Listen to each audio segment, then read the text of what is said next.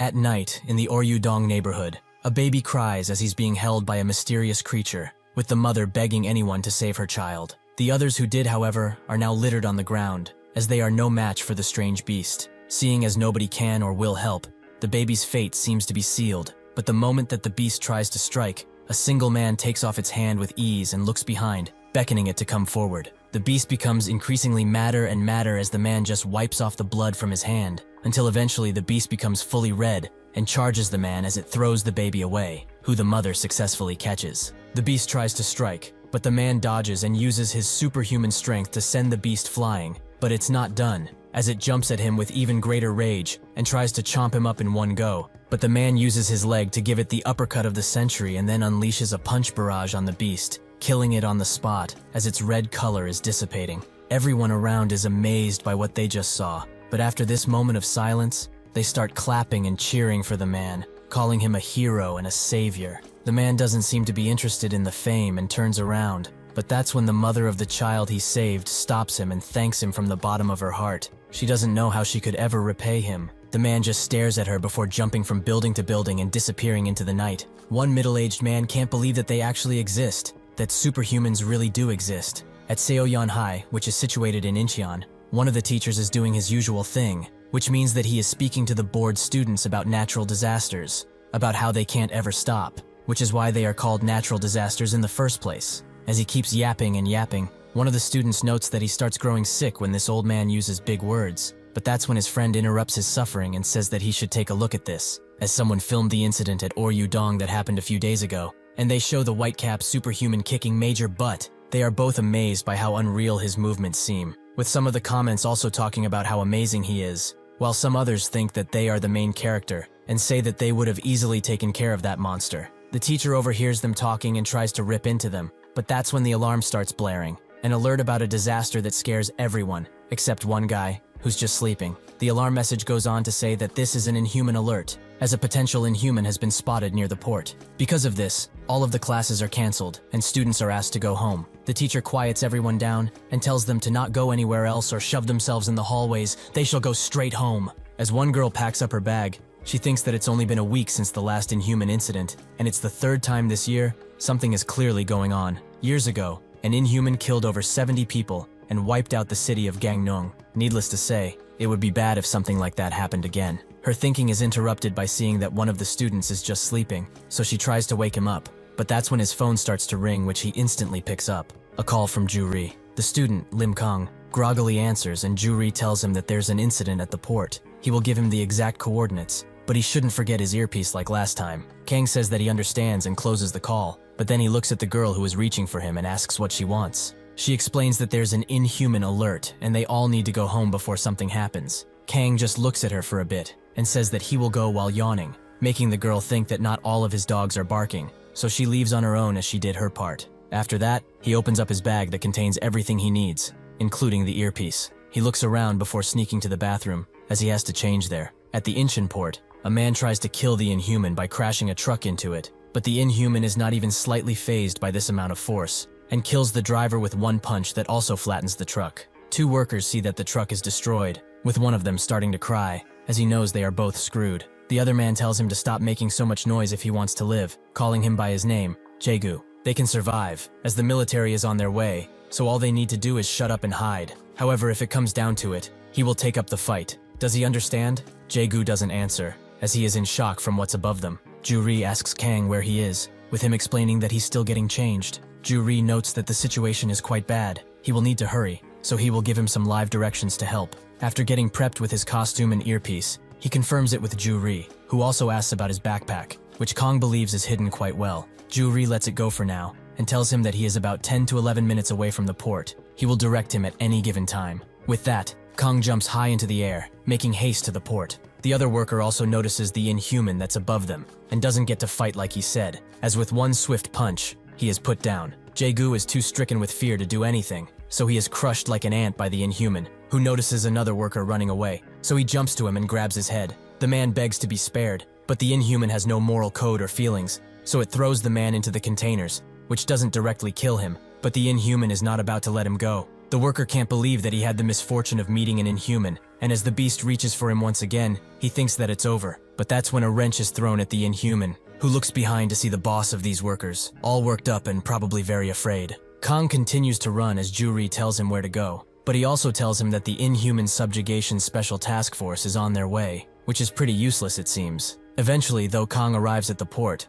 where the boss tells his worker to run away while he can, as the beast is already on him. The man does not move, however, as he is too shocked. The Inhuman looks at the boss with focused eyes, and the boss apologizes to his wife and child, as this is probably the end for him. He hopes that at least they will find it in their hearts to forgive him. However, the Inhuman doesn't go to him outright. Instead, it just seems to be leaving, but when it gets close enough to the edge of a container, it grabs it tightly and throws the container at the boss, who can only just watch as his impending doom is flying towards him. That's when Kang appears, and in the last moment before impact, he kicks the container away, shocking the boss way more than the Inhuman ever could. The Inhuman just looks at him, as Kang says that this is a no-litter zone. Ju-ri isn't even there, but he says that he's quite nervous, up until Kang asks if he should try to talk with him. Ju-ri uses the camera Kang has inside of his cap, and tells him to do so, as even if it's a slim chance, he might give them something. They are doing this because even though Ju-ri knows that these things are just animals that deserve to be killed on the spot, some of them may be able to talk, so if Kang ever encounters one,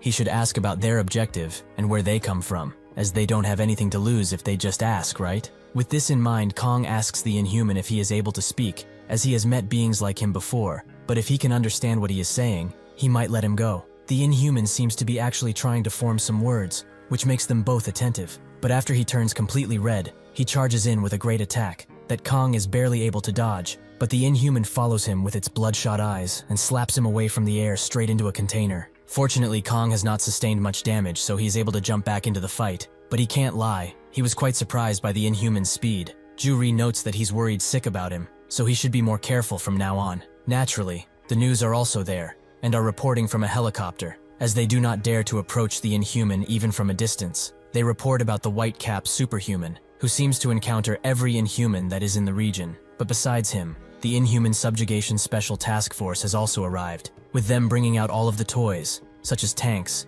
missile launchers, and all sorts of explosive goodies. The general tells his man to stand by. They are not allowed to fire until he gives them permission. One of his men says that the entrance is too narrow for the tank and railgun to go through, but the general says that it's fine. They are on standby anyway. The soldier doesn't get it, as they need to go through if they are to initiate Plan A, but the general says that he doesn't get something important. He has yet to grasp the true power of an Inhuman. It is not something that they can take out with any of their weapons. Additionally, the Special Intelligence Agency analyzed Whitecap's fights, and his power rivals their entire military force at once. The Inhuman in front of him is one the same level. So to put it simply, if that Superhuman somehow loses this fight, there is quite literally nothing they can do. The soldier asks why they are even here in the first place if that's true, but the general notes that even lowly humans like them always have a plan B. Because of the news reporter, everyone around the country watches Whitecap fight the Inhuman. He might be veiled in strangeness and mystery, but right now, he is fighting for all of humanity. But it seems like he is currently on the run.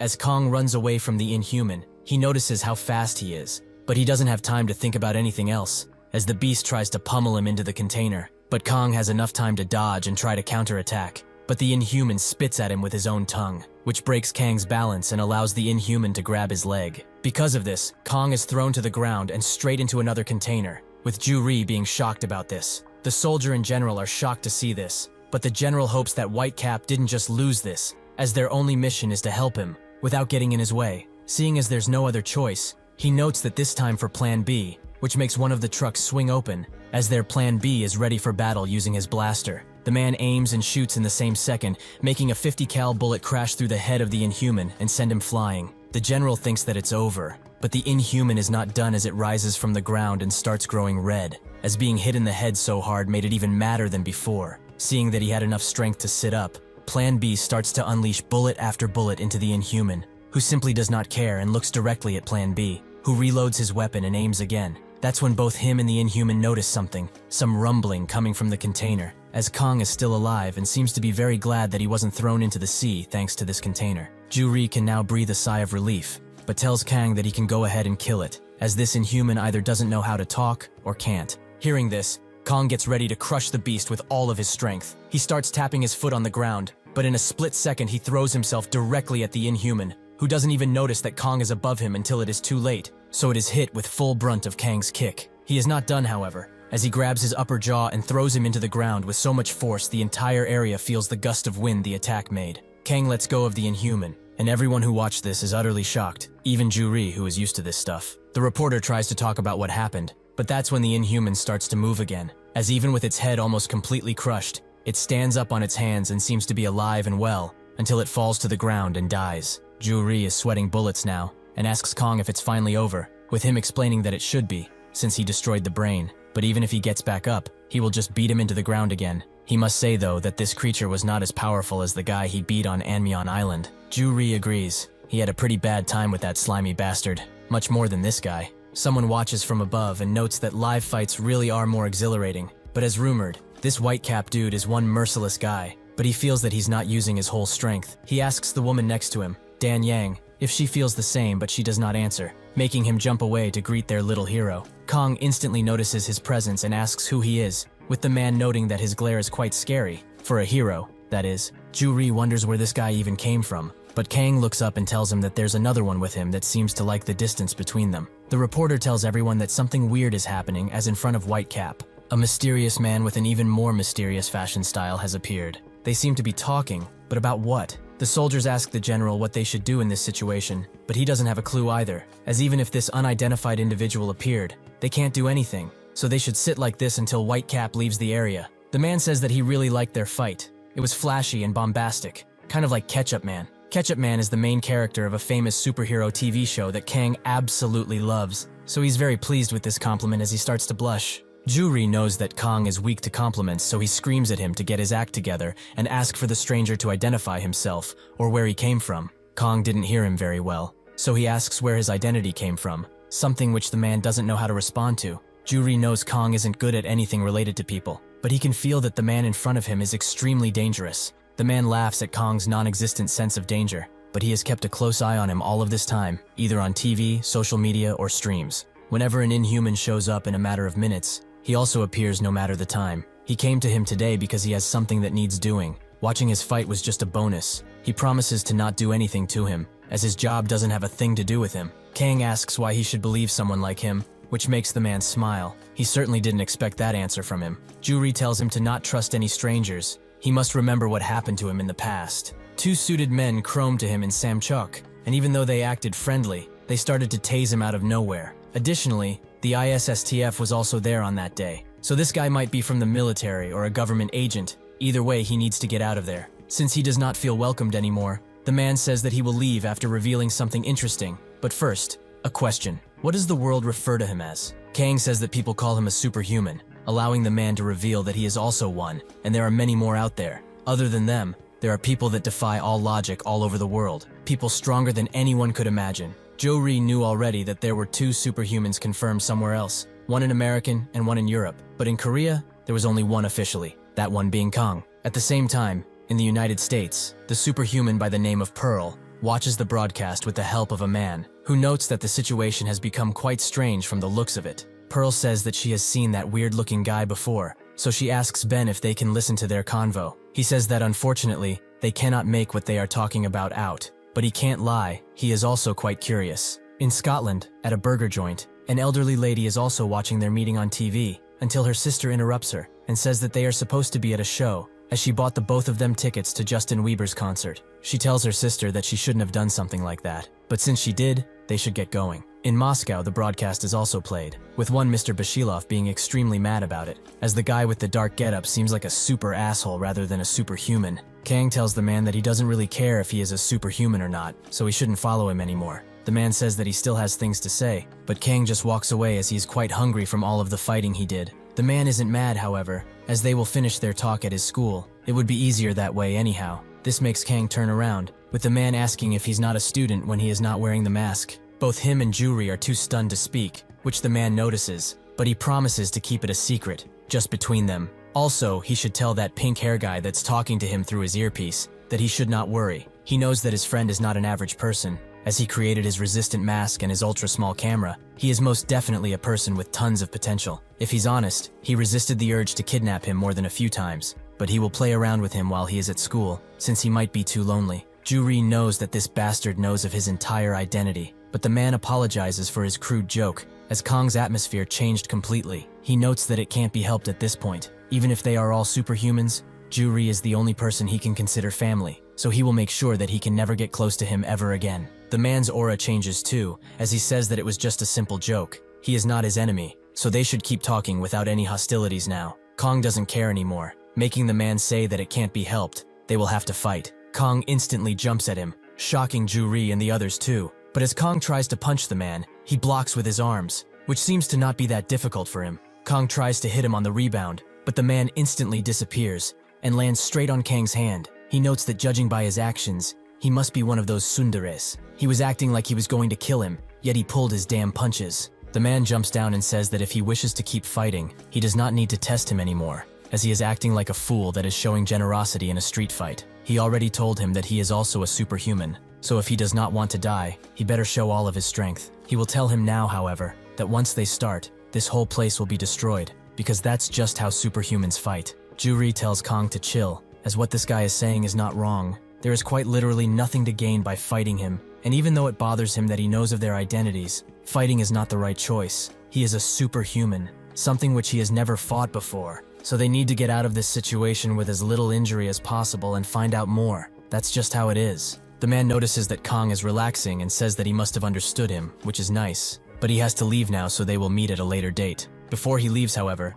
Kang asks for his name and reveals his own, Lim Kang. The man smiles and says his name too, Nangi. Dan Yang jumps down at him and asks if he wants to have his arms looked at, because only from the impact, his arms are both red and shaking. Nangi laughs and says that they are not that bad, but they should go right now, as they don't have time to waste. Ben is surprised that they just left, as he thought that he would get to see another fight, but this was very anticlimactic. Pearl and the man next to her don't say a word, yet their faces speak volumes. Bashilov is very mad that the broadcast is over so suddenly, but the man next to him notes that they still don't know why Whitecap threw a punch. However, if they were to fight, the entire port would have been blown to bits, and the casualty number would have skyrocketed. Before leaving, Kang is stopped by the workers, who want to express their gratitude towards him, as they would have both died if it wasn't for him. Since his actions were the only thing that kept them alive, the boss feels the need to treat him to some pork belly, as he knows of a place that makes it very well. Kang refuses, but thanks him for his offer, and then just flies away. Seeing him leave, the general tells everyone to clear out and call the Inhuman Corpse recovery team,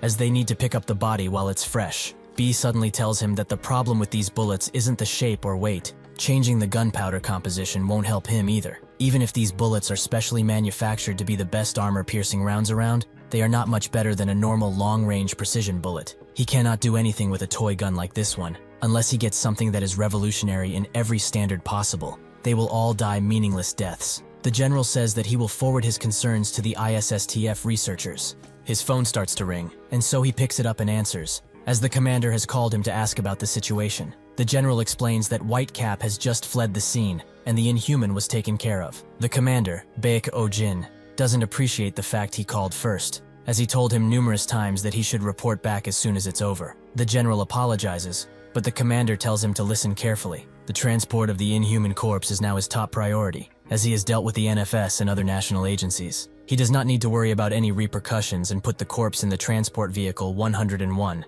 The general confirms that the men are now loading up the corpse as they speak, so Oh-jin notes that as soon as it's loaded and on its way, the whole situation is no longer under their jurisdiction, so his last mission is to retreat all forces from the area. The general confirms it, and closes the call rather reluctantly, with a certain disgust in his eyes. Oh-jin then calls another person, who asks if it's something urgent. He confirms that it's not, but he just wanted to report on the situation, as there was an inhuman crisis. There are 14 dead, with 2 in critical condition. The man he called tells him to listen. He doesn't care about any of that. He can just give him the damn summary already. Oh-jin says that the transform vehicle carrying the corpse is currently leaving for the Falcon area, with the arrival time being tomorrow night. The man's agent says that they have to go, so the man says that he needs to hang up, but he will warn him now. If he ever wastes his time on useless shit like this, he will make sure to remove him. As he fixes his tie, the man wonders why he should care about some dirty people. It's enough that he has to speak in front of these dirty ant-like people. As he gets in front of the public, his attitude changes and someone introduces him.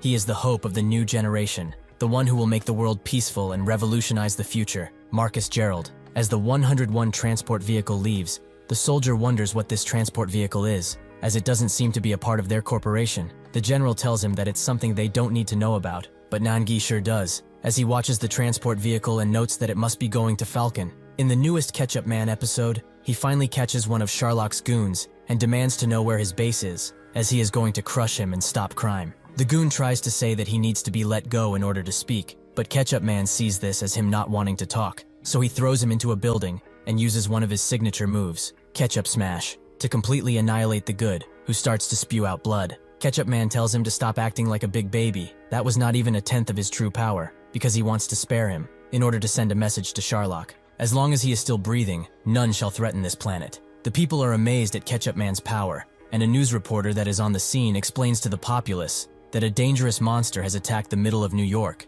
but ultimately, the monster's evil rampage was stopped by Ketchup Man. He really is Earth's hope, the hero they all need yet not deserved, a superhuman. After the episode is done, Kang is very sad that he has to wait another week for another, but that's when Juri wakes up and asks how he's not tired after fighting so much yesterday. To watch Ketchup Man first thing in the morning, he really is obsessed. Kang says that he had to watch the premiere, and sure enough it was amazing, so he should watch the rerun. He accidentally tries to spoil it to Juri, who immediately stops him. Kang starts to think about what Nan-gi saw in him that was similar to Ketchup Man, which he has apparently done tons of times. So Jiri goes back to sleep, but then he remembers that school isn't cancelled today. He forgot to tell him. In an instant, Kang gets ready and bolts out the door, but leaves a mess in his stead, something which Jiri has to take care of. On the way to school, Kang overhears two students talking about Whitecap, with one of them noting that the mysterious guy blocked his attack. Whitecap got owned. His friend says that just blocking an attack doesn't mean anything, but the guy keeps hating and says that Whitecap was still at a disadvantage.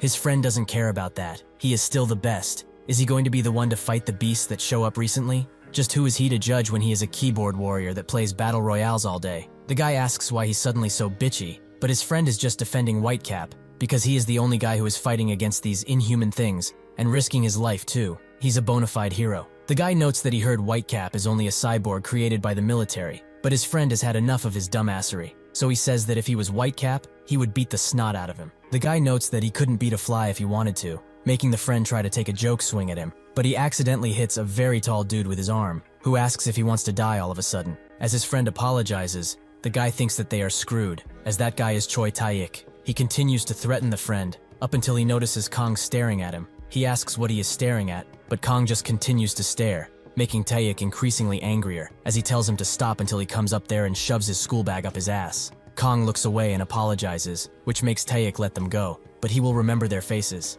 especially this glaring fucker. The ginger tells his friend Wook that they were extremely screwed, which makes Wook ask why. The ginger guy asks if he knows of the Gundu gang, which Wook confirms, but not that well, mostly just the name. The ginger guy explains that this gang is more of an organization created at Mabong Middle School. It's a group that Park Gundu made by beating up everyone who were known to be good fighters. Everyone from that group has at least 10 times more strength than an average high school dude, and they are notorious because nobody can match their strength in Incheon. He also heard that most members came from Seoyeon High, so since they are a new school with not a lot of upperclassmen, they are basically just toys to them. That gorilla-looking fucker that threatened him just now is one of their captains. Wook can't believe how fucked they were about to be. Even so, they are still in his sights. The ginger guy says that the inhuman crisis causing schools to shut down doesn't help either, as delinquents can basically do whatever they want. Even this plain dude in front of them was about to be beaten up just for looking in his direction. Anyway, he should stay as far away as possible, as he doesn't want to mess with anyone in that group.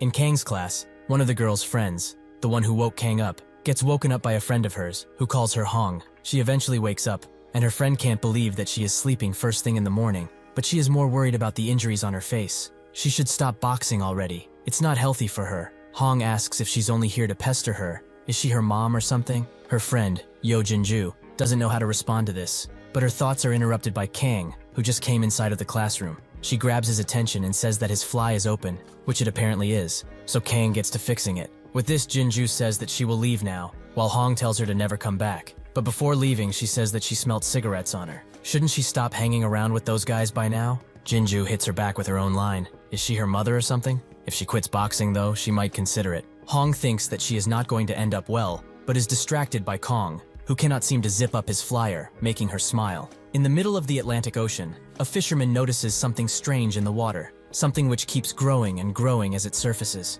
5 minutes earlier, the captain of the boat asks his only employee why he has a penguin doll with him. He explains that it's his daughter's birthday, Ruby, and since it was cheap at the port, he decided to buy it. The captain asks why he doesn't get his only princess something pretty, like a real doll, not a penguin. The employee says that her dream is to one day go to Antarctica and find the penguins. This is why he bought her this, because she will certainly like it a lot. The captain asks if he's seeing her today, which the employee confirms. After lunch is over, he will go straight home. He's scared that since he basically lives on this boat, she might forget his handsome face. The captain laughs and asks if she told him that, which he confirms, as she is able to talk about all kinds of things now. The captain notes that she has indeed grown a lot. Time sure flies, especially when watching kids grow. Now that he thinks about it, however, he never got his daughter a proper gift. The employee suggests that it's never too late to get her a doll or something, but the captain says that she's way too old for that. Anyway, he should bring that penguin inside, as it will stink if it gets wet. That's when a little splash happens in the water, making the captain quite curious. Sure enough, something starts to rise out of the water, something that does not signal anything good. As the employee tinkers with the boat controls, he says that it won't stink since he will take the plastic off, and he needs to move faster, as his daughter will disown him if he misses their promise. The thing from below keeps surfacing, until eventually a big blue hand appears and crushes the captain out of nowhere. The employee goes outside to see what it is, and sees a fish-like Inhuman, who has just gotten on the boat. At Seoyan High, a teacher explains to the class that Inhumans have started to appear more and more frequently as of late, with this recent event being the third time it happened, so the public fear has skyrocketed as a result. He also tries to draw a caricature of one, which he manages to do, and explains that unfortunately, they are currently living in a time where dangerous things like these appear. That is why today, they are going to have a little chat about them. This is Park Chang-sik, the math teacher. He notices that the students are very glad to not have a lesson today, but anyways, he should get to the explanation. An Inhuman is exactly what the label suggests, a species that is not human.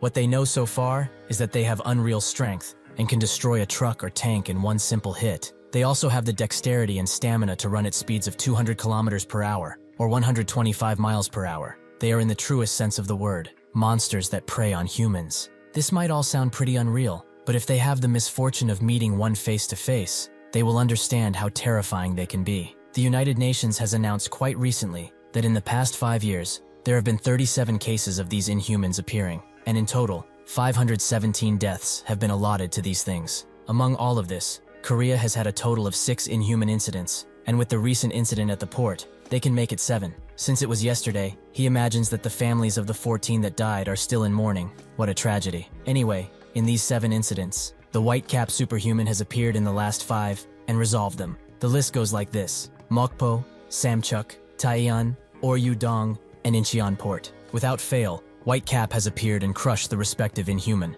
With the strange appearance of these Inhumans came the strange appearance of this superhuman, which made a lot of people theorize about him and his powers. But every theory is baseless, and experts have confirmed that he is completely veiled in mystery and secret. This guy is as mysterious as the Inhumans, so people have started to find a glimmer of hope in this person. The problem, however, is related to the 2 incidents before Whitecap appeared. The first is about the incident that proved these Inhumans really exist. The Pohang incident that happened in 2015. 15 people died that day, but among them was the corpse of the Inhuman that seemed to have been killed by someone, something which they don't know about to this day. The next one was in January, and almost like clockwork, it happened a year after the 2015 incident. 75 people died and hundreds were injured, which gave it the title of the tragic Gangneung incident that many choose to not even talk about. From this incident, they got data on the first Inhuman that remains undefeated, Heptahorn. This name was given to him because of the 7 horns that he has on his body, the first Inhuman that lived. According to the survivors of this incident,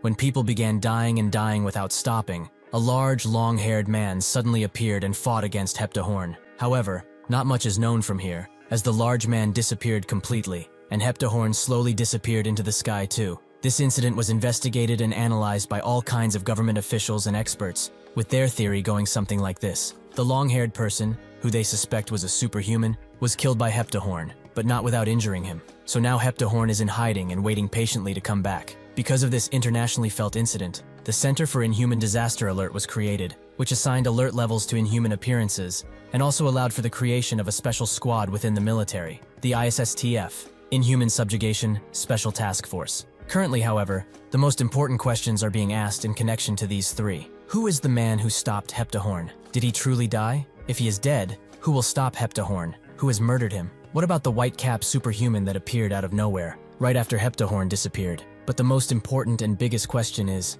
where did the Inhumans come from?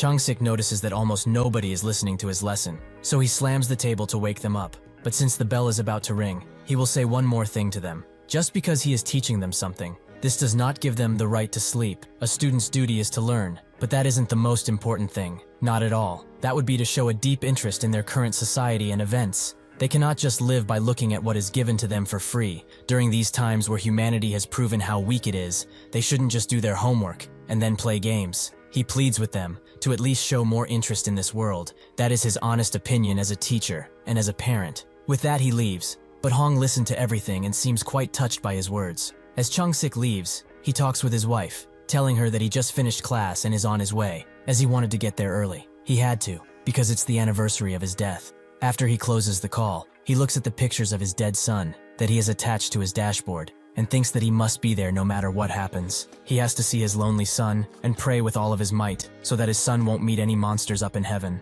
The employee is being crushed again and again in the boat walls, but he is not dead yet, and in his last moments, he begs for anyone to save him. With the radio that he has been using starting to make noise, someone has heard his message. On the SS Opera, where people are enjoying the sun and are generally having fun on this luxury cruise, at the bridge, the captain asks the others what the situation is, with a woman explaining that the transmission was cut off. But the last data suggests that the message came from a fishing boat. The captain asks the distance of the ship and their distance from it, with the ship driver noting that the ship's name is unknown, but it is at 10 nautical miles from them. It's opposite to their course, but it's only 25 minutes away from them, give or take. The captain makes the choice to change course to rescue anyone who might be in trouble. They cannot let this stand. At the fishing boat, the bloodied penguin and the body of the employee sit together, with the Inhuman having taken the appearance of the employee. Lunchtime arrives at Seoyeon High, with one fat dude saying that he's quite hungry, but his friend notes that he constantly said this today. He knows that he is fat,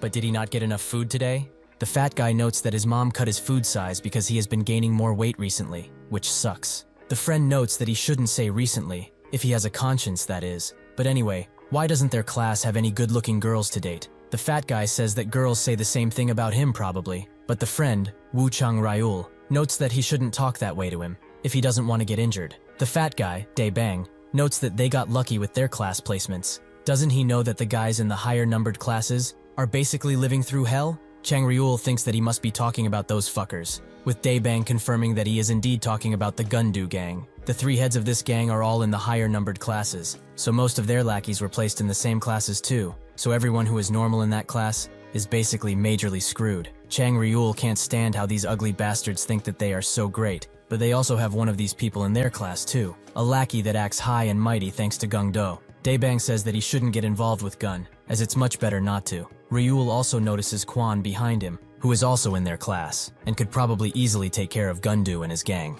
Dae Bang confirms that he is very strong, but just was not able to become the best fighter in their middle school for some reason. Ryul enlightens him. It's not that he wasn't able to, he just hates bullying people. Unless someone directly harms him, he does not fight. One time the head bully of their middle school picked a fight with him because he was jealous of how good he looked, but Kwan completely annihilated him in seconds. Secretly, however, Ryul hopes that he will stop putting up this goody two-shoes act and make them look better under these bastards. As Dae Bang chooses the food he wants to eat, he asks the auntie serving them to put more spicy pork on the rice, with her noting that he should have gotten soup instead of another rice portion. He explains that he does not like soybean soup, so he begs her to just give him a bit more spicy pork. The auntie can't refuse one of her precious kids, so she puts more on the tray for him. Dae Bang is extremely moved by this and asks to call her mom, just once, with Ryul pushing him away from here. As Kang is feasting on the tray of food he chose, Kwan grabs the seat next to him and asks why he eats alone. But he can't lie, he always eats alone too, because he doesn't have a single friend. It seems that he also doesn't have friends, which makes Kang think of Ju Ri, but he considers him family. So yeah, he doesn't have them either. Kang notes that they are both pretty lonely dudes, but then looks at how he's eating, with a spoon and chopsticks to help him stuff his mouth faster. He compliments his physique and asks if he does any sports, with Kang noting that he's just self-learning taekwondo, which confuses Kwan, but he lets it go and notes that they should eat together from now on, which Kang agrees with. That's when a student flies in front of them, with Taeyik and his group telling him to get out of the way faster if they doesn't want this to happen. This is Taeyik's entire squad, with everyone being quite focused on their entrance, except Kang, who is just indulging in his meal. Taeyik has had enough of bastards disrespecting him, so to calm down, he will choose 5 guys to beat up that he just doesn't like. At the same time, in the United States, the Secretary of Defense and his assistant have a meeting about something, which the Secretary of Defense feels that they need to hurry. The assistant shares his worries, but there is no other option here but to calm down and wait patiently for the two they called to arrive, as they will be here soon enough.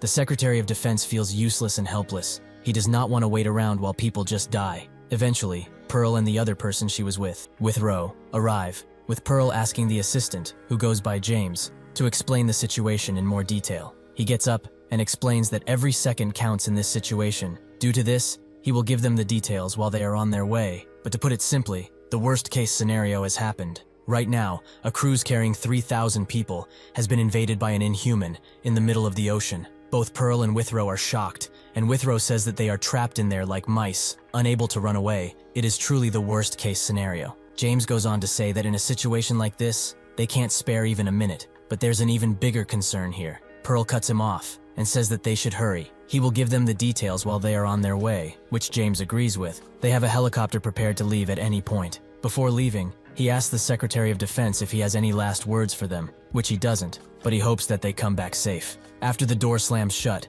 the Secretary of Defense sighs, as he never expected for his lips to go dry just because he is in the same room as them. So these are the rumored superhumans. In some abandoned building, Dan Yang tells Nangi that the media has been going haywire since his encounter with that white-cap fellow. Everyone has started to search for him, and both of them seem to have bounties on their heads. This makes Nangi laugh. Should they just go and ask what they did wrong? Dan Yang doesn't like it, as they didn't come here to mess around. Did they really have to reveal themselves so suddenly? He knew too that there was a live broadcast there. Nangi says that it doesn't matter either way, and there is a reason why they appeared on the news, which he will reveal at a later date. But this situation is getting just too interesting to just sit around and do nothing. The world will fall into utter chaos soon enough, so he is thinking of which side to join, as a game is only fun if it's balanced, right? James lets Pearl and Withrow inside first, but he thinks that it's like he is headed to a funeral all of a sudden. As he fastens his seatbelt, he tells the others to do the same, but he realizes how dumb that sounds, and says that they can choose not to if they are uncomfortable with it. As soon as everyone is on board, the pilot takes off,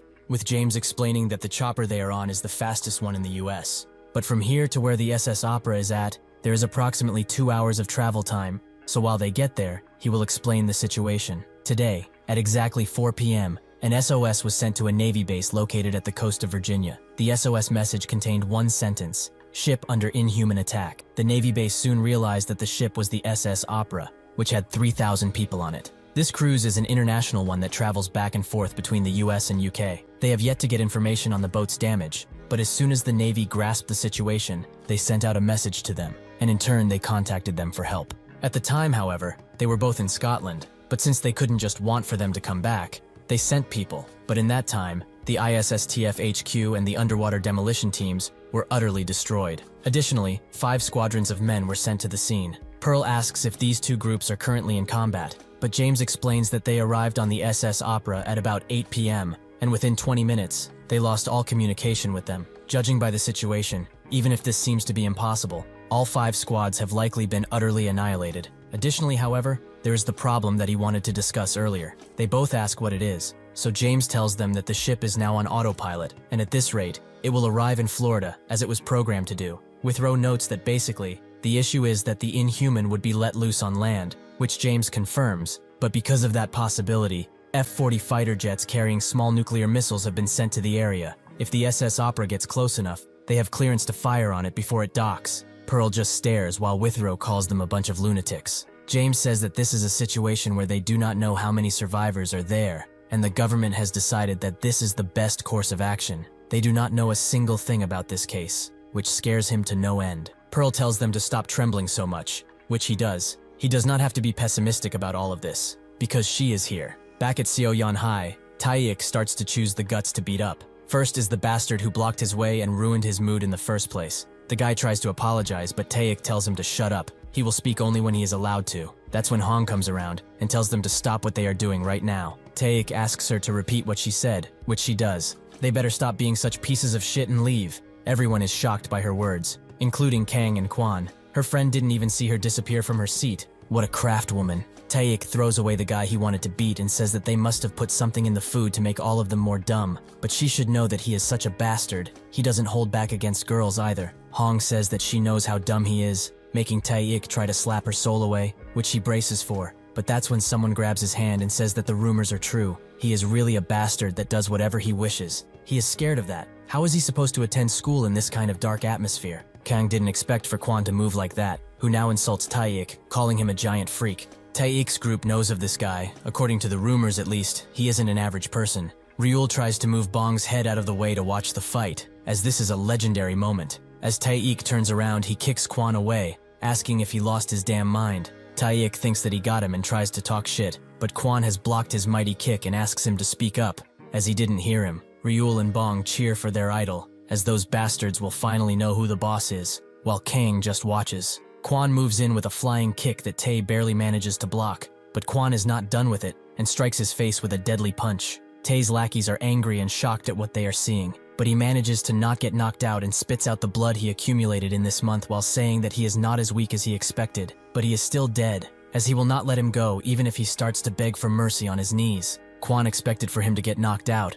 as he hit him with a full-powered punch to the chin. Was it perhaps the difference in size that did him in? Suddenly, someone from behind tells them that this is far enough, fighting when it's not even noon and especially at lunchtime. Such bad manners. Tae tells him to back off. He's not going to repeat himself. Gungmu tells him that the teachers are on their way, so he should call it quits while he still can. Bong is surprised to see him here, but Ryul wonders if he ate a teacher on his way here or something. Bong explains that he is the biggest guy among the 3 heads of the Gundu gang, and technically he is 3rd in the ranking, but he is ruthless, so he is the one they need to watch out for the most. Tae eventually relents, but tells Kwon that this is not the end. He will see to it that he will scream out in pain. Mu also notes that he has heard some things about him, but he really crossed the line on this day. Being so brazen, he will visit him soon enough and make him his bitch. Kang wipes his mouth after eating, with everyone around gossiping about what just happened, up until Kang lets out a burp that almost levels the school, with everyone in the cantina hearing it. Pearl and Withrow eventually arrive at the scene, where the atmosphere is gloomy, and the weather really does not help. Pearl tells James to open the doors, but he notes that they can go lower. Pearl tells him to just open them already. This is not the first time they jumped from this height. James explains that they will communicate through the earpieces that he handed out to them. It's activated through biometrics, so as long as they breathe, they can stay in contact. He will act as their middleman and report on their locations and situations. Pearl prepares to jump after this, but tells James to contact his higher-ups and say that since she arrived on the scene, they can send their little nukes back. James agrees and says that he will do so now, but he wishes the best to the both of them. May fortune smile on them. Withrow and Pearl jump from the plane and land directly on the helipad, where they see the mess that Inhuman left around. Tons of lifeless bodies thrown everywhere. Pearl notes that this just confirms they are actually dealing with an Inhuman, so they should go and search for the bastard. The Inhuman sits nearby, watching them with its eager red eyes. James contacts them and notes that he has important info about this ship. The SS Opera is very large, and because each floor has a unique layout, it is easy to get lost. Unless this Inhuman approaches them, they might have difficulties in finding it. Withrow wonders if they could make it come out if they make a ruckus, but Pearl thinks that the best choice here is to split up. James confirms that they don't have much time, so it's best for them to split between the upper and lower levels respectively. They are both currently on the forward deck. One of them can head straight forward to find the engine room, while the other goes below to the cargo area. From there, the one on the top floor will move down, while the one on the bottom floor will move up. Their objective is to look for any possible survivors and defeat the Inhuman. He is concerned, however, as if they moved in a unit, they could coordinate themselves and defeat the Inhuman, but if they search alone, they might have a one-on-one fight with it. Pearl notes that it can't be helped, as they don't even know if there are any survivors. They need to choose the quickest option. Withrow notes that he will be taking the upper level, which makes Pearl go to the lower level, but he should be careful and tell each other if they will be fighting. Pearl jumps down the side of the ship, and instead of going down like a normal person, she shoves her fist into the ship's side, and then crashes into it with her legs, arriving at her designated area. She reports that there's tons of cargo piled up, with James confirming that it's because she's seen the cargo are on B4. But does she see anything of intrigue? She says that there is nothing here. There is no sign of any human activity, and everything seems to be in order. Seeing that Withrow is deeper, James asks him about how things look on his side. Withrow reports back and says that he didn't find anything new, since the entrance all he can see are corpses, be it on the bridge, inside of the control room, or even the information center. He has searched high and low, but nobody is alive. It seems like this place was a living hell once. James suggests that since it's not showing itself, the Inhuman must be playing hide and seek with them, but Withrow doesn't quite understand him, as he's starting to break up. James also feels this on his side, making him wonder why, but when he checks their location, he notices that they are in the Bermuda Triangle. That might have something to do with it, but this is a problem, as communications were imperative. Withrow continues to move along the area, but that's when the person starts speaking with him, noting that his wife was a damn monster. He tries to tell James that he found a survivor, but he notices that the man is in complete shock and keeps repeating that his wife betrayed him. James can still track their respective locations, but he cannot communicate with them. He damns it all, as what he could do for those two was only these earpieces, but now even those are gone. Pearl also notices that the earpiece is malfunctioning. That's when a little girl appears behind her and says that she must be Saint Pearl, right? She came to save all of them, right? Withrow eventually makes his way to the event hall, where the stench of blood is much more pungent than anywhere else, as there are tons of corpses. As he tries to make the earpiece work, he spots something, or someone, that being Pearl, who looks back at him as soon as he calls out her name. He asks why she's on the upper level all of a sudden, but that's when the illusion breaks, and the Inhuman tries to swallow him whole, but it only manages to catch his arm, which certainly leaves him at a disadvantage against this smart yet vicious beast. Withrow dodges another attack and hides himself while thinking that he was careless. If he hadn't reacted when he did, his head would have been gone in a split second, but he doesn't get why he saw Pearl. Was it an illusion or a mimic? One thing he knows though, if he lets his guard down one more time, he will lose more than an arm. That's when the Inhuman almost takes his head clean off with the illusion almost fully breaking. But this missed attack allows Withrow to kick the Inhuman away. This is nowhere near enough to stop it, however, as it slowly gets up and reveals its true form,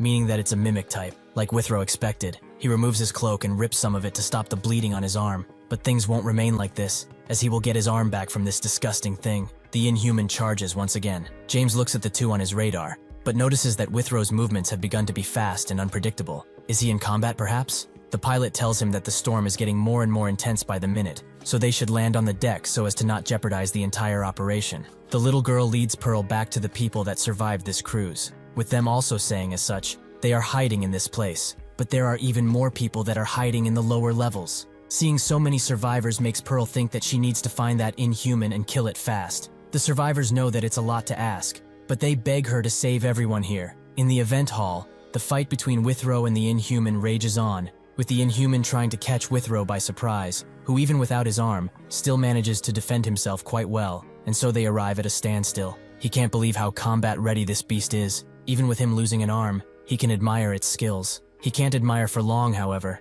as the beast unhinges its jaw and prepares to swallow him, but he kicks it to the ground and jumps away, creating enough distance for him to think about things. Since the beast stays in its true form while fighting, its shape-shifting ability does not provide any combat advantage. Even so, he must end things, right here and right now. The Inhuman notices the strange new energy around him, and Withrow goes up to a barrel of aged wine and kicks it open, creating tons of sharp icicles with his ability, something which the Inhuman did not see coming. Withrow is not done, however, as he picks up a bottle of wine and breaks it, letting the contents flow out until it's long enough to create a sharp, icy blade. He has had a really long day today, so he's not in the mood to fool around. He will end things now. Withrow jumps in to strike the beast one last time. Galen Withrone is from the east of Harlem, and he does not look dangerous at all, but he has quite a sharp gaze. At the time, James, an international lawyer, said that the gang was annihilated by him completely. It wasn't even a big fight. He took care of them without any issues. Ben, a biotech engineer, notes that recently the Safario Street gang were also arrested after they were found knocked out cold. Could he be the perpetrator? James confirmed it, which made Ben think that he wasn't bad, since he took care of the trash that was littering their streets. That's when Pearl asked him, considering that he has a body which can withstand bullets, it's clear as day that he is a superhuman. But how did he heal the injured, as their injuries stopped bleeding in an instant? For his benefit, she suggests not lying to her. As an example, Withrow used his ability and said that it's quite simple. He can't explain why or how, because he doesn't have a clue, but he can harden liquids around him instantly. The range is about 10 meters, and he can harden the liquid as much as he wants, which requires tons of stamina and concentration on his part. Pearl asked if it's like freezing it, but Withrow explained that it's different, as in principle it's around the same, but the liquid becomes too hard for it to be freezing. It's more comparable to diamonds in terms of durability. Pearl was amazed, as it basically changed the whole composition, but since it's so hard, surely it can be used as a weapon too. Withrow confirmed that he can. If he can harden a liquid and apply force, it's more powerful than any firearm out there. He manages to strike the Inhuman's head, but it's not enough to kill it,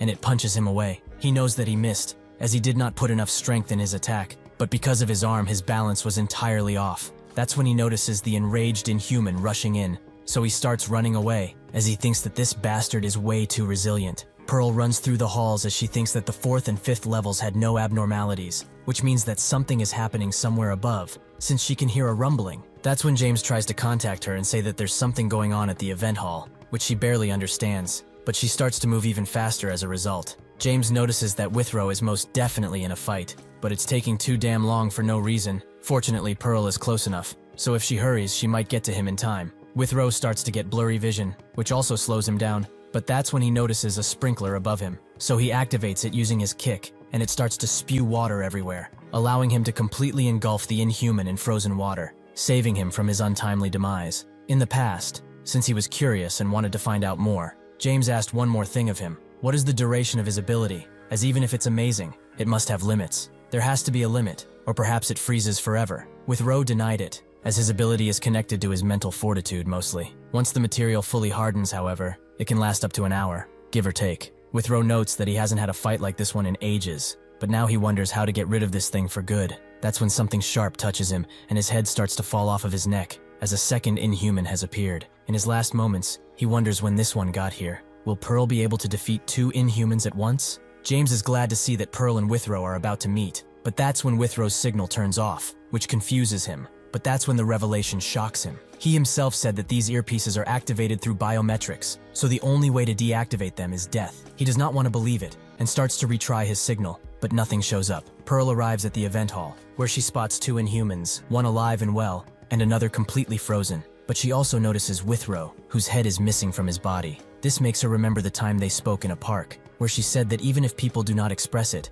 everyone is thankful that he joined their team, her included. James was particularly happy about this, but Withrow knew, as he tried to make him wear that ridiculous suit, something which he will never do. Pearl told him that Inhumans are extremely dangerous, so just like how they were in danger yesterday out of nowhere, there is no way to tell when one of these monsters will appear, or what kind of situation they will be in. So she hopes that in the event where one of them dies, the other can rationally think about things. Withrow wonders if that's viable for them, but Pearl continues. In a bad situation, the best strategy is retreat. So what she's trying to say is that they shouldn't go on a meaningless rampage, and maybe lose their lives too. The one that survives that encounter, which is bound to happen, needs to protect the world, even if it means admitting defeat sometimes. Withrow noted that she really likes to say meaningless things. If he ever met an opponent that she couldn't beat, he would get out of there, since it would mean that it would be someone who they can't win against. Since he is not sentimental though, he wouldn't care if she died. The act of kindness he showed with the kid that lost his balloon tells Pearl otherwise. But this is why now she is filled with rage and summons all of her strength to send the remaining Inhuman into the ground, which presumably kills it. After this, she has time to look at Withrow's head, which still has its eyes open, so she tries to close them out of respect. But that's when the Inhuman jumps at her and successfully catches her arm. But his claw appendage isn't enough to cut Pearl's hand off, who finishes her business and lets Withrow rest for good. With that out of the way, she gives the Inhuman one glare while powering up, making it jump away. But Pearl doesn't let it, so she catches him and throws the beast into the wall, while also breaking his arm. Since she has started this Inhuman eradication business, this has been the worst day of her job, so she will do things her own way now. He will never realize how or why he died, but she will make sure that it will be gruesome. That's when the Inhuman behind her starts to crack, something which she does not notice. The Inhuman doesn't just sit around to be a punching bag, so it attaches itself to the wall and uses its powerful leg monsters to charge at its prey with a stabbing attack. But Pearl simply deflects it, and punches the beast so hard its teeth start to fall out. She does not stop the relentless assault, punching the Inhuman 2 more times before throwing it into a pillar. She wanted to make this day a torture for him, but he does not deserve to be alive any longer. So he will get up now, as she will end his miserable life once and for all. As she does that, the other Inhuman keeps cracking and cracking. Back in America, the president and his associates speak about what happened, as they cannot contact James anymore. All that they got from him is to cancel the bomb order. The discussion flares up, with some thinking that they were defeated, but others think that it's because of the weather that they are unable to contact them. One tells the president to try and re-establish communications with the ship as soon as possible, or perhaps send aircrafts to recon. A woman is refusing his idea, as this is an emergency. They don't have the time to do all of this. A chubby fellow tells everyone to calm down already, as acting so uncivilized will not solve anything. He tells the president that since Pearl and Mr. Withrow have sent the message asking them to cancel the bomb order, means that they are quite capable of taking care of what is happening on the SS Opera. This puts the president in deep thought, but that's when Marcus says that this is not really true. Advocating for such an easy decision, that is what is causing these people to act like this. But now that he thinks about it, he's the only one who is against it. The president has already gone through the biometric activation, meaning that the nuclear missiles are ready to fire, so he must give them the orders to fire now, without an ounce of hesitation. The chubby guy says that his words are meaningless, as Pearl and Withrow are still on the scene. Have they failed them yet? Marcus relents and says that it's true, but he should ask himself something. Why isn't James debriefing them if the situation is under control? They deployed 5 squads when this started, but they lost all communication when the teams arrived on the opera, and the same thing is happening right now. It doesn't matter if they have failed or not. As their eternal peace, they desperately drag down everyone for is impossible. So he should tell him, in the very unlikely chance that they fail. Will he step up and take responsibility for what will happen? If not him, perhaps. Does anyone else want to step up? The chubby guy still keeps his idea. Does he think that launching nuclear missiles will fix everything? What about the crew members and passengers, who are all presumably still alive? Marcus asks his subordinate how long it will be until the opera reaches shore, with his subordinate noting that they will arrive in about an hour and a half.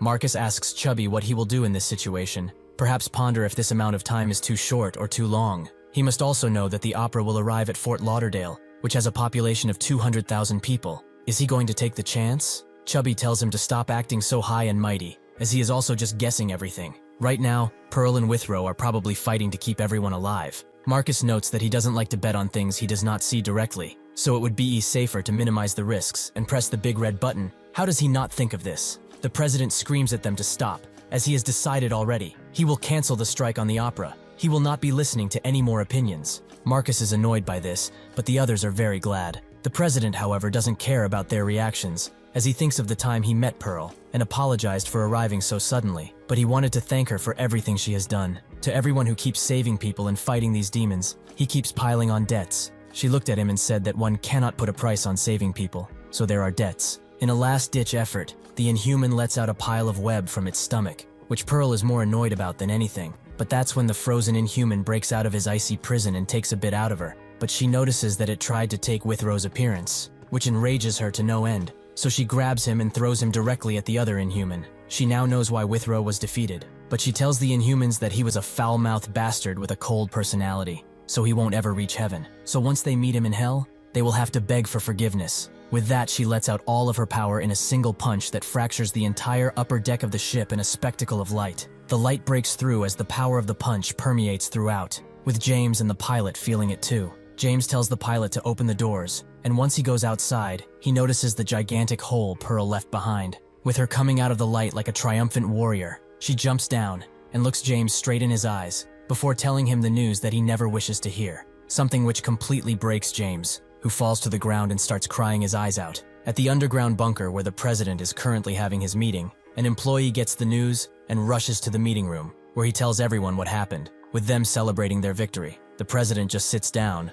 while probably thanking his lucky stars that nothing happened. But that's when the employee tells them about Withrow and about how he passed away, which completely removes the celebratory cheer from the room. At the news, the SS Opera situation is being televised, with Kang eating a giant bowl of ramen as he watches the news. Juri, who is taking a dump, hears him slurping from there and tries to get his attention, but he is too focused on the news, making Juri scream, which works. He tells Kang to wait and leave some for him, but there is literally nothing left, so he tries to go and make more. But Juri comes out of the bathroom and says that he will teach him a lesson in patience, but then notices that Kang is quite focused on the TV, which thinks of as a fake. But when he looks too, he notices that news about Withrow, a superhuman, dying while fighting some Inhumans is being televised. But even so, Juri wants more ramen, so he sends Kang to make more. Dan Yang and Nangi watch the news on a large screen outside, with Nangi noting that he didn't expect for him to die. But even if superhuman, he is still human, right? Though he is very certain that they fought separately and not together. Dan Yang asks why he says this,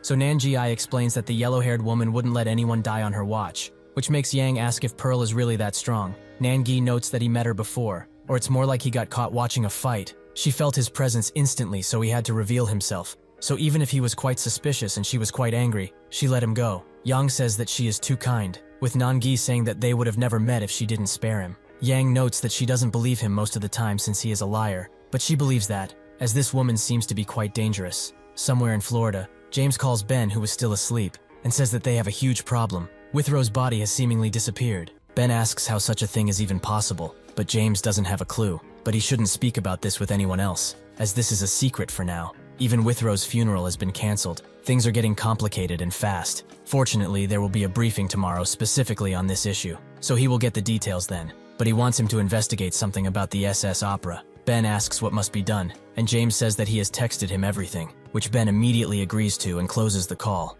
However, both him and James are extremely mad at the bastards who dared to desecrate the corpse of a friend. As Juri walks around, He thinks that he has a real problem, as he can't seem to get a hold of her. When the woman left him, she said to email if anything happened, as she would be gone to America for a while this time around, since nobody can make any sort of progress without a genius like herself. She will, however, send his living expenses monthly, but he should be frugal and perhaps even get a part-time job to help himself out. Ju-ri didn't listen at the time, which he regrets now, as he is out of money even if he didn't spend that much. Perhaps because Kang eats like an elephant. The most important thing now, though, is that she is no longer replying to his emails, so he hopes that his sister is at least safe. Since he just became 18 though, it's about time he became independent and earned his own money. It's not impossible for a genius like himself, right? That's when he notices a poster advertising a wrestling tournament with a prize pool of 8 million. This shocks him, but he knows who to call and immediately pulls out his phone. Kang answers, and Ju-ri is quite surprised that he's not just dozing off in class like usual, but Kang explains that he's outside, in the gym class. He asks why he called anyway, while Ryul and Bong walk next to them and talk about who has to pay for the food this time. Ju-ri notices some talking and thinks that he must have made some friends, which he is quite proud of. He tells Kang that he promised to take him to a fried chicken place, but they will cancel that, as he will be needed somewhere else on Sunday. In DC, James, Ben, and Pearl meet up, with James explaining that they will start the brief on the SS Opera incident. After just one day, 150 people are confirmed missing, dead or injured. But due to the boat being so isolated, this is probably the biggest casualty number they can have, as they are not even done counting the bodies. In this incident, the Inhumans only had an activity radius, where they caused havoc and killed anyone in sight, but they also didn't move much from the upper deck, so more casualties were avoided. All of this is thanks to the efforts of the UDT and ISSTF, who have sent squads that attracted the Inhumans to the helipad, where a bloody battle occurred. But this allowed people to get away from the commotion and hide. Most of the squads have died in this battle,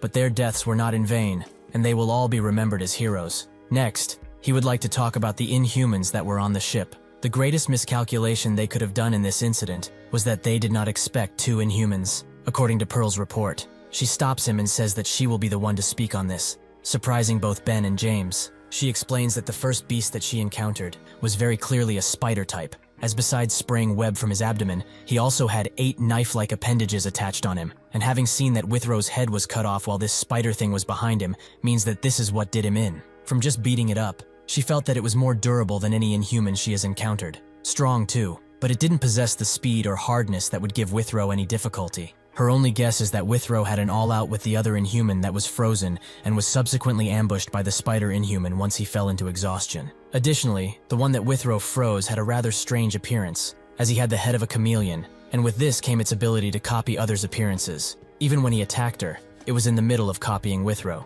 Gathering all of this, Withrow must have been ambushed by this shape-shifting ability, and injured in a way that made fighting difficult for him. Ben can barely listen to this, as it just hurts more than anything else. James notes that because of this incident and all of the other Inhuman incidents they have recorded, Ben's hypothesis seems to be true, or not far from the truth. They can't even begin to understand why. But Inhumans are monsters that have the characteristics of various living things. Though this opera incident has left them with more questions than answers. Questions like, how were the Inhumans on the same boat at the same time? And probably the biggest question, just where has Withrow's body disappeared? Pearl says that what remained of the Inhumans and the other bodies were left untouched. Only Withrow's body has vanished. James notes that since they noticed the disappearance before the ship even managed to dock, they can assume that it wasn't the government, as they didn't even arrive at the scene yet. Things just don't add up. Ben notes that either his body flew away to heaven or Withrow, who was completely decapitated, came back to life and walked away somewhere else. James says that since neither makes sense, the most likely scenario is that somebody that was already on the ship stole the body. James sits in silence for a second before asking Ben if he did the thing he requested him to. Ben confirms that he has spoken with the cruise line for the ship, and it was confirmed that the opera has a CCTV system in place that is basically everywhere and also records. So he requested the data from these recordings. They said it will take about a week for the data to be recovered and processed, but he is sure that once they get this, they will get clues on who stole Withrow's lifeless corpse, and they will make sure that little fucker will pay dearly for this desecration. At an internet cafe in Incheon, Tae browses the web and notices that there's an arm wrestling tournament on Sunday, which he doesn't like, as tournaments are only for weaklings, but he cannot ignore that large prize pool, so he tells his minions to call Gundu, as they must assemble the entire gang. On Sunday, the tournament venue opens, with everyone at their best to win the prize pool. The presenter tells everyone that since they have 3 times as many competitors as last year, they will have to go through a speedier preliminary round. But the final 16 who pass this preliminary, filled with muscle and sweat, will get into the final part of the tournament, where they will be matched randomly. The third place winner will be given 1 million, the second place will get 2 million, and the winner will take home 5 million won, and the symbol that will show who the true champion is, the Legend Trophy. Ju-ri and Kang arrive at the venue, with Ri being impatient, as he hopes that they arrive on time, but Kang seems to be just a little nervous. Last night, Ju-ri hooked Kang, as Ketchup Man was set to visit Korea soon, on this Sunday actually, so naturally, he would want to meet Ketchup Man in person, right? Kang agrees that he would like to, so much so that he doesn't even care about the tournament at all. Ju-ri told him that he can't enter with that mindset. The tournament is more important here. So to recap, the tournament starts at 9 a.m. The preliminaries will probably take the entire morning, so once they are over, the knockout stage of the tournament should be after lunch. Since it's a 16 bracket, once he basically wipes the mop with everyone, they are going to take the prize money and get a bus to the Incheon airport by 5 p.m., just in time for them to welcome Ketchup Man. Kang wondered if they would be able to get autographs, but Ju-ri prepared something for them, Ketchup Man uniforms, to show how big fans they are. As he is deep in thought, Ju-ri is sent back to reality by someone screaming a number,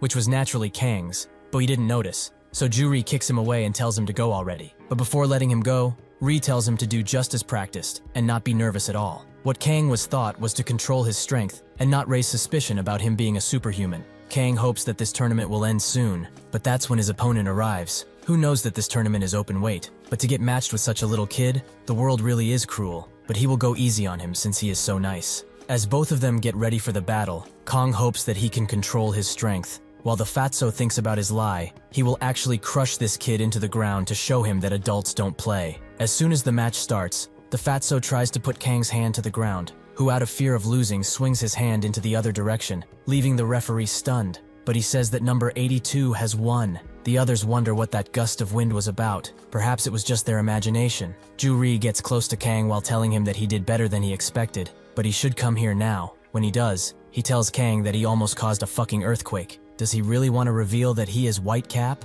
Kang notes that he was scared of losing, so he did it a little bit harder than he expected. His next opponent greets him and notes that he was last year's runner-up for this tourney, but he is known as the Merciful Tiger. So even if he loses now, he shouldn't give up, as only those who try their best reach the top. Does he understand? Naturally, Kang sends him back home with an arm injury. His next opponent says that he doesn't want to hurt him, but he will do his best out of respect. So even if he loses, he hopes that they can still be friends. Kang does what Kang does, and sends him back home with a medical bill, and his pride hurts. The tournament announcer notices the ambulances that keep coming. They are having many more injuries than last year, but that's probably to be expected because of the number of people. Eventually, the preliminaries are over, and the knockout stage officially begins. But it's about time to introduce the 16 competitors who will be randomly assigned to bracket placements. First up, it's a person hailing from Europe, Bulgaria's own Zeus, the 4th place arm wrestling champion in the world. Number 17, Nikolai Chasho. His opponent is the awfully smiley and powerful Moongu, who is second in command at the Sub-Mu Martial Academy.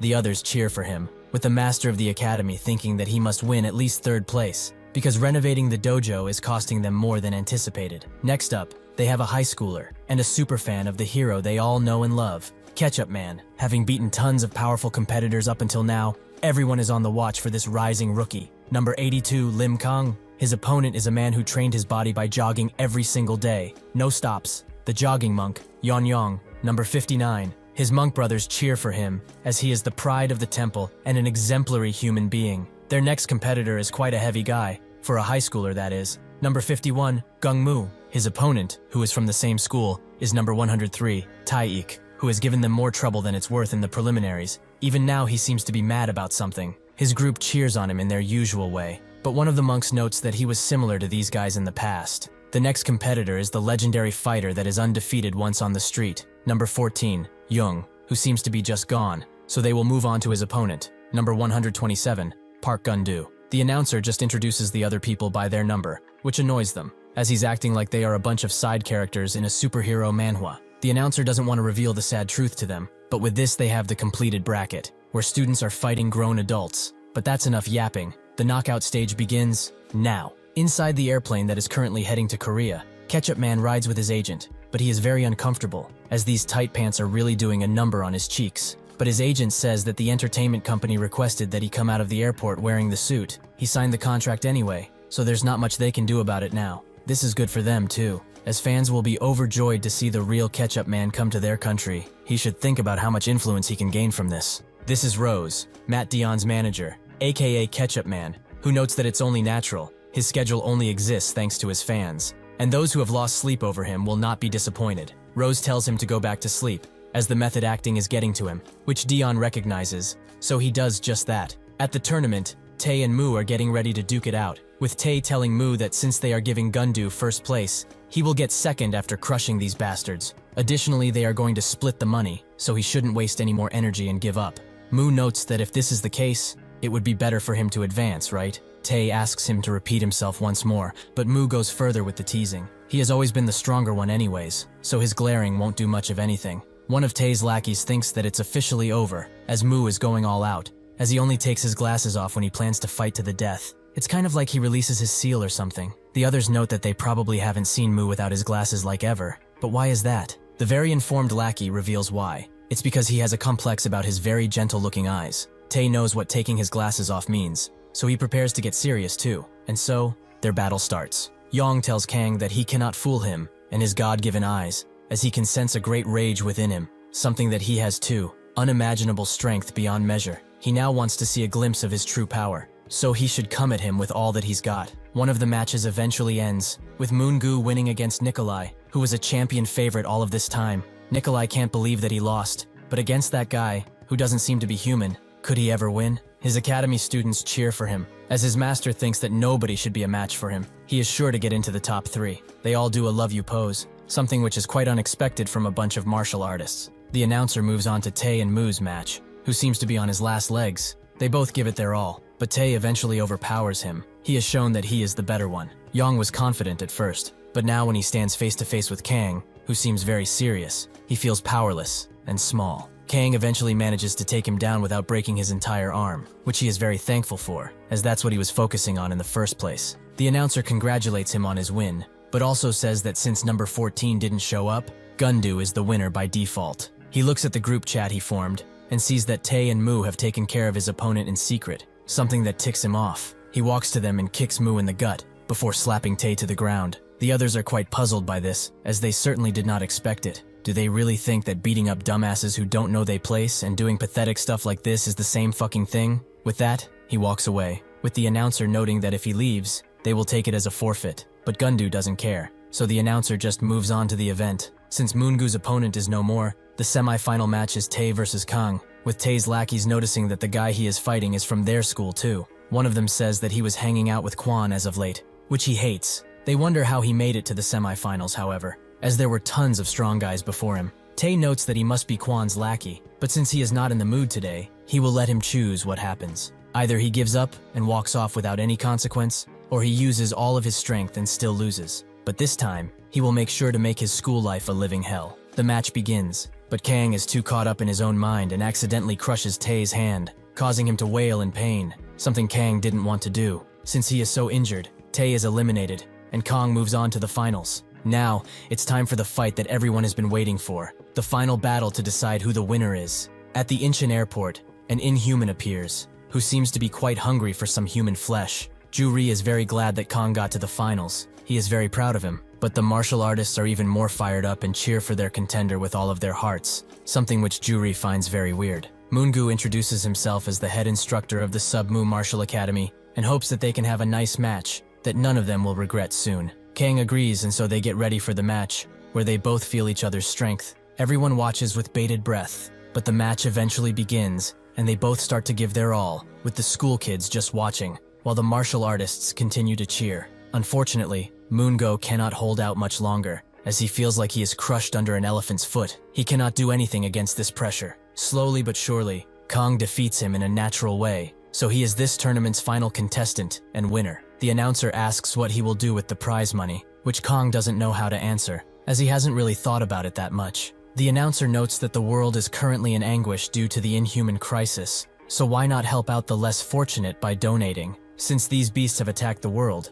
people have begun to help each other, no matter their nationality or border. There are tons of ways to donate. He can do so at a later time, however. Kang sees all of the signs and people, so he decides to donate, as it seems like it is a good cause. The announcer is amazed by his champion spirit. He really deserved to win, but how much does he plan to donate? Perhaps all of it. Kang confirms that he will do just that, which makes the announcer congratulate him from his heart. Even if they are living in these dark times, light like this young man still shines through. He is their future. Ju-ri looks at this while sweating bullets and doesn't know if he can stop himself from killing this crazy bastard. Moon-gu goes back to his master and apologizes, as the prize was right in front of him, yet he was not good enough. The master tells him to stop crying, as a martial artist does not show tears, even if he has unbearable sadness in his heart. He already won the second place prize, that should be enough. Moon-gu notes that he is crying too, which makes him shut up. After pummeling him to the ground, Ju-ri notes that they at least have plenty of time to get to the airport, but Kang suggests that they should just go and eat something first.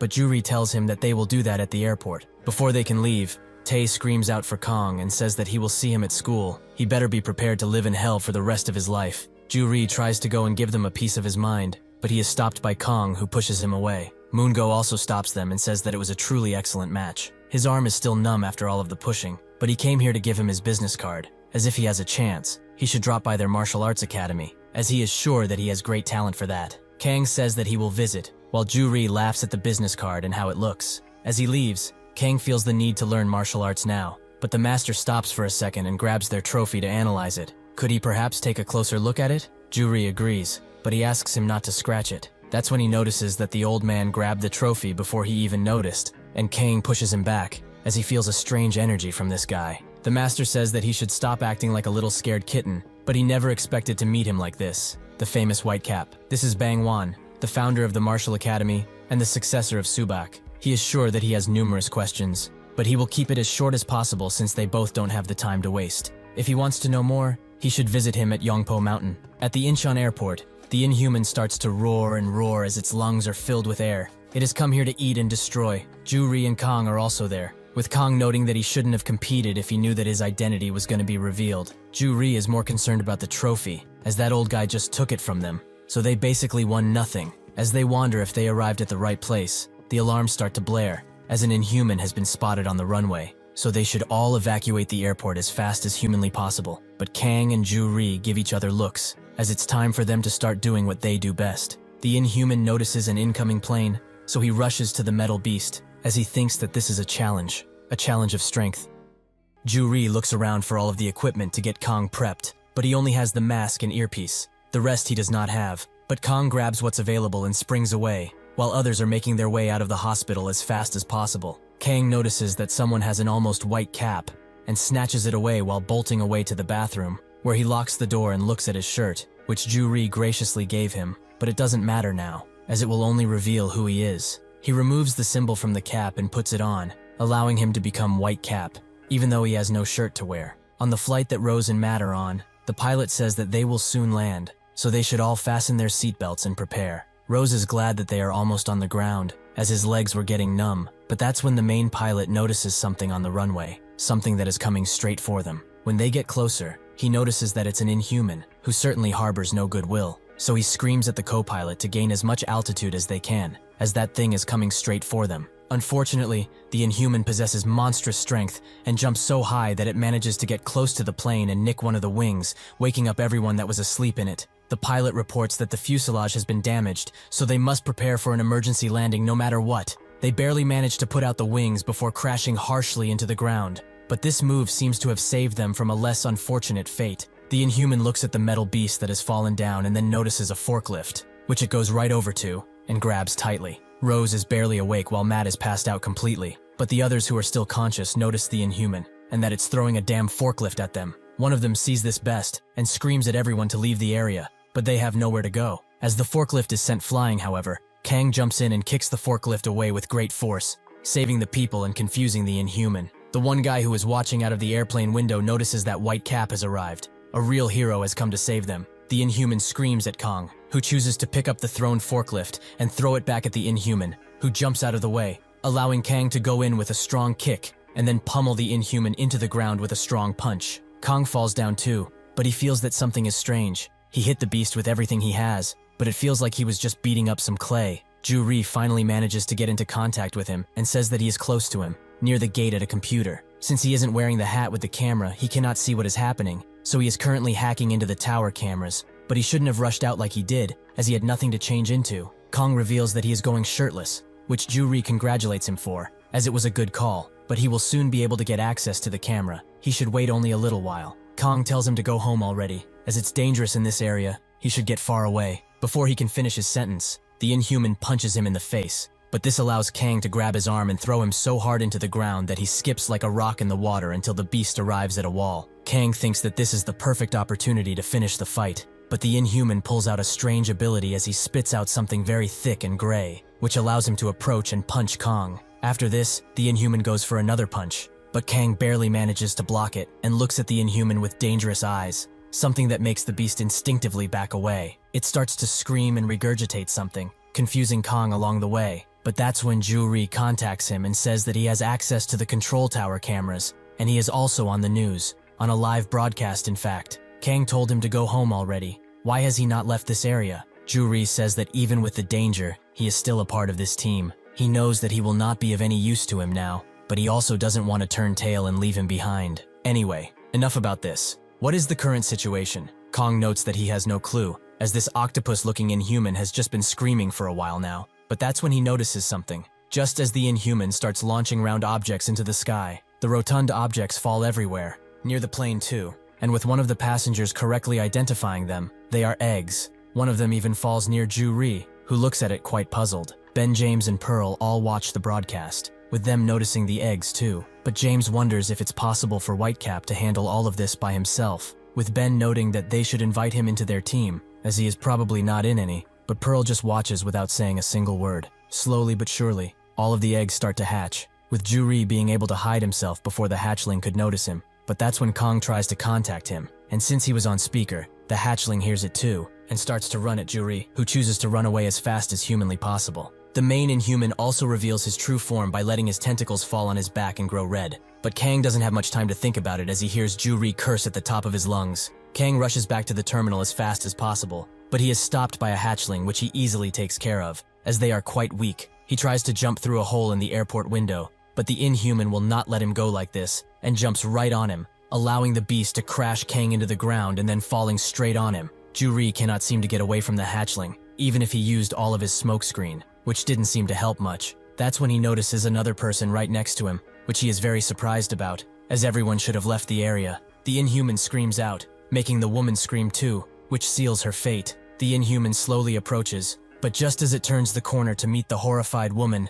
Ju-ri jumps to the rescue and buys enough time for her to leave, but he doesn't have that luxury, as the hatchling grabs him and throws him directly into a wall. As the beast slowly approaches him, Ju-ri thinks about Kang, as he has been fighting these kinds of beasts all by himself. It must have been pretty lonely for him. However, he hopes that he can forgive him for not running away when he told him to, as that isn't a possibility anymore. That's when someone kicks the hungry hatchling away, that person being B, who reports that Whitecap is currently in a fight with the main Inhuman. Everyone else will focus on the hatchlings that came out of the eggs. They need to make sure that Whitecap has a fair fight without worries. Ju-ri remembers this guy, as he was also there in Kang's previous fight. The hatchling slowly gets up, prompting B to reveal his new bionic arm, that he clenches tightly with his other arm and thinks of what the medic told him. Before they could attach the weapon to him, the doctor explained how it worked. It is called the Kessler Rail, with a tremendous output. It is much deadlier than any weapon of caliber, but it also consumes tons of energy for this amount of power. B remembered that he had seen a prototype for this thing before, but he thought that they had not solved the issue of how to keep the thing powered. The doctor notes that they have come up with a solution, which being the Natom capsule.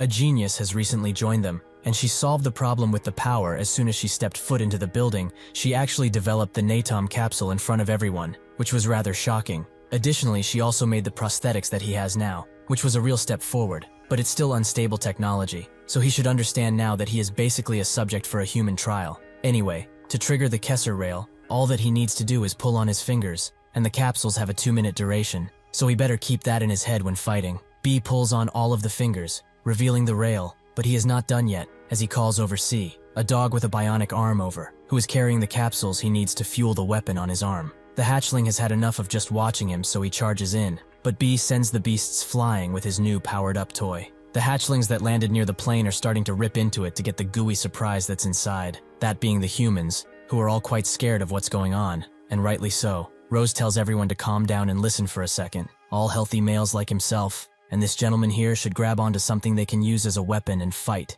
as they can't let themselves get eaten alive without putting up a fight. One of the passengers tells him to stop fucking around. How the fuck can they fight something that is immune to bullets? That's a damn Inhuman they are talking about. It's not like in their god-awful show where a hero will come to save the day all of a sudden. An old-timer tells him that he has quite the foul mouth, but before he can say anything else, one of the hatchlings gets in, ready to feast on the passengers, who all bash and push each other to get as far away as possible. B continues to fight the hatchling, who doesn't go down even after the second strike, but the third one does the trick. What B has learned from this encounter is that he needs to hit the same part twice. It seems like even this Kesser Rail cannot kill an Inhuman in one blow. Who knows how many shots he would need against an adult. That's when he notices that two hatchlings are approaching rapidly, with C showing him that he only has one capsule left, which B knows full well. Seeing all of this, it seems like this might just be his end. The others in the plane all push and run away, but that's when the hatchling is sent flying out of the airplane by none other than Ketchup Man, who wants to know where their mother is.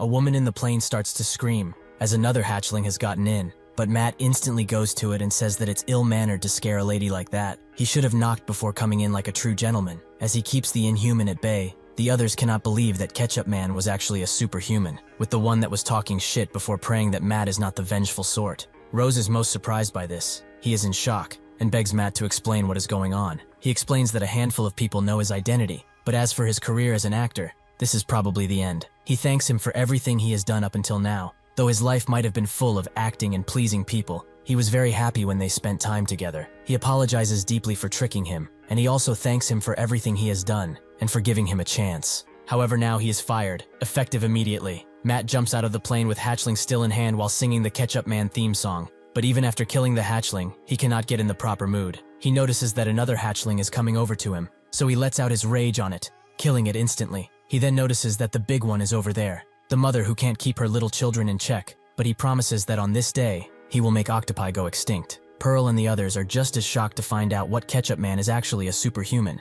with James wondering what they should do with this type of information. He asks Ben if this is really a Ketchup Man, which he confirms that the man on screen is Matt Dion, but has he been hiding his identity all of this time? For what reason? James asks Pearl if she knew, which she didn't, but she remembers the time they met once, which puzzles her even more. Just who is this guy really? B uses the last shot of the rail to take down the last hatchling, with the weapon simply falling off of his arm because of how much it was used, but he hopes that this is the last one. That's when he notices that the hatchling is still moving, so he tells C to give him his paw, as he must kill this thing now, no matter what. He uses a small dagger that was C's paw to stab the Inhuman, but it also grabs the opportunity to pierce him, which he couldn't hope to dodge. Even with this injury, B summons enough strength to push through and stab the hatchling until it is but a lifeless corpse, which also allows him to fall to the ground from tiredness and from the injury. The Inhuman screams out at Matt, who notes that today, he will be drenched in ketchup. He also noticed the huge impact that happened a while ago, meaning that Whitecap was defeated, so he will take it upon himself to finish this job.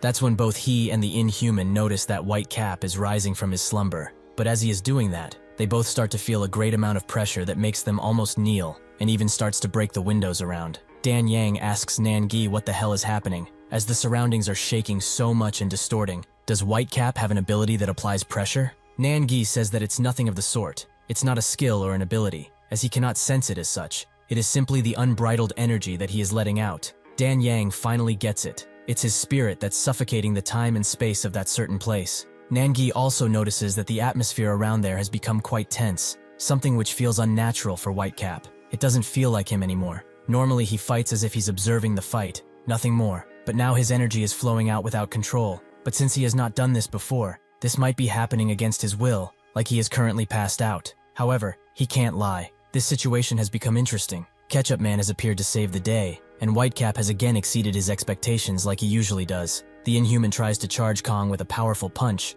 but Kang punches him so fast and hard the naked eye cannot even see the movements that he performed. As Kang holds the octopus Inhuman in his grasp, Matt thinks that in the second the Inhuman stretches his fist to attack, Kang attacked the humerus, face, ribs, sternums, thighs, and kneecaps. He struck 7 parts in one send. This kind of power and speed is impossible to keep up with if it's not someone on his level. There is now a massive difference in ability between him and the Inhuman. Even if he is amazed at Whitecap's amazing powers, he too feels that he is not in a good state right now, like he is not the one controlling himself. In a last-ditch effort, the Inhuman grabs Kang with every appendage that it has and tries to crush him, but without much effort, Kang manages to get out of this trap and completely leave the Inhuman defenseless. As he goes to finish the beast for good, someone or something tells them to stop right now. They will let that Inhuman go. This is not a request, it's an order. Matt can't believe that an Inhuman is actually talking, But who is he? Or what is it? The white-haired Inhuman notes that they must be quite confused that he spoke, perhaps because he is Inhuman. If he's honest, it feels horrible, as humans see Inhumans as the inferior species, but they fear them at the same time. What arrogant creatures that contradict themselves at any turn. He starts to pull the other Inhuman away as it notes that they are foolish beings that only see and believe what they want to. The term Inhuman was also made by them, which is quite hilarious, now that he thinks about it. Dan Yang can't believe that the Inhuman actually used an ability. He even has clothes on. Just what is going on? That's when she looks at Nangi, who has a very frowned face, something which is extremely rare for him. He does not understand what is going on. That thing is most definitely an Inhuman of sorts, but still his eyes still doubt. That white-haired Inhuman gives him tons of incompatibility. He never expected such a monster to exist. He feels the energy from that single Inhuman that exceeds a dozen normal Inhumans. He is extremely dangerous. However, he expected that supernatural beings that defy all logic would exist. What he didn't expect was that they would show up so boldly like this. There certainly must be a good reason for something like this. He tells Dan Yang that they might have to open the gate and go, as they cannot allow those two to die here. The white-haired Inhuman asks the other one if he remembers him,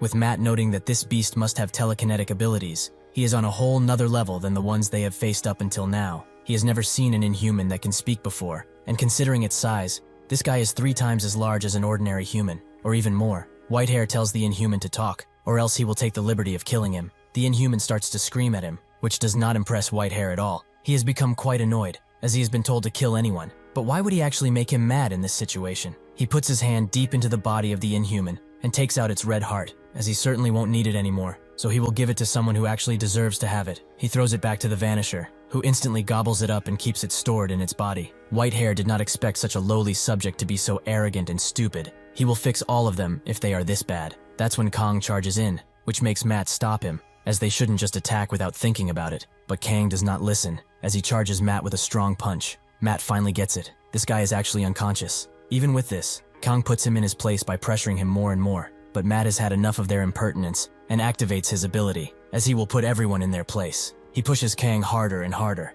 but he does not stand down, so he punches him so hard he sends him flying into the airport, which presumably takes care of Kang for now. Matt notes that he hasn't used this much power in quite a while, but now that he has it, he will deal with him. Whitehair encourages him to try if he wishes a swift death, but this doesn't stop Matt, who is charging right in. Whitehair notices that he has power gathered in both of his hands, but even if he is curious about his power, he shouldn't rush in so foolishly. He uses his telekinetic abilities to try and crush Matt under a mound of rubble, but as soon as he activates his ability, he gets a signal. Someone is telling him to come back and calling him Pan. He knows that this is likely Morel, so as Matt charges in once again, he summons a glyph under his feet that makes a hand appear which goes straight for Matt's vitals. Pan tells Vanisher to prepare the portal, which makes the thing open up and reveal a portal under it. Pan says that he was really trying to kill him now, but he was far from his vital points. He didn't even manage to get a critical hit in. He looked down on him for too long, which he apologizes for. Still, this was a valuable meeting for the both of them, he is sure. But the next time they meet,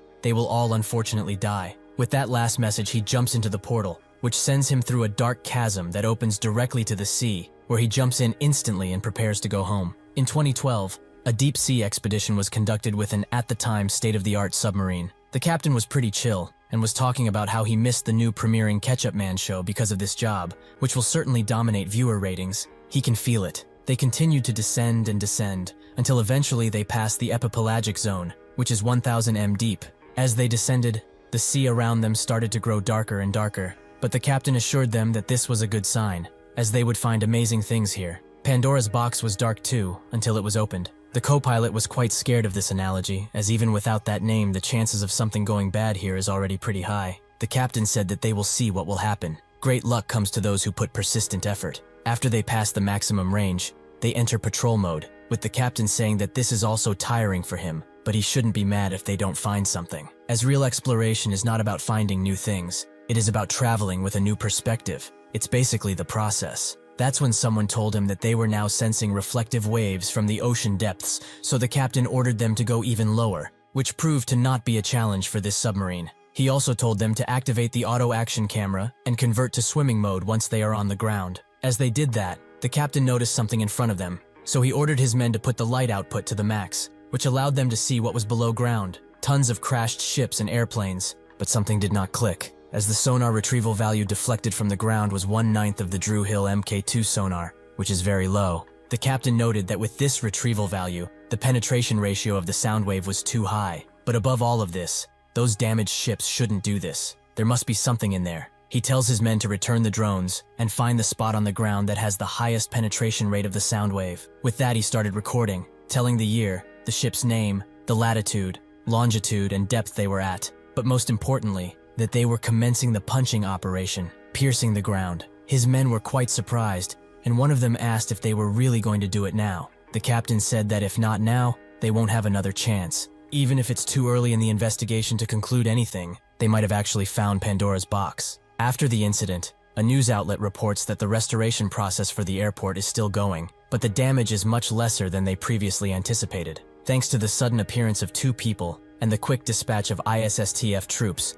there were not many casualties to speak of, a miracle considering the facts. Additionally, famous actor Matt Dionne, the man behind the legendary Ketchup Man, has been revealed to be a superhuman, which has shocked fans and investors alike. The new Scramble Entertainment, which Matt has signed to, claims that they had no clue about this fact, but it's to be expected that this will certainly be a huge controversy. Will they ever see another Ketchup Man episode? At the special hospital, the doctor who is looking after B sees him waking up from his deep slumber and tries to move, but the doctor advises him not to, as his body is still in a state of shock and his injuries may open. B asks where C is, so the doctor points at the dog and notes that he stood by his side all of this time without sleeping, but collapsed after a few hours. He shouldn't worry though, as his abrasion has been treated, and he has also received a tranquilizer to help him sleep well. B is quite touched by how loyal this dog is. The doctor goes on to explain that the number of casualties of this incident is 80 injuries and 6 deaths. 4 of those were from the ISSTF, as their viscous battle with the hatchling has proven to be difficult. He was basically almost dead too, as the blood loss he had was severe, and his right lung was damaged too. The part of his body that is made out of metal and gears was smashed, which resulted in some parts stabbing into his internal organs, which made things much worse. Fortunately, someone applied first aid to him. That is the only reason he survived that hellhole of an airport. The person stopped his bleeding by securing his airways and tied his clothes to his abdomen. It was very amateurly done, but he did the necessary things. B knows that it's the kid he saved and asks where he is, so the doctor explains that he was lying right next to him when the rescue team appeared. He also had some serious damage, so he was transported directly to a hospital. Still, it's a huge relief that they both came back alive. It's a miracle, but it's something he will take for granted. Ju-ri goes through his memories while he is unconscious. The memories he had of his sister, the monster that attacked him at the airport, but most importantly, Kang. That's when he wakes up and actually sees Kang, who starts to flick his hand around his face to see that he is really up. Ju-ri asks where they are, and Kang tells him that they are in a hospital, so he doesn't have to worry about his health. Ju-ri asks how he even got here, so Kang explains that actually, he might have lost the fight against that octopus Inhuman. At that time of the attack, he tried to go and save him, but the Inhuman surprised him while he was in midair and stomped on him afterwards. That's when he blacked out and can't remember much else. Ju-ri can't believe that he can't remember, but Kang continues his story. When he woke up, he was on the airport rooftop for some reason, but when he looked at the ground, he spotted him being carried to an ambulance, so he gave chase. Additionally, he tries to tell him about Ketchup Man, but that's when a TV near them reveals that he is actually a superhuman, which is causing the world to uproar. In addition to this shocking revelation, the unidentified Inhumans that have never appeared before have shocked even more people, as they are assumed by experts to be Inhumans, but they are a different kind from the Inhumans they know and fear. After staying for a while, the white-haired Inhuman jumped into the stomach of the other Inhuman, and they both disappeared without a trace left behind, along with a terrifying scream. This trend of strange Inhumans started with Heptahorn, which appeared 2 years ago, the trend of Inhumans that were not, or could not, be eradicated. People all over the world express fear and anxiety at the arrival of these 2 potential dangers. Ju-ri is shocked by everything, and Kang notes that the Ketchup Man was the one who drove them out. He was actually a real superhuman, all of this time. At the same time, in America, a bunch of executives start to scream at each other, while Matt sits in an empty room, as the government is trying to get involved, with people outside of this facility also wanting to know the truth. That's when Pearl appears, and just goes to Matt's room, where she notes that it's been a while. Matt says that this is quite awkward, as he did not expect her to come. As the others are amazed by her presence, she explains that she came here to ask some questions. She has no real intention or reason to ask why he hid his superhuman identity. Matt notes that he wouldn't have answered even if she asked. She notices a strange edge to his voice. But was the image he put on for himself, the idol for all a lie? Matt tells her to stop talking about stupid stuff and get to the point, as he's not in a good mood. Pearl notes that there is really no point really. She just has a few things to ask, like what he is going to do from now on. This question silences the room for more than a few seconds, with one of the government agents noting that this is a bit much. Even if Pearl is a superhuman, her having first contact just because of this is a little strange. Ben and James come around, with James explaining that it's because she is a superhuman that she can do this, as Matt has been revealed to be one too, so the only one who would understand him fully would be another superhuman. He promises that Pearl is the right one for this job, so on her behalf, she asks for everyone's patience and understanding. The others know that he is James from Pearl's team, but they think that he is all pompous for a damn sidekick. Matt reveals that he is quite confused about it, as he has been living his life with satisfaction up until now. As an actor, as a man in this free country, and as a human being, he never once felt guilt that he hid his superhuman identity, and never felt the responsibility to save anyone by exterminating the Inhumans. Nobody expected this answer from him, not even Ben, who is quite disappointed. Pearl understands him, however. He does not want to just destroy the reputation he built up. It seems that she was wrong about him, so she will be leaving now. As she tries to leave, Matt begins talking about Withrow, as he is probably dead, but she already knew that. This makes Pearl power up and ask what he means by this. He should tell her right now, as depending on the answer, he will regret even opening up the topic. As the others fear what might happen, Matt explains that he talked with that white-haired Inhuman. He had an ego. He could talk. This surprises everyone, but Pearl's team already expected it, since they saw more than the average person. He has fought Inhumans a number of times. However, that guy was on a level that he has never seen before. Their powers and superpowers are something that one would only see in fantasy novels. If they hadn't retreated then, he would have been injured or dead by now, as Whitecap wasn't in his right mind either. Before they left, however, the white-haired Inhuman left a message, a warning, that all superhumans would soon die. It wasn't even a warning though, it was like a promise, or a thing that is already happening as they speak. For some odd reason, Inhumans have appeared indiscriminately throughout the entire world. But since the existence of a leader-level Inhuman that possesses enough intelligence to talk has been proven, they can't exclude the fact that the Inhuman attacks are systematic. If that really is the case, it really isn't pretentious to say that they would eliminate all superhumans. It will not stop at Withrow, as all superhumans around the world are bound to be defeated by Inhumans with strong will and powers. It's about time they face the truth here. If the Inhumans really succeed in taking down the superhumans, the only ones who can take them down, the world as they know it. Everyone is shocked by his words. But Pearl asks if he is still not going to fight, after knowing all of this. Matt starts to get up, and notes that he never said anything about not fighting, but he will tell her in advance. He has no intention of moving with a team. He is more comfortable alone. That's when someone comes around and says that he should at least have a manager like before, that someone being Ben, who notes that being an official superhuman is more daunting than it seems. He might have to plan a schedule too. Before Matt can fully deny him, Ben notes that he has the perfect person for this job, and tells him to come inside, with that person being none other than Rose, who has eyes that are filled with confidence. In Russia, Basilov and his assistant Kirillov start to trek through the snow and find Inhuman imprints, something that enrages Basilov even more, so he promises to give this Inhuman an ugly death. In the American traffic, Matt and Rose sit in a car waiting for the cars to pass, with Matt noting that this is like when they first met. Rose notes that he will be resolving the issues with the entertainment company, but he thanks him for accepting him once again. Matt remembers when they met and talked about everything over beers, with him noting that whatever happens, their friendship will last forever. Even if he said that, Matt now notes that the sentimental playtime is over, which Rose knows very well. He already prepared himself for it. He also asks if they are becoming a team with Pearl and her team, which Matt thinks about for a while. He then says that right now is not the time to pick sides. He also mentioned that he would be independent only because he does not want to be bound by anything or anyone, which is quite selfish, as he knows full well. Humanity is not ready to fight yet, but the Inhumans will not stop to reveal themselves even more and cause havoc. So depending on how everything goes, things will go faster than they could expect. So to wage a winning war first, all superhumans must stick together. In Russia,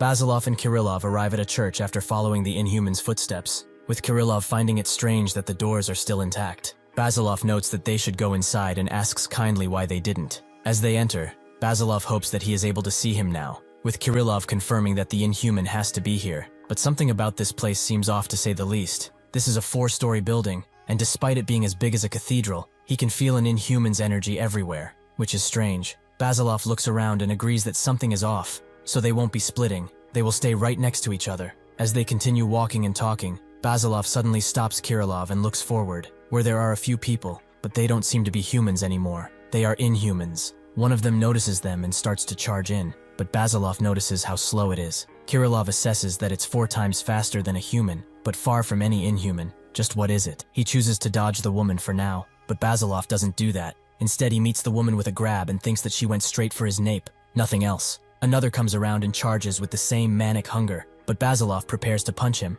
Kirillov tries to stop him, as those people are still people, but Basilov refuses to listen as he punts the two that attacked him into the wall. He says that he is foolish. These things do not smell like humans anymore. They are something else, something viscous. They are already dead. Kirillov apologizes for not seeing it sooner, and Basilov says that the one who did this to these people is probably the Inhuman, so they should not hesitate any longer. They will spare them from this suffering and allow them passage to heaven. At the hospital Ju-ri is kept at, Kang manages to sleep on him, with Ju-ri noting that he is quite heavy, but that's when news from Russia distracts him from this. The rate of deaths and disappearances in the northeastern region has skyrocketed as of late, with the Russian ISSTF searching everywhere with their reconnaissance teams. But most military officials believe that all of these incidents were done by one group, none other than the Inhumans. Ju-ri feels a strange sense of hopelessness because of this, as it seems that no matter where, the world is crumbling to dust right before their very eyes. It feels like something big is coming, something that nobody can hope to ever control. Basilov and Kirillov take care of the last remaining undead,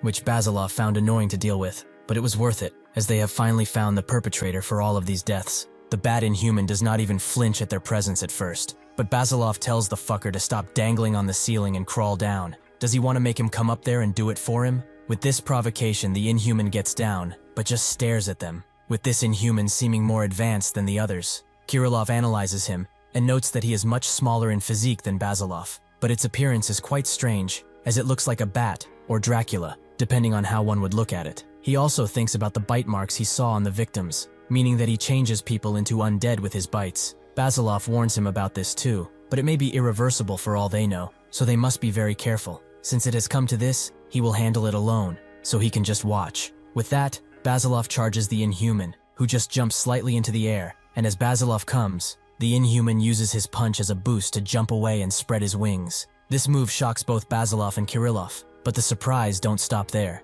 As the Inhuman lands down, he starts to retract his wings and grow other parts of its body. Kirillov is amazed by this, and Basilov watches this transformation with careful eyes. After the Inhuman has fully transformed, Kirillov thinks that since he has taken his wings down and transferred them to his arms, it must be preparing for an attack, as he feels a big fighting spirit too. All of a sudden, the Inhuman starts to speak, noting that Ophir was one of the warriors that Pan really liked. He was one of the closest to the top ranks. Like Pan, his speaking shocks the group, but he doesn't stop there, as he knows that they are the ones who killed Ophir in cold blood. Pan grieved for Ophir for some time as he specialized in war, but he was also amazed by their abilities and skills. Basilov wonders what the hell this thing is even talking about, but Kirillov thinks that it may be talking about one of the Inhumans that they have killed recently, so his mind jumps to only one. The Inhuman suddenly begins to unleash a hypersonic scream, something that even the ears of superhumans cannot stand for long, but this allows the Inhuman to rush Basilov with a strong punch. Even if this attack has landed pretty well, Basilov has not been moved an inch, so he grabs the Inhuman's head and punches him very hard, but the Inhuman is as unrelenting as him, so he punches him in return, and then catches his head to kick him with his knee. This incapacitates Basilov enough to allow the Inhuman to punch him straight into a wall. He approaches Basilov and says that perhaps his mind is playing tricks on him, as they couldn't have been the ones that killed Ophir. He was much more powerful than this. However, it doesn't matter anyways, as they are all going to die, even if not because of him, so he shouldn't feel sad about this. As he talks and talks, Kirillov begins drawing something with one of his fingers, and as the Inhuman tries to turn Basilov into his undead puppet, a bright strike goes directly for his head, which he manages to get out of the way, but he is still injured. Kirillov is amazed by his ability to turn his head so fast, as if he hadn't, his head would have been gone, but it's fine, as he will continue to play with him until nothing remains. The Inhuman looks at his wound, while Kirillov looks at it, and Basilov remains unconscious. He begins talking again, saying that he couldn't feel anything until that energy attack was right before his very eyes. He has quite the odd power, but it's amazing nonetheless. He starts to regenerate his body as he says this, something that Kirillov analyzes, but he is left puzzled as new flesh seems to form out of nowhere. Is it a regeneration ability? Truthfully, he has never seen something like this before.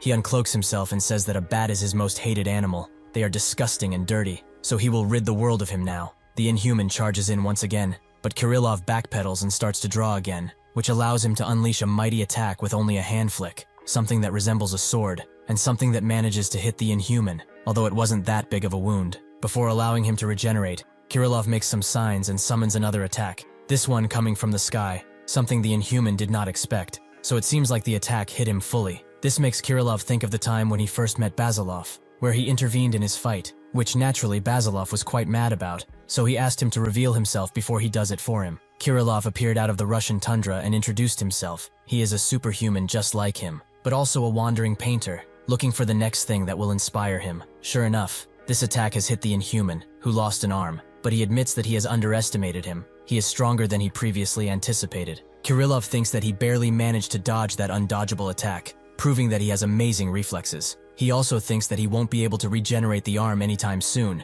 as the wound on his shoulder took a while to fully heal, so time is needed for the ability to fully work. The Inhuman notes that he has killed a superhuman before, but he never expected such strong superhumans to exist. He suddenly disappears, and appears again in front of Kirillov with a powerful kick, something he manages to dodge and back away. But the Inhuman doesn't let up and charges in while Kirillov isn't on his feet yet. Even with this disadvantage, Kirillov manages to use his power to summon a gigantic shield that blocks the Inhuman's attack completely, showing how powerful his ability really is. As they got to know each other, Basilov asked him how he sliced the Inhuman he was fighting in half, as that was some amazing stuff. As a response, Kirillov revealed his ability to paint on the air using his fingers, so he fights by materializing things that he paints in his imagination. That's why he can attack from a distance. Basilov noted that it means he threw something when he sliced that Inhuman too, with Kirillov confirming that it was an axe. Basilov couldn't see the projectile, however, so Kirillov explained that his ability has this trick up its sleeve, the speed of the projectile. It is naturally fast,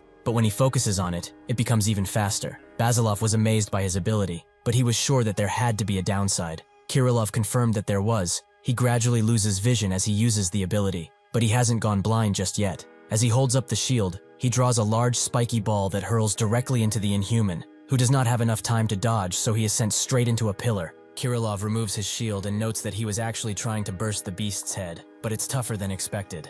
He tries to draw something else, but his vision starts to get blurry, so he must finish this now. But even he can notice that the Inhuman is gone. That's when it swiftly jumps behind him, and before he has enough time to turn around, he is sliced in two, with his lifeless corpse falling to the ground as the Inhuman starts to crush his head. He truly was an amazing opponent. It's a shame he had to kill him, but he was too dangerous to be kept alive. That's when Kirillov starts to disappear, as the real Kirillov crafts a bow for himself and aims directly at the Inhuman with the last of his vision, and he manages to shoot an arrow through his neck that transforms into a large metal pillar. Kirillov notes that he has never used his ability so much. He is almost losing all of his vision, but he sees that the Inhuman managed to take the very large arrow out of himself and promises to kill him. Kirillov loses hope of winning, but that's when he regains it, as he sees Basilov get up. When he asked Kirillov why he kept following him, he said that it's because he would be able to lead him quite well, because he is far stronger than he is. Kirillov looks at the very annoyed Basilov and thinks that it's been quite a while since he last saw him in this state. Basilov asks the Inhuman if he's done playing around with a very intimidating face,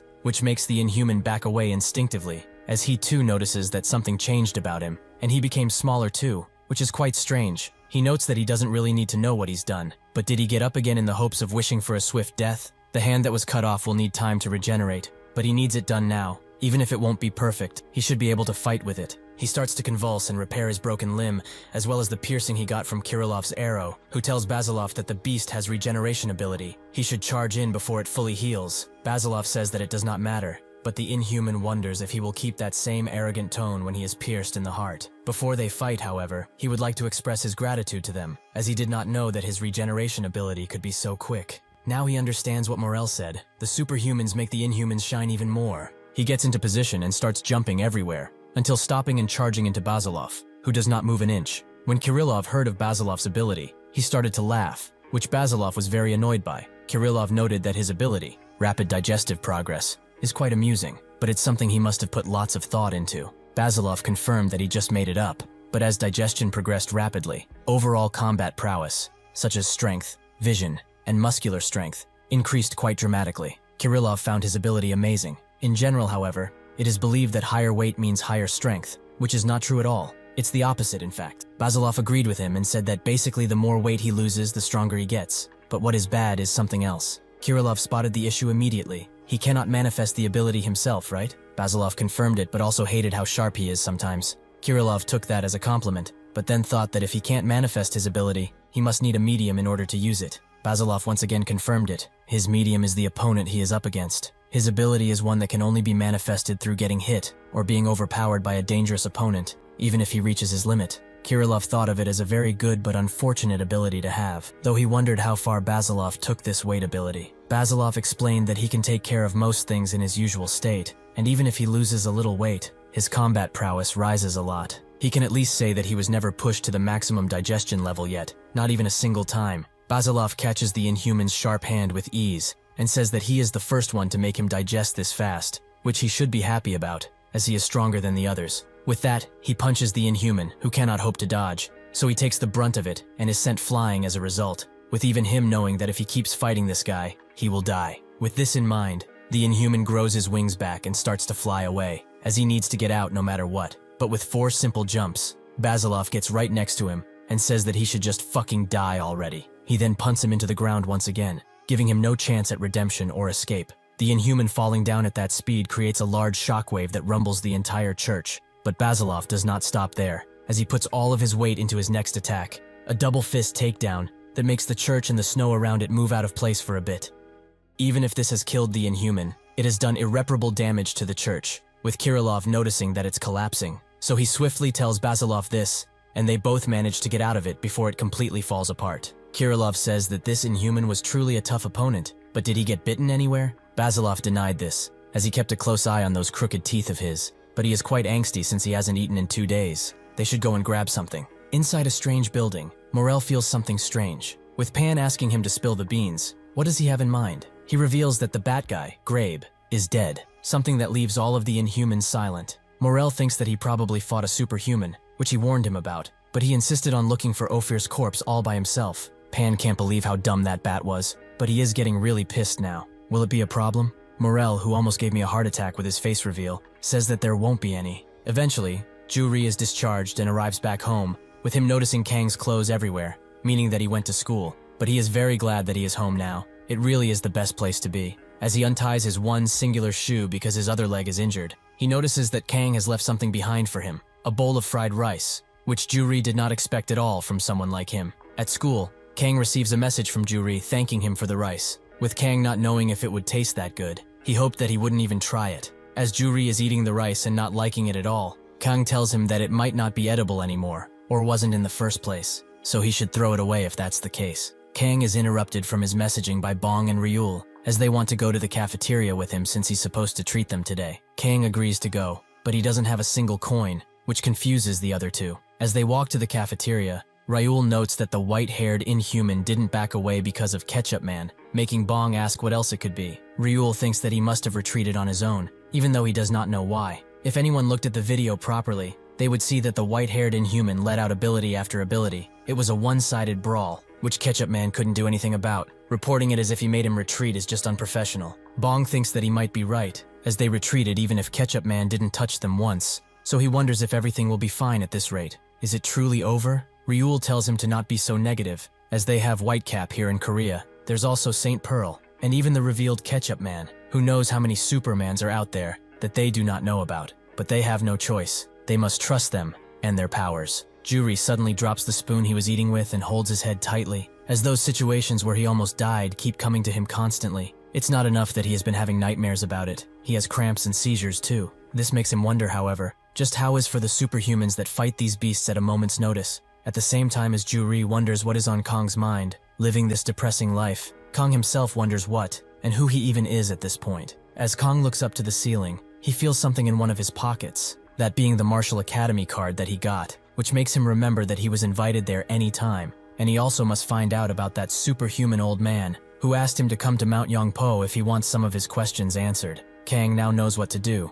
but Bong tells him to get a move on already. As they all leave for the cafeteria, Bong wonders if he has something on his mind, as he's going to the cafeteria only 3 times a day these days. He confirms that it's nothing. Later in the evening, Kang tells Ju-ri that he wants to visit the dojo, which he agrees with, as they need to get that thief grandpa since he stole their damn trophy out of nowhere. But he must be a superhuman too, right? Kang confirms that he is, making Ju-ri think that at first, he thought that he was just a scammer, but he showed his ability when he snatched the trophy right under his nose. Kang says that he didn't know about this since they talked, but Ju-ri asks how he knew in the first place. Did he feel something? Kang can't quite put it into words. It's the same thing he feels when he meets Inhumans, and the same with that strange bastard too. As they watch the TV, a special interview with a superhuman analyzer, Chief Kim Hyun-jung appears, with the interviewer welcoming him right in and says that inhuman incidents have been popping up almost every single day now, which Jung confirms. The interviewer then asks how much they know about these superhumans, with Jung confirming that they do not know much, as they know of people like St. Pearl quite well, and officially the superhumans that are known are just 3, Pearl, Ketchup Man, and the recently deceased Withrow. May he rest in peace. However, there are most definitely tons of other superhumans out there, making the interviewer ask how he would know such a thing. Jung explains that it was quite easy to find out, as just by looking at the approximate statistics of incidents, such as past and present incidents, one would find out that these Inhumans have shown up everywhere in the world. It is quite literally impossible for just these 3 they know about to be the only superhumans. These inhuman show-up sites also include incidents where the corpses of the defeated are left behind, with Russia being one of the best examples, as 10 inhuman corpses have been found so far, but nobody can identify who really did it. The interviewer notes that it must mean it's the work of superhumans whose identities are unknown, just like Whitecap of Korea, right? Jung says that he's right, but Whitecap is slightly different. Even if they do not know who he is, they at least know of his existence, so without even knowing, the entire Earth is being protected by these unknown superhumans. Additionally, Inhumans have been known to be very difficult to deal with, unless it's a weapon of nuclear mass, but even those may fail. These are mindless beasts that cannot be negotiated with, are entirely random in both appearance and ability. If they did not have the superhumans to protect them, it wouldn't have been strange for the Earth to be utterly destroyed. This answer spooks the interviewer, but now he wonders where these superhumans even came from, to which Jung replies that it hasn't been revealed yet, but these kinds of things do not matter at this point in time. The interviewer noted that the fact that they exist, and that they fight on the side of humanity is still true. Jung corrected him on something. Just because they are superhuman, it does not mean that they are all on their side. Although this is highly likely to be a groundless rumor that just appeared out of nowhere, currently in Europe, there are rumors of people witnessing superhumans kill people, but he should think back on recent events. Haven't they too witnessed a strange and suspicious superhuman? The interviewer notes that he must be talking about the Incheon port incident, which Jung confirms, as that presumed superhuman suddenly appeared. The interviewer notes that he also spoke with Whitecap for a while. Jung notes that because of his appearance, he was given the title of Black Hat, but his bizarre tattoos and odd behavior combined with his taking a hit from Whitecap makes for a strange case. With all of these factors thought, the government and ISSTF, as well as a few trained analysts, are guessing that it's a high probability that the Black Hat fellow and the red-cloaked lady are the enemies of superhumans. So to put it more easily, the superhumans that were revealed are the ones on the screen right now, but just a few hours ago, another one has been added, who has shown the intention to cooperate with the government. They appeared on their own. Everyone is surprised by this reveal, even the interviewer, who is curious about the person's identity. Jung reveals that she is a woman from Scotland, Jane Sonata, who has claimed that she defended the entire United Kingdom all by herself, and even said that she was already on speaking terms with St. Pearl. Even though they do not know much about her for now, she is clearly a superhuman. The interviewer is surprised by this, but since it's almost time for them to wrap this up, he has one last question for him. Can he guess what kind of person Whitecap is? There are rumors floating around that he is a cyborg supported by the government. This question grabs the attention of both Ju-ri and Kang, who listen intently to hear what Jung will say. He says that it's a very good question, but as a result of their analysis, Whitecap is not a cyborg or anything of the sort. In fact, they already know his identity to some extent. Ju-ri and Kang worry about what he might say, but Jung explains that he is in his late 40s, and there is a large possibility that he is a woman or a foreigner. The interviewer is amazed by his analysis prowess, with Jung flaunting in his feathers, even though he did not get a single detail about Kang correct, but it might be better this way. The next day, Kang prepares to leave for the Martial Academy, with Ju-ri coming too, as he is far too young to deal with that dastardly grandpa. So since he is also a scammer, he knows how to deal with other scammers. With that, they get going on their adventure, which will possibly answer some questions. After traveling for a long time, Kang asks Ju-ri how much further they have, with Ju-ri confirming that this is the last bus they have to take. Kang feels hungry, as he has not had breakfast because they hurried, but Kang tells him to just hang in there. He is hungry too, but skipping one meal won't hurt that much. Even if he is more patient than Kang, Ju-ri still feels that this whole place is weird, as there is not a single store or supermarket to speak of. Are they supposed to catch and cook to feed themselves? Kang asked him if this is really the right bus, as they have been waiting for 40 minutes now, but Ju-ri confirms that it will come, as he saw it on a blog. This is the only way that is heading to Mount Yongpo. Kang notes that he should have just carried him to that place, but Ju-ri tells him that it would have been suicide, as if his collar were to fall, he would literally die. However, it would have certainly been much faster, as they rode a train, walked and walked again, rode a bus, and then walked some more, leading them to this empty-ass place. Eventually, however, the bus arrives, with Juri asking the bus driver if this is headed to Yongpo by chance. The driver confirms that Mount Yongpo is their last stop, so he will let him know once they are there. As they ride the bus, Juri talks with Kang about the grandpa, as he has confirmed that he is a superhuman, and even though they are visiting him without thinking about it much, they should still be very careful around him, as they do not know what kind of person he is. He might not even give back their trophy. Kang sits in silence for a moment, but then says that he shouldn't worry about that, as he feels like he is not a bad person, even if he is a complete stranger. Juri feels that Kang is different somehow, as the old him wouldn't be able to say something like this because food would be on his mind all day. As the bus ride continues, the bus TV shows news about the new superhuman, Jane Sonata. Early this morning, she warned the different journalists and paparazzi that were following her that she would destroy all of them if she were to find them. But she also calmly requested to not be bothered so much, as she is cooperating with the government. Eventually, the bus driver tells them that they have arrived at Mount Yongpo, with Kang looking for a restaurant as soon as he gets off. But Juri points at a signpost, showing them that the peak is this way, so they get to walking once again. In America, Pearl is having a rest in her apartment, but she is woken up by a call from James, who apologizes for waking her up so late in the night. But they have obtained the restored CCTV footage from the opera. They are currently looking through all of them, and also selecting the CCTV of the incident location, where the fight happened against the Inhumans. But she should continue to rest, as they will look at them together tomorrow. Pearl denies this, and asks where they are, with James noting that they are in Ben's lab, so she says that she will quickly get dressed and come to them. As Kang and Juri walk, Juri keeps a journal of what happens, as his sister told him to. He does not know what she has been writing, but she has had this habit for a long time, so today he is going to begin taking notes too. Totally not because he misses her. The road to the Martial Academy has proven to be quite difficult. It seems like it was actually not built for humans, but animals wouldn't have an issue climbing this. He can confirm, however, that this is the worst mountain that he has visited ever. It's like a bad level in a game. These days, it also seems that he is overcoming brushes with death even more frequently. He wasn't feeling very well, and he knew all of this time that he was going to be a burden for Kang, but he followed him while making up some lame excuses. However, he is enjoying his time with him, as one of the main reasons he wanted to come with him is to not leave him alone, as he might form some terrible thoughts all of a sudden. He is not really sure if they climbed the mountain or got lost in it, but eventually, they arrived at their destination, the Submu Martial Academy. Pearl gets to Bob's lab and asks how far they have gone without her.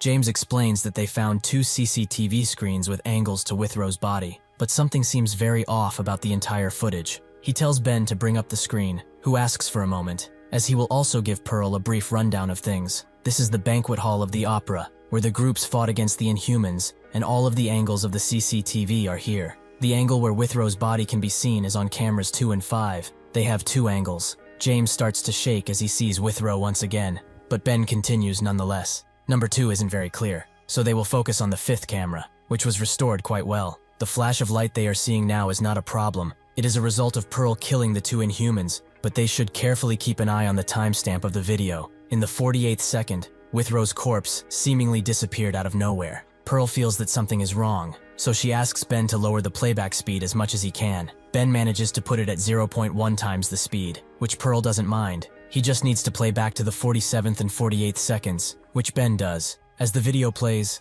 a shadowy figure appears and disappears in the same second, with them being surprised by this revelation. Pearl tells Ben to replay and pause when that shadow appears, which he successfully manages to do on his first try, with Ben also zooming in for convenience. James thinks that the person is wearing a bucket hat, and Ben notices that they have bright hair, while also seeming to wear a coat of some sort. This is the person who stole Withrow from them. Pearl can't believe this amount of speed is even possible. James tells Ben to check the boarding and embarking cameras to see if they can identify a person who has similar clothing. Kang and Juri climb up the academy stairs and wonder where everyone is, as this place seems rather empty, but that's when they meet with Moon-gu, who has expected their arrival. As martial arts are a beautiful thing to learn, he is sure that they will both like it. Juri notes that they are not here to train, they are here to receive the trophy. That's when the old man appears, trophy in hand, and says that they can have it back. He also exchanges greetings with Moon-gu, telling him to keep up the good work. After he is done with that, he throws the trophy to the 2, but asks if this is really all that they came here for. Juri asks why else they would climb this awful mountain. He should also be glad they didn't report him to the right authorities.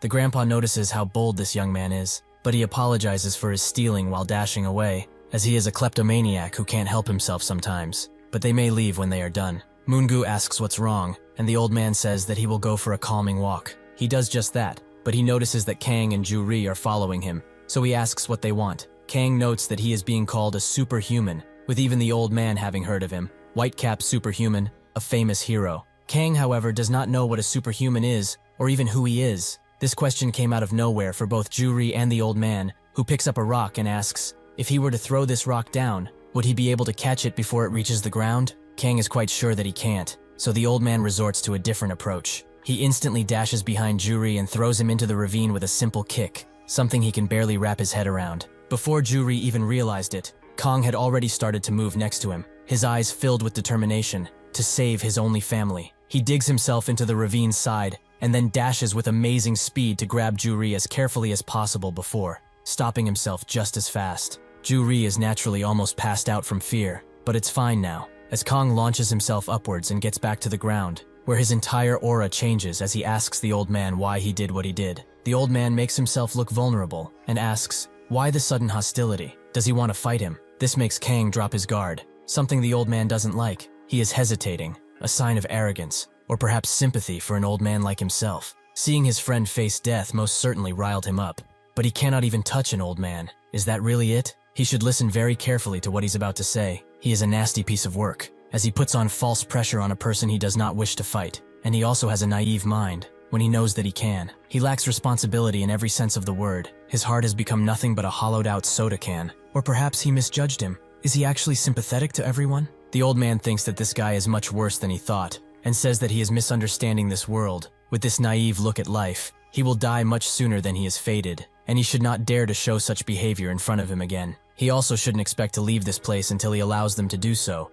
as he will mend his way of thinking, one way or another. Kang is left speechless by the old man's words, but that's when he remembers Juri and tries to wake up, but he finds out that he's not even breathing anymore, something that scares the old man too, so he rushes to help revive him. After that, Moongu presents them with their own uniforms, large for Juri and extra large for Kang. Juri tries to tell him that he doesn't want to learn martial arts, but Moongu doesn't even hear him as he looks for Kang, so he tells him that he is out hunting some boars. Moongu also asks Juri what happened, as his face tells a story. At first, Juri notes that he doesn't want to talk about it, but eventually he relents and tells Moongu about what happened with the mountain and his master. After explaining everything, Juri says that he will not tolerate something like this, until his leg gets better at least. However, Moongu tells him that he shouldn't feel anger towards him. His master does everything for a reason, even if sometimes it looks like he does dangerous things that could harm others. He knows that what he is doing is safe. He has that kind of foresight. Most people inside this academy are people that lost their homes,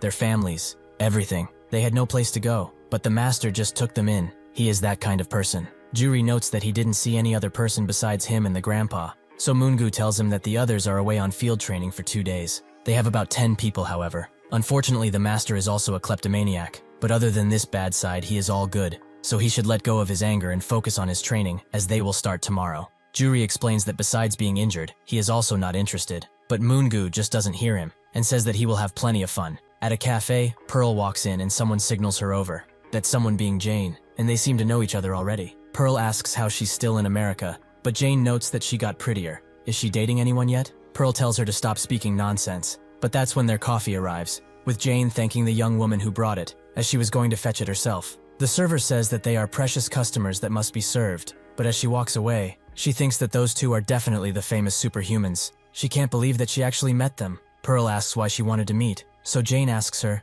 when was the last time they saw each other? Pearl remembers that when the opera was attacked, they were both still in Scotland, so she says that she does. Jane also makes her remember that she wanted to show them someone, that someone being Sui. At the time, she tried to contact her, but Sui forgot about their meeting and was just shopping for the both of them. Jane reprimanded her for not keeping her promise, but if she went shopping, she should focus on that. Pearl asked who that is, and Jane revealed her name. She is a little different from them, but she is a younger sister whom she cherishes a lot. The others were puzzled as to why she would introduce them to her, but Withrow gathered that it's probably because she is a superhuman. Jane confirmed that indeed she is, so Pearl now says that she remembers her. Jane reveals that on that day, they gathered to discuss her public reveal as a superhuman. She wanted them to meet Sui because she really liked them both. Pearl knows that she didn't come all of the way here just for this, so she asks her to get to the point. Jane notes that she has a story to tell her that was passed down by Sui herself. A while ago now, she happened upon a murder. The problem wasn't even that the attacker was squeezing the victim's neck with a single hand, but that his opponent was a normal human, not an inhuman. Sui had fought Inhumans a lot by then, so she knew that the victim wasn't one. But the strange thing was that the attacker ruthlessly crushed the guy's neck with no remorse. She had the feeling that he was a superhuman, so she went to catch him, but he blocked her swift attack, showing that he is most definitely a superhuman. Even when she overpowered him, the attacker refused to let go of the corpse he had made. She was adamant on catching that suspicious guy, regardless of whether she won or lost. But the very moment she tried to unleash her powers and fight him, the attacker, corpse still in hand, ran away. But he gave her one last look. Pearl can't believe that there is a superhuman that kills people, which Jane also found quite shocking. But what was even more confusing and weird was that when he ran away, there was another person moving with him. So who knows? It might have been even 3 or 4 superhumans there. Because of this, they can't say for certain that this isn't a group they are talking about. Sui tried to stop herself from looking around, but in the end, Klutz decided to look for the killer. Pearl says that this is not good at all. She needs to join Sui as swiftly as possible. Jane thought this too, but unfortunately it's late. Pearl asks what she is talking about, so Jane explains that she lost contact with Sui for 5 days now. She has been missing entirely. At Mount Yongpo, when dawn arrives, Kang arrives next to the master, who notes that he has some questions for him, and if he does not answer truthfully, he will kill him where he stands. He barely knows him as he is, but he knows one thing for sure. Kang asks what that might be, and the master reveals that he is weird, and fails to understand the position that he is in. He does not know if he is a complete moron, wishes to die, or is just fearless. There must be a reason for his strange attitude. Rather than talking things out, he will see it for himself. As soon as he finishes that sentence, he dashes into Kang, who barely has any time to react and block his attack. But the next one, the peg kick, he cannot hope to ever react to. As the master continues to attack him, he asks if this hurts, until eventually he sends him flying into the mountainside. As Kang gets up, the master demands an answer from him. Did that hurt? Kang gets up quite plain-faced and says that it didn't, which surprises the master. They both look at each other for a few moments, with the master noticing that there's not even a single scratch on Kang, which is extremely weird. With this in mind, he asks if he has ever shed blood, so Kang really thinks about it and reveals that he hasn't, surprising the master even more. He asks if he has had a hard time due to not having stamina. During a fight, for example, was he ever exhausted? Kang tells him no, but he doesn't really know what he's talking about, so the master puts it another way. Assuming that he has limited power, if they have a hypothetical fight non-stop for a year, would he be able to do it? Kang is quite confused by the question, but notes that he will do it if he tells him to, but it will probably be pretty boring. With these final words, the master thinks that he was right about this boy. Because his stamina is basically infinite, the mere concept of physical strength does not exist for him. He tells him to listen well to what he will explain to him now. A superhuman always has an unknown power. It all depends on how it's used. Incensed, that is. One might call it chakra, super strength, might, or just energy. But no matter what one might call it, it is still the essential power of a superhuman. So they shall call it scent for now. The reason why the knife is broken, but the bullet is not, is because scent is apparently permeating.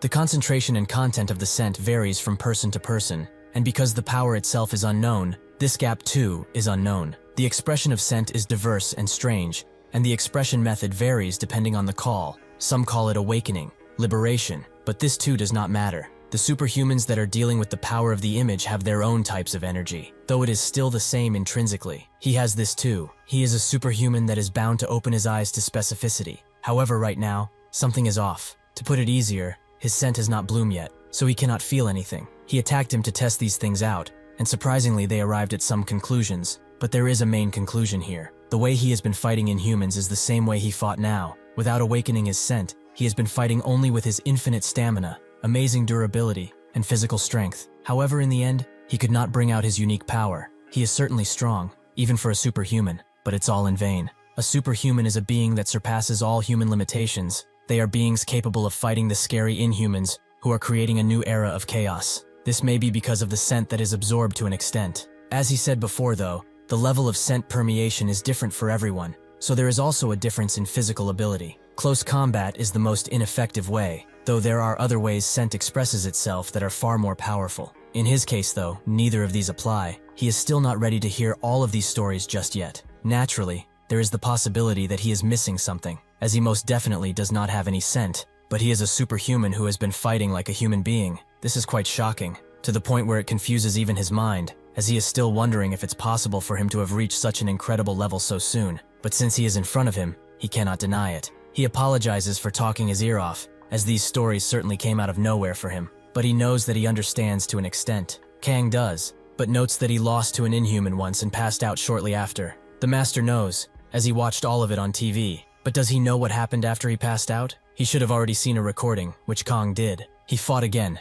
and after regaining his consciousness, He was the one that killed that Inhuman in the blink of an eye, but he might not remember it, right? Still, in that short moment, the scent of his unique power awakened, but it was too short, so he couldn't feel it. That is what he thinks anyway. It was hard to say that he just passed out at the time, but if he says so, then it must be true. After being struck by such a powerful blow, the power hiding within his body felt a sense of danger, so his power subconsciously awakened. He was in a situation where he could not handle his inner ability just yet, so he didn't pass out from that inhuman blow. His mind could not keep up with his awakening power. It is anyone's guess as to what specialty he has, and he can't even assess how much strength he has now, but he can say for certainty that he is an Inhuman with a tremendous amount of power. He is just barely scratching the tip of the iceberg currently. Kang listens well, so the master notes that after he lost consciousness and killed the Inhuman, another on a whole other level showed up. Even if it was through the TV, he could tell that certain Inhuman was one of a kind, that cannot be compared to others, and he also does not know why he suddenly disappeared.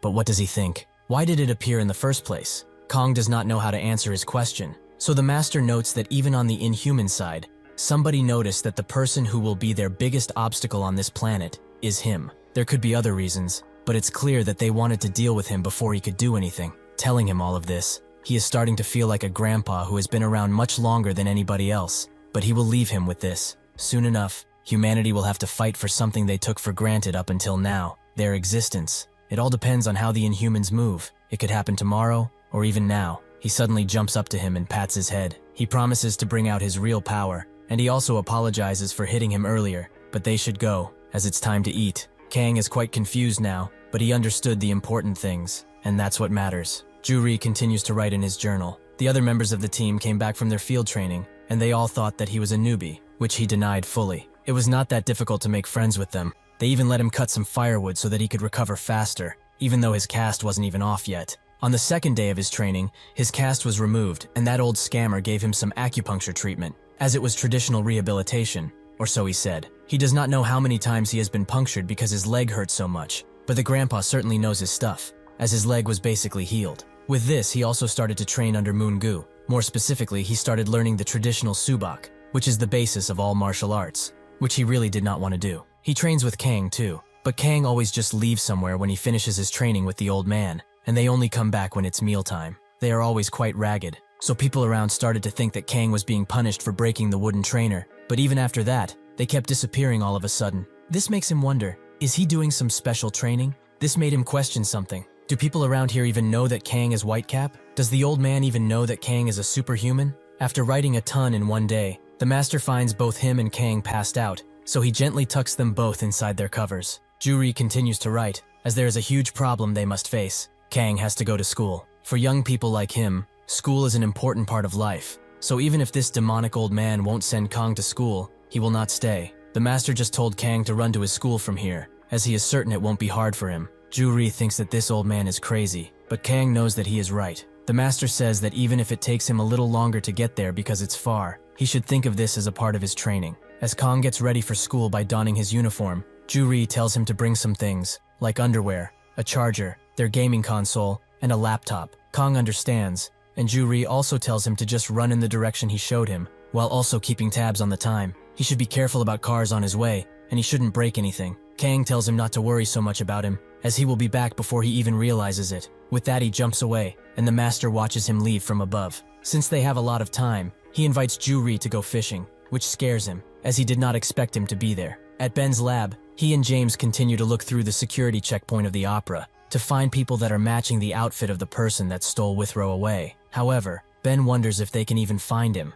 as there is the possibility that the perpetrator didn't even board the ship normally. And is that even a bucket hat on his head? James told him that they are here to honor a friend who died. All they can do is try their best at this point. All he needs to do is prepare a screen that shows his face to a certain extent. The rest he will do. That's when he gets a call from Pearl, which he answers immediately. She apologizes for leaving when everyone is working so hard, but she is in Northern Ireland now. James asks why she is there, so Pearl explains to him that she is here to find Sui, the superhuman Jane told her about some time ago. She also tells him that at the center of Northern Ireland, kidnappings and murders are on the rise. But the issue is that these incidents seem to have a superhuman as the perpetrator. Both James and Ben are surprised to hear this, but Pearl continues. Sui was investigating these cases all by herself, but she suddenly went missing. She and Jane are quite aware of the situation, so from now on, they will be conducting an undercover investigation around the area where this incident took place. to see if they can uncover the truth about what really happened. This is just her guess now, but this incident might have a connection with the disappearance of Withrow's body. Ben and James become even more focused when they hear this,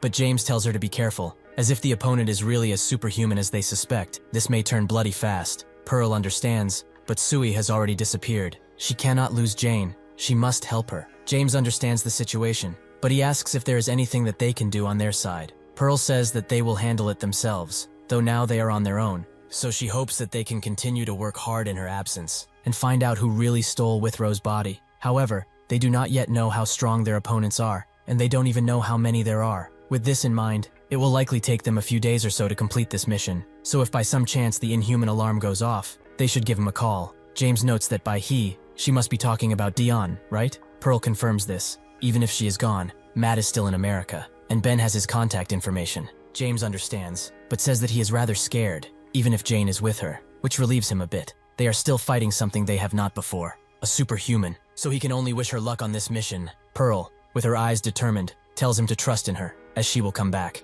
As Jane clears her glasses, she notes that she really has good colleagues. She should cherish them, in an abandoned place. The Inhuman Sui fought before came back with a body, with the leader, the guy who stole Withrow's body it seems, noting that he is pissed off, so it's about time for their next mission. 3 days ago in Northern Ireland at a place called David's Pub, one guy by the name of Hershey asked for one more cup of whiskey, but the owner, David Joshua, said that he had already, he should just go home. Hershey didn't expect to be blocked from drinking by the person who owned the damn bar, which David couldn't argue with, so he told one of his employees named Faber to get him another glass. But this will be the last one. Hershey was happy about this, and said that he was going to drink all night tonight, but David told him that they have to go home too, so he won't allow him. Hershey started beckoning David to drink with him, until the sun rose again. With all of those kidnappings and killings, going outside at night is just too dangerous. David asked him if he was worried about these things in the first place. Why did he leave the house? Suddenly, an armed robber with no disguise shows up and demands to see their hands. David did not find his joke funny, and told him to sit down already. The man refused, as this is not a joke, but David noted that this is too much for a joke. He has never drawn a gun around here before. Does he want a beer to tone his nerves down, perhaps? This is Matthew McCurry, an investigator, who is grateful for the beer, but all of these killings are annoying him to hell and back, as there is no clue or evidence at any scene. David told him that good things are never easy to achieve, but once he does, all of that hard work will seem worth it, so he should sit down and have a drink. Matthew, however, was still pondering, as it can't be a serial killer, since the victims come from all walks of life and their ages are always different. There are already 13 people missing, but what's even weirder is something else. David noticed that he must be talking about the Inhuman he found, which Matthew confirmed. His head started to spin after they found that corpse. They don't even know the cause of death yet, as only the upper body remained. All of the other limbs were just gone. It's really hard to know if a superhuman did it, but it was unpleasant to see nonetheless. David counted what's been going on. Murders, kidnappings, and now the Inhumans decided to join the party. It's getting so weird that even his head starts to hurt. What a time to live in, right? Out of nowhere, Faber started to speak, and asked if it was the same person. He apologized for interrupting their conversation, but he wondered if the same person did all of these killings. Matthew said that it's most definitely a possibility,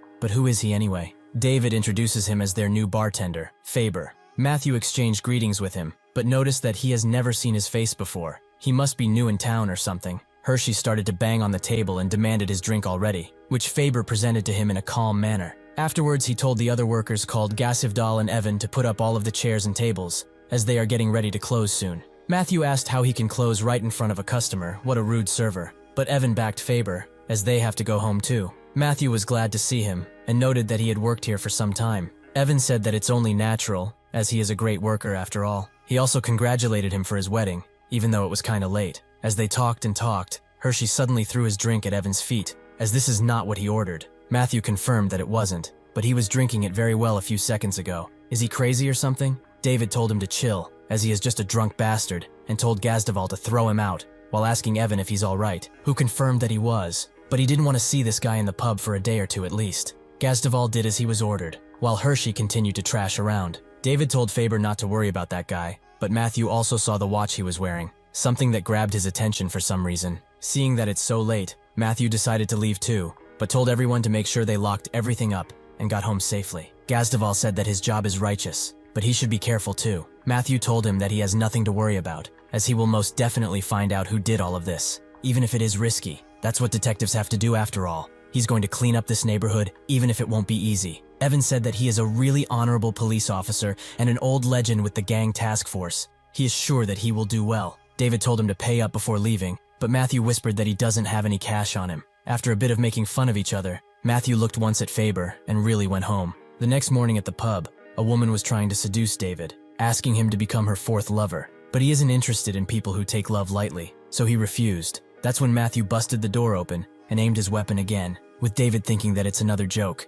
But Matthew had a different aura to him. If they don't want to be littered with bullets, they should all put their hands up. He also identified himself as a police investigator and said that he must check everyone's alibi. David asked to know the meaning of his disrespectful actions, so Matthew explained that the crazy bastard who threw his drink yesterday was found dead this morning, with his body being extremely mangled. This news shocked everyone except Faber, who seemed to keep his calm and collected attitude. Matthew went into detail, as his body and head were completely missing. All they found of him were his legs and arms. David said that if they found only his limbs, how would they know it was really Hershey? Matthew told him that they are still identifying the corpse, but he is positive that it's the guy from yesterday. His name was Douglas Hershey, and he looked at his watch while he was getting kicked out. He wore a Fastec Philippe, quite an expensive watch, which was also found on one of the arms. Additionally, he called his wife, and she said that he was missing since he came to this bar. He knows for a fact that Hershey was the victim here. David can't believe that such an expensive watch would be left behind like that, but Matthew said that this incident was not a robbery or something,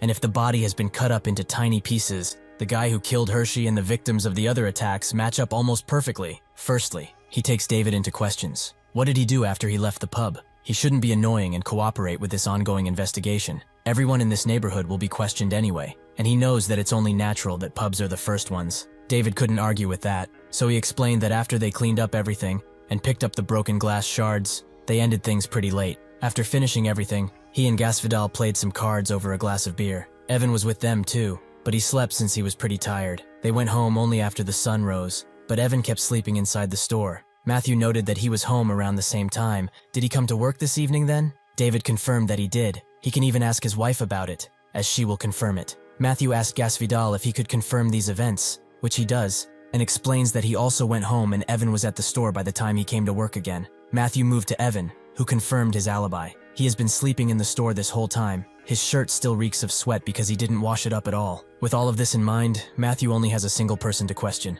Faber. He turns around and calmly says that he finished work and headed straight home. Matthew asked what he did after work, so Faber answered once again. He went home. Matthew gets it, but from what he has heard around, it has not been long since he moved in. Isn't that right? Faber said that it's been around 2 months, give or take, with Matthew connecting some dots. It's also been 2 months since things around this once calm neighborhood became an utter mess with the murders and kidnappings. David told him to stop threatening his employee like that, but Matthew told him to shut up. As this is an ongoing investigation he cannot intervene in. Faber told him that if he wants to investigate, then they should go to his home. Matthew was surprised by this sudden cooperation, but agreed to go with him to his house, as he has a few things to check. With that, he said that he will call David if anything happens, and slammed the door shut, with David telling the others that they should close the business for today, as he does not feel like serving anyone today. After they are done closing up, Evan is the first one to go, right after telling the other two to stop playing cards, and go home too. David told him to stop acting like a nagging grandma while Gasvidal wished him well. He also asked if Faber would be fine, but David told him not to worry. Even if he is strangely quiet and calm at times, he was never that type of person. He can't lie. He is a little disappointed in Matthew and how he acted, but there is nothing they can do in this situation. That's when out of nowhere, the door is slammed open, and Matthew barges in, as something happened with Faber. The police car that was transferring him to the police station was completely smashed. The 2 officers inside are confirmed dead, but Faber is missing. The 2 were shocked to hear this, but Matthew demanded Faber's resume, as they must catch the fucker and make him pay for what he did. That's when David questioned him. What about him, huh? Why is he okay? Matthew explained that he went to investigate another case. He wasn't in that transport vehicle, but this implanted the seed of doubt inside of his mind, as he knows that David is doubting him. Gasvidal calms everyone down, as they don't need this right now. But Matthew didn't listen, and immediately pointed his weapon at David, as they are all cheating him out of important information, something that is punishable by death. David told him to calm down, and not do anything that he would regret while also reaching for his weapon. But Matthew noticed, so with that they both began shooting, showing an attitude that is far worse than the Inhumans. After the shootout, the superhuman leading all of this chaos comes inside, glad to see that the situation has solved itself. However, he finds David still alive, although he is bleeding heavily and is on his last legs. David is shocked to see who he is and what he is carrying. The head of Faber is in the Superhuman's hand, and he notes that they have been together for some time, so since they are friends, he will tell him before he dies. The perpetrator behind the attacks, the one who stole Withrow's corpse, Jamal Evan. David has tons of questions going through his head now. Why did he do this to him? And did he kill Hershey? Evan confirms that he did, but he really didn't have any intention to do it, however. He was unfortunately met with two of his boys while walking home, because he was honestly a stupid man. The one who made his drink was Faber. Why did he throw it in his direction? It's a pretty good reason to end his life if he asks him. David gathered from this that he has a group, which Evan doesn't see as such. They are more like his friends, and they're quite a few. He was also good buddies with Gasvidal. It's quite a shame what happened, but they shouldn't linger on the past, as he has something to tell him about this fellow right here. David almost lets out tears as he looks at Faber's head, which Evan is surprised by, but he shouldn't cry for this worthless piece of trash, really. After he caused the crash, he spared him and began talking. He thought that he was something, as his nonchalant and mysterious aura was present even when they first met, something that interested him quite a lot. So he asked him, was he hiding his powers, or was he just a stone-cold killer like him? He searched everything about him, but it turns out that his behavior is that of a dumb bastard that can't do anything. However, he is unique in his own way. Even at death's door, he still does not react. Has he been so damn annoying since he was born? Or perhaps he is pretending to be this cool. He also offered him a deal. If he begged with both of his hands and bowed, he promised to let him and the others live too. That's when he revealed his true identity, a weak little bitch that started to beg and beg to be spared. This made him laugh, and he didn't even want to kill him then, but he was just too disgusted not to. David now knows that he is a truly evil bastard. What reason did he have to kill Faber? Why is he killing like this in the first place? Evan just says that he's curious about how humans react to death, or simply out of boredom, anger, or interests. There are various reasons for what he does, but that does not mean that these killings are for nothing. With their deaths, he breathes new life into the flowers that were once lost. They should all feel honored to be sacrificed. He is doing the right thing here, something that nobody else dares to do. And if he's honest, even if it is sometimes annoying, most of the time it's very fun. He shouldn't think of him as a devil that kills humans, as he's as benevolent as a fucking god that strives to break laws and reason altogether. David listens to him, but all that he can think about is that this person is mad. Even if Evan noticed how he looked at him, he still feels the need to give him a chance, and he promised to let him live if he asks him to. David mustered up all of his strength to scream at him. He should just kill him and go to hell afterwards, like the devil he is. This made Evan smile, so he simply left after telling David something that will stick with him in his time of death. There is no such thing as hell, however. This unchanging world might be the closest they will ever get. He suddenly gets a phone call from one Carol, who tells him something he did not expect. That's when he went to the abandoned building and gave everyone a mission. One of the captured ones ran away from his holding cell, and he is annoyed. Not because he escaped, it's because he does not know how he even got out in the first place. He shows everyone a photo of the guy, which they probably recognize because he is quite famous. All they need to do is catch him and show that nobody can mess with them. With that command, all of them jump into action. But this doesn't make Evan feel good about it, as whenever something unexpected occurs, there is always some kind of misfortune that comes with it. So he should get moving to ensure that everything will go well. He tells Carol to stay at the hideout while they are gone, who is revealed to be just a kid who refuses to stay behind, as she is extremely bored. Evan tells her to stop speaking about useless stuff and listen. Soon they are going to destroy everything around here and go to America. But Carol interrupts him and says that she does not want to wait, so she keeps calling him a dummy, forcing him to just leave the area. Pearl and Jane sit at a cafe somewhere nearby, with Jane confirming that the damage around the area is horrible. Even the day before they arrived, 2 people went missing. Right now, they are situated in Londonderry, one of the biggest cities in Northern Ireland and where most incidents have been happening. Right now, this is the most dangerous place in Ireland, and despite the police investigating, they have found nothing, but the cases refuse to stop. It does not seem like these cases are going to ever get solved either, even with the police having everyone focus on them. This is also the last known location of Sui, as she disappeared after coming here. She doesn't know who the culprit for all of this is, but she knows one thing, that he is not very experienced in killing, as he has not moved locations at all since he began, so before he takes off somewhere tropical, they must get to him. Pearl notes that if he goes into hiding after the government announces their investigation publicly, it's going to become an issue. Jane agrees, as no matter how off he might be, he would not do anything that would get the government involved directly, so she was thinking of how to draw him out before anything happened. However, that's when an alert starts to blare out, as Lee In-jong was found in Campsie, and many deaths have been confirmed from Derry Airport up to Campsie. Jane looks on her phone and finds out that Campsie is a village right next to them. Do they go, or is this alert an ambush? Pearl says that they can't do anything, as they will be found once Lee In-jong is caught, so they need to change their plans and go. Even if she is not in America, she cannot ignore anything related to Lee In-jong. With that, They bolt out of their chairs with everyone around them gathering to watch the news. The Northern Ireland case is spreading everywhere, as constant deaths and missing people in the center of Londonderry have become an international issue. In the past 2 months alone, 20 people have gone missing. As the corpse of Lee In-jong has been found, the Irish authorities have said that this death cannot be ignored. For this case, they will employ all kinds of task forces. Pearl and Jane continue to jump from building to building until they eventually hear some screaming, with Pearl noticing that the commotion is coming from one way. So she lands down and prepares to face an Inhuman, but what she finds is something that shakes her to the core. The Inhuman has already been taken care of by a tall young man with red hair, someone she recognizes. When Withrow died, she sat down next to James and told him to stop crying so much, as he would drain himself of all energy. James said that he liked and respected Withrow a lot. Whenever he tried to act like a blunt and hot-tempered man, he showed a little bit of kindness, showing how he really is. He wanted to break the walls that he placed by himself,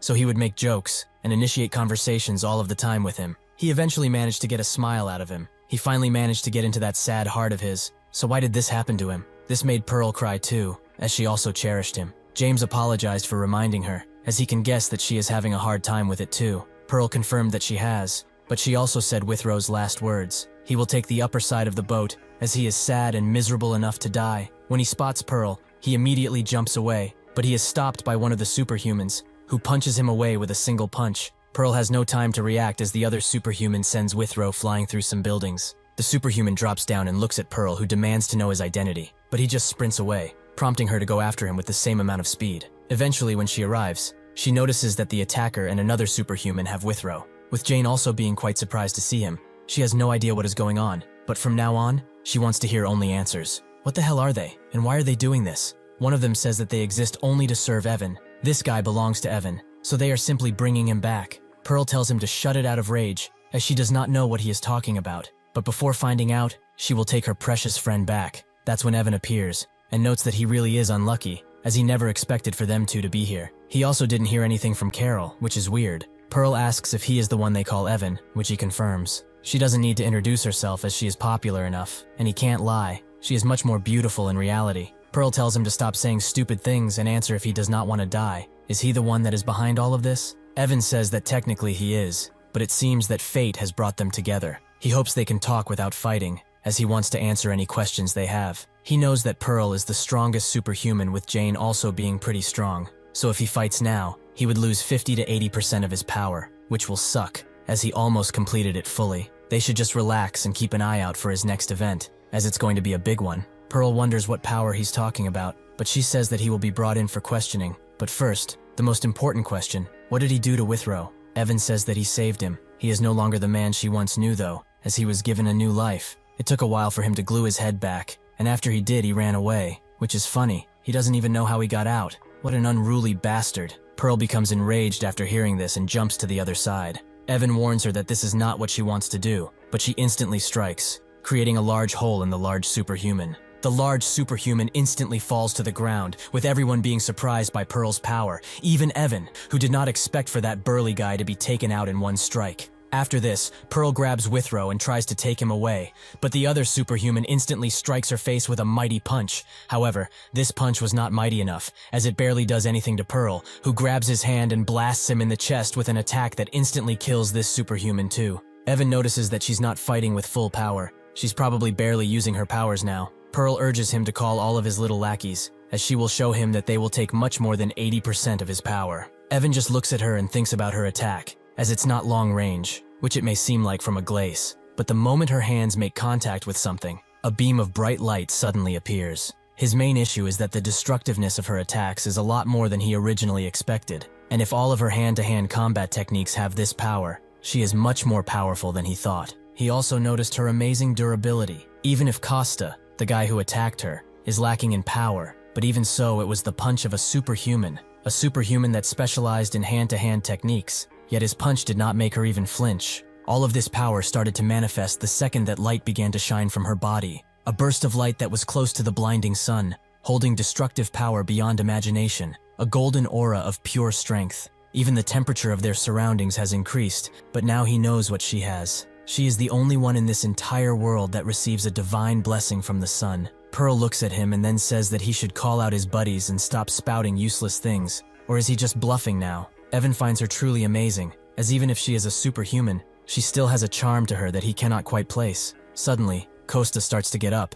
and suddenly screams as he unleashes a new part of his body, a scorpion tail. As Pearl ponders how he suddenly grew a tail, that same tail rushes to her and tries to impale her into the ground. She has ample time to dodge this, but she notices that the tail has deadly poison on it as she does that. The tail is also changing size pretty instantly. This is a power that is very similar to that of an Inhuman. Costa jumps high into the air after her, and they begin trading blows. But Evan notices that Costa will not last long. However, he appreciates that he chose to fight till the end. His determination and struggle will most certainly not be forgotten anytime soon. He gets up and prepares to leave, but that's when a large rock tries to crush him. But he dodges, just in time for another rock to come crashing into him. He barely makes his way out of its trajectory. But when Jane asks where he might be going and he treats her like she doesn't even exist, he must be disciplined severely. Evan mocks her by recognizing that she is here. He can see her, which angers her even more. But she notes that he doesn't have any friends to sit behind. He is also a trashy leader who can't protect his people, which is truly unsightly. Evan notes that she is misunderstanding his intentions. He was not going to run away. He was going to take Withrow away. Jane says that he might not be in his right mind to say something like that in front of her, but he explains that their friend is currently out of his mind.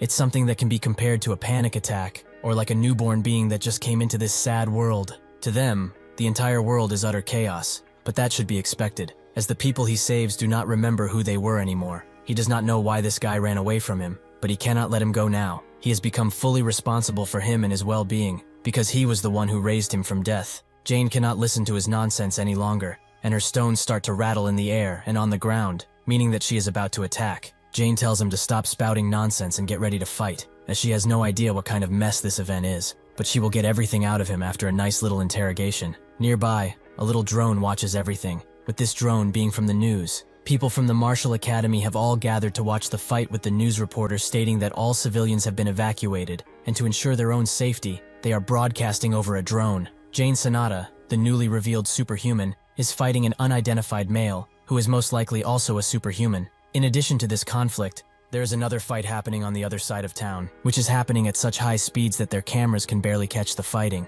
But according to their experts, St. Pearl is the one who is fighting. But what is she even against? As they sit by and watch, Kang comes back from school, with everyone welcoming him and telling him to come inside. At Ben's lab, he and James are also watching this news live broadcast, with them noticing Pearl and Jane fighting. But James also notices the man in the bucket hat. Ben does not understand why the situation has come to this, as he thought that the mission only involved looking after Sui. James can only wonder what is really going on over there, but it can't be anything good. Jane continues to attack Evan, who runs away while analyzing her attacks. He has noticed that these are not regular stones, as they are impossible to avoid, even if he were to break them. When the stones were coming for him in a straight line, it felt like Jane herself was coming to crush him. They unleashed tons of pressure. He also looked around and found out that these stones are not taken from a nearby area or building. They are from a very different place. But where did she get them? The speed of these stones also almost matches his speed, and even if they miss their target entirely, they still drag themselves on the ground. In addition to this, their trajectory patterns are very intricate,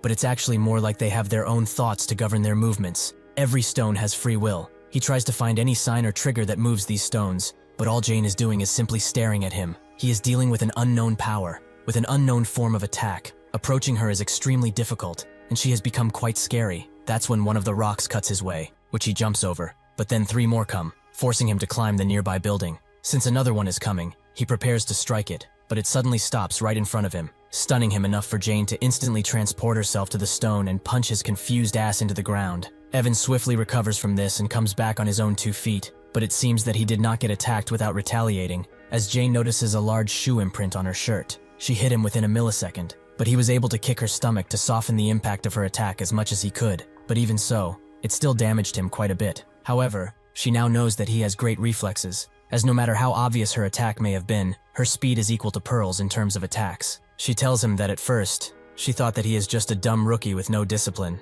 but it seems that he has some experience under his belt. Evan laughs, as he did not expect to be praised after being hit in such a way. It truly brings tears to his eyes, but with this, he has figured it out. He kept having strange feelings from her and her rocks, as he feels a lot more souls than there are around. Back when Sui was still around, Jane showed her the power she possessed, and she told her that she's a great magician, to be able to control things like this. Jane laughed, and explained that it's a bit different than what it seems. She does not control these objects. They are each called a henge, and these henges are filled with souls. In total, there are about 80 henges, large and small. each with its own pure soul. Sui was very surprised to hear this, and Jane went on. They do not possess limbs, eyes, mouths, or legs, but they have their own free will and move as such. But naturally, there are times when she can control them. As for them, they all share their thoughts and emotions, and they can also switch places with each other at will. Sui noted that she is technically more than one. Jane confirmed that it's something similar, but even if there are 79 other henges,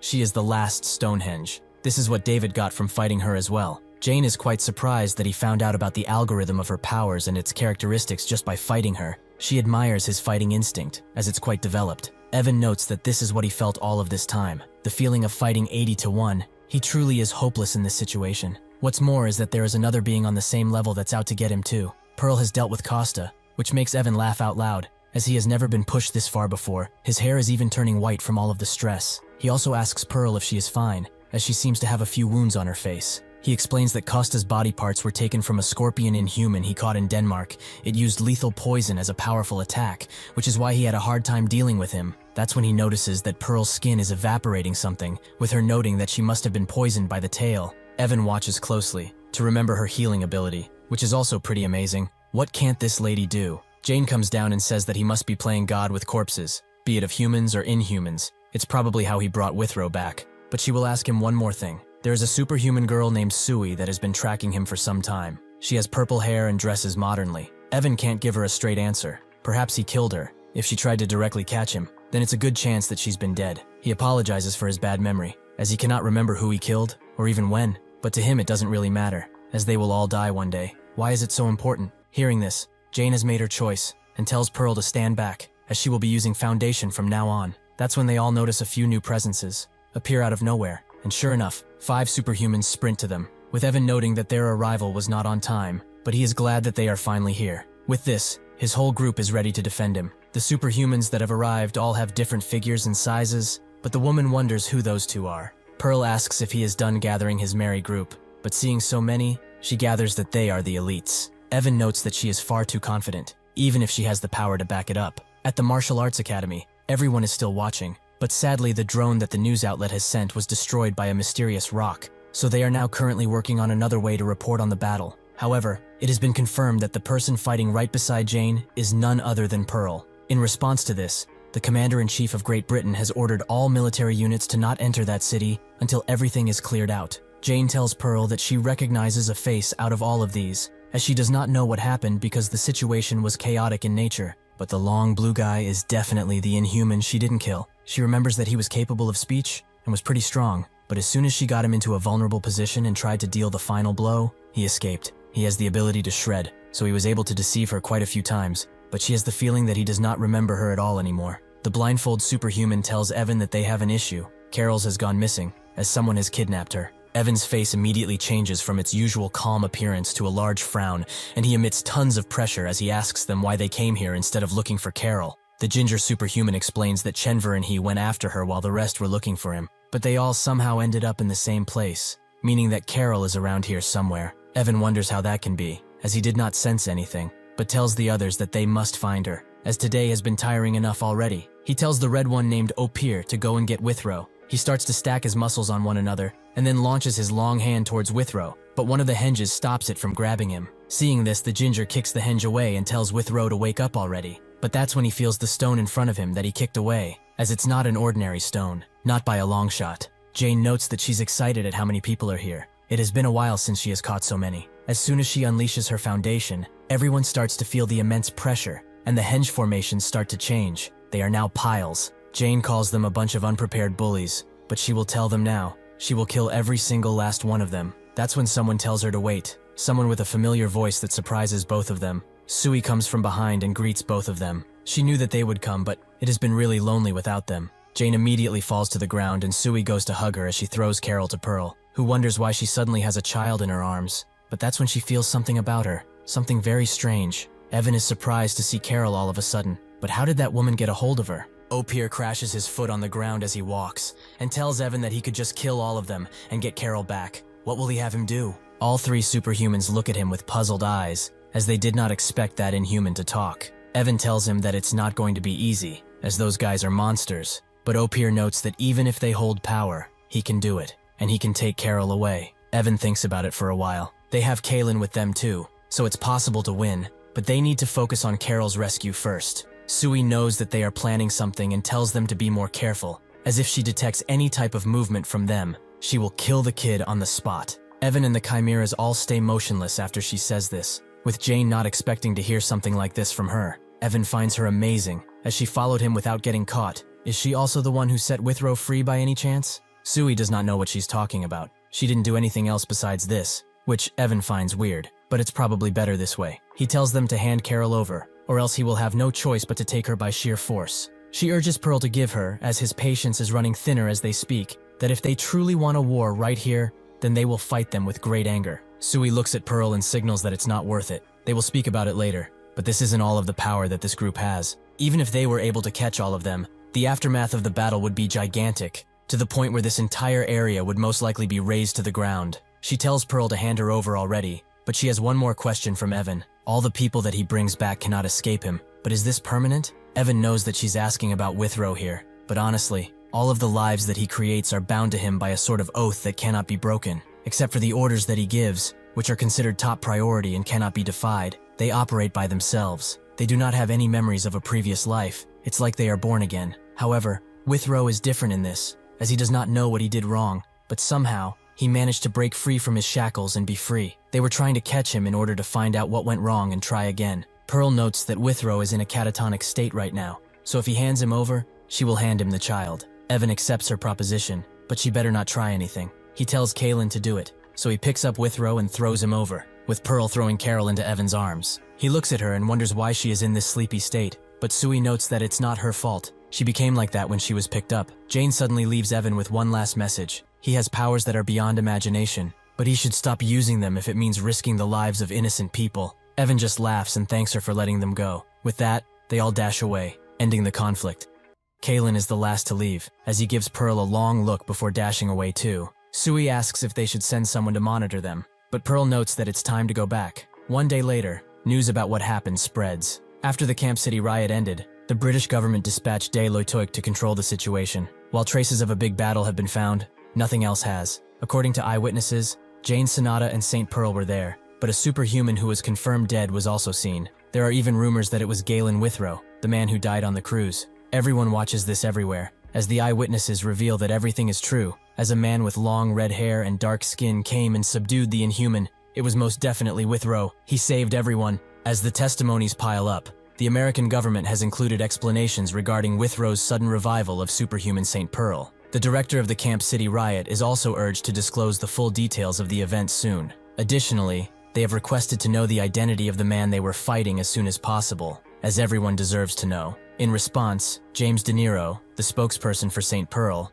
has stated that he is planning to hold a press conference after they have all of the information regarding this matter. Up until now, the number of casualties in Camp City is limited to only 1 death and 10 injuries, which seems inconsequential considering what happened. Surprisingly enough, before the rescue teams came, the stones that were floating in the air mysteriously helped everyone get to a safe place and protected anyone from entering the battle area. Ben notes that something special happened there, with James saying that the stones must be Jane's power. Suddenly, Pearl arrives in the room, with Jane and Sui in tow. They are both surprised to see 2 more superhumans so suddenly, but Ben extends a handshake to Sui and greets her. She instantly goes to hug him for some reason, with Jane telling her to dial it down, which she does. But the damage has already been done, as Ben has been completely charmed and is saying all kinds of nonsensical things. While he does that, James greets Jane with a handshake, and he wonders what kind of person she is, as the longer he spends with someone, the more he can get a feel for them. But with Jane, he can feel from the start a breathtaking force. Ben asks Pearl if Withrow is really here,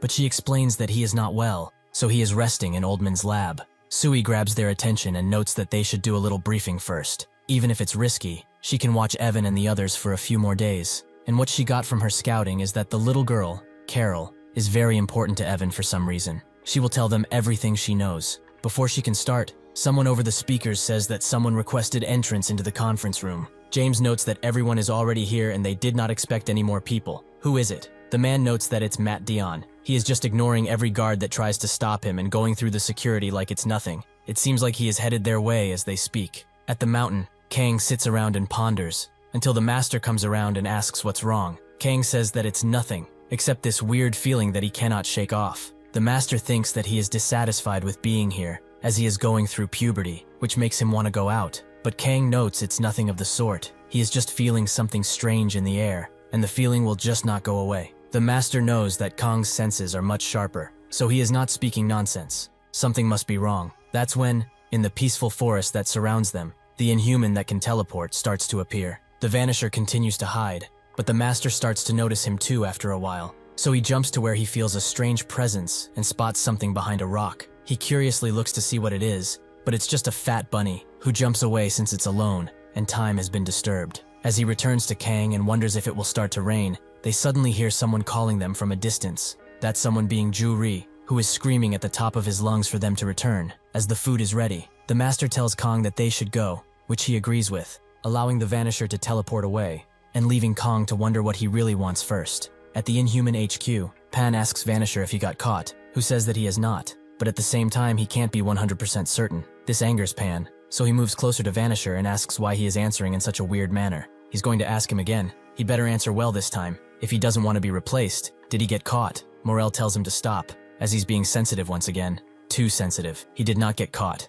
That guy can't possibly notice the Vanisher in the first place. But with this, they can stop their tracking. Even if Whitecap is the cautious type, it doesn't really matter, as they are ahead of schedule as is. Vanisher did what he was ordered, monitor the area, and he did it quite well. It isn't important if he gets caught anymore too, as they must move their strategy to a frontal attack and deal with problems before they turn bigger. With that, he commands Vanisher to call Venomous, and the rest, as it's time to go kill Whitecap. Eventually, Matt makes it to the conference room, where he notes that they are quite harsh. He came as a guest, but the looks on their faces signal that they want a battle. Should he be running away scared? Everyone watches him carefully, but Jane starts to break the silence that has fallen. It's the first time they meet, but that is an entirely different matter. Why is he here? Ignoring security and coming in so casually is rather annoying. Doesn't he think so? Ben tries to calm them down and tell them to fight outside if they really want to, as this room was expensive, with Sui also trying to defuse the situation. Mr. Ketchup Man probably came here because he was bored. He couldn't help his curiosity about what they were discussing, so he just came here, right?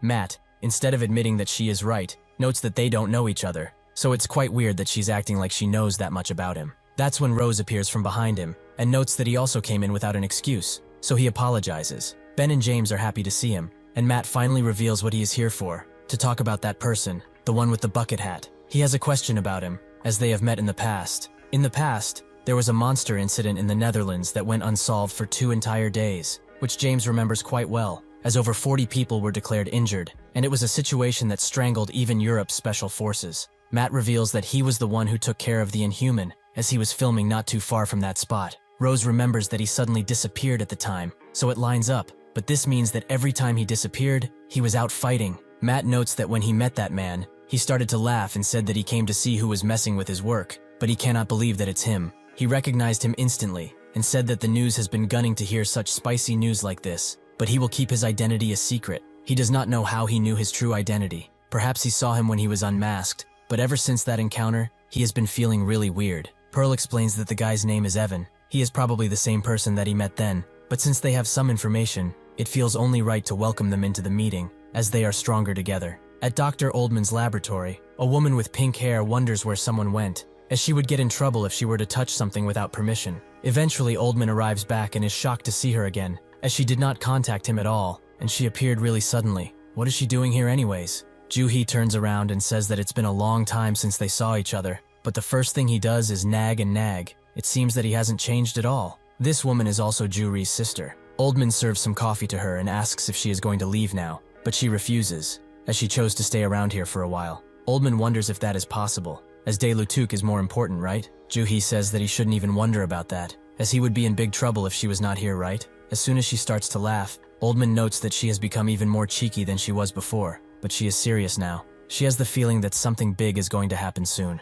perhaps regarding the special task forces in charge of protecting humanity against these Inhumans. As he knows full well by now, the Inhumans and Superhumans are transcendental beings that have surpassed every human limit, so if they want to crush them, they cannot even hope to match them in terms of speed and power. Even if they do rely on Superhumans now, things cannot stay like this. So humanity must use its best weapon, their brains. They have no real choice but to speed scientific development. Oldman asks what she does now, and she says that developing weapons is what she's doing now. Or in layman's terms, she is thinking about how to improve weapon performance among other things. But all of those self-proclaimed researchers that brag about their degrees are extremely annoying, as their entire life is a facade. They are not worried about any practical matter. They just adapt to their current situation and only see what they have learned so far. So it's difficult for them to do anything more. Rather than having more of these intellectuals screaming that they are better while stuck in a well, they need more geniuses, innovators, and people like her brother who is in Korea. He is by far smarter than any researcher she has met, despite the fact that he is still a minor. Naturally, even if he is a genius, he cannot be as good as her. Oldman wonders when her bragging will stop, but she notes that the boss turned her down on the offer to join Dae Loituk. But it's fine, as she enjoys working on her own anyway. Oldman sips his coffee and notes that if it's her, she would do anything better than him anyway. But Joo-hee tells him to stop belittling himself as she gets up. As she moves closer to Withrow, she explains that news about him has been spreading throughout the scientific community quite quickly. But this must be him, right? Oldman confirms that he is, as she may already know he and Pearl are on friendly terms. So when they returned from Northern Ireland, she brought him here. Joo-hee asks why he is in a recovery capsule. Did he get hurt perhaps? Old man notes that it wasn't in the physical way, he just needed some rest, and so he put him in the capsule. However, what really happened was that Evan took Withrow, who cannot remember who he is anymore. His mind has become a tangled mess. Joo-hee asks if he wasn't dead, but roaming around with memory loss in Ireland. But old man denies this. It's something completely different. Withrow actually died. Pearl herself saw his lifeless corpse among many others. So even if it's hard to believe someone definitely brought him to life, he is similar to a newborn in mind, as he has no memory of anything, like he was just born. From what he gathered, someone did this to him, a man. Joo-hee thinks that something like that is utterly ridiculous, but Oldman defeatingly says that when it comes to people like Pearl and Withrow, there is nothing they can do to help when they need it, because they are too untamed for that. Joo-hee isn't the type to just give up, however, and says that he should calm down and rest, as he taught her that they have to try everything, right? Back in the conference room, James is amazed by Sui's ability, as she has completely vanished from their eyes. She appears once again and notes that this is her ability. Rose thinks that it's invisibility, but she confirms that this is not it. It's actually a secret hidden room. With her blood, she can create a fold in space where she is completely hidden. If she draws on the ground, she can create a room of sorts, equal to the market area, and then the blood vanishes. One will appear if they exit the barrier, but as long as they stay inside, they will not be seen or heard at all. Unfortunately, this power has one weakness, as the same rules apply to other people too. So if someone randomly comes in and out of the room, they will find out about it quite easily. This is how she was spying on Evan. She found his hideout and spied on him from a safe distance. Jane confirms that her ability is perfect for hiding and reconnaissance, as nobody will expect or see it unless something unfortunate happens. This is why, even if she was worried about Sui going missing so suddenly, she was still confident that nothing bad happened to her. Rose is amazed by this, as it's clearly something that's beyond him. Sui notes that with this out of the way, they should talk about two important things. First things first, what was the hideout she was talking about? It doesn't even exist. Matt asks how she can say that when earlier she said that she was at their base of operations. Sui does not deny that, but what she means is that it has no substance to it. Evan's base is located outside Culmore, which is in Northern Ireland. It is quite a remote place, so when she arrived there she expected to find a large building or mansion, but there was quite literally nothing there, except a black portal that they went in and out of. Pearl thinks about it and says that someone must have a spatial ability, which Sui also guessed, as the place beyond that black portal is most likely their true hideout. So when Evan changes locations, their hideout moves with them, something that Jane does not like at all. Sui also felt a lot of energy beyond that portal, which is why she said that Evan has greater power than he showed. There is definitely a lot more about him. That is probably where Withrow fled from, and to preface, she didn't help him escape at all. He dashed away on his own, so they will have to ask him about it. Anyways, she continued to watch them, but they didn't make any moves, as they mostly sat outside, and sometimes they went elsewhere. What was strange was that there were a dozen instances where human bodies were carried in and out of the portal. Jane explains that Evan can revive the dead back to life, but that process must cost tons of innocent lives, which means that it also has a huge risk. Evan's random killing spree are proof of this. Ben can't believe that such a psycho has such powers, but Sui continues her speech. The second thing she wished to speak about was the girl she captured, a kid by the name of Carol. She has no real strength and seems to be nothing more than a kid. She is small and grumbles a lot because of how lonely she is, but she noticed that Evan and the others protect her a lot for some reason. However, she overheard them speak about something that could lead to a conclusion here. Out of nowhere, Carol said that sooner rather than later, there will be a huge fight in Korea, where tons of people will die. He asked her if White Cap would die, but she did not know, as everything had become blurry for her. This shocks everyone in the room, with Sui noting that Pearl also has to say something about it. She explains that she met that little kid while she was at the opera. She does not know if she approached on purpose, but they can put two and two together. Evan was with her, as he was also on the boat. It cannot be a coincidence. So to summarize what they have talked about, it seems that they are making their decisions based on Carol's ability to predict the future. Ben and James can barely wrap their heads around this idea, with Matt now knowing why they are so annoying. Jane thinks that Withrow's death was probably his idea too. He is changing the future as they speak. Suddenly Pearl gets a call from Old Man, who apologizes for interrupting anything important, but Withrow has come out of the pod and is awake. He has been like this for a while, but additionally there is someone here who used to be a student of his. Can she talk with her? She is a huge fan of hers, and seems to have something that she wants to talk about. With that out of the way, Joo-hee is handed the phone, and she greets Pearl, noting that she is a huge fan of hers. But she will get to the point now. Her colleague has gotten up from his rest. The doctor already told her about his memory, but if she's being honest, they cannot guarantee that his memories will ever come back, but they should try their best. And from now on, she should listen even more carefully than usual and follow her instructions to the T. At Kang's high school, Ryul, Bang, and Kang are getting some snacks, with Bang wondering why Ryul is buying so much, but he explains that it's because he will have to pay for it. Bang is upset at first, but Ryul notes that he will end up eating all of it anyway, which he cannot deny at all. Kang gets some bread out of their haul, but suddenly it's snatched by Hong, which makes Kang immediately try to take it back, while Bang wonders why they bicker anyway, as he gets to pay for everyone all the time. Suddenly she and Kang stop to look at each other, making both Ryul and Bang wait for something to happen, but Hong just claws Kang's face and runs away. Ryul wonders why she is so mean these past few days, but Bang finds it cute, and they have stolen tons of her food in the past too. Ryul says that it was mostly his endless hunger that did that, so he shouldn't be talking about it like they did it. Kang just smiles. When they get to their class, Ryul notes that they should practice, as if a man loses at basketball, their life is basically over. They need to form a team outside now. Kang agrees, and Quan notes that this is the first time he has heard something like this. Suddenly the door is slammed open by Tae, who asks Kang to fight, who is quite scared to, as his arm was pretty injured yesterday, but Tae notes that it didn't hurt at all, so he should shut his mouth and get to it. Quan asks him if he really wants to spend his break like this. He really is a fool, but Tae warns him he will let it go just this once. If he does not want to pass away, he better stop talking shit. They both start to bicker instantly about who would be more powerful, so Kang notes that they should be the ones to arm wrestle. Out of nowhere, Moo appears too, who tells Bang to change his hairstyle already, as they are too similar to each other. Bang just frowns, but Moo notices it and tells him that he shouldn't do it again. So Bang apologizes and says that he will change it. In reality though, he thinks that ever since he stopped wearing glasses, he has wanted to punch him straight in his ugly ass face. Gundu watches the rowdy atmosphere that is coming from the classroom from a window, and he frowns, before walking away while probably thinking about something. Eventually Hong arrives and tells Kang that he has to go to the office, as the teacher has called for him. He wonders why, but she doesn't know, and tells him to hurry. Inside the faculty room, a teacher speaks with someone, and notes that he is glad they got in touch, as his phone number wasn't working. He goes on to say that Kang is often late to his classes, or there are times where he just doesn't show up at school. The master apologizes, as it's all his fault. He can barely lift his head now. He should have guided Kang more adequately. The teacher takes a step back and notes that he shouldn't blame himself like this. Even if Kang has an attendance issue, he gets along with kids at school, and he is also great, but his grades leave something to be desired. Kang eventually arrives and is surprised to see the master, as they both look at each other. After the meeting, Kang walks the master out, noting that it's the first time seeing him dressed like this. He explains that Juri helped him pick the outfit. Additionally, he will be staying at home for a while. Is there something he would like to say to him? Kang notes that it should take around 20 minutes to run from there to here,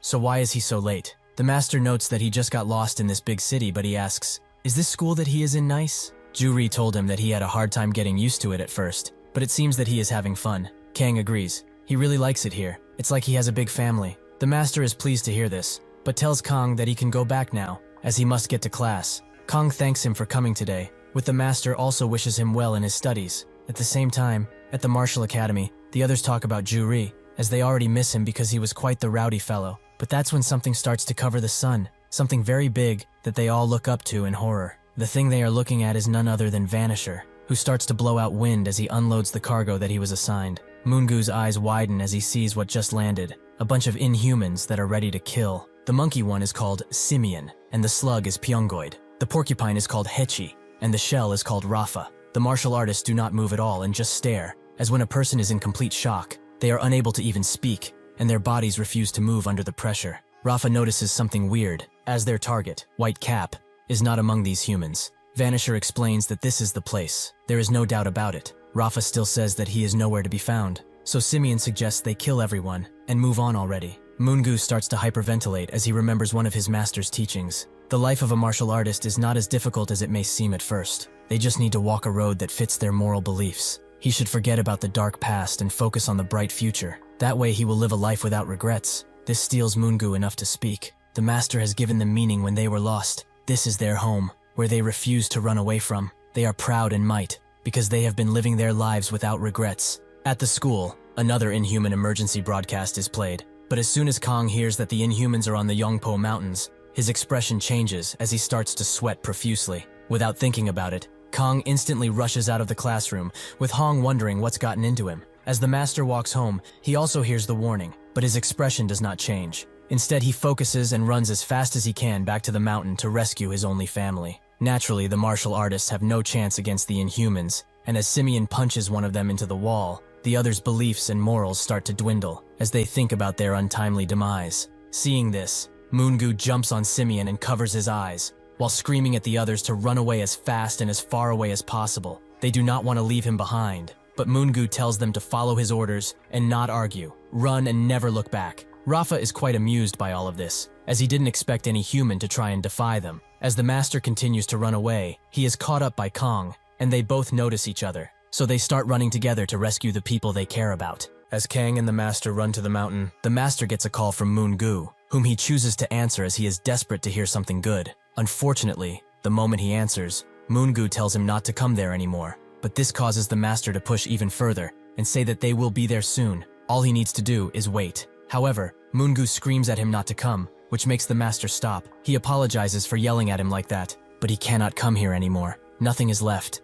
Everything that they have built is destroyed. Since he does not have much time, he hopes that he will forgive him for what he is about to say. At the same time, Pyongoid and Rafa notice that some are escaping, so Pyongoid asks if he should go after them, but Rafa tells him that it would be only a waste of time at this point. They have to go now. Moongu says that Kwansik and Myonggu, and Suchiol too, all died on the spot. The others ran as fast as they could and scattered everywhere. He also screamed at the top of his lungs for the laundry team to not come back. Hopefully they got the message. However, with all of this, is he still his #1 disciple? He really tried his best, and this is all that he could do. He stops feeling sorry for himself and explains that the true goal of these beasts is Kang. They tried to hide it well, but they still knew that he was Whitecap all of this time. He must hurry to Kang's school, as that is their next target. Thanks to his kindness and guidance, he has lived a life without any regrets, and he always wanted to call him father at least once in his life. So he will do it now. I love you, father. As soon as he says that, memories of Moongu and everything they did flash through the master's mind, with one sticking out more than the others.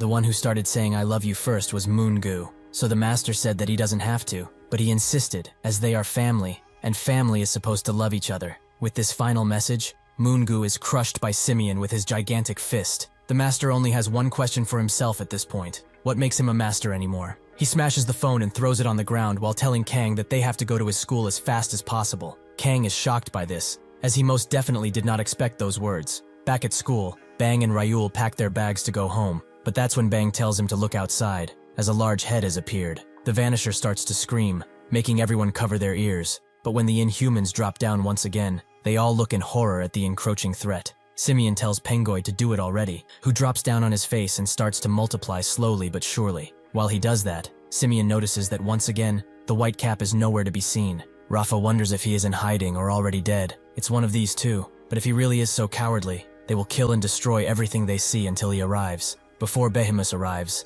they will have themselves a worthwhile feast. With that, Simeon starts to scream, while the students start to run away. Tay wonders what those things are, as he and Gundu watch the Inhumans start to climb the school and break through the windows. As one of them finds a helpless student to feast upon, he feels something strange up above. Sure enough, Kang lands on the Inhuman with huge force, killing him instantly. The Inhumans watch closely as he deals with the clones, but they also notice that he does not have his mask on. He goes on to jump onto another and deal with it, but that's when another comes behind him, which he also deals with easily. The last one comes from above, but Kang just catches his ugly mug and throws him into the wall with extreme force. Simeon is amazed, as he managed to deal with all of Pyongoid's outside clones in a matter of seconds. Rafa confirms that he is Whitecap. He just doesn't have the famous cap and mask. Inside the school, the fleeing students are eventually stopped by one of the Inhuman clones, with all of them panicking and not knowing what to do as Sohee refuses to move. Or rather, she can't. Bang thinks that this is really messed up. Why are they coming here? Ryul thinks that their lives are over.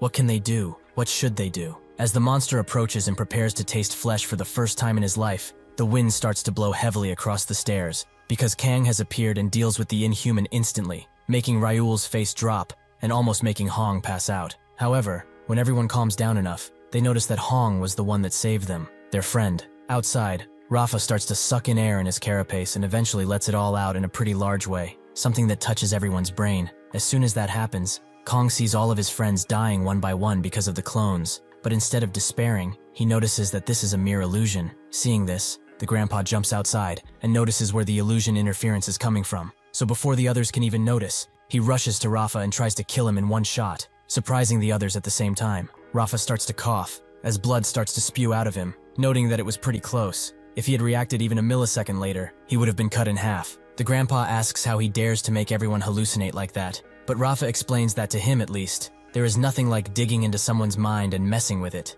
The grandpa notices how good they are at talking, so he asks if they are the ones that did something truly terrible to his only sons. He will pay them triple the amount of pain they have dished out, so they better be prepared, as he will rip them in half before they even get a hand on him. Hearing this, Simeon instantly jumps behind him and prepares to crush this old man into the ground, but his attack barely gets any time to fly towards him, as the grandpa kicks Simeon into the face and prepares to end him with a threatening hand attack. However, Simeon has time to dodge, although barely. That's when the grandpa feels a threat behind him, as Hechi unhinges his jaw to try and consume him, but he dodges and kicks the porcupine beast so hard he cuts his shoulder. Unfortunately, the position that he is in allows Simeon to launch a powerful gut attack, but the grandpa catches it before it can do any real damage. Kang's friends slowly start to get out of their daze, with Kang doing his best to wake them up. Hong is the first one to do that, but she wonders how he can still be here, as she saw all of them die gruesome deaths. Kang cannot comfort her as she cries. Ryul and Bang slowly wake up too, and Ryul notes that he was the one who saved So-hee, right? In response, Kang picks up a white cap while everyone watches him eagerly. That's when more of the clones start to come up, so this signals Kang to go and defeat them. He notes that he has no time to sit around, and though he is glad that they have all gained consciousness, it's better for them to stay here. Everything will be fine from now on, because he is here. Outside, the fight seems to be at a standstill, with the grandpa thinking that he is hitting that monkey-looking creature as hard as he can, but he is tougher than the ones he has killed thus far. Even that porcupine one has some durability, something that puzzles him, but this only confirms that they are by far anything but normal. The most powerful one here is probably that ape, as he is slowly catching up to his speed every time they trade blows. Based on the fact that he managed to dodge his fastest stab attack, his speed does not give him the upper hand. This Inhuman quickly adapts to others' abilities, so he is similar to a monkey in that sense, as they are known for being receptive and learning fast. With this in mind, he has to make sure that this fight ends soon. He cannot let these things gain the advantage. Rafa notices that the wooden thing on his leg is just a regular prosthetic, something he did not expect, as he thought it was made out of special material at first. However, this means that besides empowering his entire body, he also managed to empower something that is not actually a part of his body, his wooden leg. He should also stop going for him, as Simeon and Hechi will protect him, while the others become even more stuck in the visions that he has created for all of them. It's unfortunate that they are not able to experiment a little bit longer, as he is a very interesting subject, but he has to die now. It's such a shame, as his nightmare has already started, and he does not even realize it yet. The grandpa tells him to cut the boring talk, as his feeble mind couldn't comprehend a single thing about them. Back in America, Pearl formulates a plan to help Korea in their fight with the Inhumans, something that has never been done before, according to Ben. Matt is against it, as it would be seen as an invasion of territory by many, and given the situation, it would be great if Evan faced even more unknown superhumans, as Whitecap is truly inferior to him, if what they say is true. Pearl explains that she will be making a team. First things first though, she tells James to go to Oldman's lab, as a person by the name of Ju-hee is looking for him. He wonders why, but she does not know, so she moves on. She tells Sui, Rose, Ben, and Dion to stay in America. The only ones who will be going on this expedition will be her and Jane. They will make sure that there are no more unnecessary deaths. At the school, as one of the students is about to be killed by one of the clones, Kang comes and deals with him before he can do anything. This surprised the student, but Kang does not have time to make sure that he is 100% okay. As he sprints away somewhere else, he has more lives to save. This guy is the one that was defending Whitecap a long time ago, but now he knows that he was true. He is the only hero they have. While running through the halls, Kang thinks that this is a big issue, as too many clones are attacking from too many spots. He can feel about 30 to 40 of them still inside the building. His only choice here is to get to the place with the most trouble, but he has to choose which it is. Inside the gym, the teacher tells everyone to get back, as tons of superhumans have already made some victims and are ready to make more. Everyone inside is in a state of shock as their minds try to comprehend what is happening, but one of them notices something large in the middle. as a few clones have piled on each other to create a larger clone that ushers out the name of its maker, Pyongoid. It screams out, signaling for the others to come next to it. With that out of the way, they all launch their tongues towards the defenseless humans, but that's when Kang arrives and jumps in front of their tongues before they could do any damage. With this leverage, Kang just pulls them towards him while thinking that all of this is because of him, so he will summon everything he has to fix it. This mighty attack has completely eradicated the Inhumans, with the ginger one being the one that did not believe in Whitecap, thinking that he was a robot. Kang suddenly notices that the other Inhumans have slowly started to back away, but he will not let them, so he jumps in and starts killing them in the most brutal way possible. They should not even think about trying to escape this place, as it will be their grave. At the Incheon airport, Evan arrives and finds it completely empty, probably because of the Inhuman alarm, but he really can't believe that someone out there is fighting in this beautiful weather. This country is quite scary, but it's not bad at all. Back at the school, the teacher who lost his child to an Inhuman is caught by one of the clones, with his students wondering what to do, but he tells them to run somewhere else quickly, as he will hold on for as long as he can. However, they should remember what he said. They should come to their senses,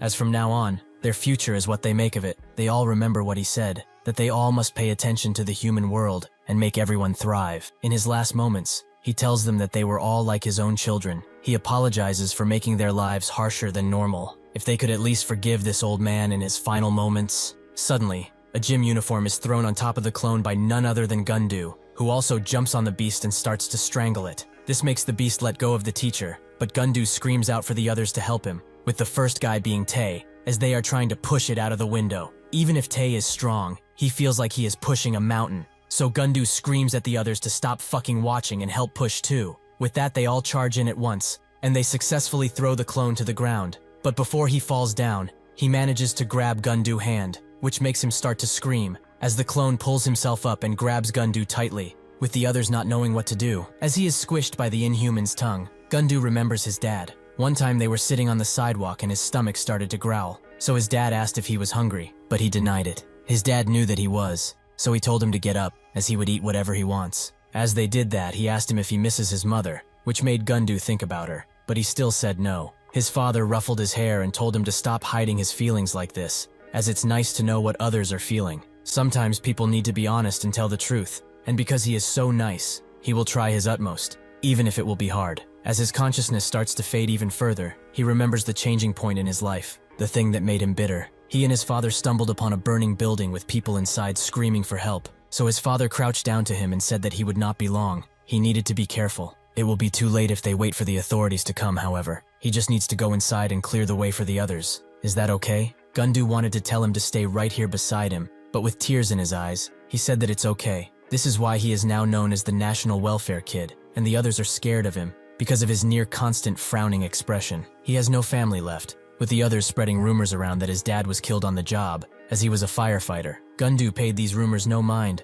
but he was attracted by the rumored white cap, as he found no meaning in his actions. At one point, however, as the Inhuman alarm was blaring and he was on the roof, he saw the famous white cap getting ready to save the day once again. As the clone starts to salivate as it pulls Gundu closer to its mouth, he thinks about heroes. His dad was one too, someone he misses very much. That's when someone jumps in and tells him that he has fought well, that someone is an upgraded B, who tells him to cover his ears while he still can. With that, the windows around them all shatter into pieces because of the blast. B has successfully killed the Inhuman clone, with Gundu barely being alive at this point. But B analyzes him and sees that he is very injured, to the point where normal people would pass out from all of this. One of the students recognizes B as his real name, De Loituk, and one of them also announces that the special forces have arrived. The team leader tells the others to leave the fighting to B. Student evacuation and security will be their top priorities starting now. B tells them not to leave this place until everything calms down, as moving around is still dangerous since there are more Inhumans in the area. Before he can leave, Gundu says that he wants to come with. He wants to fight too. He will do whatever he can, whatever he orders him to.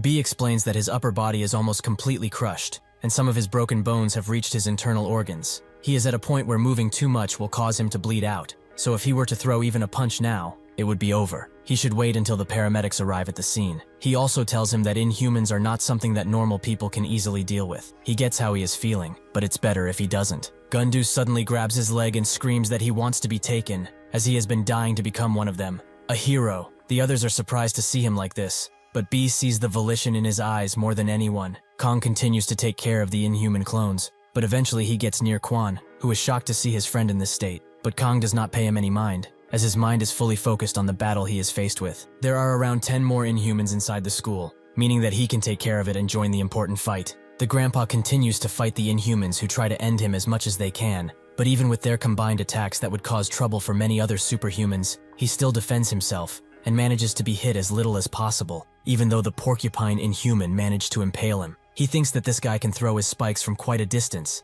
and if he gets closer, he will throw them in every direction, blocking his chances of escape. The ape attacks at the same time with the spikes. They are constantly throwing attacks, but the damage he dealt to them is beginning to show, especially to that ape. He also has a tingly sensation wash over him. It's probably a spell from that conch, but it's becoming hard to think about. Or that's what that thing would like him to think, right? Rafa is surprised by his resistance, but he kind of expected it, as he cannot figure out this old man's patterns. So since he is so dangerous, he will finish him off right now. He cannot waste any more power and time on someone who is useless to their objective. With that, Simeon and Hechi also jump in. Even if he is about to die, Rafa commends his strength. As Simeon has great power, he is recognized by Venomous himself, but this old man is not even getting damaged when they are all attacking at once. Close to the school, 2 people get on the roof to watch. Those people being Evan and one of his subordinates, Chenver. Evan can't believe that they are already ruining such beautiful skies with their incessant fighting. He already knew that a big fight was going to happen around here, but he can't help his surprise.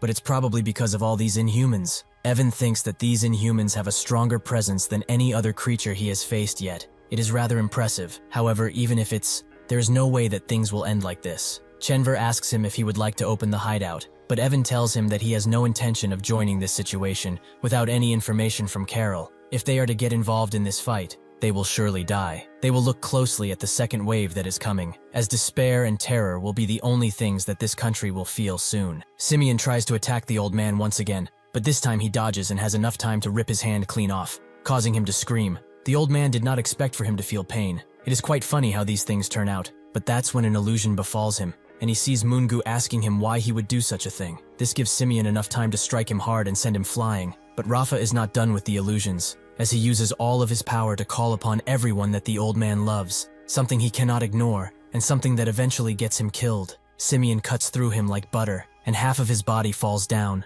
lifeless. Rafa notes that he was truly impressive. He showed such mighty resistance against 3 Inhumans, even when he was controlling all of his senses. But even powerful people fall. Still, it's a shame they took so much damage before meeting Whitecap. Evan watches this and thinks that it's truly a shame. He wonders how it could happen, perhaps because he wasn't there at the beginning. Even he, who did not participate in this fight at all, can't fathom how incredible one superhuman can be. Suddenly, the old man's lifeless body turns into what it truly was, Hechi. As the Inhumans realize their mistake, the old man rushes behind Simeon and kills him by making a hole through his chest. Like he stated previously, they do not know a single thing. Does he have more things to throw around? Or is he done? As soon as he says that, Rafa's domain expansion, control zone breaks, and his head starts to feel weary and hot. Just what is happening to him? That's when he gets it. This is his ability. This is how it feels. The old man notes that he must have realized it already. If he cannot even tell the difference between reality and illusion, he will be trapped for an eternity. Naturally, he knows this because it's his own terrifying ability. Rafa calls him a bastard that only uses petty tricks,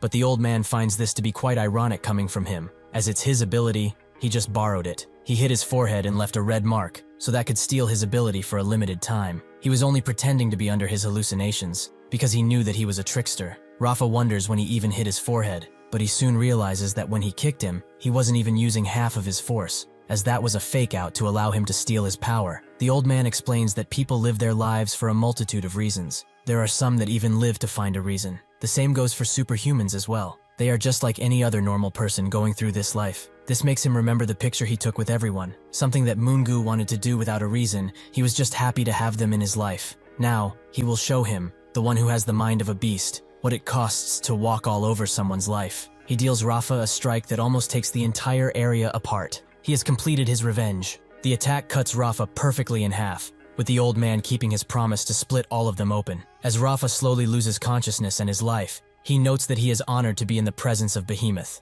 As soon as he says that, the old man feels an extremely powerful aura behind him, something that puzzles him, as nothing is there yet. Evan feels like this is truly the night before the storm. Everything is quiet and calm, but the tension that pierces through the sky is everywhere. Even if nothing is happening, there is a chill that is as sharp as a blade. With this amount of pressure and suffocation, it could only mean one thing. Something big is coming, something they aren't prepared for. Sure enough, Vanisher appears once again and lets out a blood-curdling scream, something that everyone around hears, but the students are the most scared, as even if they act tough, they are still children who do not want to lose their lives so early. After Vanisher finishes another summon, a large figure steps out of the dust cloud that was created and says that he was not expecting much. They went ahead to measure Whitecap's ability and powers, but instead of doing that, they just got knocked out by an old man, and Pyongoid's attacks only created issues. Are they really such fools? Galtaran tells Pyongoid to come out now, as he knows that he's hiding somewhere around here. Harper, another large Inhuman, stays silent while eagerly watching. The full name of Vanisher is also revealed,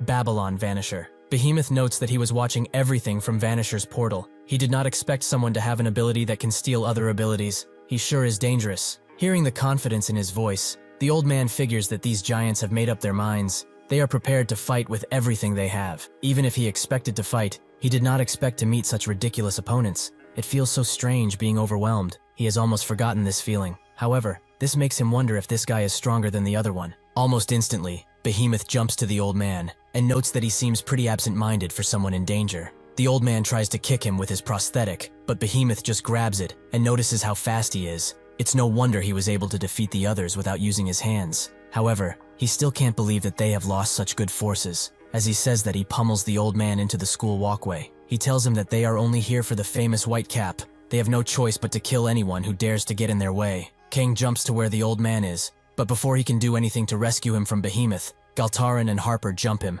as they have been waiting a long time for his arrival. The old man thinks about his demise. As with age, his body is not what it used to be. He knows that it's too early to say this about Kang, but he hopes that even if he is not by his side, he will do well. He also apologizes as he cannot be considered a master anymore. Suddenly, a dark portal opens right next to him, and Nangi comes out, noting that in their world, they respect the elderly and not throw them around like he just did. He and Yang jump out, and Behemoth is becoming increasingly annoyed at the interference. Why is he here anyway? Nangi tells Dan Yang to get that old man and leave, as she must not get involved no matter what happens. The old man recognizes them, as they met with Kang before. Dan Yang just looks at him and grabs him while saying that she will do as she was ordered, but he must be careful. Nangi is very happy that someone is worried about him, but she should hurry and get away, as he is coming. Behemoth asks what his relationship with this Whitecap is, but Nangi is more surprised that he is able to speak. He explains that Whitecap is like a forbidden love of his. He really likes him, but unfortunately, he's a dude. Behemoth instantly crushes his head and tells him that mockery will get him nowhere.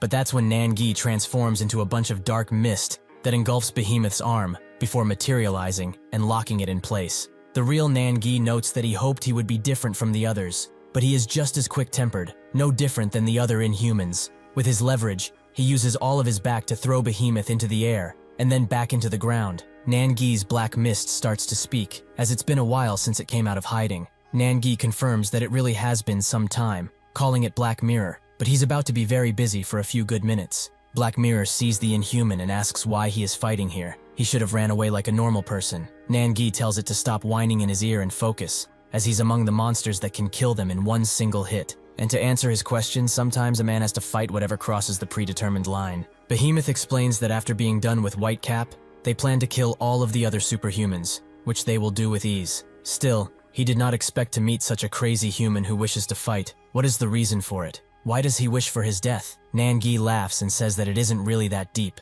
He is a superhuman, and as long as he considers himself an inhuman, they do not need any other reason to challenge each other. Dan Yang puts the old man down and notes that all of his ribs are broken. He thinks that it's a given, since a punch landed directly on his chin, and the sheer force of the impact was centered on his face. However, the moment he was close, he changed the attack's direction to the ribs. That guy is truly a monster. How can he deal this much damage with only a single hit? The old man looks at Dan Yang again, and notes that he saw them before, when they fought Kang at the Incheon port. But who are they, and why did they help him? More importantly, are they even fighting for humanity? Even if they saved him when he was facing death, how can he trust them? Dan Yang explains that at least she is doing this for the betterment of mankind. She has also not taken her cloak off in some time, so he should excuse her expression. After doing that, she introduced herself once again, as Dan Yang. As Pearl and Jane continue their journey, Pearl asks how long they have until they get to Korea. Jane explains that since they have just passed Hawaii, it will take around 2 more hours to get there. The Henges are really doing their best to move as fast as they can. Pearl understands, but Jane notices the worry on her face, and says that they will still have time to make it, even if they are somehow late to everything. When she saw how protective and trusting Evan was with Carol, she started to think that her power may be either fully accurate or entirely wrong. If that is the case, then Whitecap's death is not something they can avoid. Even if they started on this journey with the goal of helping, stuff has changed, as they may have to intervene in the already written defeat of Korea. That's when Pearl tells her to stop, as there is something in front of them, countless hands that start reaching for them. Seeing the approaching attack, Jane tells Pearl to stay close to the henge. Jane uses every stone she has to block the attacks, but even if some are enough to block the attacks, some are being broken through by the sheer force of this hand attack. Pearl does her best to dodge too, and she remembers what Dion said about being attacked by the hands of an Inhuman who had a certain ego. She now knows the identity of the attacker. But how did he get here? And most importantly, where is he even attacking from? Pan congratulates Vanisher for bringing him here, but he can now go back to Morel and report to him. As Vanisher obeys his command, another portal engulfs Pan, and he appears right behind them. He's glad to see the both of them, but why are they in such a hurry anyways? Before Jane and Pearl can even fully react, they are both kicked in different directions as a form of greeting by Pan. Pearl is the one that is thrown into the deep sea, but the broken pieces of henge are slowly grabbing her, and they eventually get her out. Pan notices how wet she has become. Perhaps she did not enjoy his greeting. It appears that she does not possess the ability to fly. What a shame. Jane tells her that she will try her utmost to make the henges become one with her body and help, so that she can fly and fight at the same time. Pan congratulates her for thinking about how to support her so quickly, but the stone of hers appeared out of nowhere as soon as he attacked. These are her soldiers, right? A stone that keeps moving and can never be fully broken. Unless the user is killed, these stones could move forever. It is truly an amazing skill. Jane tells him to stop spouting nonsense. He can think whatever he wants, but he also must be the one that fought Dion at the airport, right? Pan remembers him as Ketchup Man, but they have not fought. They were just having a little bit of fun while he was waiting around.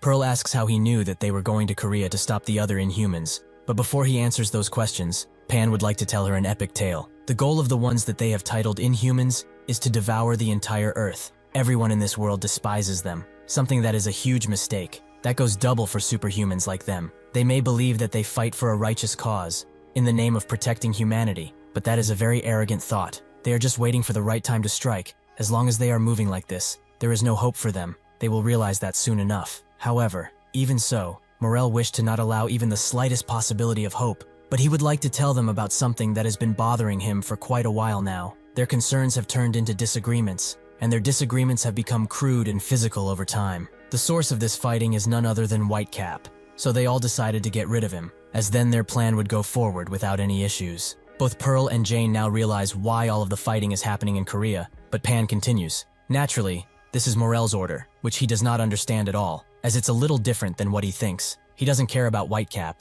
as he thought that they were the only obstacles that they had. Pearl asks if this means that he is the leader of the Inhumans, which surprised Pan, but he asks what will happen if that is really the case. Pearl gets serious and notes that if she gets rid of him, this pointless war will come to an end. Pan notes that her thinking she can win is quite arrogant, but they shall see now. Galtaran and Harper are still after Kang, with Galtaran noting that he is quite bored with him, so he will be taking his life now. The old man notices him fighting and hopes that what he taught him has stuck. He hopes that he remembers. Back when they were still in the mountains, as Kang came back with a big boar, the old man thought about him, as he really couldn't get even a hit of scent for him. It would have permeated from him, even if for a moment. Unfortunately, scent is not something he can teach, or it's something that they don't understand yet, though there is also no way to check. However, seeing that he had some free time, he told him to come and train. Kang was more worried about the meat, but the master told him to not hesitate and follow, while also telling Moon Gu to eat without them. The others were surprised that they were going to train once again, but Moon Gi Yu said that it's inevitable. He marked Kang as his trainee, so they will be doing that a lot now. The master and Kang eventually arrived at a waterfall, where the master explained that from now on, he must fight with only one thing, his heart. As he explained earlier, scent is the essential power of all superhumans. It's based on the amazing level of mental strength that they have. From now on, he will no longer be teaching him martial arts, as he has only one more thing to learn. They have covered all sorts of techniques while training, like killing arts, archery skills, and even capturing techniques. Thanks to his fast learning and infinite amount of stamina, he has already mastered everything. Kang was quite confused, as he said that there were hundreds of techniques to learn, specifically the Subak Do ones. But the master told him to take off his top already and get into the water, as they have some training to do. He told him to close his eyes and empty his mind, until he could hear every single drop of the waterfall resonating with each other. Until he can keep his heartbeat calm, no matter what, he will have to try and concentrate without any distractions. If he completes the training like he should, he will most likely change in some way. He won't be involved, however, so he will be going on ahead without him. With this, Kang's training continued,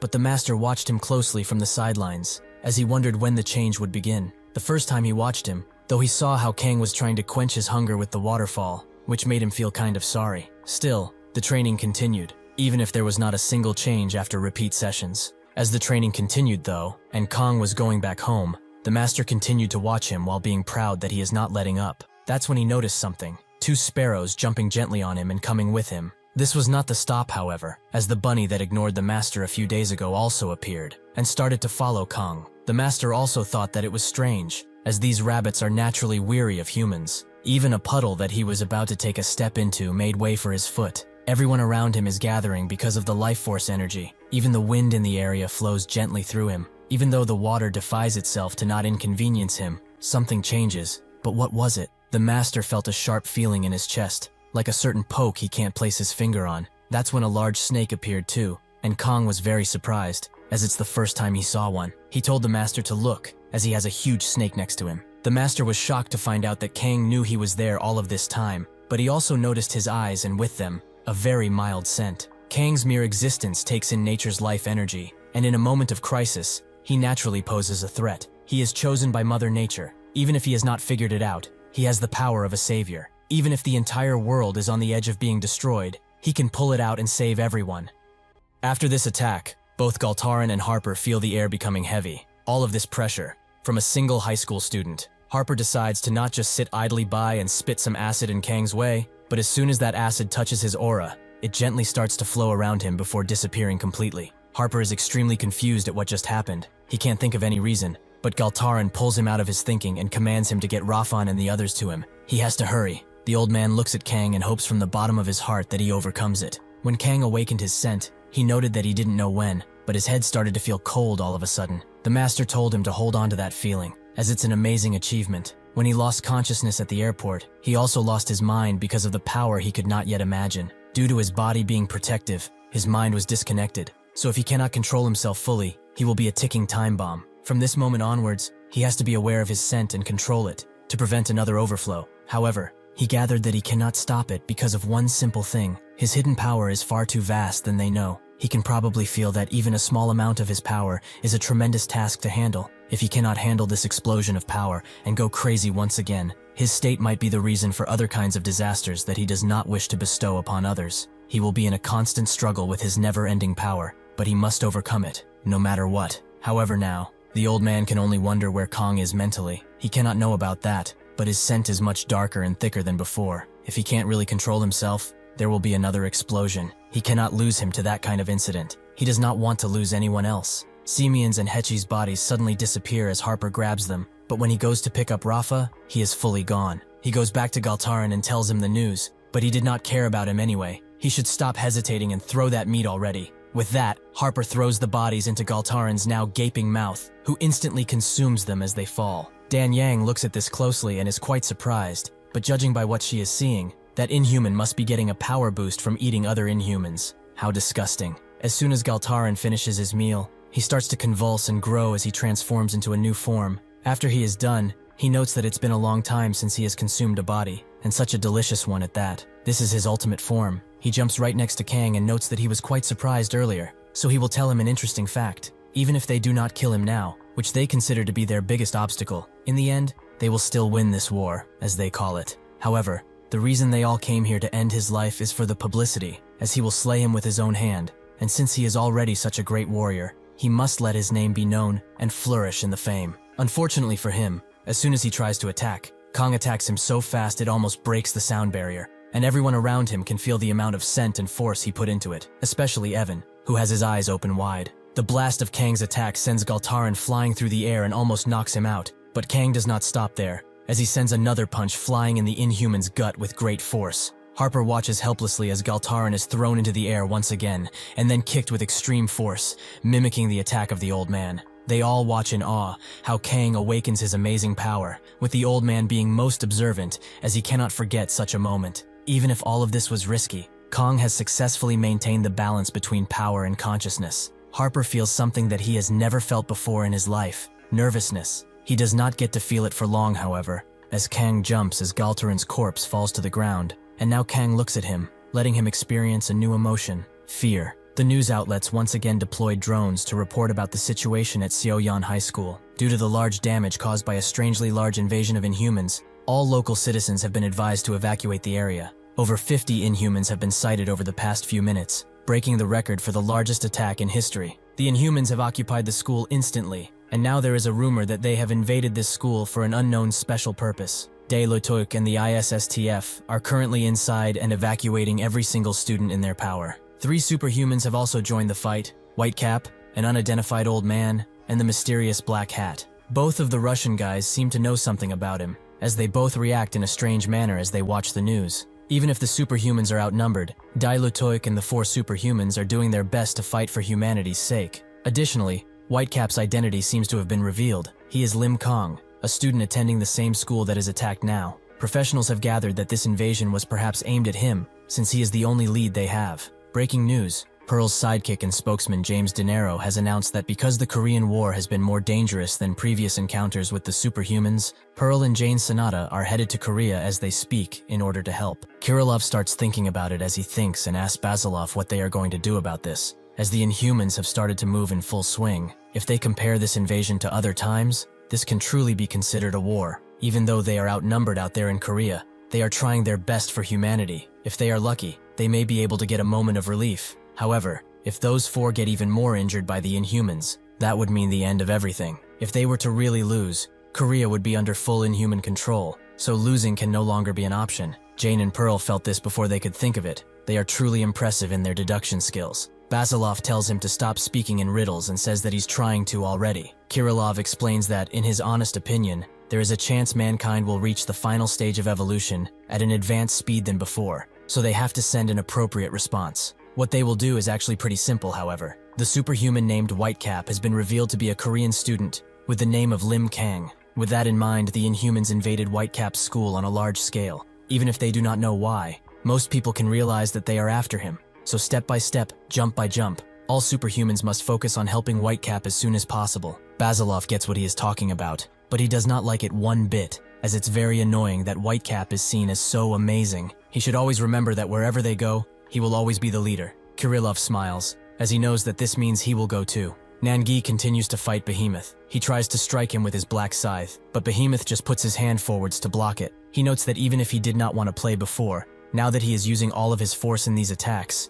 he should do the same. He wouldn't want to disrespect him now, and time is really wasting. Nangi says that he must have a really tight schedule if he says this, and as soon as he says that, he switches places with his black mirror once again, which engulfs Behemoth completely, and allows the real Nangi to grab Behemoth by one of his horns and use it as leverage to kick his cheek. He is not down, however, as he uses the momentum of falling down combined with a spin to launch a devastating kick attack that sends Behemoth flying in another direction. Nangi thinks that this was his full power in one blow, something he hoped would slice this giant's neck, but he is too resistant and far too powerful. Every attack he launches could lead to his death, and even if he is able to dodge them, he won't be able to keep up for much longer. Behemoth slowly gets up and starts to flex his muscles to get rid of his restraints, while noting that his weapon ability is quite interesting, but in the end, it is utterly pathetic and pointless. He admires that he tried his best, truly, but in the end, he has only been fighting to live. Nangi is shocked, as he was strong enough to tear through Black Mirror, something that has never happened before.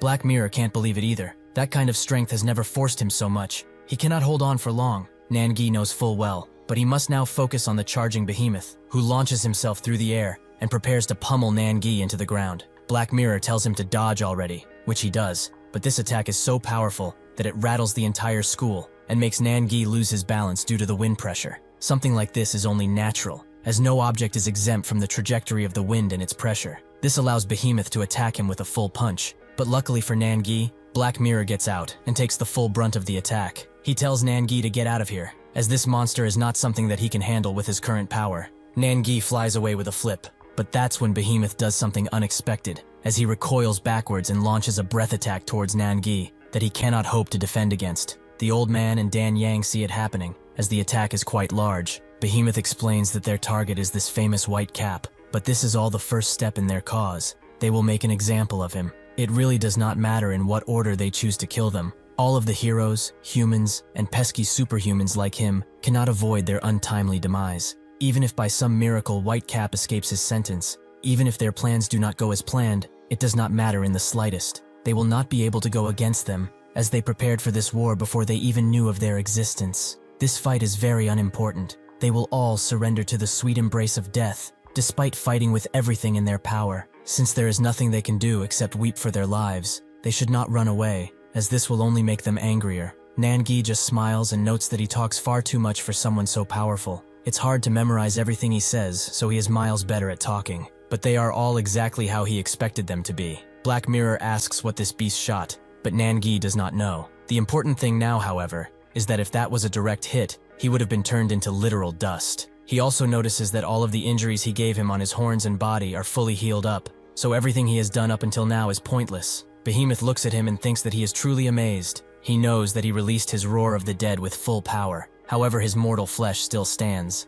Additionally, he is interested about that black shadow he carries around everywhere, surrounding him more and more as they fight. Seeing this makes him yearn for his death even more. He wants to see him crushed. Evan and Chenver continue to watch this fight, with Chenver noting that it's quite amazing. If one can survive an encounter with such a beast, they might as well be able to survive anything. Evan also can't believe it either, as the inhuman he is fighting with has extreme pressure on him, and even if he is fighting with Black Hat right now, he knows that he saw them already. His strong gaze cannot be denied. It's as if he has eyes on his back. Even if he is aware, he chooses to ignore. But this also makes him wonder about what Carol said. He came all of this way to see the death of Whitecap with his own 2 eyes, but every part of this amazing fight is leaving him speechless. However, he also feels that something is strange. He has a lot on his mind as is. Nangi explains that when they, the Inhumans, first appeared and began to cause chaos, he was interested. The first thing he felt when seeing one was pure curiosity. Curiosity about these super monsters that looked ridiculous, and about the fact that they brought tension to the world was very interesting. Sometimes people do something strange called confirmation without basis. Quite similarly, he had an intuition too,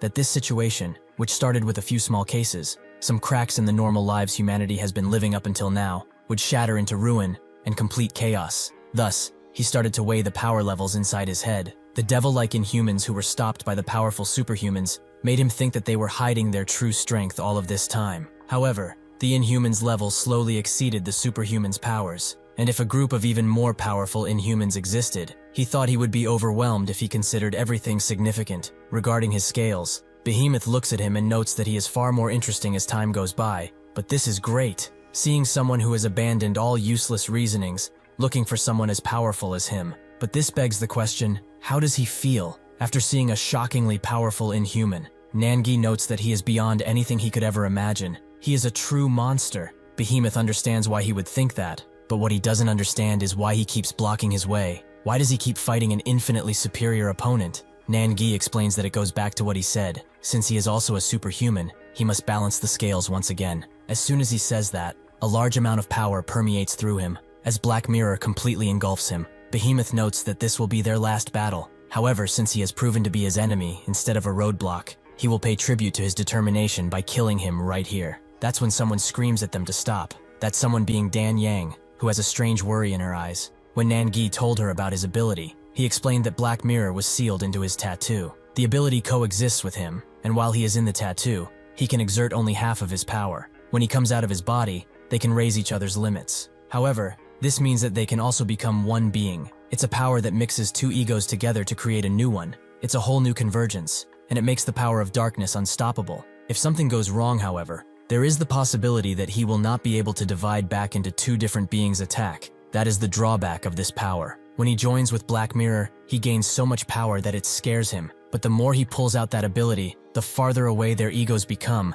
They start to blur and combine. That is why he is still researching what happens, as he cannot know without doing it. Dan Yang knew what this meant. If he cannot separate from his new self while fused, then he will stop existing. However, he will contain that stranger, even if he loses himself. The black figure tells Dan Yang that Nangi might cease to exist in this fight, but she notes that this is not what they talked about. Why is he doing something like this so suddenly? That's when Harp's lifeless corpse lands between Nangi and Behemoth, and Kang remembers what Ju-Ri told him, to talk first. That is why now he stands in front of this beast, and notes that he can talk. They are all surprised to see him, with Nangi noting that this is quite awkward while Dan Yang is very relieved. The old man watches him from above with great attention, as he believes in him, but he must be careful, as that monster transcends any evolution. That's when he hears something he did not expect. Kang's friends cheering him on constantly. Even other students are screaming at him to finish that monster off and thanking him profusely for what he did. Even the bullies and delinquents are teary-eyed and cheering for him, while the teacher is taking care of Gundu,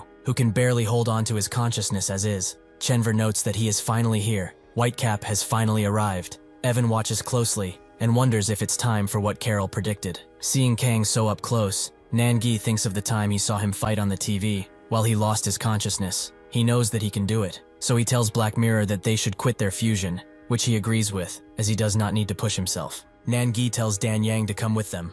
As it's quite noisy here, they should go somewhere else. Since Whitecap has finally arrived, he will just be disturbing him with his clumsy actions, so they should just watch. Harper starts to speak with Behemoth through his broken face, and says that Galtaran is already dead. He couldn't do a single thing while he was crushed right in front of him without any sort of remorse or ceremony. So now, he advises Behemoth to avoid fighting his guy. As they couldn't beat him together, he should run and call for reinforcements. Behemoth's aura changes as he hears this. He knows who he is already, but he still dares to tell him to be careful. Mere trash like him? How dare he compare himself to him? He will keep his mouth shut if he does not want to be trampled to death. Additionally, he may have noticed that in the middle of attacking him, this puny human let out a huge wave of force, like a roar. He knew by then that he couldn't ever compete with him. Morel was the one that judged Galtaran to be a useful force, so just by enhancing his abilities, he was close to the executive level. There was also one Delopere, but that guy disappeared some time ago. Anyway, he should not be mistaken about his powers. He apologizes for wasting Kang's time, but to confirm, yes, he can talk. But for daring to ask this kind of question, he will make sure that this is his last day on Earth. He slams the ground with his foot and charges a large punch right into Kang, who instantly jabs his face. But Behemoth expects this and blocks the attack. Still, the way he's acting right now is giving him goosebumps, something he has not felt in a long time. Kang does not stop there, however, as he launches himself into the air and tries to punch him. But Behemoth punches his punch, creating a large blast of power that shocks everyone around. Nangi thinks that this war, with Inhumans that have amazing killing power, began before he could investigate their potential abilities, so he can't help but be extremely surprised. Behemoth manages to grab Kang's leg and throw him around a few times before launching him into a building. As he continues flying, Behemoth jumps to him, and they start to trade blows while stuck between two large buildings. With this, the real battle has begun. Their blows create a typhoon of force, as both of them hit each other with beastly force. Even if they launch each other into the buildings, they come out at the same time to continue their relentless assault on one another. But eventually Behemoth manages to go past Kang's attacks and grab him fully, allowing him to smash him into a building and drag him on it while falling down with the force to create an earthquake. The bystanders do what they can to hide from the ongoing inhuman assault, even if some of them were caught right in the middle of it. As they jump into the air and continue fighting, people continue watching with their mouths wide open. The manager in a business building damns himself for not running away when the inhuman alarm rang. Why was he so careless with his own life? As Behemoth tries to hit Kang with a monstrous punch, he manages to dodge, giving him time to climb onto Behemoth's arm and smash his face with his foot. This allows him to grab his horns and throw him into the ground, creating another shake into the ground. When Kang falls down too, he notices something blue coming out of the dust cloud, that thing being Behemoth's breath attack, that deflects itself off Kang and hits a nearby building. Fortunately, it didn't hit anyone, but Kang now realizes that fighting in this place is dangerous. He also looks at his hand, which has no sign of damage, only a few scratches. Behemoth noticed something strange, as that attack went straight into him. He was sure that he couldn't have dodged because he fired it from the dust, even though he might not have been able to react to that attack. But as soon as the blast nicked him, the trajectory changed.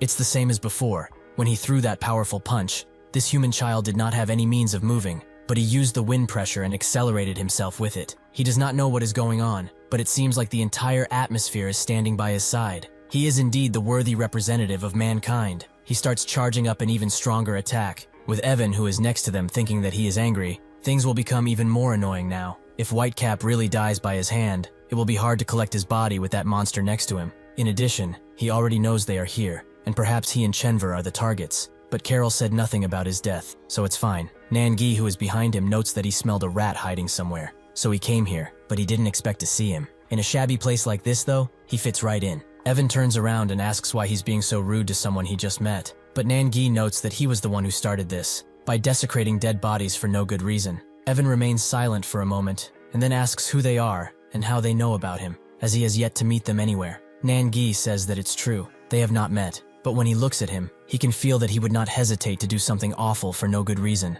Evan tells him that speculation will get him nowhere, and if he does this to everyone he meets, he must not have a lot of friends. Nangi explains that when Withrow died on the opera boat, people were shocked and sad about this news. However, he saw something recently on the news. He was confirmed alive, and people were happy again. but he is the suspicious sort, and thought something was weird. He knows that the official announcement of Pearl's team, that Withrow died, was pretty reliable considering. Pearl is also a veteran who fought tons of Inhumans and protected people in the books. She is probably one of the strongest superhumans out there if they are to think about that too. Based on her sense of justice and very thorough way of doing anything, she is not the sort that would mistake a colleague's death so easily. He was very confused when he heard that Withrow suddenly came back to life, and judged that the media was lying. Or perhaps they were given false information. The assumption that someone saved him was not even conceivable in his mind. But when Jane revealed her abilities, and Pearl fought against those villains, he was able to make up a story from it. It's pretty rare for superhumans to fight each other. It only happens when both parties have a serious conflict, like him saving Withrow and causing trouble with Pearl, because there has to be a risk in carrying out that resurrection. Evan compliments his abilities. He truly is smart, but he does not know what to do here. Should he be considering him a friend now? Nangi laughs and notes that it's pretty funny, coming from a mysterious guy. Evan shares the same feeling about him, but even if he doesn't want to admit it, he has a similar feeling for him. Nangi jumps down and notes that he's happy to hear that he's not the only one like this, observers of the world. But he doesn't have ugly hobbies like he does. He should call out his dolls now if he would like to have a chance. Those that he made subservient by force. Chenver prepares to summon their hiding spot, but Evan stops him and tells Nangi that they will not be fighting right now. He is quite confused, and Dan Yang is also puzzled. Evan explains that they have no reason to fight. He didn't do anything to him. He is just sitting here and watching a fight that thousands are. That shouldn't be a problem. Nangi puts it plain and simple. He bothers him, and he thinks that he should check if he's human or not. Suddenly, Dan Yang notices something and calls everyone below a bunch of idiots. That's when Behemoth and Kang appear, making all of them jump away while they continue fighting. Nangi is surprised that they don't care about anyone around them. But when he looks closer, he notices that Behemoth has changed his look and gotten bigger too. Evan and Chenver keep running away, with Chenver suggesting that they hide away somewhere, as that guy might be chasing them down or something. Evan thinks that's not possible, as he is probably worried about helping Whitecap now. But if they are to fight, he should open the Mansion of Contemplation. It seemed like that guy had recovered all of his energy already. If they have to deal with him, they will have to call everyone to even have a chance. He also noticed that Behemoth grew too, and it felt like they barely dodged death there. This is the first time he felt like he needed to run away from a battlefield. Whitecap managing to deal with him, beyond what he expected. B watches the fighting going on from a distance, and everyone around him does the same, with each wondering if things will really be okay. B thinks of the time he talked with the old man, who knew that what he was asking was shameless, but he should go to school and rescue the kids there. B told him that there's nothing shameless about it. He should never say things like that. They are all thankful for people like them existing. He always wanted to thank someone like him, who is sacrificing himself for the betterment of mankind. With that, the old man jumps away, and B thinks that he will always trust superhumans, no matter what. Eventually, Pan manages to catch Jane, noting that she is quite thin, though he is glad to have finally caught her. As he clenches Jane in his fist, however, Pan feels an incredible amount of power, and she asks if he really thinks that is true. In reality, she is the one who finally got him. With that, Pearl jumps from rock to rock and reaches Pan, who tries to open his third eye and defend himself, but Jane throws a rock in his head, allowing Pearl to attack. Pan manages to catch her attack, but that won't work on Pearl, as the sheer force of her attack sends him flying, only being able to stop after he summons a few runes to stand on. Jane immediately moves in, but Pan has enough time to summon a large hand that cuts her in two. In that moment, however, Jane switches places with a rock and now stands behind Pan, who notices her and uses his third eye to completely dodge any incoming attack, and leaves Jane in the dust. Unfortunately, this was her plan, as Pearl is now above him, and with no way to defend himself except putting his arm in front. She pummels him hard enough that a surge of power flows through half of him. Pearl continues to unleash attack after attack on him, until she eventually lights up the area with her power. Pan still stands and notes that this is amazing. It felt really good, to the point that his mind is cleared of anything else. As he suspected, if they fight together, they will surely send him to the afterlife. Both Pearl and Jane are surprised to see that Pan has suffered no major injuries, and Pan is very surprised that they actually recognized his way of moving. He didn't expect it at all. Jane was the one who noticed first. The moment that third eye blinks, he disappears out of there, but it seems like it has a cooldown of about 5 to 6 seconds, more likely 5 seconds considering the fight, and the maximum distance is about 50 meters. Within that space, he is able to move to any position that the eye looks at. He notes that sometimes, he cannot control himself and beats his subordinates out of anger. He knows that he is not good enough, and Morel always scolds him for it. He would like to thank them, however, as they are very good toys, and he hopes that they don't break too fast. With that, he summons tons of runes, and numerous hands come out of them, moving directly towards the two superhumans. Pearl dodges again and again, but notices that these attacks never end and are irregular in nature. as she has to squeeze through the gaps to even attempt making a hit. But even if she succeeds, he could just use dimensional shifting to get away. Jane is doing the same, and she knows that they need to find a way to break this barrier of hands down before they can even deal with him. As she dodges an attack, however, Pan pops up and kicks her right in her face, something she has forgotten. Pearl watches this from above and prepares to intervene, but that's when she feels Pan presence above her. And sure enough, a gigantic hand appears, something that completely shocks her. On a nearby flight, the pilot tells everyone that there is an inhuman incident going on in Incheon now, so they will be going to Yuzhno Airport on a Russian island for a while, until things have calmed down. As everyone wonders what to do, a kid watches the sky through the window and spots the gigantic hand that cannot be hidden by the clouds. Surprisingly, another gigantic hand appears from below, and Jane desperately commands the henges to get out of there. But considering the size, even Pearl can't get out of there, and the hands catch her between each other, creating a force large enough that even the plane gets hit by it. Jane feels that the henges are gone too, and Pan is very glad to have her captured. She should know that her friend is finished. Even if she does not explode, she cannot escape that amount of pressure,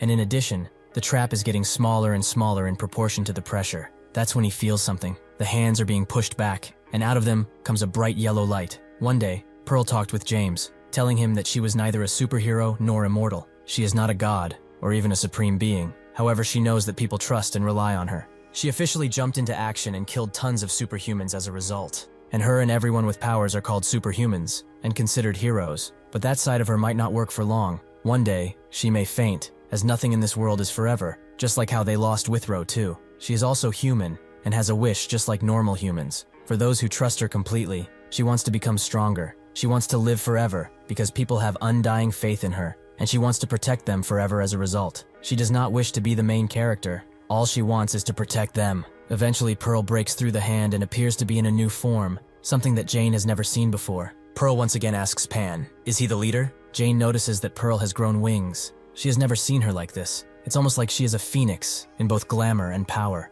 The henge souls are also returning to her, meaning that with some new soil they should come back to life. But she can't lie. It's been a while since someone managed to break them. That trap was so powerful, the henges would have been crushed, and their souls would have broken eventually too. But Pearl fortunately broke out and freed them. Pan notes that he has gotten more arrogant since he left everyone, and he was going to like her if she just stood still, but her mere presence has become unpleasant for him. He would have also told her who the leader truly is. Pearl has had enough of him, and in an instant, she attacks Pan so hard that he is sent for a dip in the ocean, but she follows him and starts to punch him again and again, with Pan noticing that her movements have changed completely. Jane can't do anything but watch, as the water lights up with Pearl's amazing power. But eventually, Pan manages to resurface and collect his thoughts. But this doesn't last long, as Pearl jumps right in front of him. He does manage to kick her, and say that he was playing with her moderately up until now, as he didn't know when she would break, but judging by her look, it won't be soon. She slaps his foot away, and punches him straight in the face, making him summon an entire circle of runes, and the hands that come out all go towards Pearl, hitting her from every angle. Pan notes that she is beyond anything he could ever imagine.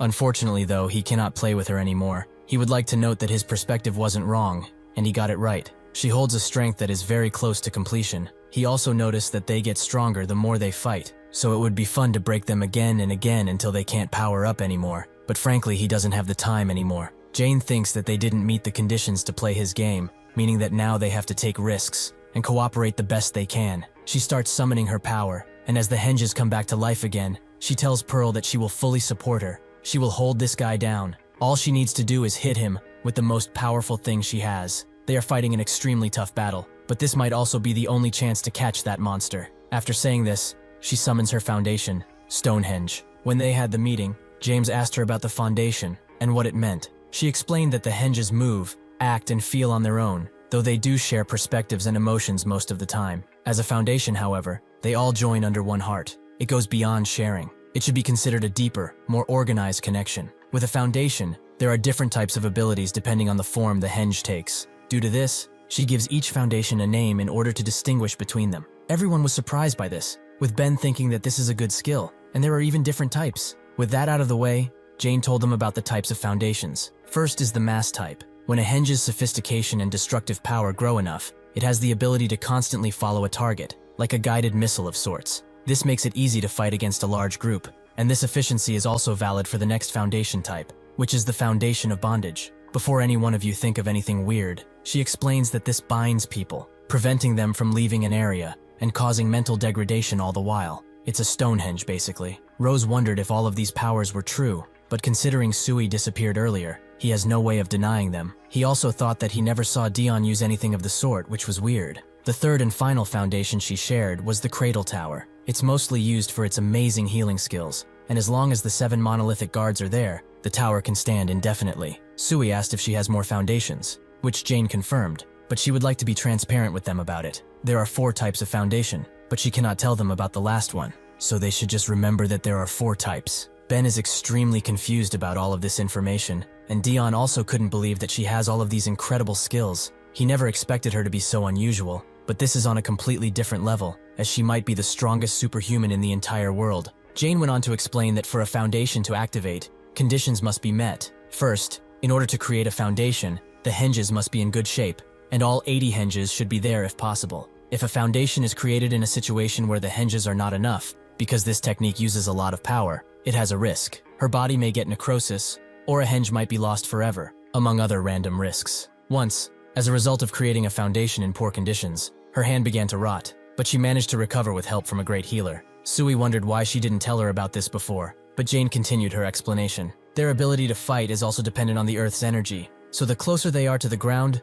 the more power the foundation has. When they are in the air, especially in a battle, they don't like to go too far from the ground, which is kind of ironic. Pan looks around him and notes that this seems pretty dangerous. Jane confirms that some hinges were broken in the battle, meaning that her foundation may pose an enormous risk to her or the others. What's worse is that they are very far away from land, making it difficult to exert any strength. She will not falter, however, as the reason she used the foundation is already known to Pearl. But in this life, they will both have to risk everything to win. The hinges start to scream out, confusing Pan at first, but now he knows what this contraption of hers is for. Honestly, he couldn't have asked for a better arena. Those who are doing nothing now, those who are hiding to save their lives, and those who try to fight, even if behind a computer. All the humans currently on this planet do not know that right here and now, the outcome of this fight will determine the destruction of their race and this planet. He charges up, and as a blinding light engulfs him, he transforms into his next form, noting that they are humanity's last and greatest hope. In the city, Kang continues to fight Behemoth, while also protecting any citizens that might still be in the area. They continue to give each other injuries, and even if Kang is thrown through rubble and smacked around like a weakling, he always gets up and charges in once again. Behemoth thinks that this has gone on for too long, to the point where he is tired of this superhuman's constant charge. He was wrong when he thought that their battle would not last long, as this is mentally draining. That tattoo guy was also more than just someone who repelled all of his attacks, but this bastard is throwing all caution out the window and attacking again and again. In this fight, he was the one who was unprepared for what he was about to face. It is true that he is definitely stronger if they are to compare strength, but it feels like he is hitting a limitless wall that can never be taken down. Even if this superhuman may already know this, he can see it in his eyes, that he doesn't care at all. They both back off each other, allowing Behemoth to charge up a mighty beam attack that goes right through Kang, and eventually hits a building, making some rubble fall on a bunch of unsuspecting citizens who could literally move out of the way. But Kang has to jump out of his fight for a moment,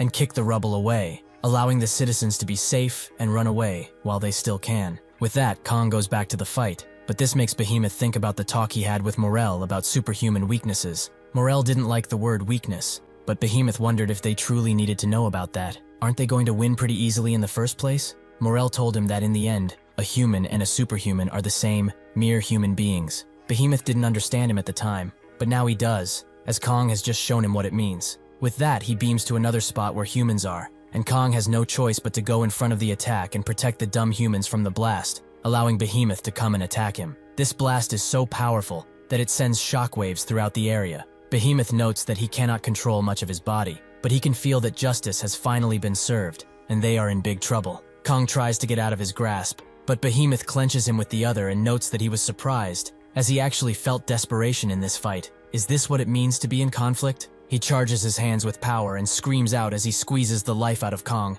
to the point where the area around them is engulfed in power. Behemoth thinks that he is him. He does not care how much power his opponent has. In the end, he will always win, even against an impregnable wall. With a loud crunch, Kang's life ends, and as his white cap falls to the ground, every superhuman around can feel that he is not breathing. This is the moment that Evan has been waiting for. Somewhere else, Carol, who is enjoying some ice cream, feels this event as it happens. Behemoth says that it was not easy, but he managed to win the first battle. This is the first victory of the Great War, though he should be strong, if he can ever hear him. as he is the most worthy opponent he has ever fought. From Kang, a pure light emanates, and he starts to think of the past. While he was on the mountain, he asked the old man what his dream was. The old man said that at this age he can't afford to dream, but living happily with his family is already a dream. Kang looked at him for a bit and asked, what if he doesn't have any family? It's only him and Ju-ri, nobody else. The old man told him to listen carefully, as they seem to have a different understanding of relationships. It does not matter if they are related or not.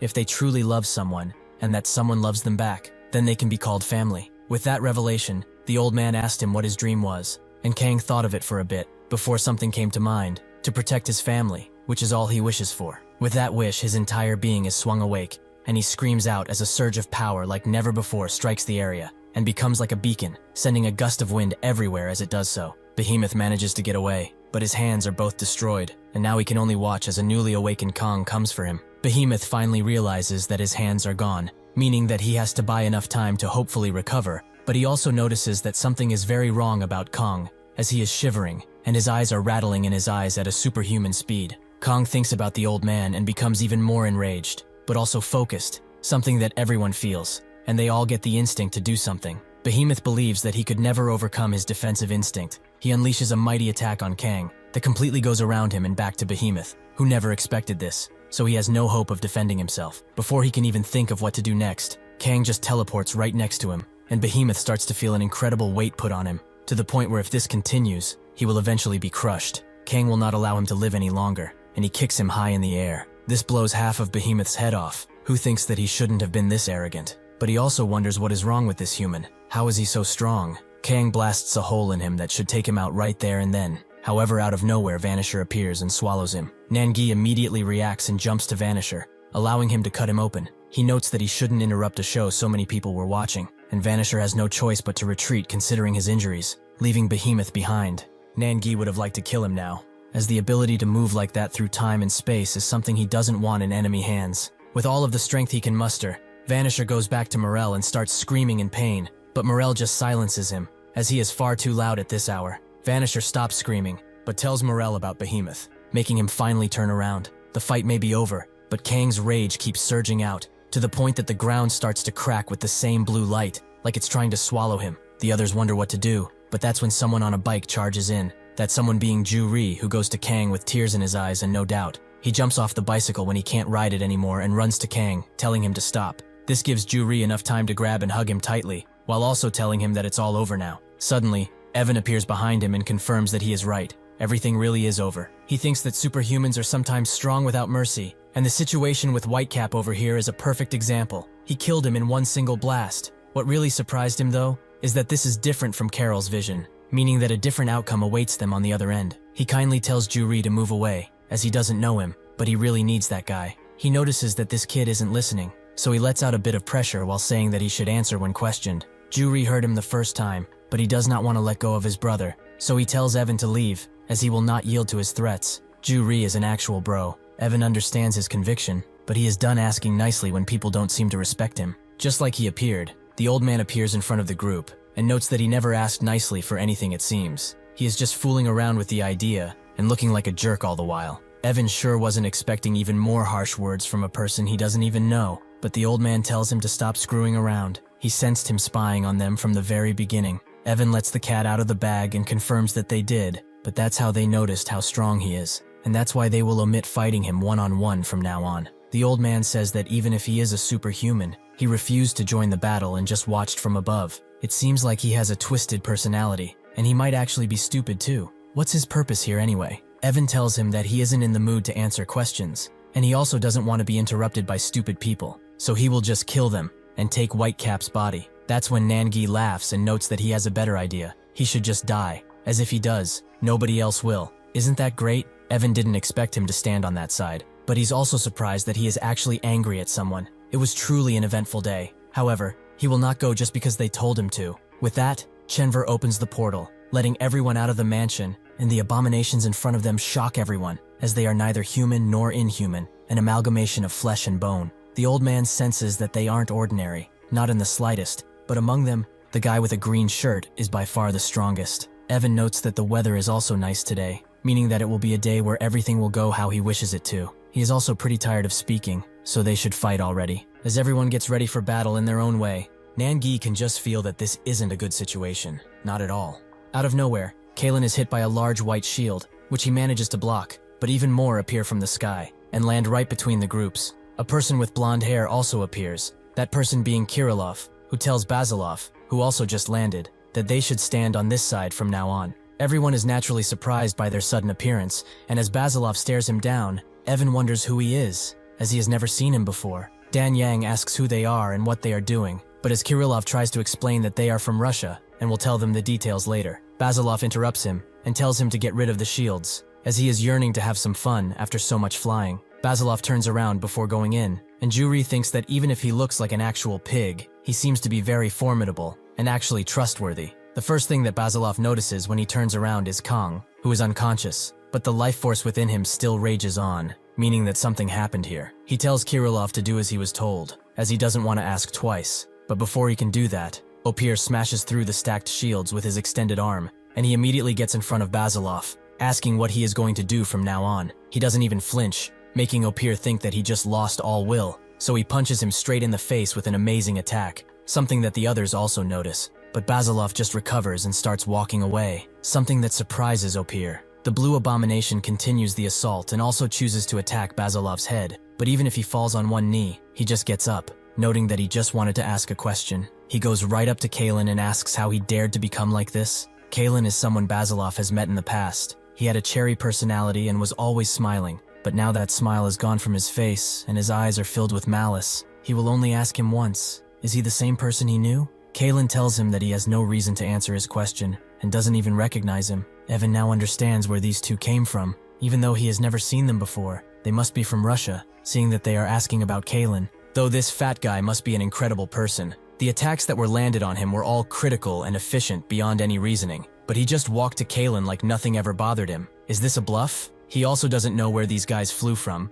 The same goes for those shields. When Opir dealt with them, they just disappeared. So does that mean they are a visual embodiment and not an actual object? Whatever the case, he knows that this isn't good, as he doesn't know their superpowers, meaning he doesn't know if they can even compete with these guys in a test of strength. Kalen has had enough of this bastard standing right in front of him, so he unleashes a mighty lightning attack that lights up the entire area. This managed to fully hit Basilov, but as he slowly recovers, his bones start to crack and conform to his new form. Everyone is surprised to see Basilov's leaner side as he goes up to Kalen and notes that he will beat the ever-living shit out of him until he finally remembers who he is. Kalen tries to hit him, but Basilov just sends his fist forwards, making him fly behind Evan and straight into a wall. Basilov calls him a beggar as he has yet to get his name and tells him to sit still, as he knows that he's the culprit of what happened to his friend, so he will deal with him shortly. Evan thinks that this bastard became a totally different guy in a few short minutes. Just what caused this change to happen? With that, both Basilov and Karen charge at one another to test their might,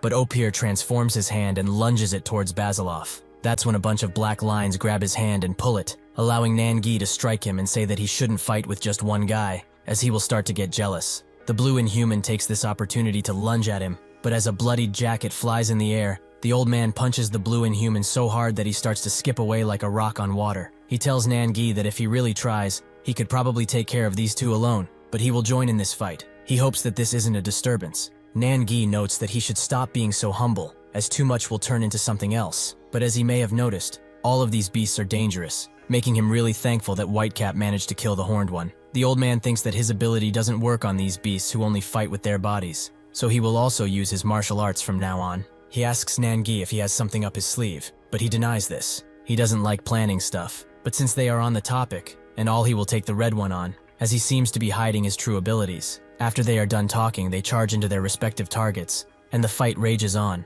Dan Yang escorts Ju-ri and Kang to a safe spot, but Ju-ri wonders why she isn't fighting, since she seems to be a superhuman too. Is she protecting them? Dan Yang takes a while to answer, but confirms that she is indeed a superhuman too. However, she cannot fight with them right now, because her ability is far too dangerous at the moment. Ju-ri wonders what she is talking about, but she continues explaining. She has yet to fully identify all of her power, and even if she can move through space and time, that is not a part of her main ability. That is all she can say now. If she says more, he may grow to hate her. Ju-ri looks at her in a new light, the same way that he views Kang. She looks pretty young, but just like Kang, she was thrown into this world of dangerous monsters and world-ending abilities. They don't get much time to talk though, as the fighting next to them distracts Dan Yang. Kalen desperately tries to stop Basilov with his strikes, but every time he comes out unharmed, and when he finally manages to get close enough to him, he hits him so hard that he recoils from the ground. But Basilov starts remembering the talks he had with him in the past. He always wanted to catch a big Inhuman. Even if Basilov warned him not to do anything dangerous, he still went his way, and also kept nagging him to lose weight. As Kalen catches himself and gets back on his feet,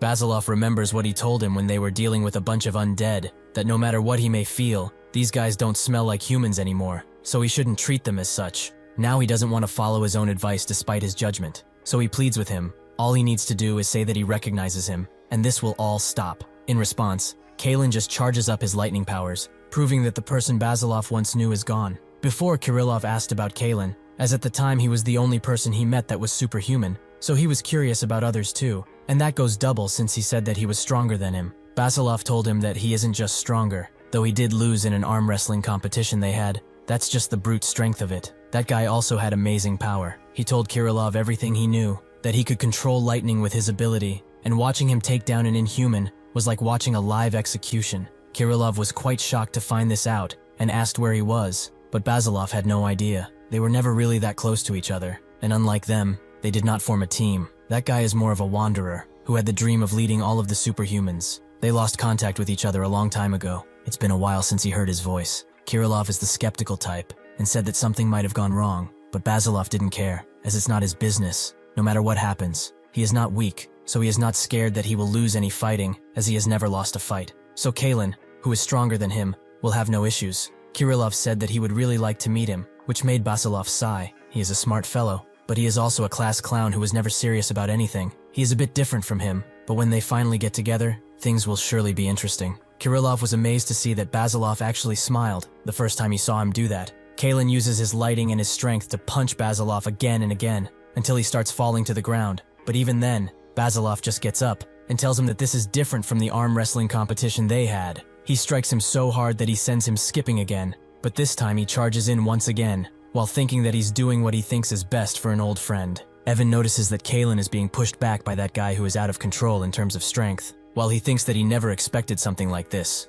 a blade flies to his neck, which he barely has time to dodge. Kirillov apologizes for attacking him out of nowhere, but he has no opponent, so he chose him. He also noticed that he is leading everyone from a distance. He must be the one who made and controls these puppets, which made him quite curious about something. If he dies, what will happen to the puppets under his rule? Evan notes that he doesn't know, since he has yet to die. Kirillov finds his answer quite troublesome, but since they are both curious, why don't they test it out now? Evan notices that he is using martial arts with his throws, and can barely dodge the incoming flurry, but Kirillov is not done, as he throws a large axe in his direction, making everyone wait to see what happened with bated breath. Evan did manage to get out of the attack, but this caused Chenver to be wounded pretty deeply. Evan tells him that this is a Russian superhuman. The predictions that Carol has told them about have become twisted. They were not careful, and now that the future has been corrupted, they could die, or destroy everything they have built. Even if he releases all of the power he has stocked up in his inner core, it will be a battle they can never win. The reason for that is that the two people who just joined,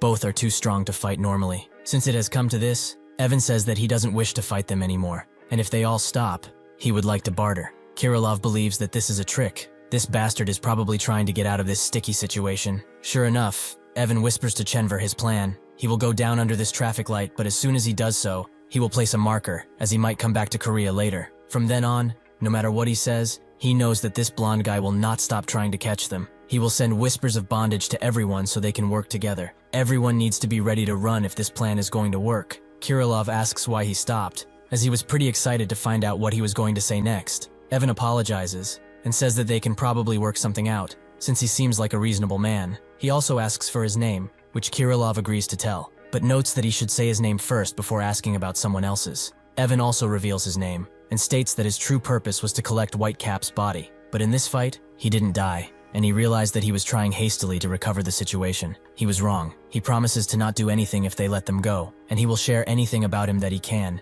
including his drinking habits. Next time, he will also use his powers to cooperate with them in any fight. That is his promise. Should he accept it? Kirillov asks if the puppet who is fighting Basilov is truly Alexander Kalin. Evan confirms it, so Kirillov tells him something that goes for every beast fighting here. His puppets, be they superhuman or inhuman or whatever, it doesn't really matter. They are atrocities that should have never existed, and since he believes that people should not be modified, he will have to punish him. What's more, he also presented a false proposal. He is a natural liar. He can sense it. To do him a service, he will pretend like he didn't hear anything and just end his life. That's when Nangi and Opir appear next to him, forcing him to move out of the way. Nangi apologizes for interrupting his talk, but Kirilov notices that even if damaged, Opir seems to be in top shape. Nangi also thinks that he's trying what he can, but this bastard is far too strong for him to finish this fight quickly. Suddenly, Opir unleashes a flurry of strikes towards everyone, forcing them to back away and allowing Evan to connect with everyone. He tells them that in about 2 seconds, he will open the door of coordinates. When he does so, they will stop fighting and jump through. He tells the blue Inhuman called Gregory to pick up Behemoth's body as he leaves. As he starts to count down, Kalen tells Basilov that he doesn't remember who he is, which he apologizes for. After the count, Chenver opens the portal and Kalen jumps away. Opir is the second and Gregory is the last. Kirillov tries to throw a blade in their direction to hopefully hit something, but just when it seems like the blade will hit Evan, Opir's hands comes out of the portal and grabs the sword. This surprises Kirillov, but as the sword breaks, Evan gives him one last look. With that, he and his puppets have successfully escaped from a future they did not know about.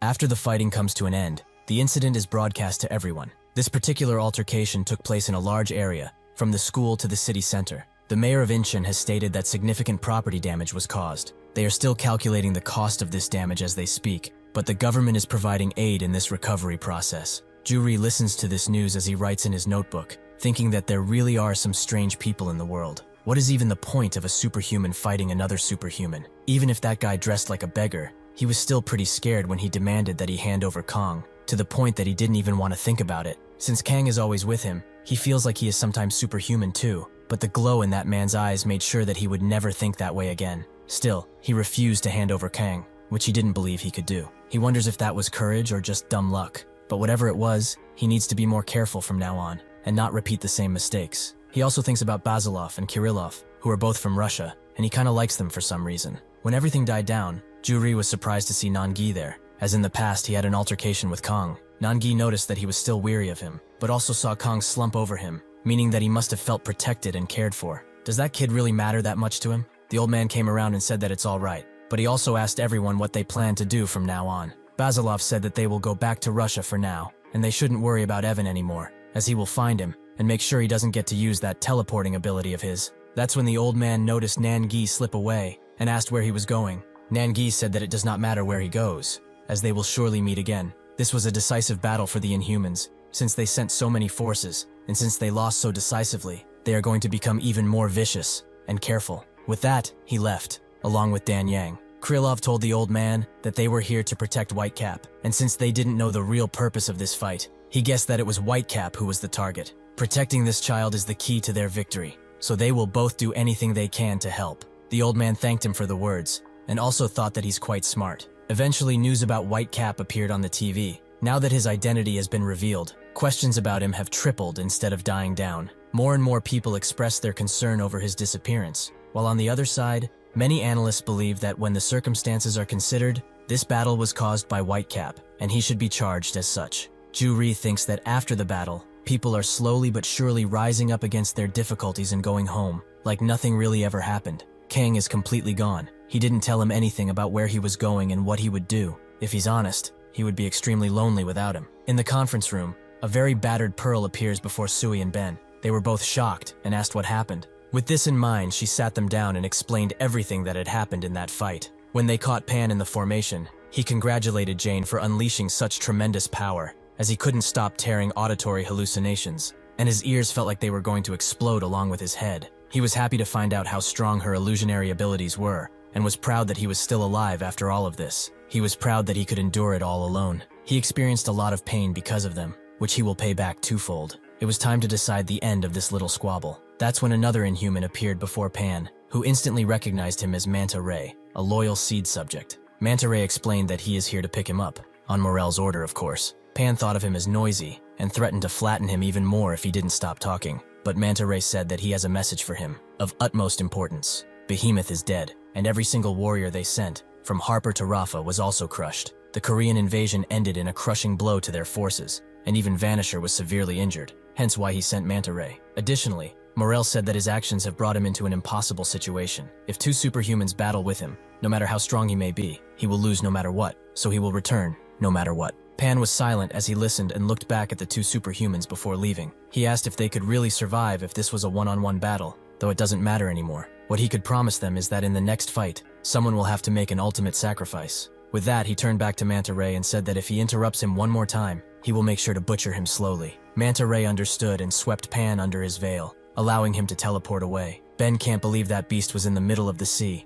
but Sui is more concerned about Jane, as she isn't seeing her anywhere. Pearl explains that Jane unleashed a foundation in the worst possible scenario, with barely a single condition met. She took a serious risk because of this, and started to experience necrosis afterwards, so she wrapped herself in the hinges, as she didn't want anyone to see her appearance. She urges her to leave for America, and also tells her that she will be going to Daphne Bayleaf, the only person who could cure her condition. She is now headed to Australia as they speak. Since Daphne is there, everything should be fine. Sui is very glad to hear this, and Ben wonders if this Daphne is also a superhuman. Pearl pats Sui on the head and tells her not to worry much, as Jane will definitely recover. She is the strongest person she had the pleasure of knowing after all. Ben notes that it's very good that she came back not too injured, because he has something to reveal. Withrow's memory has recently come back. A researcher by the name of Ju Hee helped a lot in this process, as she spent several nights with James trying to figure out stuff. They should go to the lab for more details, as everyone there is waiting. In Korea, at Mount Yongpo, Kang starts to walk towards the Martial Academy alone.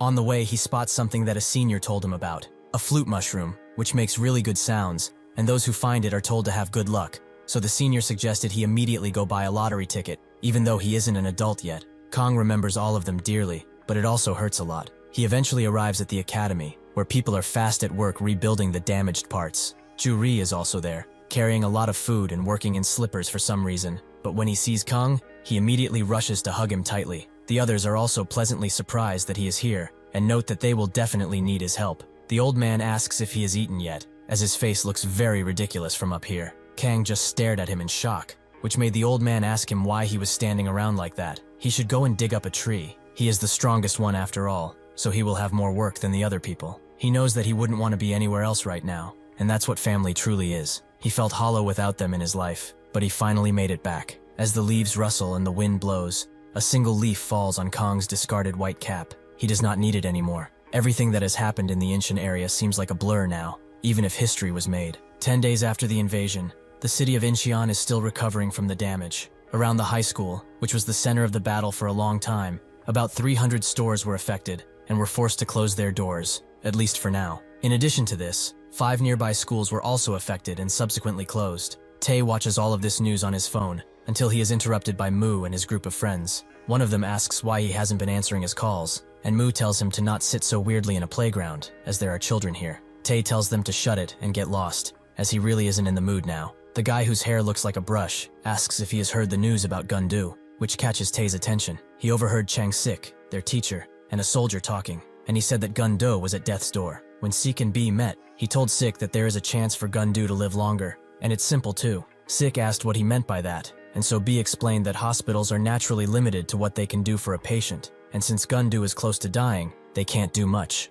What he will tell him now is top secret military information, so he should be quiet regarding this matter if he wants no trouble. In the ISSTF, there is a hidden department called Myre Medical Research Treatment. This is where they are treating Gundu, and they are also planning on improving him through modifications and DNA treatment alongside military-grade surgery. Sik was shocked when he heard this, and asked about the myriad of things he had just told him. What does he mean by military-grade surgery? How will that even work? B told him that even if they have the best in Korea, they cannot guarantee his survival, but frankly, this is his only chance at surviving. Sik asked if there really is no other way. If surgery could be avoided, he would personally see to it that he rehabilitates well. Gundu is still young and doesn't know much about this world, so he can't let someone do that kind of surgery on him. B told him that Whitecap is also a young student just like him, yet even with that, he is fighting with everything he has for everyone. He knows that Gundu has this same passion, so he would like him to not judge them just because they are young. Sik's worldview was changed after he heard this. B turned around, believing that a wise person like him would understand,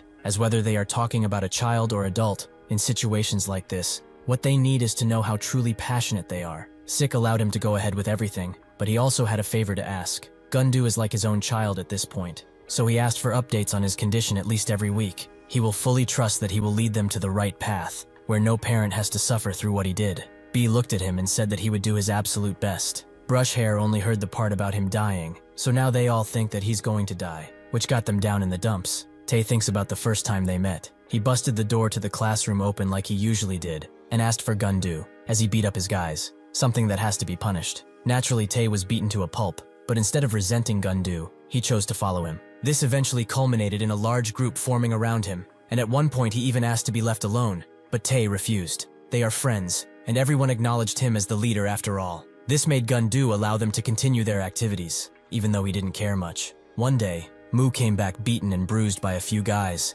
and they also stole his glasses, and even his limited edition peach wallet, which is the last thing his grandma gave him. He started to sulk around, and Gundu heard everything, so he decided to take matters into his own hands. He found the 3 guys that stole from Mu, who were admiring their new spoils, and instantly punched one in the face, resulting in a bloody brawl. He eventually came out victorious, and grabbed Mu's stolen goods. The next day he gave them back to him, and told him to be careful with them from now on, and not get hit anymore. Brushhair wonders if they should go see him, but Mu wonders if Gundu will actually want to see them. There's a tear in Tae's eye as he thinks of a talk he had with him late at night. Gundu was interested in Lim Kang, and asked Tae what he thought about him. Tae said that his arm strength is on another level. He thought that he worked out, but nobody saw him go to the gym or anything. He's also a pretty chill dude, but when he eats or fights, nothing can stop him. He is also clumsy from what he has seen, which is probably why he is so nonchalant all the time. Suddenly, Gundu interrupted him and asked if he was living like trash, or if they both were. Tae can't keep the tears inside anymore and chooses to retreat somewhere isolated. He wants to talk with Gundu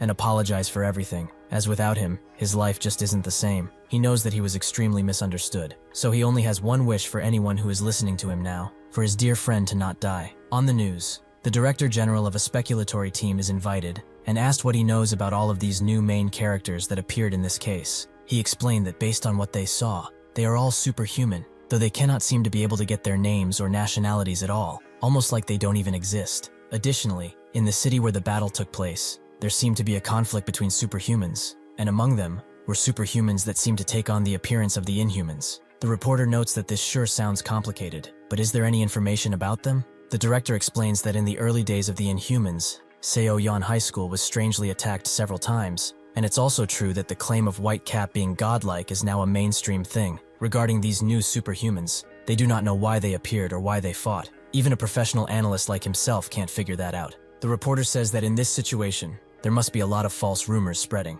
The director confirmed this, but also says that among the numerous people on the scene, there was also a superhuman who wore a beggar hat. It is a likely possibility that he is the same person who fought Jane at the North Camp in England only a few days ago. Now he is in Korea, fulfilling his unknown ideology. He doesn't seem to have any notion of helping humanity. From their speculation, they deduce that he has only hostile plans against them. The reporter also heard that there's a theory going around about the tattooed superhuman, which the director confirms, but they don't have enough information to even speculate at this point. The reporter tried to ask something else of him, but that's when the director notes that they have just identified another superhuman, who is actually living in Korea, and the government seems to be on their way to contact him now. Back at the academy, everyone is hurled up near a fire, but the old man suddenly hears something strange. He looks around to confirm what he heard, and asks Ju-ri what Kang is doing right now. Ju-ri told him that he's near the campfire, listening to the guy's tales and spooky stories. He's probably enjoying himself too, since he likes to talk with people. Suddenly, the old man jumps away and tells him to go on without him,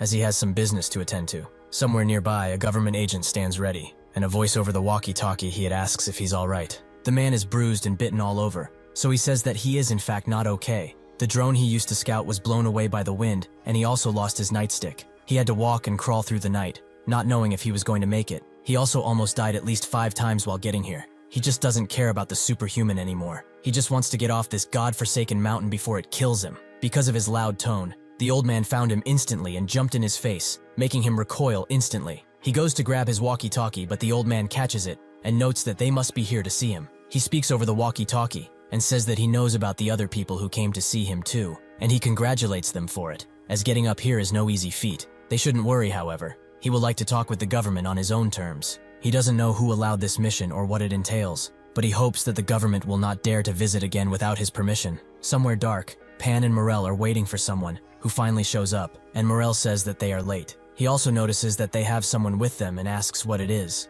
A woman Inhuman notes that he is still alive despite everything they did to him, so he should ask him directly, as he isn't too talkative with them. The fat Inhuman is named Apollo Akabanga, the tall one is Morsman, the horse-like one is named Babarusa, and the woman is named Divya Kylie. She hands the captive over to Morel, who asks what his name is. The captive doesn't talk, which makes Kylie crush his head into the ground and suggest he not be stupid, as she knows that he can talk. Sure enough, the Inhuman speaks. Cold air, darkness covered in black future. blazing down the moonlight. He notes that Jakayak told him that the sun which lost its warmth will soon come down, and only those welcomed by the empowering moonlight shall remain. Kylie tells him to stop speaking gibberish and get to the point. The Inhuman notes that there are no exceptions to this rule. He once again starts gibbering about the moonlight and Jakayak, but Pan has had enough and notes that he's probably gone crazy because he's at death's door, meaning he's useless to them now. He picks him up and gives him one last chance. He will survive if he tells them the location of Jakayak. Instead of that, the Inhuman says that he is Megpan,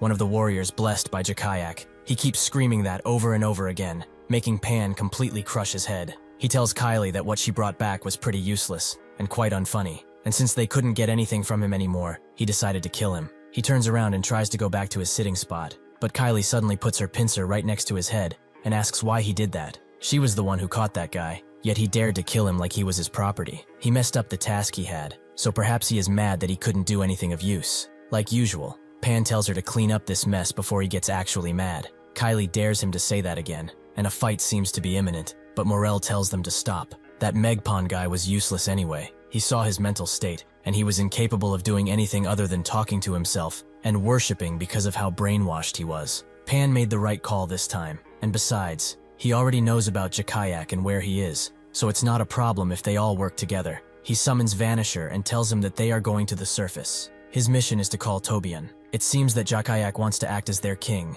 which is not a bad idea, but they will see it themselves if Megpan is right about him. 10 days ago, when Pearl was informed that Withrow had his memories back, she went with the others to the lab, but while doing that, she started to think about the first time she met him and shook hands with him. Besides that, she remembers everything they went through, their first meeting, the different missions they went on, the vacations they took with everyone, and the moment when she lost him. She suddenly jolts awake in the car she was in, as she fell asleep while thinking of him. She also notices the dent she made, and apologizes to Ben, who tells her not to worry, as this is James's car. This is an unexpected resurrection for her. Even though she knows that this is unprecedented, she ignored the truth. She is sad to know now that this is a result of a bond that was forced upon him, but she can't hide her joy in seeing him. The human heart truly is fickle.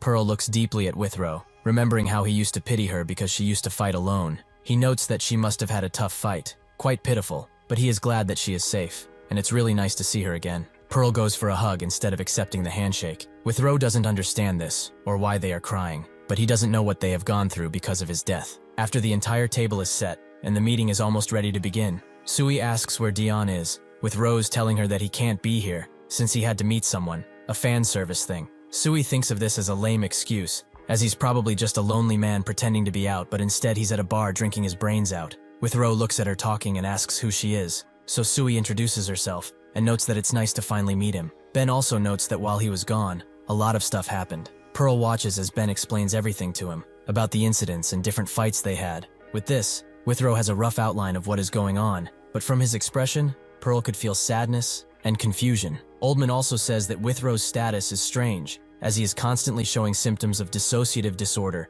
and has abnormal headaches. However, with constant physical and mental care, he will most certainly go back to his old self soon. All in all, this situation is positive, as he's recovering from that memory loss. Ben thanks him from the bottom of his heart for all of this help, but Oldman can't accept that one-sided thanks, as everyone did their part in this, more specifically Ju-hee, as her contribution was paramount for their breakthrough. Pearl remembers that he talked with her some time ago, before her fight with Pan. Not that long ago, in Oldman's lab, James met with Ju-hee, and they immediately sat down for a cup of coffee. James came to the lab because he brought the things that she wanted, but he also wondered what he would do, and if he could be of any help, as he would do anything to save Withrow. Ju-hee said that seeing him ask with such an expression put even more pressure on her, but it was like saying, "Unchilgi ginseng." Life is 70% luck and 30% hard work. If luck doesn't follow them, she can't promise anything. James asked where Withrow is, and Ju-hee told him he's in a room next door. He shouldn't worry though. James really wanted to see him, if only for a moment, but Ju-ri refused to let him,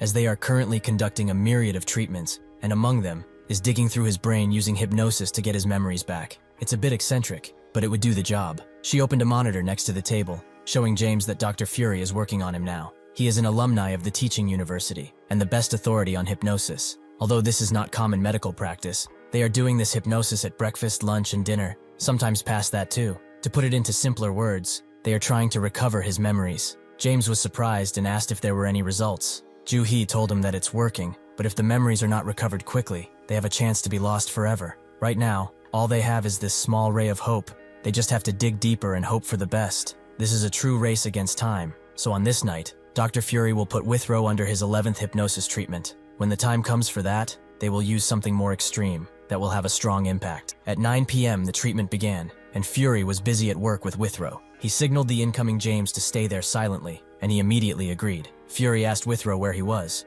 and he said that he was in a place surrounded by children. They gave him a ball and begged him to play with them. It was a shabby and downtrodden place, but he doesn't hate it. It's warm and cozy. It's his hometown. James was there for one simple thing. As he was part of this session, he had to break through his wall and reach for him. With Fury's invitation, he sat down and started speaking with Withrow, noting that he was next to him. Withrow faintly remembered this voice, but he couldn't remember who he was exactly. He was an unlucky dude with glasses. He kept following him around and pestering him to no end. He never gave up on anything, which was annoying, but perhaps he was a good guy? However, he cannot remember who he is. James broke down crying as he heard all of this, and Withrow said that his head is hurting. He can't stand it any longer. Dr. Fury said that it's all right. When he counted backwards from 3, he would wake up.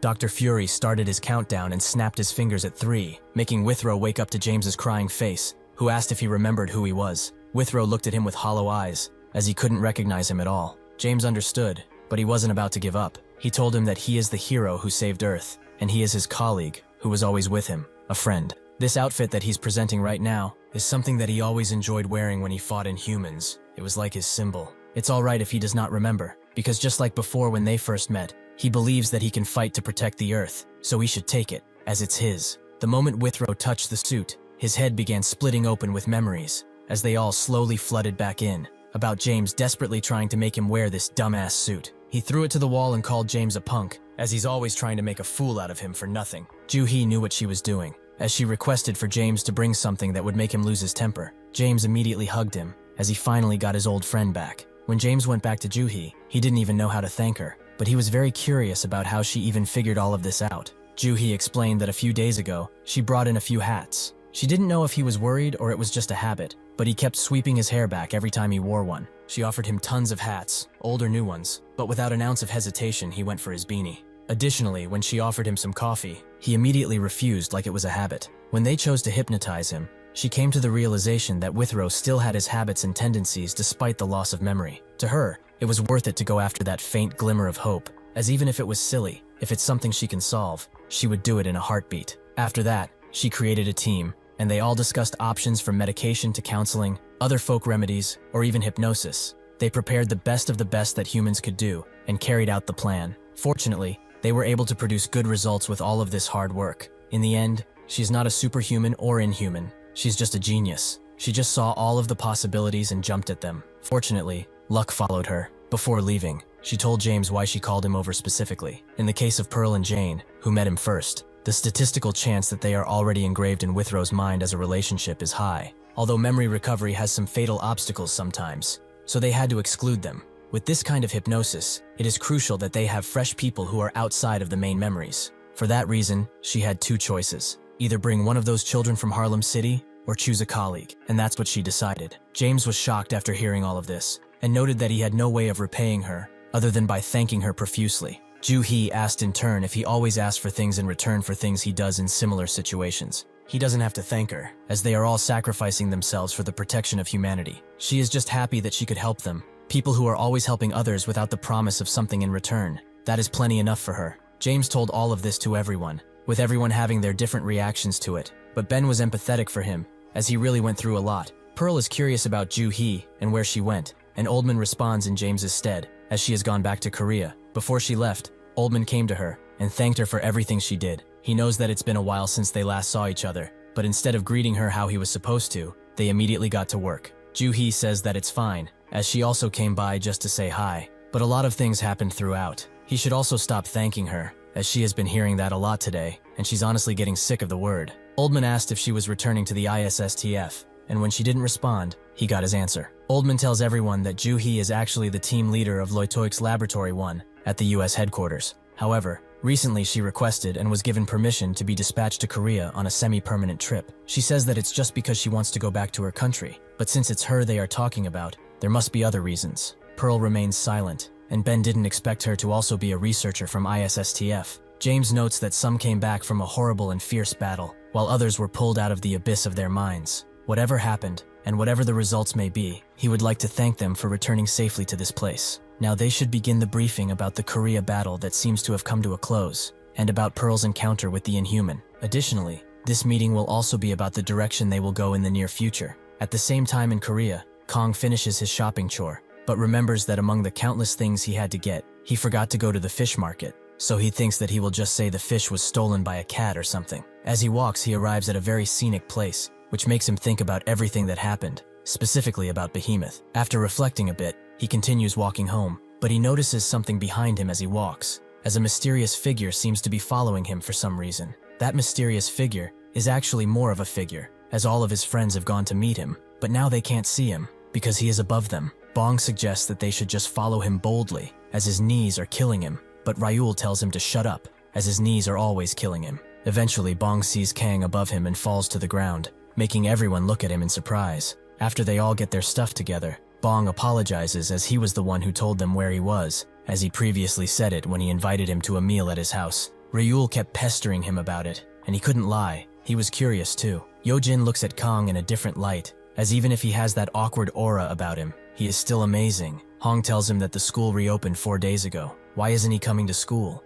It's like he completely disappeared from this planet. She tells him not to be like this, as even if they have no clue how he is feeling, he can come back, as they want to see him like they usually did. Kang just looked at her with a sorrowful expression, and instantly walked a few inches away. The others are surprised by this, and Hong begs him to say something, anything, while he is slowly walking away. Why does he keep running away from them? Did he do something wrong? Is it because of the Inhumans? If it's so, they can fight them together, as they are human, just like he is. The others know that's not true either, but say nothing as there is nothing to say. Kang notes that here there are a lot of dangerous animals, like boards or big snakes, and it's easy to get lost too. It's dangerous, so they should not follow him any further and just go back. He's sorry for everything. As soon as a bus passes him, he disappears, making Hong shed one final lonely tear. Everyone is sad about this encounter, but Ryul notes that they should just go back, as they don't have anything else to do. He's probably the one who's very upset about this ordeal, and they have done enough by showing that they want to meet him once again. He only hopes that this is enough to make him relax, even if only a little. They all walk away,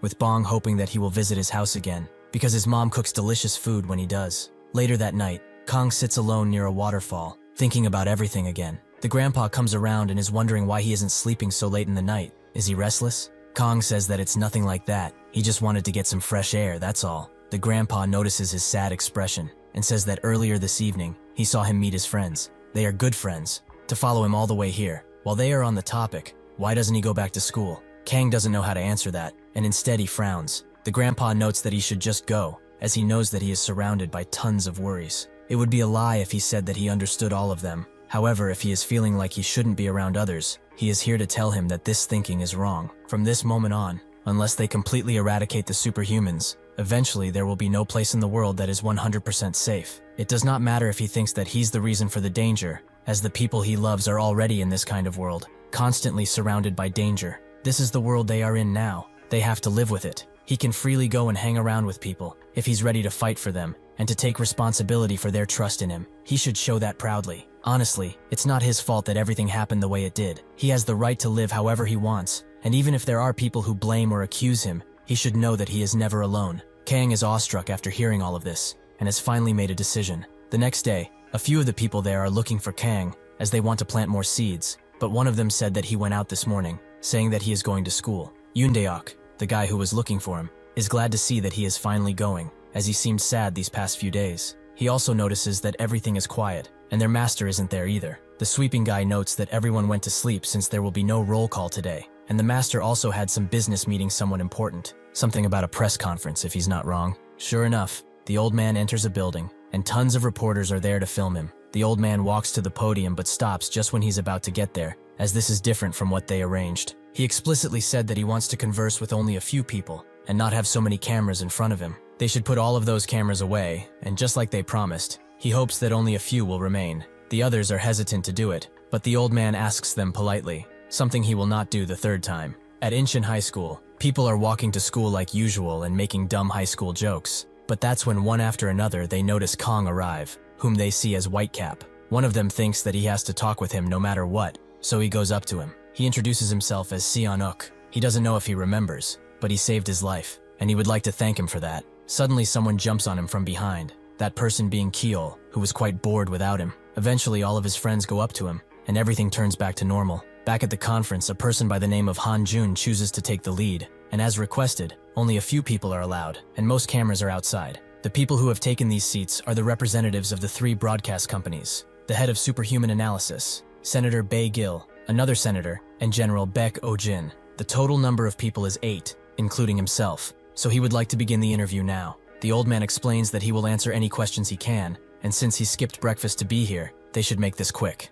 A reporter is the first to ask him something. Is he actually a superhuman? She isn't doubting him, but perhaps he can prove it? The old man refuses. As he's not an animal at some zoo, he makes his own decisions. If they are curious though, he could always just drop a building on them. Another reporter notes that recently, superhumans appeared to have some conflict with each other. This kind of situation is ambiguous, and is causing confusion among the masses. He would like to hear his side of the story if possible. The old man says that this is just a statement of position. Why is he asking such questions? Did they not make contact with him knowing that he's on humanity's side? If he was their enemy, he could cut their heads off in 2 seconds. Yet another reporter asks if he has any connections to the government, and if not, he would like to know if there are any senators or agencies that have tried to make contact with him recently. The old man is tired of these questions, and notes that he has something to say. He is just an ordinary old man, an acting director of the Submu Martial Academy. He merely stepped in to save people from the inhuman attacks. They should all stop playing around with questions like these, about relationships and status, and ask important questions.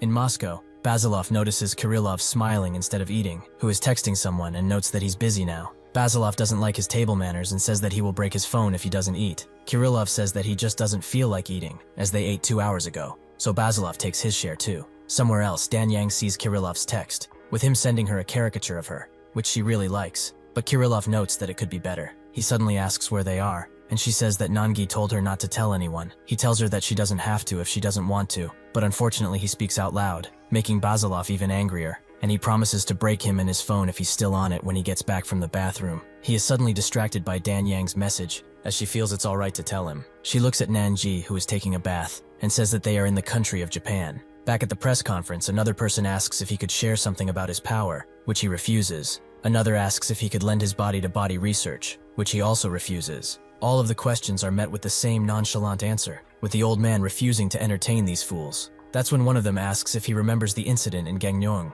An inhuman by the name of Hyperion committed mass murder and was never caught. He must know about this incident that caused a lot of anguish. He wanted to know if he's related to the incident, or if he has any information. The old man remembers it like it was yesterday, and notes that he was at the scene. He's directly related to it too. Since they are on the topic, he feels that it's finally time to talk about it. This story starts in 2016, at Sacheon Harbor.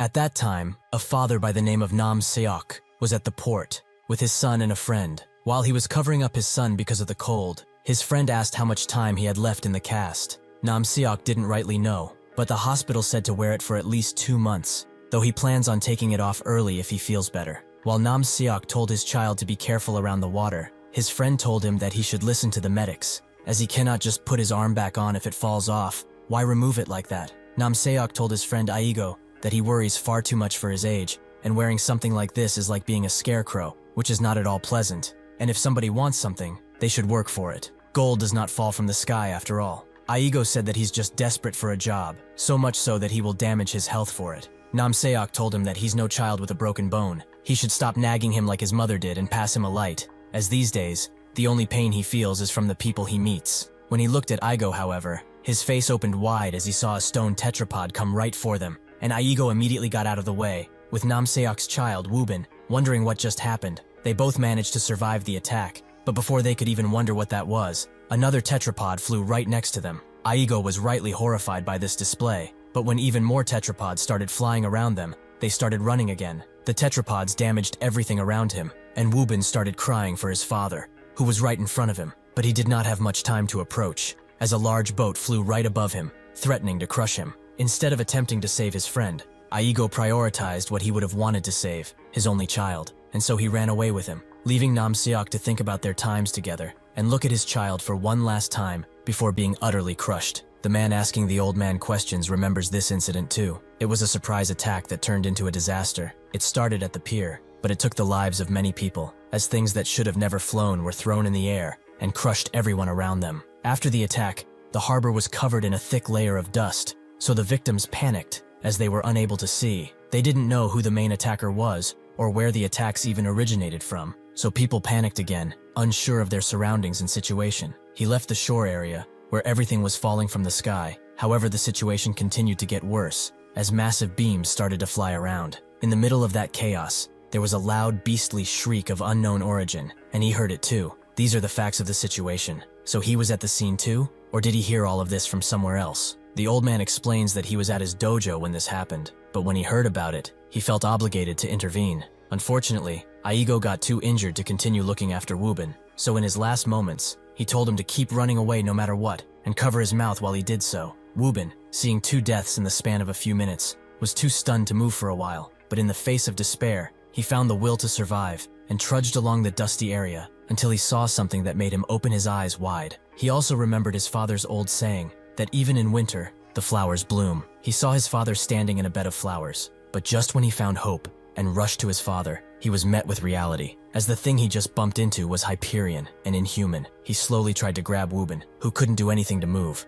but that's when the Master appeared and kicked Hyperion away. The Master had only a few seconds to tell Wubin to get up and start running before the Inhuman charged in, and they both backed off from each other after the impact. The Master's eyes lit up as he saw the being who made this mess. He was sure to give him a beating for what he had done. Everyone in the room is shocked to hear that he actually fought against Hyperion, and his interviewer notes that he must be the long-haired giant. The old man continues his story without answering any questions. He saw that Hyperion wasn't moving, so he thought that he was either cautious or became stiff as a defense mechanism. That was not all, however, as he saw his eyes and knew that he was in pain. Almost telepathically, Hyperion noted that he must be curious about him, which made the Master angry, and so he charged in with a swift gut punch. He used his momentum to grab his arms and use his knee to kick him right in the face. Hyperion didn't show any sign of resistance, so the Master punched him in the head and pushed one of his legs to the ground, allowing him to attempt a deadly karate chop. That's when Hyperion grabbed his arm and attempted an attack of his own that came down like a guillotine on his opponent, creating a large shockwave. As that happened, Wubin stood behind some crates nearby, as he could not move much further, and was covering his ears to not hear anything else. The Master successfully blocked Hyperion's attack, who suddenly spoke, telling him to just give up while he has some dignity. The Master rushed with a kick to his face, allowing him to get out of the encounter, but then asked what he just said. How can a monster like him speak? He rushed in again, creating another shockwave, making Wubin curious about what was happening, so he watched from the crates. The battle continued, but he would like to first answer their question about whether he's really the long-haired giant or not. The old man takes off his hat, and his tied hair falls down. His hair is indeed long, but he is not a giant, meaning that he is not the one they are talking about. The attack had already ended, and he had no idea what the beast thought, but surprisingly, he did not launch any deadly strikes, only counterattacks. His right arm, knee ribs, and jawbone were incapable of being used in the fight, and between the two of them, their attacks were around the same, though their injuries varied vastly. There was a clear gap of overwhelming power that the old man could not pass, so he was at a crossroad,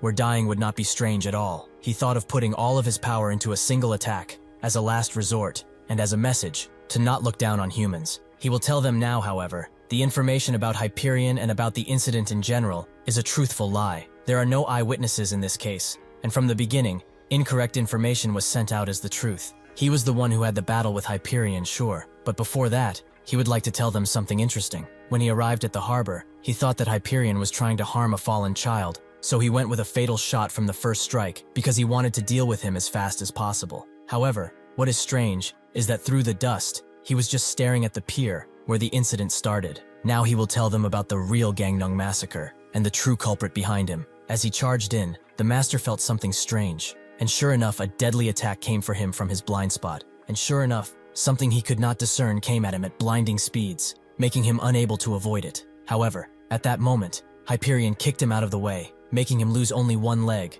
although he went through multiple containers and was quite injured. After that, someone came from behind Hyperion, noting that his greeting was broken, but he did not expect to meet the Iscarian so soon. It seems that Pan had something to do with it all along. Before Pan could do anything else, Iscarian jumped to the Master and told him to look into his eyes. He will not look for him no matter what, and he will also plan for the future from now on. With that, he grabbed him and threw him away with all of his force. With that, the old man explains that he lost consciousness, and he was thrown into the mountains. The interviewer asks if everything he is telling them now is true, which the old man confirms. He has no reason to lie to them. He did not tell this story just because he did not have time. One of the other people there notes that even if he very well could have, he did not kill him and even protected him. If this is all true, How are they to interpret it? The old man also does not know, as even if Hyperion showed contradictions in himself, it was evident from the beginning that he was still an Inhuman, though his own mind is a mystery. It will all probably become clearer as time passes, but he can only wonder if he was confused at the time too.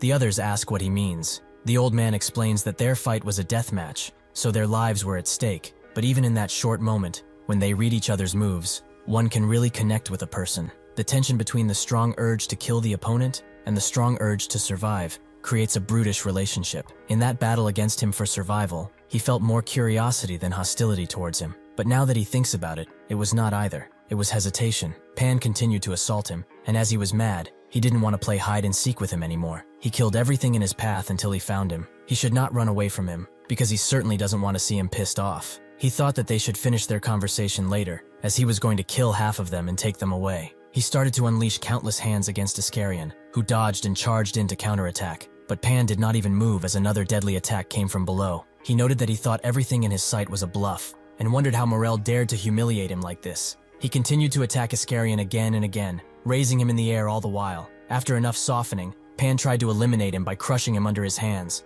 but Iscarion caught both of them and pushed back. Pan quickly rose to him and suggested he not be so arrogant before striking him, but after that, he saw something interesting, as a bright eye grew right behind Iscarion's head. Someone from the Ministry of Defense asks how they should take all of this, and if there is any more information on the culprit of this attack. The old man explains that in the past, he could not figure out who the main culprit was, though he found that the light beam that cut his leg off might be a clue. He did not realize it then, because his eyes could not track the attack fast enough, but it appeared like a stabbing hand that flew at extremely high speeds. To provide an example, they should think about the battle Ketchup Man was in, with the unbeatable Inhuman with white hair at the airport. After seeing that, he came to the conclusion that his battle matches numerous other battles he fought way back then. Everything fits. A giant with long hair and similarities in attacks. He believes that the Inhuman who appeared at the airport was also the culprit of the Pier massacre, and Hyperion is the one who stopped him from going further. The fighting continued, up until things started falling out of Iscarion from his back,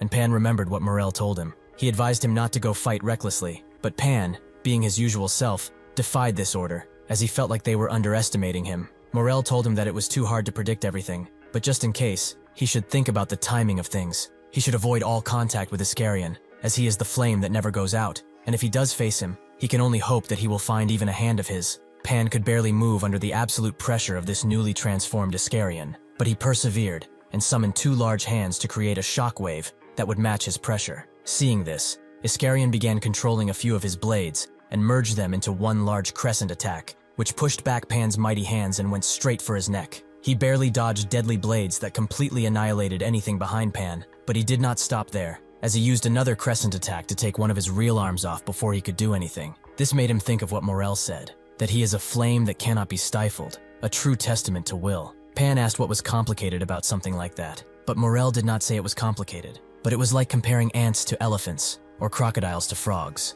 For everything that exists in this vast universe, there is a gap in terms of strength, and in the end, nothing can escape its limits of power. The only thing exempt from his rule is everlasting strength, which comes from oneself. This is the terrifying ability to completely eliminate the limit imposed by this power gap. Iscarion is similar to this. His everlasting flame will not stop burning, and he will also not stop as long as he is lit, unless he can block the flames of the 7 horns, or completely erase his existence. Iscarion, the embodiment of the flame that burns forever, will always be on top. Pan grabbed his arm right back and attached it to his shoulder, but Iscarion did not stop and launched blade after blade at him. Pan did not know why he's so powerful, as he is certainly not physically stronger than him. Perhaps it's his vision. In any case, he needed time in order to vanquish this opponent, but Iscarion didn't let him have a single second of free time, as he kept attacking him again and again with increasingly powerful attacks. Their dance continued up until Iscarion caught Pan in the air, who tried to protect himself with barriers, but they were proving less and less useful with each attack. Seeing this, Pan tried to teleport away using his eye,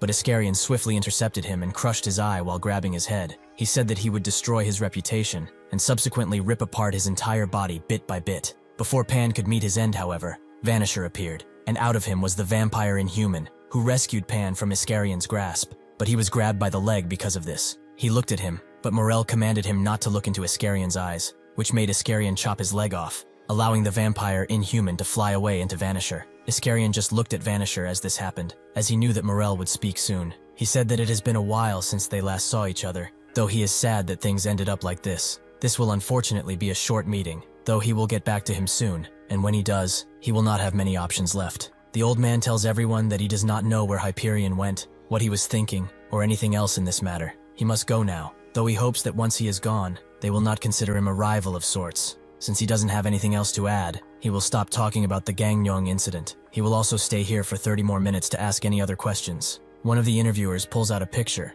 and asks if he knows this man. The old man's face lights up as he sees the picture, as he has certainly met him before. Somewhere in Hong Kong, Evan is sleeping on a bench, while Carol is trying to wake him up, because he said that he was going to sleep for only 30 minutes. She starts calling him all sorts of names to wake him up, which does work, but he is quite annoyed at her yapping, as he will forget very important stuff if he awakes so suddenly. As they walk away from the bench and into the city, Evan thinks that Hong Kong feels really empty, as nobody is working here, and bad things seem to happen at every corner. When they get to their apartment, Carol asks if he's going to play with her, which he refuses, so she calls him a fool. Having had enough of her, Evan orders Tina to play with her while he sits down at a computer and takes a sip of water. After he is done, he contacts both Chenver and Kaylin, asking if they saw anything. Both Chenver and Kaylin say that there's nothing around here, not even energy. Evan orders them to stay in their positions, but finds this weird. They were supposed to meet each other this morning, but they are 2 hours late. He does not know why they want to do the trade in Hong Kong, but he cannot refuse. As he logs into the dark web,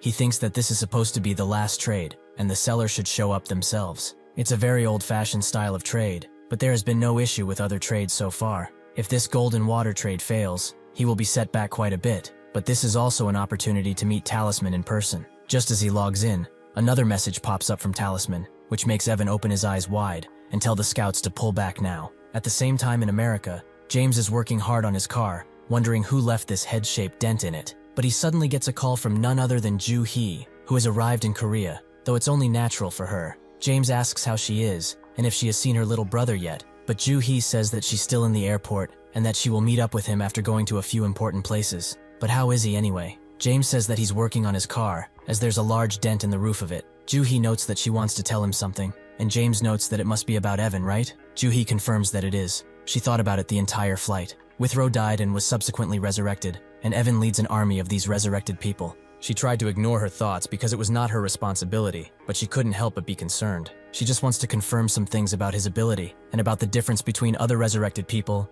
and Withrow, if he's able to listen. James just remains silent, as Ju Hee explains. Evan's resurrection ability can resurrect any being without losing their memories or body. Everything is fully restored without any imperfections. This is an absolute resurrection. James knows about it too, but from what he heard, none of the beings Evan resurrects have their memories intact and act as his chess pieces. Ju Hee confirms that it's as such, but she does not understand Evan. Here's how she thinks everything goes down. Evan seems to have 2 steps to resurrection. The first is absolute resurrection, which is the resurrection part of this ordeal. But after successfully doing that without issues, the second step is total memory blackout. At this stage, their memories are completely wiped. She doesn't know what type of ability or device he's using, but his shackles would appear on the person at the same stage too. This means that after the resurrection stage, there must have been some type of error in Evan's plan, so the memory blackout and shackle didn't work on Withrow. Perhaps it was a mistake, or a third party interfering with the second stage, which disrupted the ability. James sits down and notes that he resurrects the bodies,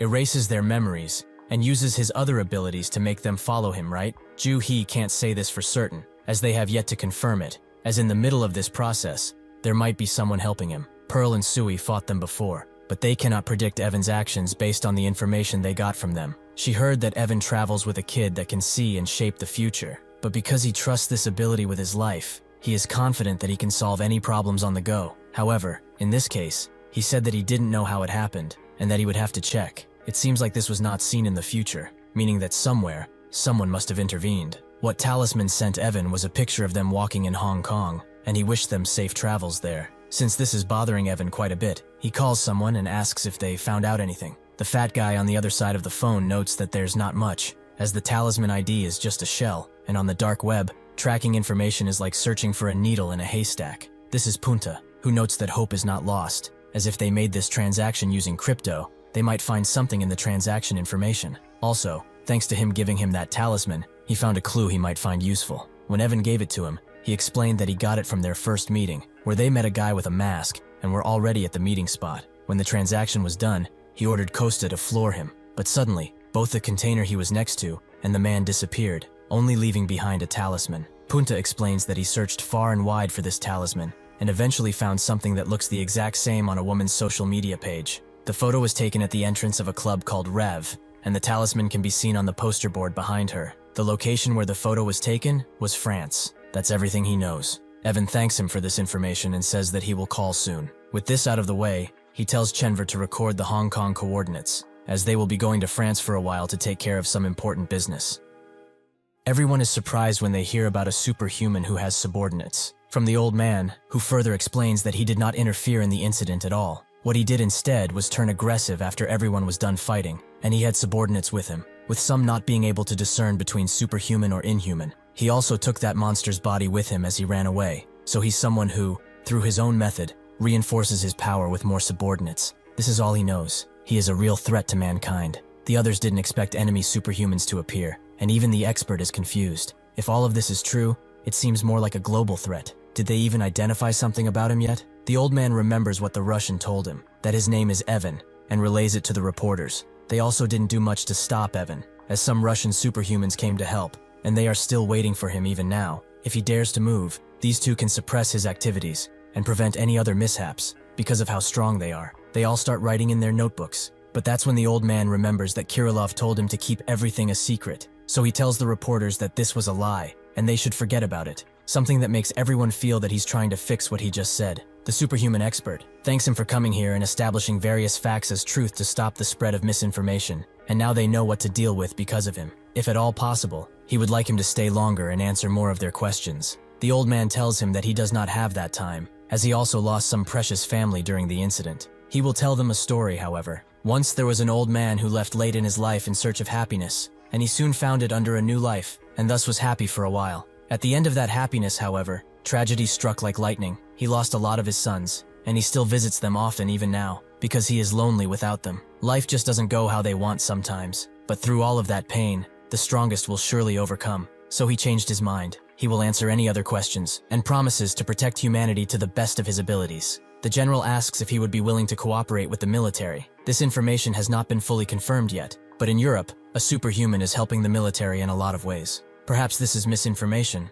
but it seems that superhumans empowering the military is ideal. The old man tells him that there's nothing special that could help the military, and if what he said turns out to be true, then he will listen when they decide to share it and reassess the situation. The general then asks, as a superhuman who is alone, does he have any plans for the future? The old man knows that he's the top general of national defense, but there is venom in his eyes. What a sad look. He says that so far, they have all been responding to the surprise Inhuman attacks, and as time went by, their invasion turned constant and likely planned, since they all came in such a large number. In his previous happy life, he did not need to think about it, but recently he has been pondering something. In this constant fight, he hopes that he can continue just by hitting back. They must have some form of base somewhere, which they need to find first and attack there. However, he knows how difficult it may be, perhaps impossible. The expert says that they don't have any information on them, which is a big problem. The old man explains that he does have the power to beat them up, but he could never kill all of them, so it's now time for all superhumans to work together. Now they don't have a way to communicate with each other,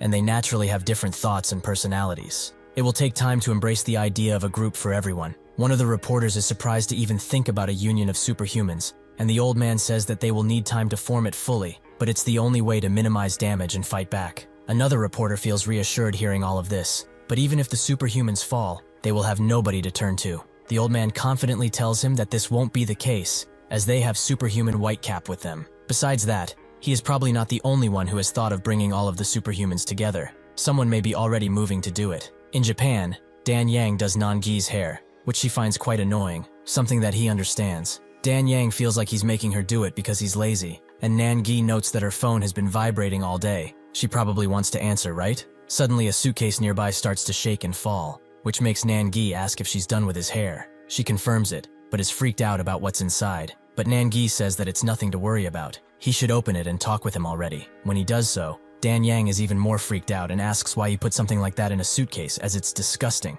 Nangi tells Black Mirror to open only its mouth, and this allows him to ask what his name is. The Inhuman takes a while to answer and says that he is Pyongoid. Nangi thinks that it's a very funny name and says that he is a superhuman, so he doesn't want to die as soon as he's released, right? Nangi gets up while saying that he almost looks cute if they look just at his eyes, and thinks that since this guy doesn't know where he is, they should take a break to kill some time. He tells Pyongoid to listen carefully, as he's going to ask him some questions about his species. He is obviously not threatening him, but if he does not want to die, he better answer truthfully. Pyongoid feels like that is a threat, but Nangi pays his feelings no mind and wants to ask him the first question. He looks like someone who is only a peon, so who is his boss? The one he follows. He wants everything on him, down to the last detail. Pyongoid doesn't know how to answer, and Nangi gives him a countdown of 3 seconds. As Pyongoid tries to come up with an answer, those seconds pass, and Nangi almost takes his head off, before he screams out, "Behemoth!" He explains that he is his master. He is only loyal to him. Nangi asks if that's the guy who came last, the one with huge horns on his head, which Pyongoid confirms. So Nangi gives him the sad news that his master is dead. Since he has no idea what went down that day, he will tell him. Those who dared to invade Korea are all dead, except him. So he will ask one more time why he was hiding in such a weird spot. A flower bed in a school doesn't seem like the most discreet place ever. Pyongoid explains that he lost his energy, and if he left his body in a damp and covered place, he could regain some of his lost energy, so he needed to hide somewhere. If he's honest, he just didn't want to die. He was close to being killed, and he'd also become useless, so he fears the others might have killed him, especially Galtaran. Nangi asks which one he's talking about, so Pyongoid tells him that he's talking about the bastard who eats dead things in order to become stronger. He is always ready to fight, and has a dreadful personality. He did not expect him to come so soon, and if he had been caught by him, he would have been killed, so he hid. Dan Yang notes that he's safe regarding him, since he was killed by Whitecap shortly after. Nangi finds his story a little weird but funny, so they should get to the previous question. Also, if he keeps answering questions truthfully, he won't do anything to him, so he wants to know more about Behemoth. After the press conference is over, the expert goes out back to get a drink, and thinks that the days they spent chasing and analyzing superhumans and who they could be were for naught. Additionally, the Inhumans have also begun appearing with no hesitation after the 2016 harbor incident. At the time, he interviewed Wubin, the child who survived, and he told him about the monster with horns that fought a passing old man, but the monster was not a bad guy. He only looked at him and talked with him, telling him to run away. The expert didn't believe him, as the blue monsters are the bad guys. Didn't he just say that he got into a fight with a grandpa? Wubin said that the scarier thing was a monster with long hair that almost looked like a ghost. After the child told him everything, the expert thought that there was a witness there who also saw some of the fight, but due to the amount of smoke, they couldn't see much. Only 2 large Inhumans fighting. The way this kid was telling him this story was messed up, so he thought that he was in shock, and told him that it's fine. He will get everything from his father. The father miraculously survived the encounter, although he is quite injured, and told the expert that he saw nothing. He had hoped his son's witness would help him. The expert said that in that entire area, only they survived, as everyone else died, and his friend's body is also gone. The father understood, but he was only glad that he was in a better place now with everything that had happened. The expert told him that his son may be in shock due to the way he explained things, so he would likely need counseling and some rest. The father appreciated that he would concern himself with his son, but Wubin is not a child that would say things that do not exist. Now the expert knows that what he said was true, and he refused to believe that kid's story because of his damn pride. He is not deserving of his title. Back in Japan, Pyongoid tells Nangi that he was Behemoth's subordinate, and they all served him like a kind, all knowing that he was their leader. In addition to Behemoth, however, there are some who were on equal terms with him. Nangi expected this, and asked how many other leaders were out there. Pyongoid doesn't know, as even if he was a part of that group, he was left out of most things. Nangi tells him that it's fine, he just has to share what he knows, if he does not want to die. Pyongoid notes that he is speaking the truth. He does not know how many were there, but from what he heard, there were only Behemoth, Pan, Morel, and Sid. Nangi says that he will remember all of their names, but now he wants to know about their characteristics and abilities. Pyongoid once again feigns ignorance, as he never saw them fight in the first place. But Nangi notes that he's not joking just because he's smiling. He better answer the damn question if he doesn't want to be ripped to shreds. Pyongoid relents and first talks about Pan, who has white hair and always wears a red cape. He's very hot-tempered and animalistic, and Behemoth is not the only one who was killed because of him. In fact, he was also almost killed by him. Since he walks very slowly because he's a snail, Pan was very annoyed by him and harassed him constantly. When there was real danger, however, Behemoth came to help them out, and even warned them not to stay close to that guy no matter what. Next is Morel, who is the one who gave them the orders to attack Korea. Even though he serves Behemoth, it seems like everyone listens and follows Morel, which is probably the closest thing they have to a leader. Lastly, they have Sid, who is quite special. He is nicknamed the Return of the Catastrophe, a disaster made flesh. Suddenly, Nangi stops him from talking, as he can feel someone outside of their home. Nangi can't feel that presence anymore, but he decides to keep focusing just to see if he can feel it again. While he does that, Dan Yang asks Pyongoid if he did something, which he swears he didn't. and Nangi attests to that. He has not released Black Mirror since he caught the bastard, in order to prevent any accidents. As long as his ability is active, it's impossible for this guy to talk with others even telepathically. Dan Yang gets that the person outside is someone else, but Nangi can't quite place what it is, so he goes outside to check. When he does that, he says that the weather is amazingly hot. Perhaps he should go back inside, since there is nobody here. Perhaps he was mistaken, or perhaps he is too tired to discern anything well. He goes back in the house and says that he was expecting something to come out, or at least to fight someone, but Dan Yang doesn't care. She just wants to eat something because she's hungry. Suddenly, Nangi charges up and jumps straight through the roof, meeting face to face with the person who was listening in on their conversation all of this time. At the Seoyeon High School, Bong Ryul and Kang all get some food, with them wondering who will pay for all of it. But the store clerk is surprised to see a superhuman here, as is everyone around him, as they are all looking at him with different expressions, some in amazement, some finding him more attractive than usual. Suddenly, Ju Ri appears, with Kang asking what he's doing here. Ju Ri says that he's not doing anything much, but he had no idea he was a traitor to the male race. Is he really dating someone? That's when Ju Hee pops out of Ju Ri's back and goes to give him a hug because they haven't seen each other in a really long time. She says that it must have been really hard with what happened recently, but he did a spectacular job, both physically and mentally. Kang doesn't know what to say about that, but she also notices Hong staring her down with the fury of 1,000 suns, meaning that she's quite jealous. Ju Hee tells her not to worry. Kang is basically her brother, and he's also a really good guy. The class president also appears and says that the principal called him over. Now, it doesn't matter if he has to skip a class of 2. Apparently, it's something important. Ju Ri and Ju Hee wait for him outside, and Ju Ri notes that they should go have a steak in front of his house like they used to. She just pats his head and says that he will buy him one, but he must be quiet now, so that they can listen. The principal tells him to sit down and make himself comfortable, as this will be quite the conversation. To him, it does not matter if he's human, superhuman, or even a monster, as even if he was a sleepyhead, he was always a good student, and he endeared him to that. He does not know how to say the next words, as he feels like it might hurt him. Kang tells him that he will be fine. He should tell him if that's what he came here for, no? The principal takes a deep breath, and would like to get the hard things out of the way first. Starting tomorrow, he cannot come to school anymore, which is quite unfortunate. Nangi expected the spy to pass out after they were caught, but here they are, and he also noticed that they are using Guan Beop, a form of Korean martial arts. He is quite annoyed by peeping toms, so he will destroy their mask and their face with it. The spy charges Nangi once again, who manages to block his attack, and notes that he really knows how to rush in things. Suddenly, the spy changes his fighting style to Chang Quan, meaning long fist. Nangi still manages to dodge, and uses his movement to kick the spy in the face, before moving in with a bunch of deadly punches. He notes that he did not expect to meet a superhuman who is knowledgeable in martial arts. He does not abhor people who take pride in their martial arts. If he could show him a technique that he does not know, he would be quite happy. Although now, he is kind of weirded out by him using a stolen technique. He can still play with him for a little while longer. The spy acknowledges his position as a practitioner of Southern martial arts. But Nangi doesn't stop there. He has been fighting some serious after effects because of the fight with that giant superhuman. Although he actually misses the tension he had in that fight, as this one is starting to get really boring. They should continue their squabble while he still cares, so he will go in first. Sure enough, he charges in, while laughing ever so maniacally. Back in school, the principal tells Kang that he knows it might sound very ironic, but while he was out saving people, he was worried that he might get seriously hurt. He already knows well that after the battle at their school, interest in the superhuman named White Cap rose, and because of these rumors, many people became frightened and panicky. His very existence began to be looked into by the government as a result. It does not end there, as there was a petition with tons of signatures from the local residents that was held while he was away. The result was heartbreaking for him,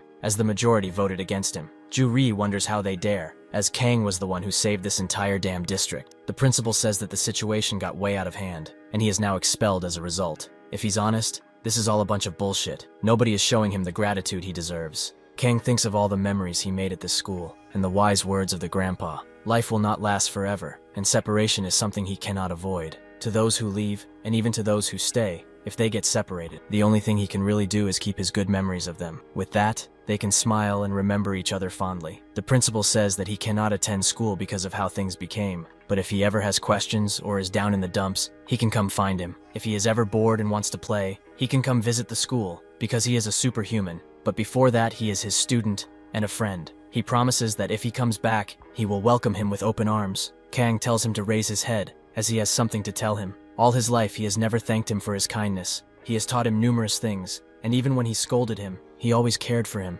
and made him feel like a normal high school boy. He has really wanted to say this for a while now. He would like to thank him for being here for him all this time. With that, he turns away, but remembers the hug Ju-hee gave him, and decides to give one to the principal too, surprising the siblings. Nan-gi eventually gains the upper hand and defeats the spy, which Dan-yang feels like he's similar to someone, but she can't quite say who it is yet. Nan-gi notes that he wasn't playing games when he said that he was bored. He wasn't able to satisfy him, so now he will demask him. The spy suddenly calls him his senior, which confuses Nan-gi, so he takes off his mask, only to reveal that it's someone Yang knows, Haolan. Nan-gi asks if they know each other, which Dan-yang denies. They only met once before. In Harbin, China, there's a big mountain called Mount Hunchi. The roads are rough and the climate is not favorable for moving, so people do not visit that place often. However, some time ago, there were reports of a legendary Yeti patrolling the area, and as per usual, in a village near the mountain, a gang called the Black Snow started causing trouble with the locals, which the Yeti heard too, so he defeated everyone. After the gang was done, other gangs visited the mountain in order to get their revenge, but soon, nobody dared to visit anymore, as it was a fact that one would die if they went there with murderous intent. Nan-gi says that was a really interesting story, but is she saying that this guy is this Yeti she's talking about? Dan-yang confirms as such, and explains that she could not resist going to the mountain because she heard the report about the mysterious Yeti. So there, she met someone wearing a dead animal and looked like a wild man. She saw him singing a sort of ballad before he seemed to have noticed her, and immediately jumped to attack. But Dan-yang dodged and told him to wait, as she is not an opponent. Haolan thought she was fooling him and noted that she must not be an ordinary child of man. Who is she? Does she want to fight? Dan-yang covered her eyes because this man was almost naked and introduced herself, before explaining that she came here because she was curious about this Yeti creature in these mountains. Nan-gi is surprised to meet a fellow superhuman in this gigantic land. It's really nice to meet him, and he understands what Dan-yang is saying. But why did this brute call him his senior? Dan-yang doesn't know that, but hasn't he hit that guy too much? At school, everyone notices that Kang has disappeared along with his bag. Quan tells everyone that he left after packing up his bag, and he also wanted to let everyone know something. He's not going to go to school anymore, so he wants to thank them all and wish them luck. From now on, they should not come and visit him. Instead, he will come to them from time to time. So this is goodbye for now. Haolan is eventually let out of his restraints, and he introduces himself as the dwarf. He is a superhuman who rumbles the forest with spirits and can split the earth in two with one blow. Nan-gi also introduces himself and asks him to continue. Haolan says that after struggling with boredom for a while, he finally found that living with nature was what made him happy, so he retreated to the woods. But one day, he saw that inhuman monster who froze him in place, and he was fighting with him. The struggle they had was transcendent, and both of their fighting spirits showed him that he was short-sighted in his worldview. In that very moment, a fire he never knew he had was ignited in his soul and took away life's emptiness. Nan-gi certainly didn't expect all of this. Is this a compliment to him? Haolan says that it's respect, as he crosses the sea heading to Korea to meet him and fight against these monsters.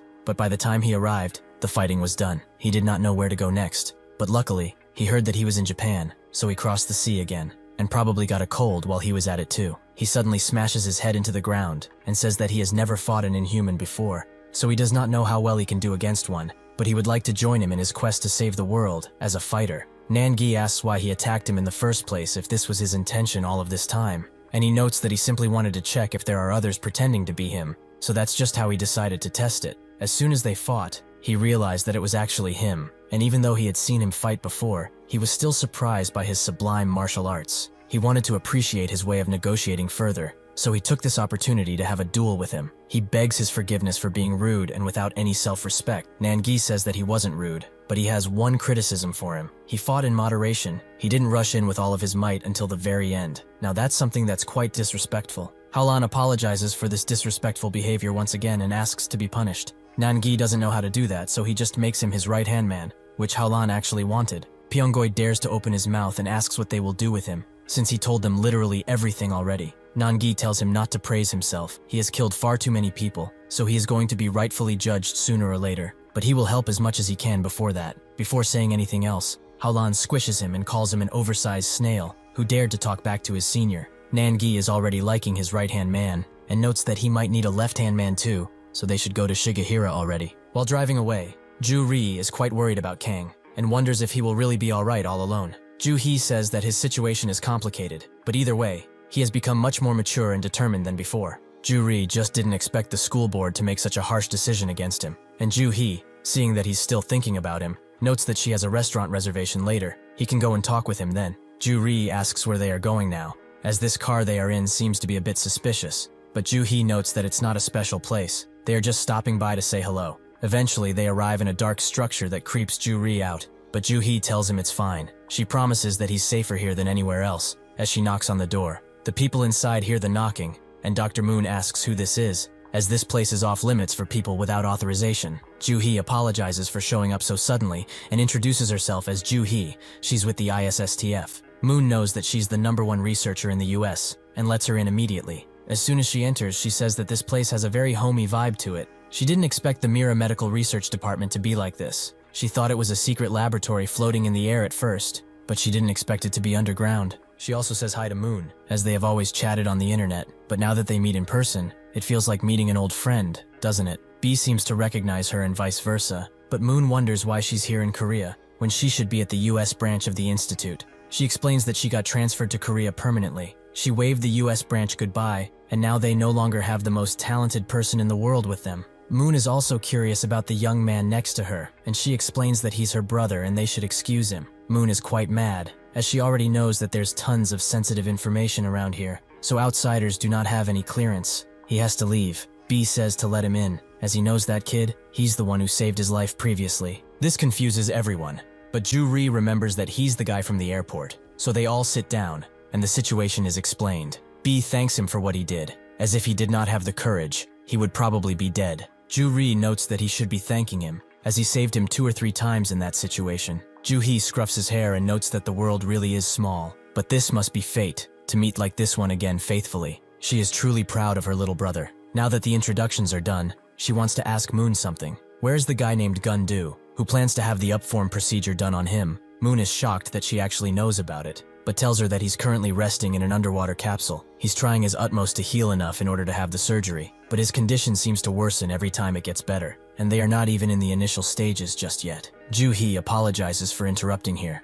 but he must have some medical data around here, and she wants to see it, as she can diagnose the situation accurately. Moon immediately hands her a bunch of files on this case, and it takes 10 seconds for her to read everything. She now knows that it won't be easy, but she will help him. They should solve this problem together. Moon is more surprised that she read and diagnosed everything so quickly, but that's when Ju-hee says there's something she wants to ask of him. If she's being honest, she doesn't want to be called leader anymore, because she will give up her position in the ISSTF, and she wants him to come with. He must realize the risk she is putting on herself by asking him such a thing when they just met. She knows that they are surprised to hear this, but she would like them to listen to her story at least. At the Inhuman hideout, Tobian arrives, as he was called here by Morel. Kylie asks if he was excited to come here this quickly, and Morel notes that it's decided they will be moving now, as 2 stars remain. He is not ignoring their abilities, but now they will go in directly, so he orders Tobian to open his maw and move them to the surface. He does just that, and Morel says that they will open the bath once they are above sea level. When they get up, they all glisten under the moon, and Pan asks where Sid is.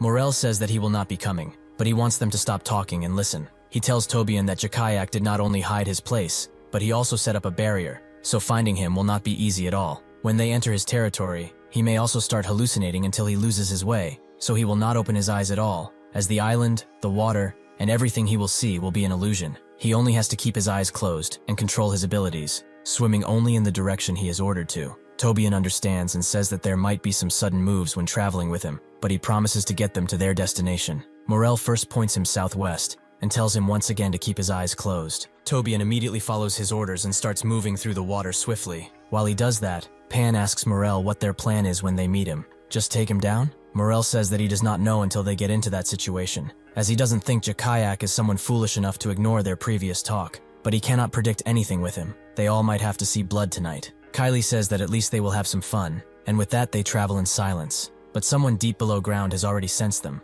and is waiting patiently. In Kyoto, Nangi's group walks around while Haolan is singing and Dan Yang is eating some food. He notices this, and smacks it out of her mouth, as how did she dare to eat such delicious food, and not present it to their senior first? Such insolence must be punished. Dan Yang naturally becomes mad, and they start fighting, which Nangi finds funny, but tells them to stop, as they don't have time for this. Haolan immediately stops and calls a truce with Dan Yang, but she better be prepared next time. Nangi notes that he must have been losing to have such bruises, and Haolan is glad that he at least made him laugh. Dan Yang notices that he's trying to copy Nangi's laugh, which she doesn't like at all. People around them seem to recognize Nangi, as he has become quite popular, but the two besides him are a mystery. Perhaps they are also superhumans? Dan Yang looks around and asks if they should be walking around like this, as people are recognizing them. Nangi says that there's no reason for them to go ahead and remain hidden, and he actually never did try to hide. As they live their lives, how people see them will not matter. That applies to her and everyone else. Howlun listens with hearts in his eyes, as he takes this as an important life lesson. Dan Yang understands, but wonders where they are even going, as they are just walking this path randomly. Nangi explains that they are going to the bamboo forest in the suburbs. It's the place where he met Shigehira for the first time.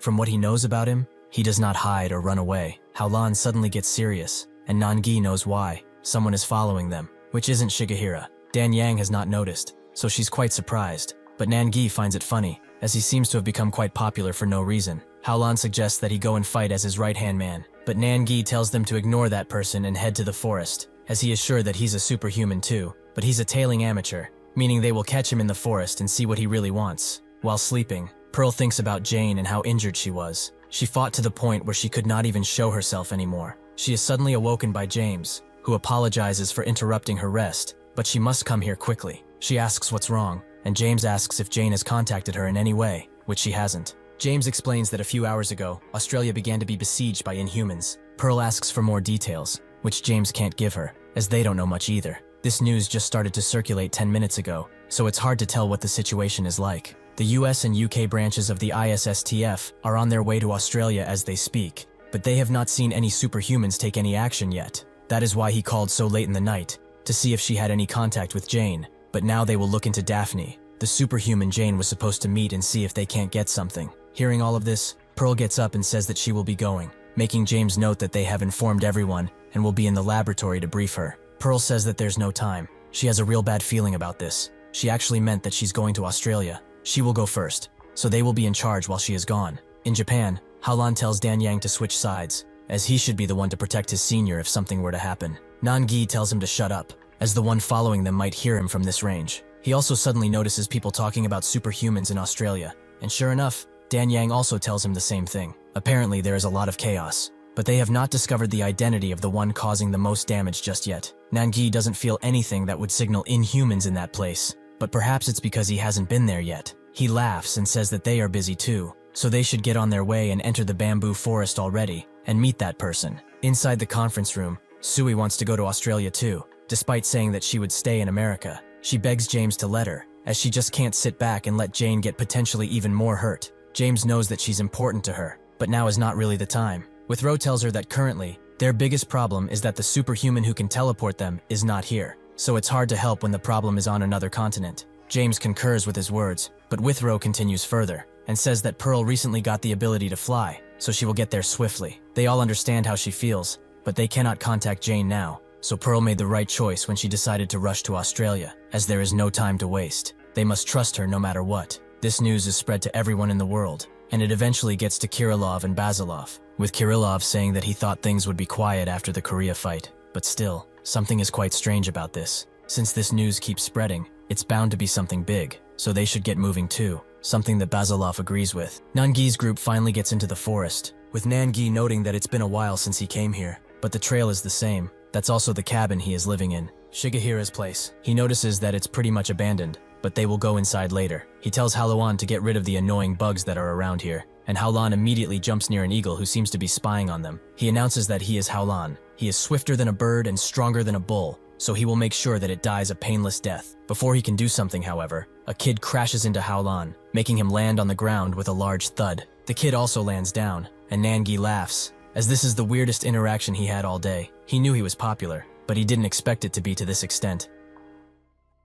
Dan Yang knows that this young boy is the one who has been following them, although he doesn't seem to be the Shigehira they are looking after. The eagle starts to gently descend on the young boy's shoulder, surprising her, and the young boy asks Nangi if he's the Black Hat, the one who fought in Korea when the beasts came. He also asks what he is doing around these parts, which makes Nangi laugh, since he has not met such a bold kid in a very long time, but they are here to meet a friend, by the name of Shigehira. The young boy instantly believes that these are all lies. How can they be his uncle's friend when they tried to harm Kenta? Nangi asks if he's talking about the eagle on his shoulder, which the boy confirms. Kenta is an old family friend. How can they dare to harm his friend like that? Before he can utter more words, Howlun charges him with his foot, which the boy barely has time to defend against before being sent flying. He does manage to stay on his own 2 feet, but Howlan does not stop and tries to smash him into the ground. The young boy has to use all of his body to move out of the way, allowing Howlan to grab his foot. He announces that since he was the one who started spying on them, he will not have any mercy on him.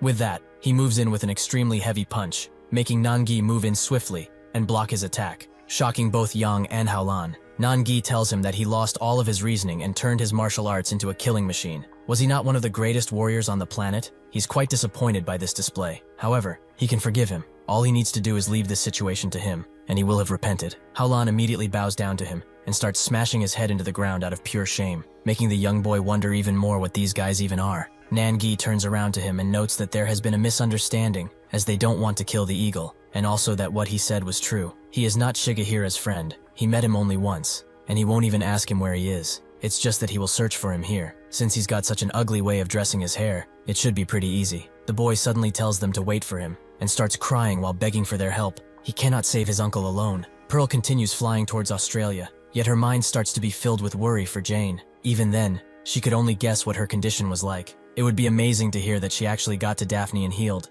but if she hasn't, she may never be able to come back from that ever again. This worry turns into determination, and she speeds up, hoping to see her friend well. The boy tells Nangi's group that half a year has passed since his uncle left, and Danyang gently asks him what happened afterwards, to not make him cry anymore. Howlan also feels very sorry for him, and can feel the sadness coming from his heart, making him cry too. Nangi asks for his name, which he says is Chisaki, Miura Chisaki. Nangi also introduces himself, and asks what his relationship with Shigehira is. He wants to know everything, from his relationship all the way to what happened. Chisaki says that it all happened 1 year ago, when he first met his uncle. They first met in the pampas grass fields of the Sengokuhara district. At the time, the Inhuman alarm suddenly sprang, and the Inhuman who appeared moved northwards, causing havoc everywhere he went. It was a situation where the subjugation of the beast could not be easily done, even with the help of the government. To help with the situation, he also went to the Golden Grass region, where the Inhuman was expected to be arriving next. That's when he met Shigehira, and his entire body froze.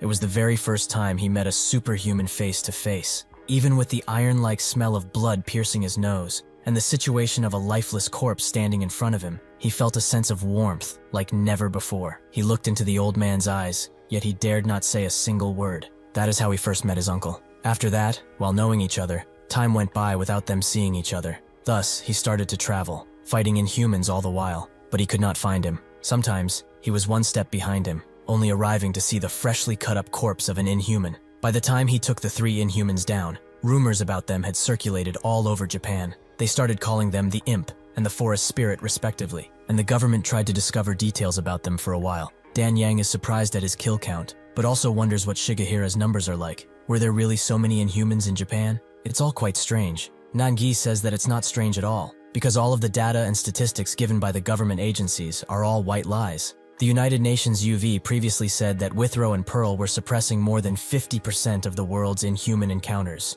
which is bonkers to even think about. They just come up with random statistics and such, in order to not cause a worldwide panic. If they were to include the unknown instances where Inhumans and Superhumans are fighting, the number would be much higher and things would become more complicated. That is why public information is faked. Politicians, business giants and the like are all filtering this information according to their needs. Danyang agrees with him. She and Nangi have killed more than a few Inhumans already, while Howlan thinks that he should make this kid his senior, since he killed so many Inhumans. Black Mirror suddenly comes out of Nangi and starts looking at the young man right next to him. He notes that this one is a little different from their win-win relationship, but it's very similar to him. He can feel the echo inside of him vibrate. Nangi seems curious about this information, but tells him off for crawling out while people were talking, so he confines him for now, which Black Mirror does not care for. With that out of the way, he tells Chisaki to continue his story. After a while, he personally went to find Shigehira, who noticed that he had been tailing him for weeks, and asked what he wanted. He told him that he was a superhuman. They have met before. He's sure that he remembers. After that, they quickly became friends, and they started living together. At first, his uncle looks like a man who is cold, but he's actually really kind and warm. He emits the same warmth he felt when they first met. To a person like him, who has lived all alone, Uncle and Kenta were precious gifts given by a benevolent being. The time they all spent together was happy and very fun. One night, Shigehira suddenly opened up to him a bit. He told him that he must have been lonely, but the reason this world is so beautiful is because they can always lean on each other when they hit hard times. The days went on just like that, but one day, he lost to an Inhuman, and he almost paid with his life for it. He usually went to the beach to search for pretty shells, and even though there was no alert, an Inhuman was there, a beast so strong he easily got defeated. The Inhuman also spoke to him, the first time he saw a beast speak, and was itching to crush his head. That's when his uncle appeared, and asked the beast to put his grandson down, if he didn't want his head to be attached anymore. The Inhuman did not seem that intimidated, and asked if this little man was his subordinate or something. Shigehira was surprised to find out that such a beast could speak so well, and asked him once again to unhand the kid. He will not ask again. Noticing a certain vibration in his voice, the Inhuman deduced that he cares about this subordinate quite a bit, something he can certainly play better. That's when Kenta started to fly above them, making both the Inhuman and Chisaki stare up in the sky. This gave Shigehira enough time to cut the hand of the Inhuman and grab Chisaki. Unfortunately, this was not enough to cut the Inhuman's hand completely, but it was certainly enough to anger him, as he told Shigehira that he would be munching on his bones by the end of the evening. Shigehira was actually aiming for his neck in order to finish things now, but the Inhuman moved and he only got his arm. He grabbed his hat and told Chisaki that life is not always happy, and there are times when it is hard to shake off the loneliness and fear that will seep within him. He will be gone for a while, but he should know that at this moment, he can fully lean on his shoulder. Chisaki could only cry as his old man bravely rushed the enraged Inhuman. He notes that Shigehira is really strong, and fought quite well against the Inhuman. But while they were in the middle of the fight, another Inhuman appeared. He suddenly erupted from the ground and almost put Shigehira into the ground, who was able to dodge before something happened. This Inhuman, Merle, wanted to join Bahama, who warned him that this guy is strong enough to kill them in an instant if he wanted to. Shigehira couldn't believe that he met two Inhumans that could talk in a single day, and both are quite different from normal Inhumans. Just what is going on? The Inhumans did not give him much time to think about it, and started to rush him. Chisaki wanted to do something, but since the situation was so dangerous, he could not do a single thing, and his body was also not in the best shape. The Inhumans tried many pincer attacks on Shigehira, attacking him from above and below, yet they did not look at him even once. So Shigehira also had to forget about him, in order to protect him. Dan Yang notes that she can only imagine how those superhumans looked in his eyes. She is sure that they were extremely dangerous. Was Shigehira also in danger like he was? Chisaki denies it. Shigehira had a complete advantage in this battle. He was surprised too, when he saw what he could really do. The others are surprised, but Nangi finds it to be only natural. Shigehira is really strong, but fighting is not all about strength. One has to know the difference between themselves and the opponent,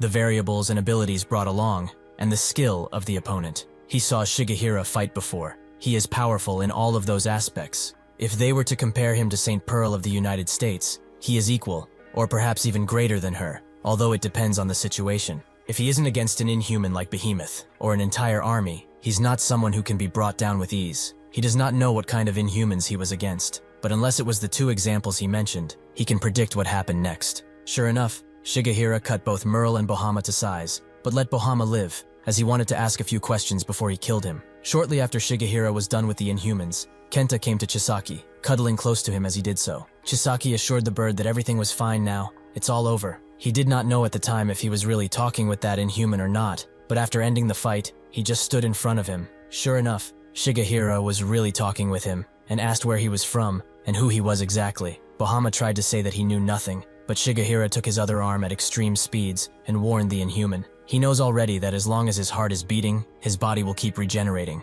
whether he wants it to or not. If they wait, he might actually regenerate fully, so he should listen well. He cut up his subordinate in one single swing. He kept him alive for a reason. He has misunderstood his actions. He has no plans to kill him swiftly, like his comrade. Until he answers correctly, he will feel the cold slice of this blade again and again, so he will ask again. Where does he come from, and what does he plan to do? Seeing no other way out of this, Bahama decided to obey. He explained that they did what they were ordered to do. They were scouting for Stein. Shigehira asked who this Stein is, and Bahama told him that he went against someone's orders and ran away. He is a true warrior just like he is, and is allowed to fight autonomously, without orders. He was commonly known as a stupid idiot pet, who can't speak because of how afraid of the boss he is, so they were ordered to catch him. Then they ended up here, facing him. Shigehira asked where he took his orders from, and Bahama said that they were from the king he serves. He's the one Inhuman above all Inhumans. Shigehira figured that he would know where this king of theirs would be, which Bahama confirmed, but it was in the ocean. Shigehira slowly sheathed his blade and noted that he wouldn't kill him now,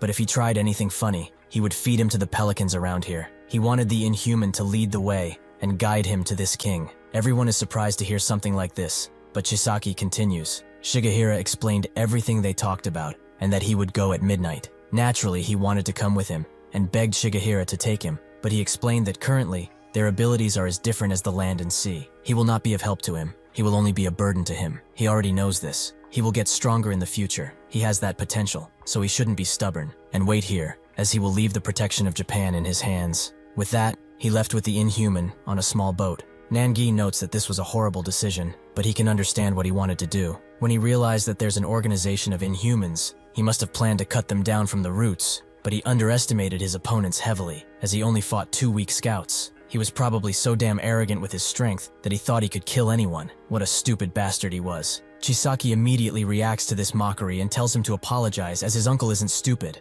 Nangi asks him, if he wasn't a dumbass, then what happened to him? He's curious about what happened afterwards, so could he tell him? The other two realize that Nangi said those words to allow Chisaki enough courage to talk about what happened next. At the same spot where Shigehira left, he stood still for many days, in order to wait for him. But one day, Kenta crash landed near him, and was in awful condition. Tied to her was a piece of paper that he never wanted to open. His heart dropped when he read the contents, which were written in human blood. Be careful. Nangi suddenly grabs Chisaki, and asks if he sees the stupidity now. The result of his dumbass decision was that pathetic piece of paper, and he is also asking for their help so shamelessly. Will he continue to shout at him because he's caught up in his own emotions? What a brat. He throws Chisaki to the ground, as he can't endure his weak scent anymore. But does the story end there? If there are any more clues or information, he better say it now. Chisaki looks at him with anger, before telling him that southeast of Japan, there is an island forgotten by crows, and that's where they will find this king bastard. Before Shigehira left with the Inhuman, Bahama promised to lead him there, but he begged him for mercy. Before they arrive there, he wants to die. He did not complete his mission, and he's even leading him to their base. Living in such circumstances is much worse than death, so he would ask him for this simple favor. Chisaki and Shigehira were surprised by such a visceral cry for help, but Shigehira told him that he had forgotten his place again. He will decide what is to be done with him, so he should shut up and lead the way. That is everything Chisaki knows. He has no more stories to tell them. Nangi wants to tell him in advance, but he shouldn't hold out any hope. The fact that he hasn't heard from Shigehira for a long time, and the only time he did was through a bloody piece of paper, means that there's a high probability that Shigehira is dead. He knew that the bastard would act alone, and he also knew that he would be late to anything he did. Even so, he should forget about Shigehira. If he is truly his friend, and if he is a superhuman, he must know what has to be done next. It is time to rise. He moped on for long enough. He must follow him now. He tells everyone that their business in Japan is done. They will go to finish what Shigehira couldn't. It's the least they can do at this point.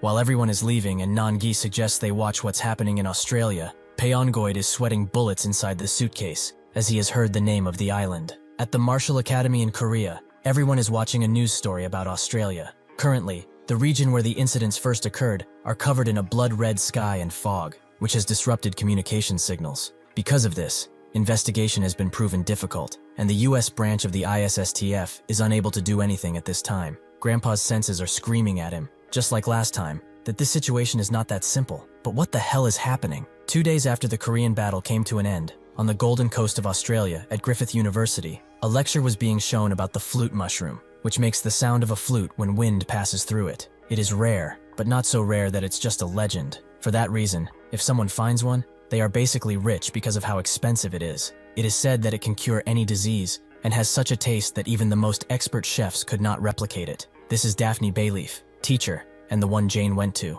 As she continued her lesson, 2 students talked about her nickname, which is the Witch. She originally majored in psychology, and she's amazing at it too. She does not just guess, it's like she understands every single thought of the person in front of her. There's a rumor that she can even read what people are thinking. Suddenly, the entire university shook, with everyone thinking that it's an earthquake, but Daphne knew better. Nearby, at the Surfers Haven beach, hundreds of gigantic rocks were thrown on the beach, without anyone knowing why. Surprisingly, the rocks didn't hit anyone, but the ones that were on the beach are still shaken and scared. Even those that are in the water were becoming weary of their position. A man saw these things fall from the sky earlier, however they changed their course to the sand. The lifeguard tells everyone to get out of the beach as soon as possible. They cannot afford to stay here any longer. A man next to him noticed that something was strange, as the earthquake and the rocks falling from the sky were horrifying for anyone, but they seemed to have not hit a single person or building. The lifeguard hut was safe too, and nobody was even injured in this strange case. The lifeguard also noticed the gigantic rock in the middle, which was the size of a house.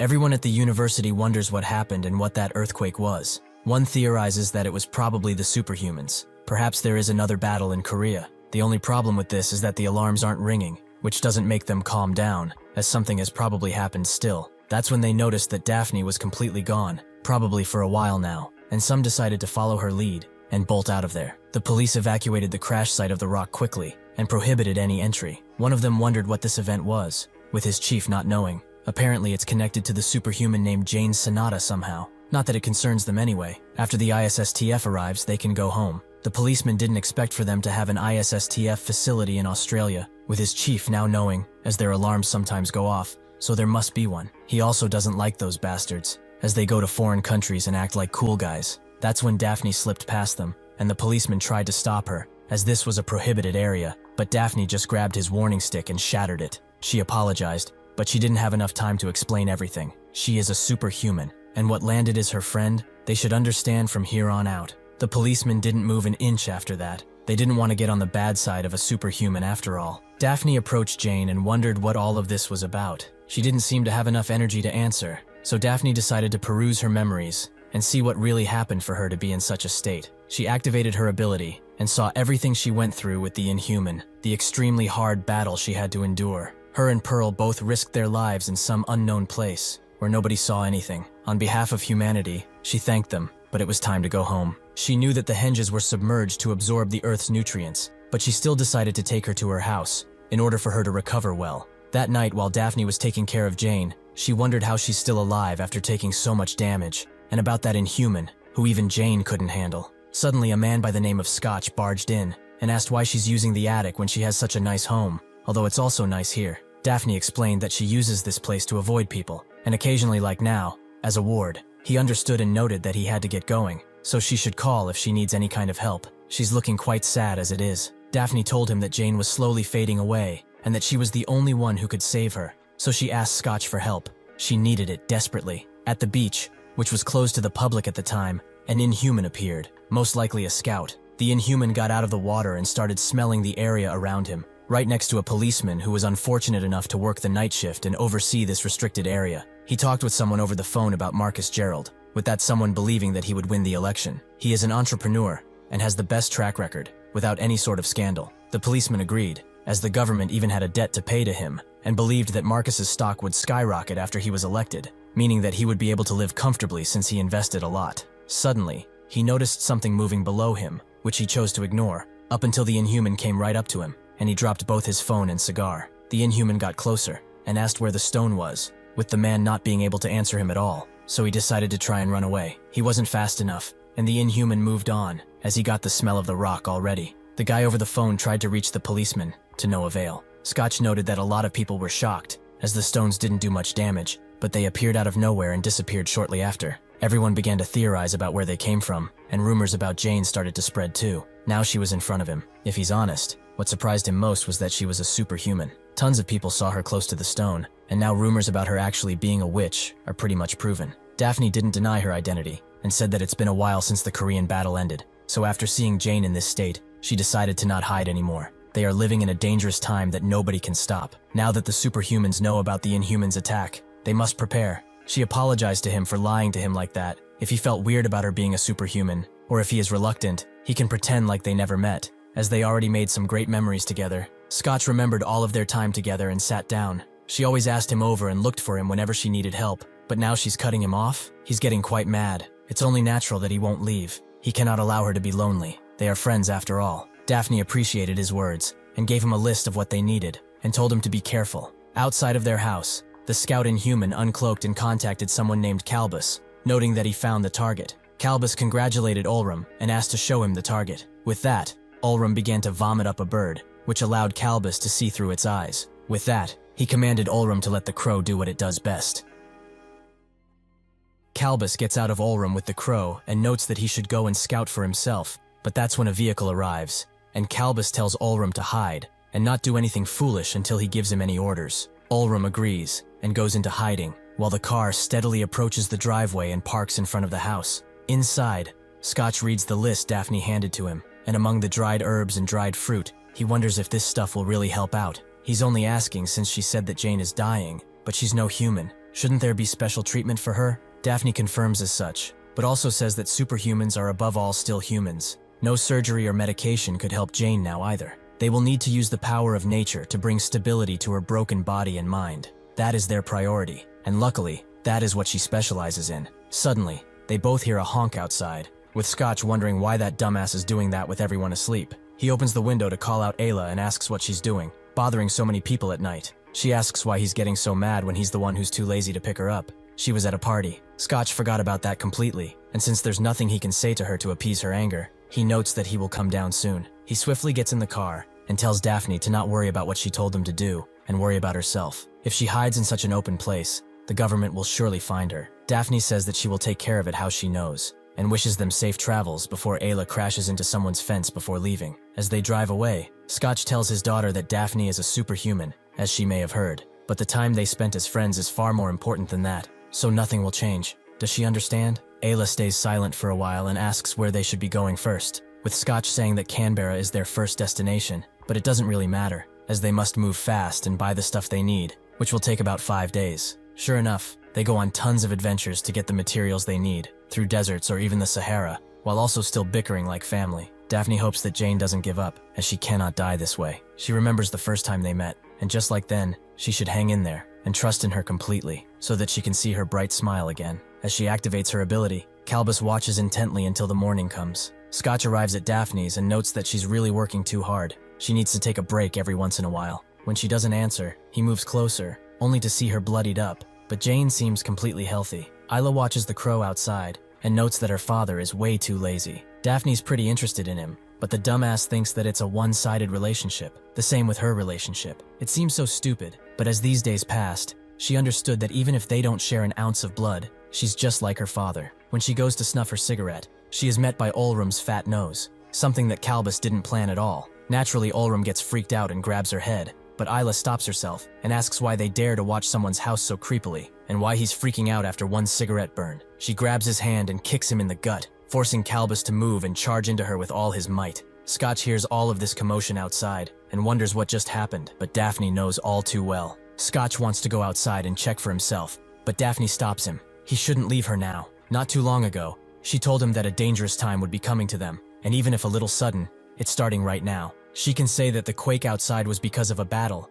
as Ayla is fighting the Inhumans now. Naturally, this shocks Scotch. He doesn't know what she's talking about, but Daphne notes that Ayla made her decision a long time ago, just as she did. She must have thought that he would leave if he found out. They should take more later over a drink, as now, they still have work to do. With the opportunity Calbus gave Olrum, he tells him to get out while he still can, so he starts running like a maniac, but Ayla follows closely. Somewhere near, 2 students walk home and talk about Marcus, with one of them noting how charismatic he is, but the other notes that it's all fake. They also seem to notice a strange quake approaching, and sure enough, above them, Olrum runs away, and Ayla is nearing him more and more, until she has the opportunity to pin him to the ground. Unfortunately, that opportunity is eliminated by Calbus, who tells Olrum to go to the sea as fast as he can. Ayla still doesn't give up and gets to chasing, but she can see that the crow is protecting this bastard. He's constantly impeding her while giving this little bug orders so that he can escape. But why? It doesn't really matter now, as she's faster than the both of them. They cannot get away from him. Back at Crow Island,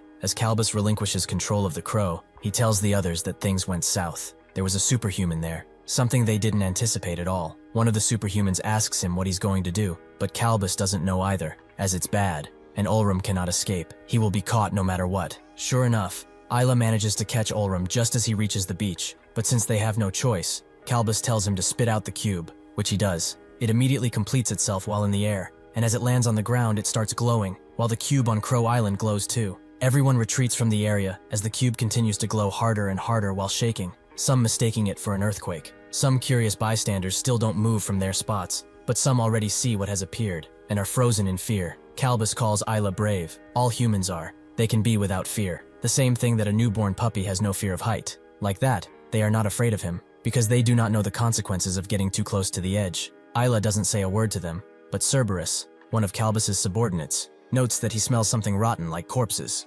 Bohama and Astiong say nothing, but Calbus asks Ayla if she has ever seen this many Inhumans. Her eyes, once filled with lush life, will flicker out in death. She shall shake in fear while she tries to flee. Ayla is mad that she doesn't have a cigarette, as she wants to burn all of their dirty mouths with it. She doesn't know what they are planning to do, but they cannot go further, which he can probably understand, even if he has no ears to listen with. Calbus notes that he can feel her tremble slowly. She actually wants to live, does she not? There's no point in answering his question either way, as he will find out soon enough if she was actually trembling or not. Cerberus and Bahama jump in to attack her, but Ayla uses Olram as a weapon and hurls him at them, crashing them into each other. Some people begin filming while this is happening, as seeing a superhuman quite rare, which Ayla is annoyed about. They need to get out of this place while they still can. Due to this distraction, Cerberus finds the opportunity to slap her across the face, as he has finally found the thing that smells of corpses. It's her. They continue to clash while people finally realize the position they are in and run away. Ayla eventually gets the upper hand and strikes Cerberus pretty well,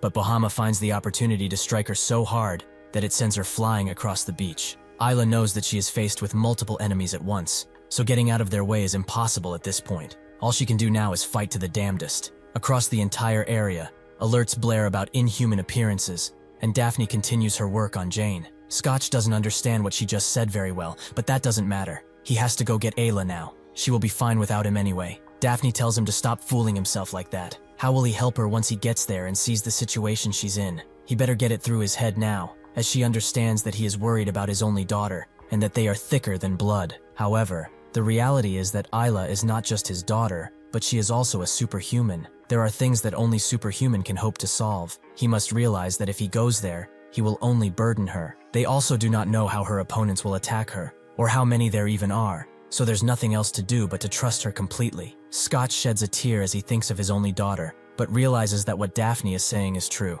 She also asks him if he knows about the story of a witch that runs from rooftop to rooftop like a ghost in the night. It's a well-known story in Australia. The students gave her that nickname, and after her identity was revealed, they also accused her of being a witch, but all this time it wasn't her they were talking about. Scotch knows about those rumors too, but now realizes who the real witch is. Calbus can only stare at Ayla and wonder where she got her weapon, as she notes that she heard a voice filled with resentment towards him, which has to be paid for. His sins shall be washed away with his death. This is the true witch of Australia, Ayla. She calls the Inhumans a bunch of oversized bugs, too proud in their abilities to see how weak they are. She will personally eliminate all of them. As she raises her weapon, all of the Inhumans get ready for action, but Ayla throws it so hard at them that it goes through half of Olram in an instant, and grazes Calbus, who can see that it's no ordinary weapon. Suddenly, a hand appears to grab the chain, which it successfully does, and changes the direction of the anchor completely. Calbus warns Asteong to dodge, but with mere seconds to do so, he is unable to get away without injury. The next victim on the list is Cerberus, who is unable to dodge while mid-air, so the anchor hurls at him with complete force. Seeing an opportunity to strike, Bahama rushes in to finally put an end to this pointless fighting, but a hand appears below him and grabs his leg. While the fighting continues, Ayla remembers the talk she had with Daphne, who said that to live with her eyes open to everything, it must be painful and lonely, since she can't deactivate it. Ayla explained that she sees both past and present. She lives with the voices of the dead lingering in her mind at all times. Their voices are filled with remorse and all other emotions, be they vengeance or pure love. The voices become much louder at night, and when that happens, she can't help herself but answer their calls. Daphne asked why she had an anchor with her, and Ayla explained that it's an embodiment of the dead's grudges, their worst feelings made into iron. The moment she accesses the anchor's powers, the tattoo of anguish covers her entire body, and she becomes that too, which can transform and use that power as she sees fit. The touch of the dead has two goals. One is an overt obsession with the anchor, and the other is the protection of, and complete obsession over her. Daphne realized how strong Ayla is to bear life with such a condition, and Ayla told her to not tell her dad about any of this, which she agreed to, as he's pretty slow either way, so he won't get it. Bahama realizes the position he is faced with, which gives Ayla plenty of room to punch him so hard that the entire beach quakes from the strike. Calbus watches this closely and analyzes her abilities and method of fighting. In Japan, on the Dotonbori street, Nangi is having a laugh, as he can't believe an inhuman is overreacting so much about being stuck in a small place for so long. Haolan is already pretty mad because he has to carry this worthless slug around, but now he dares to stop? He will step on him and make him into mush. Pyongoid notes that the story he told them was just a bonus, as he still has something important to tell them. Haolan tells him to shut it, but Chisaki is shocked to see an inhuman, and even more so that they have been carrying such a thing all of this time. But Dan Yang assures him that everything will be fine. Even if he's an inhuman, he's on their side, at least for now. Pyongoid tells them to stop talking and listen to what he's about to say. They should stop planning to go to Crow Island and forget that place ever exists. Nangi notes that they weren't planning to go right now,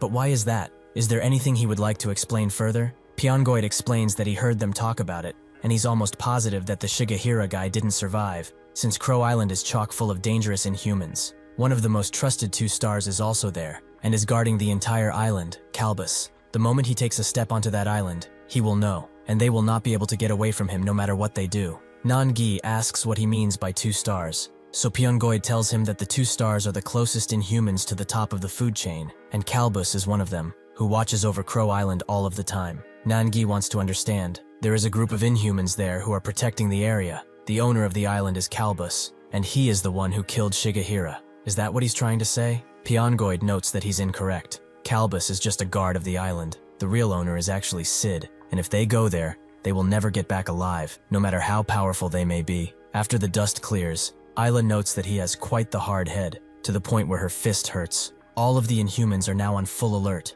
and Bahama refuses to die, grabbing Isla's instead. Kalbus is impressed by his will to fight, and Ayla is surprised that he still has enough strength to do that with his head broken. He manages to muster enough strength to throw Ayla away, allowing Cerberus to move behind her and prepare an attack, but the hands of the dead get in his way, blocking all of his movements, meaning that he cannot get out of this position. This allows Ayla to grab him with all of her might and start ripping him apart. Before she does so, she asks why they are fighting so hard, and annihilates Cerberus completely. Ayla refuses to stop and whips up the anchor hard enough to force Kalbus to move, who seems too swift for it. Seeing this, Ayla calls it back, and prepares to fight again. Kalbus is impressed by her fighting spirit, and her weird weapon is also a great tool to use at high speeds, which, combined with her being able to change directions, means that she has infinite ways to land and attack. He can see that her strength and speed surpasses Bahama and Cerberus, with her defensive skills also not being something to scoff at. She is in harmony with her body. She's strong, but not as strong as the guy he met previously. Ayla wonders who he could be talking about,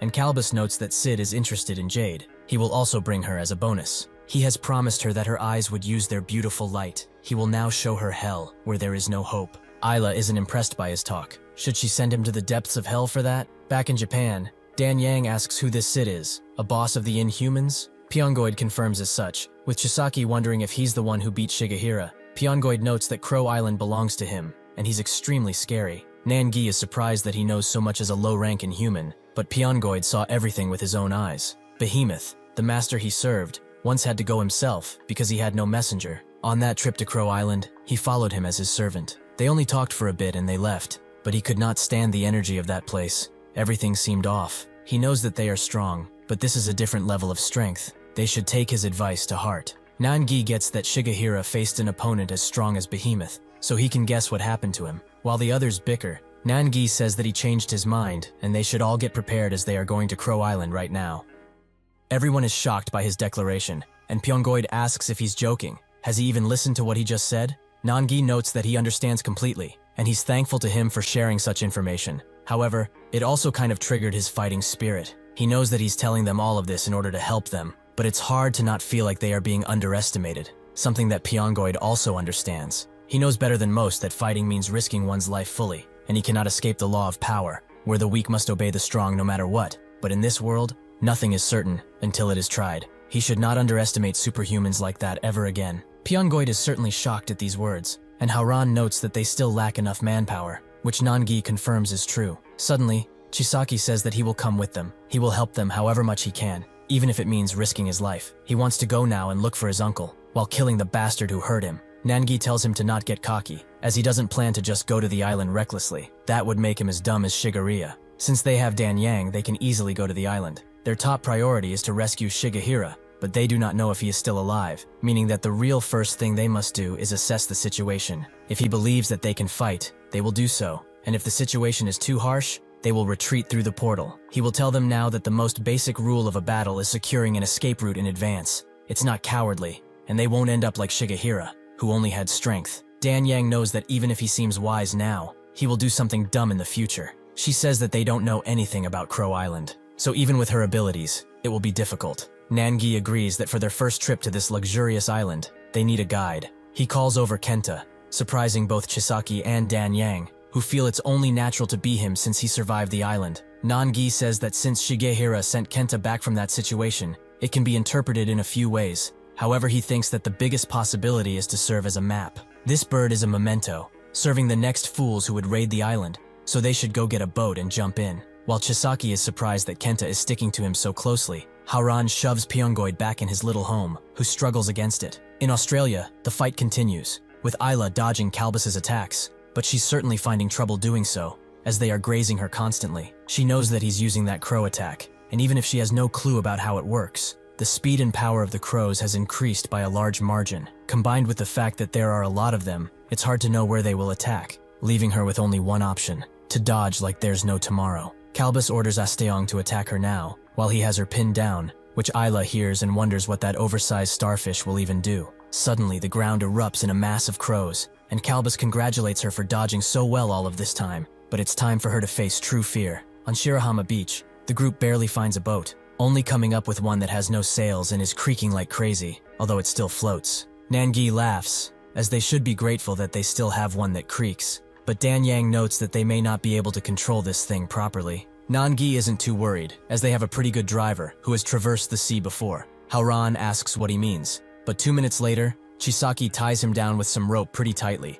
which Haoran nags him about. Nangi asks if everything is done, which Chisaki confirms, and Nangi tells Haoran if he doesn't want to do this, he can tell him. Haoran says that he can do it, which Nangi is glad about. They could really use his swimming skills right now. With that out of the way, he tells everyone the plan. Kenta will guide them, while Haoran will pull the boat towards the island. Since it's not that far, they will go and rescue Shigehira before tailing it out of there. Haoran feels like he shouldn't have talked about his swimming, but since Nangi has made him do a lot of things, it must mean that he's gaining his trust, so he will do this for him. Nangi tells him to start, so he jumps in the water and begins swimming forward. Chisaki thinks about his uncle. As they are coming for him, all he needs to do is wait. He knows that he's always been depending on him for anything, so it's time for him to return the favor. Isla cannot see a thing because of the crows covering her, and Kalbus asks how the silence of the abyss feels. He is quite amazed that she's still breathing at this point. Isla is just as amazed, as she cannot see, smell, or hear anything. She has lost all of her senses. Even her mighty anchor will no longer move, as the crows are holding it down. But just how many of these things are there? She is suddenly hit in the chin, almost making her pass out from just one blow. Kalbus would like to ask for a favor. She should survive this hell the best she can, because a worse one is waiting for her outside, much worse than the lashing of skin she's experiencing now. Outside, Cerberus calls over Asteong to help him, quite impatiently at that, making Asteong reconsider if he should take him at all. Cerberus apologizes for his rash actions and asks him to take care of him. Asteong does just that, by swallowing Cerberus whole. While a few bystanders watch, the university students. The one with the binocular wonders if he's really eating his comrades like that, and the fat guy notes that they should leave, as he doesn't want to die today because of his curiosity. The other student agrees, but he would like to watch just a bit longer, as this is very interesting. That's when they both notice a man running to the scene, directly into the fighting, making them wonder if he's just a crazy old man, or a superhuman. Asteong's large figure continues to grow, up until he slowly starts erupting, before bursting in a gruesome sight of blood. The students are naturally shocked to see this, and the fat guy immediately runs away, something they should have done a long time ago. Kalbus is quite sad. He asked her for one lowly favor, yet she could not even endure that, truly a weakling till the end. As Isla wonders what just happened, she hears her father screaming for her, making her aware of the situation. Still, she can barely see him through her faded eyes. She remembers the time he found her asleep and drunk, and he immediately took care of her. He took off her smelly socks and tucked her in before leaving to make a stew for when she woke up. She doesn't sleep well at all, but sometimes, she would just pretend to be sleeping for him. Her dad cares and loves her the most, which she can feel. But why is he here? They both know that him coming here won't change anything. She has to scream at him to get back, and run as far away as he can. However, her heart is telling her otherwise, as seeing him has really assured her. She thanks him for coming all of this way, even if he shouldn't. But Scotch screams at her to shut up. As she's a superhuman, she should not lose in a place like this. She should stand up, and show these beasts that his daughter doesn't fall easily. Kalbus tells him to stop yammering. He's had enough of this family drama, and tells Cerberus that since they don't need her, he should do what he does best, kill her. Cerberus agrees. He will twist her neck until it comes off. Scotch screams for her to wake up, but that's when a fainted figure crashes into the Inhumans, and Kalbus cannot believe his eyes. Jane has recovered, and notes that it's time for them to play with the grown-ups. Cerberus can barely breathe because of the piece of rock that has impaled him, and Ayla is surprised to see her, along with everyone else there. Cerberus manages to move the henge off of his body, allowing Jane to move in at blinding speeds and punch him so hard that she rips into him before he's sent flying. Kalbus remains silent as Cerberus's body flies past him, and Jane apologizes. She didn't wish to use this much strength, but she cannot control herself since she hasn't been awake for long. She has to get warmed up first, but she certainly didn't expect to encounter Inhumans the moment she woke up. She also tells Ayla that it's nice to meet her. She heard from Daphne that she did a lot to rescue her, so it's only right to thank her, right? Ayla can feel her mighty presence from where she sits, but now it's no time to falter, and notes that she will tell her everything she knows about these bastards. The bastard with 3 heads might be tricky in a close-range fight, so she should watch out. He annihilates the center of gravity around him by inhaling the atmosphere and then attacking with heavy blows. Right now, her eyesight isn't that great, and one of her ears is probably blown out, but that blue bastard seems to have poison on his body, which will spread while they exchange blows. Additionally, even though she basically killed 2 of them, as she can see, they are regenerating extremely quickly, probably because of that oversized starfish, as his power is to completely heal them. Lastly, but certainly not least, is that guy with the crows. He's the strongest out of them and probably the leader too. She was beaten by him while he used some unknown power, which made her lose all of her senses. Jane thanks her for the information and says that since she lost a lot of blood, she should step aside. She will take care of everything. Isla refuses. Her wounds are already healing, so she will provide support from the backline. Lastly, Jane tells Scotch to go back home and take care of Daphne for her. Scotch forgot about her, but wonders if he should really leave Ayla here. Calbus has felt Jane's power from the single henge thrown at them, which is no mere stone. Controlling so many at once, combined with the fact that each can freely move, makes Calbus ecstatic, as he wants her. He wants to study her powers more.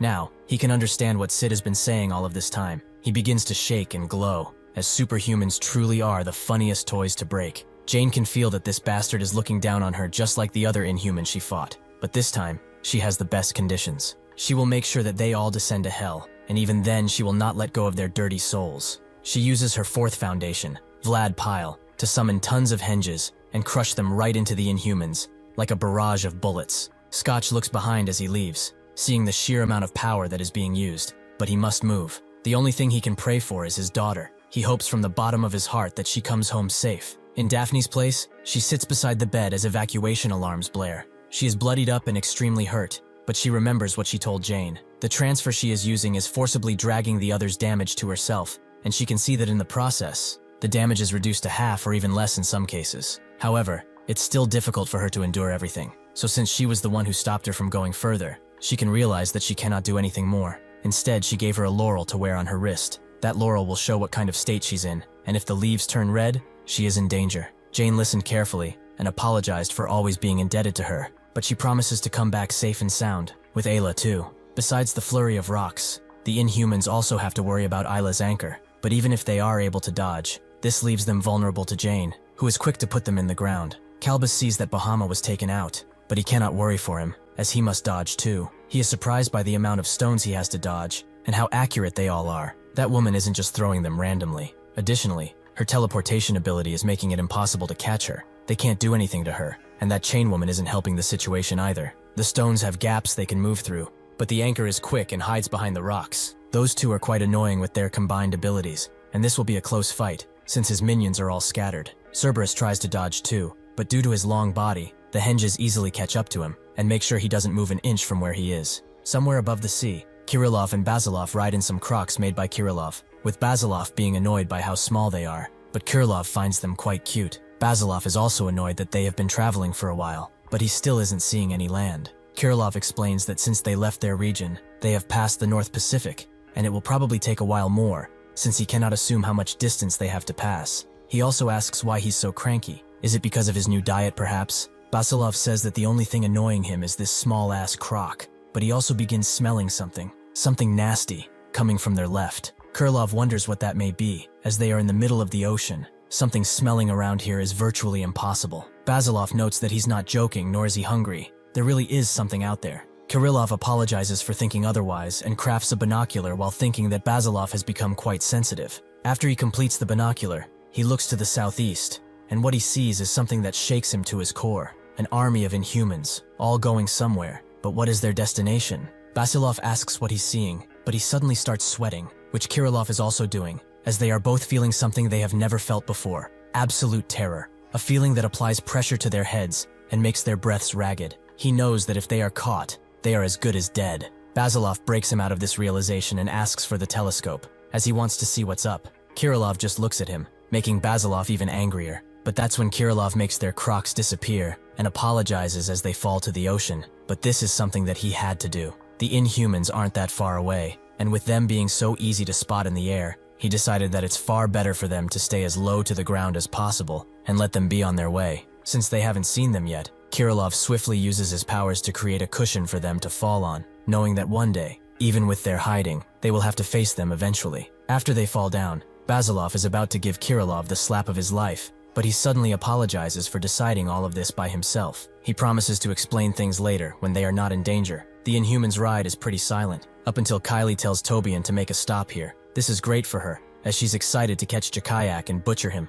but she's getting so bored, to the point where she can't bear it anymore. Since there are some flies around them who seem to think they are hidden, she will go and take care of them now. She stabs Tibian with her tail, who naturally screams from the pain, and she uses this as leverage to throw herself in the Superhuman's direction. Pan looks at the hole she left behind and wonders why she's even doing this. Tobian continues to wail from the pain, but Pan has had enough of it, and tells him to heal his wounds and keep sailing. The other two don't say a word, uninterested in these petty squabbles. As Basilov and Krylov bicker, Kylie rushes into them with the element of surprise and successfully strikes Basilov. She is quite surprised by his endurance. His entire arm should have been torn off with that much speed, but if she's honest, she's happy to see that they won't fall easily. At the Submu Academy, the old master watches the news about the situation in Australia, which is being reported with only a little information, as they cannot dare to approach the beach right now. He knows that this is not normal, to have Inhumans invade so much, but his train of thought is interrupted by someone calling for him and saying that they have a visitor who specifically wanted to meet him.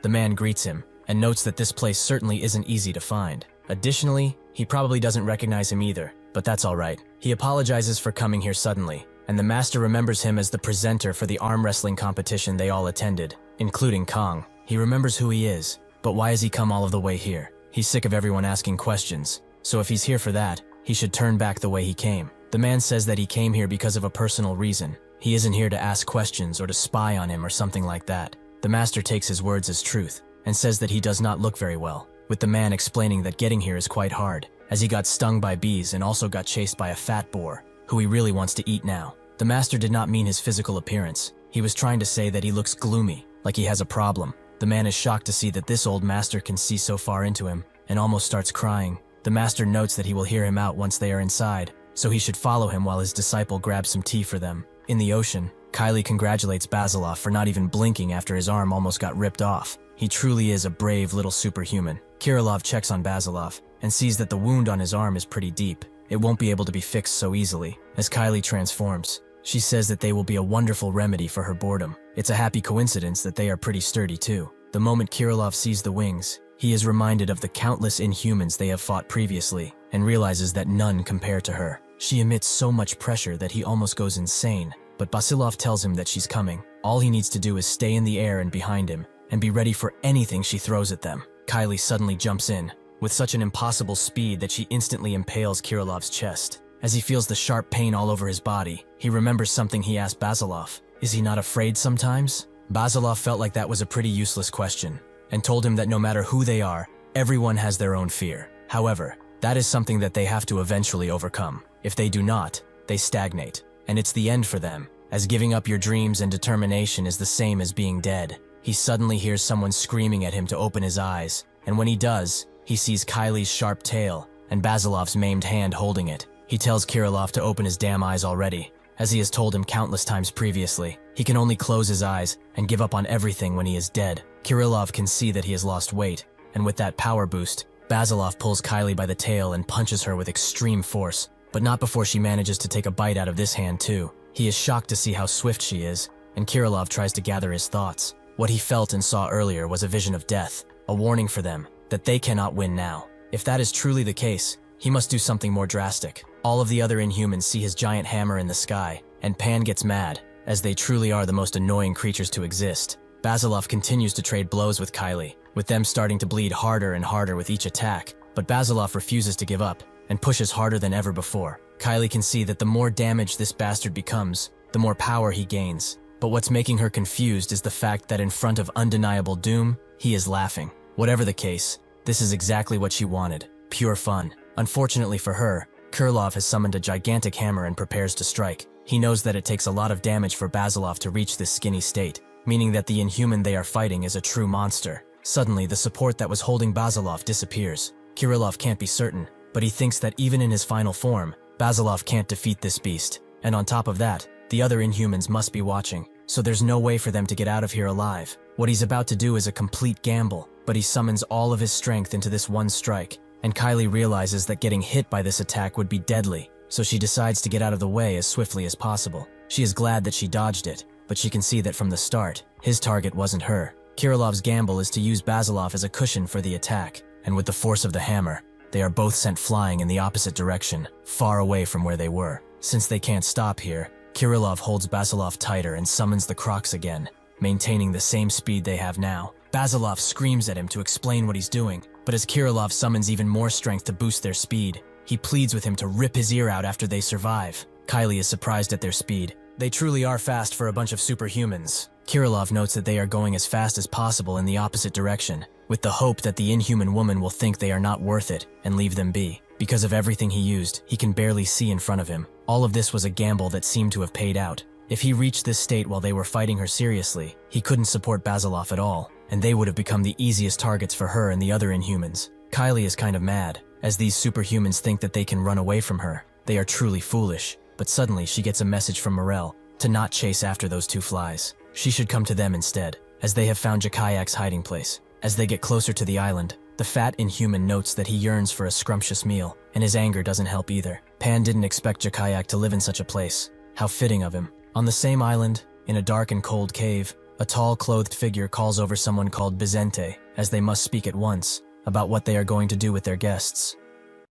As Kylie floats in the air, she thinks about the fight she had with that fat superhuman. She noticed that when they were fighting, his power, speed, and numerous other things were increasing, while he was also losing a lot of weight. Now that she thinks about it, this must be his ability, and he tried to recklessly activate it with her. He is a warrior, and probably knows that she wants to see him get even stronger, so that they can have a battle of epic proportions. Unfortunately, that yellow-haired rat got in the way with his pathetic trick. What he did was a mere gamble. He hoped that by getting as far away as possible, she would give up and not chase them. If he had shown that this was his plan, she would have stopped him in an instant, but the hammer distracted her, allowing them to flee. She is annoyed by their desperation to live. She will remember their ugly faces and see to it that they die. In not even a second, she arrives at her teammates and is surprised that they already found this mystery island. Pan wonders if those two bastards got away from her that easily, and Morel tells her that soon, they will enter the final area around Jakayak. He also orders Tobion to keep his eyes closed until they arrive on land, who apologizes for not doing so. They have come looking for Jakayak. However, seeing the energy around the island and its appearance, he seems to have an army prepared for them, along with a whole defense system. Since he has no reason to hide it, he will tell them that his desire to capture him is immense. Depending on Jakayak's movements, they might actually be able to talk with him, but until that happens, they should avoid causing a mess. In the cave of said island, Bizente arrives next to Jakayak and says that he is listening. Jakayak tells him that there are some uninvited guests standing on the northeast of the island, so they have to do something. Is Actidus outside? Bizente confirms as such. He is there, watching. True enough, Actidus is looking over the island, prepared to strike. Jakayak is glad that he is aware of the situation and tells Bizente to listen well, as these Inhumans got through the 10 barriers and the sea of illusions around them, meaning that they are no weak brats. Bizente wonders if they are superhumans, but almost as if he's reading his mind, Jakayak says that they are not. The creatures that have come to visit them are formidable Inhumans. He shall go tell Actidus to not fight unless he personally takes action, as he would like to see what the future has in store for them. Certainly it's something interesting. Bizente confirms that he will do his bidding. Back in Australia, Asteong gets a taste of henge, enough for Jane to confirm that he's done. Only their little leader remains. She sees that her bracelet is turning red. She does not have much time, so she must finish this quickly. He probably had a lot of fun playing, but now she will rip that ugly mug of his open and end this foolishness. Instead of despairing, Calbus begins laughing maniacally as he activates his ability, covering the three of them in crows while creating a flurry of feathers outside. The cube they came through is still in the ground, almost completed once again. The tornado advances in intensity, sending everything around the beach flying. Isla tells Jane that this is the ability she was talking about before, which Jane has figured out already, and Calbus notices something strange. The henges that were flying about suddenly disappeared. Isla says that this tornado is made up of crows and just that, so even if she throws something in order to get out like this, the thing she threw will lose speed and power because of the crows. What's more is that this particular tornado is far bigger than the one she was trapped in. Jane thinks that the anchor has much more power and speed than her henges. So if the anchor isn't doing much work, her henges won't either. Suddenly the crows start crashing into them with extreme force. Jane noting that because of this darkness, the only thing they can do is avoid getting fatally wounded. While dodging, she tells Ayla to run to the left, who does so and follows after her. But Calbus thinks that their actions are useless, not worth even trying. While running, Jane thinks that the consecutive attacks come directly from inside the tornado, so if they move to try and leave, the tornado will move in the same direction and keep the targets trapped. one of the crows catches her by surprise and deals a deadly blow to her. But that's what it looked like, as she actually caught the bird, making Calbus quite angry. As 100 more crows dash towards her, Jane notices something interesting about the one she's holding, something that will certainly help. The crows all crash into her, and hundreds more appear to do it again. But she uses her power to get out of their cage and tells Ayla to stay right behind her. Jane has realized that these crows are not real. They are just materialized power. So no matter how hard they fight, unless they get to the source, the crows will just keep on coming. But the Inhuman is hiding among the crows, so catching him is not easy, to say the least. She admits that he's strong. Now she knows why Ayla was defeated. But if that's the case, she has no choice but to resort to this. Suddenly, tons of henges appeared out of the ground, surprising both Calbus and Ayla. Jane uses her phantom stone formation and reverses their direction, providing a stalwart position for her. In the sea, Nangi takes on Howlan's duties and swims much faster than he does, surprising Chisaki, but he gets distracted by Howlan's coughing and crying. He wants Dan Yang to give him some medicine or something, as this cold is going to kill him, but she gets angry at him, as there's literally no medicine for superhumans like them. He should stop crying and deal with it. Pyongoid pities him. Even if a little of a bastard, he's still cool. Howlan isn't actually that sick, but he sure is tired. Swimming really is hard work. However, he doesn't regret coming, as venturing with Nangi is quite fun, and he has proved himself as the strongest superhuman once again. He really chose his master well. Mirror, who sits atop their makeshift boat, tells Nangi that he sees the island, but for something named the Island of Crows, there isn't a single bird in sight. Perhaps they are hidden, but they will find out soon enough. As the Foundation activates, Calbus tries to make sense of what is happening, and Ayla notices how badly this formation is shaking. The crows rush to crush the rocks, but they are all blocked by a mighty barrier, which Ayla also notices. This place is like a castle now. Jane is not done yet, however, as she beckons the henges to reveal themselves, which they do, and smashes her palms against each other, making the henges inhale with all of their might. The moment Jane lets her palms go, the henges all let out a shout so mighty that the attacking crows get utterly annihilated, and Calbus is being overwhelmed. Even in his ultimate domain, he cannot contain such power. The blast of the tornado disappearing sends cars flying, and even Ayla, who was inside the Foundation, can barely stand on her feet. Calbus was dealt a mortal blow, and now he's coughing up blood. Jane explains that the Stonehenge is a hallucination strategy that can only affect illusions, so she was planning to only take out the crows, but he jumped in, and because of it, he's dying. Now she can finally understand why his body was similar to a crow. He himself is a shell, an illusion, and this is his end. Both Ayla and Jane hear something behind them, but when they look, it's too late, as the cube is formed, and it starts to glow heavily. At the Martial Arts Academy, the master listens to the man's pleas, as he wants to save the world. Just like how Pearl has her trusty sidekick, James, he too wants to do his part in this war. The master asks why he's telling him this story as if it's in the past, and that's when the man reveals that he lost a friend. The master can hear the tremor in his voice, and understands a little. He lost a friend, right? The man confirms as such. His friend was a superhuman, and they both made a promise that they would protect humanity from the Inhumans. His name was Ali, but out of nowhere, he went missing. While Kenta watches from above, the others bicker, all in their own way. But that's when a red ray appears on the island, and explodes in a spectacular show of light. The others wonder what this was, perhaps a warning for them not to come closer. But Nangi knows one thing, that this isn't good. In Australia, the teleportation of the cube has been a success, and a batch of new Inhumans appear. Manta Ray, who seems to know Jane, Herringbone, and two other Inhumans, who both seem very familiar, one even holding a blade. In the middle of them stands Sid, the owner of Crow Island and their leader. Ayla's limbs become stiff from fear, not what she wanted to do, but her instinct is forcing her to stand still. In the past, she had a lot of options: taunt, analyze, defend, or even attack. But now, standing in front of an enemy that she knows is undefeatable, she can only wonder what to do. The Contule's inquiries start getting to her. Her mind is becoming filled with questions she cannot hope to find an answer to. Suddenly, Jane breaks her out of her daze and tells her to not think about anything else, and take a step back. Ayla becomes focused, and thinks that she will ignore her shame and humiliation for the moment, as even Jane is agitated. The air around them is becoming heavier by the moment. The white Inhuman in the front is exuding his will all around. His mere presence is enough to take away the ability to choose freely, and they all feel it, including the other Inhumans. Sid looks around, seeing the failed Inhuman raid and Calbus, who is still alive, and tries to say something through his bleeding mouth. Sid just looks at him,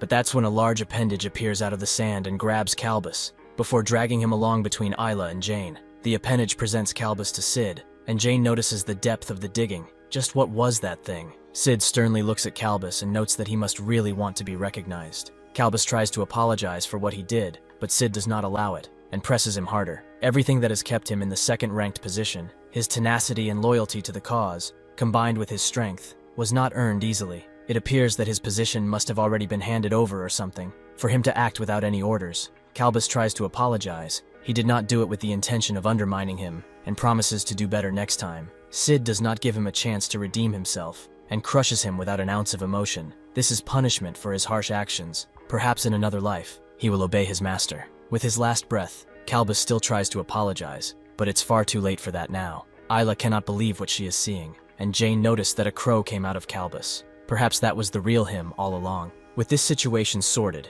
Sid points at the Superhumans and orders his minions to capture them. Even if not killed, they can surely be broken. With that simple order, they all charge in, the Inhuman with the blade trying to cut Jane, who has time to dodge, but this leaves her vulnerable for the red Inhuman to strike. Isla isn't in a better position either, as Herringbone strikes her without any prejudice. Both Jane and Ayla fall in the same spot, but Jane has had enough of being thrown around, so she activates the Cradle Tower foundation out of the ground. The tower changes the atmosphere around the beach, making Manta Ray wonder what is going on. As the tower stands proudly, Isla is surprised by its size and the extraordinary force it is exuding, to the point that even the dead souls are reacting to it. However, one question still stands. Where has Jane gone? As Scotch gets Daphne out of the house and into the car, they both feel the tower's presence, and Scotch wonders what is happening now. But Daphne knows. She had told Jane previously not to push herself too hard, as she was not fully healed. Seeing the atmosphere change entirely, Daphne knows that Jane is currently throwing everything away in order to protect humanity. She stands above the tower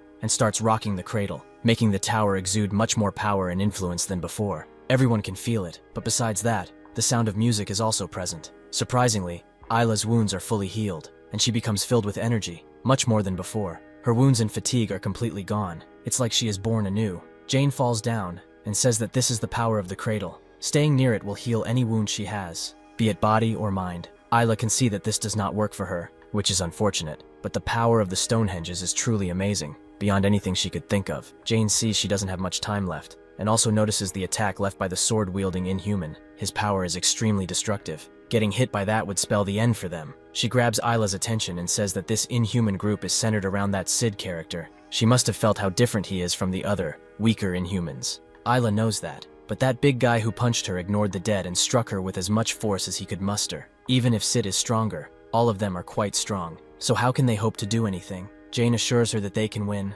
All they have to do is protect the tower and the chance to strike back will present itself. Suddenly the blade using Inhuman unsheaths his sword with such speed that it smokes, and points it directly at them. Manta Ray confirms that this Inhuman is actually Shigehira, and wonders what he will do. He suddenly sheathes his sword and slashes once again, with a speed and reach that Ayla cannot hope to match, let alone block. Shigehira reaches his target, but he is blocked by a mysterious being, who notes that this is all a desperate attempt at survival, but it is still nice to finally see her again. Everyone is shocked by the sudden reveal of these beings, and Jane notes that it's all the same for everyone. No matter what, everyone here will be having a hard time, so she apologizes in advance. A group of friends are enjoying themselves in a club, where a performer is passionately singing a song. His name is Franklin, and judging by the tattoo on his arm, he must be missing his girl. The others shortly get to drinking, with one of them watching something on his phone, and noting that it's messed up. The bar owner asks what he means. This place is not crowded like it was 2 days ago, and they haven't even started remodeling yet. The man notes that this isn't what he meant. He is watching the news about Australia.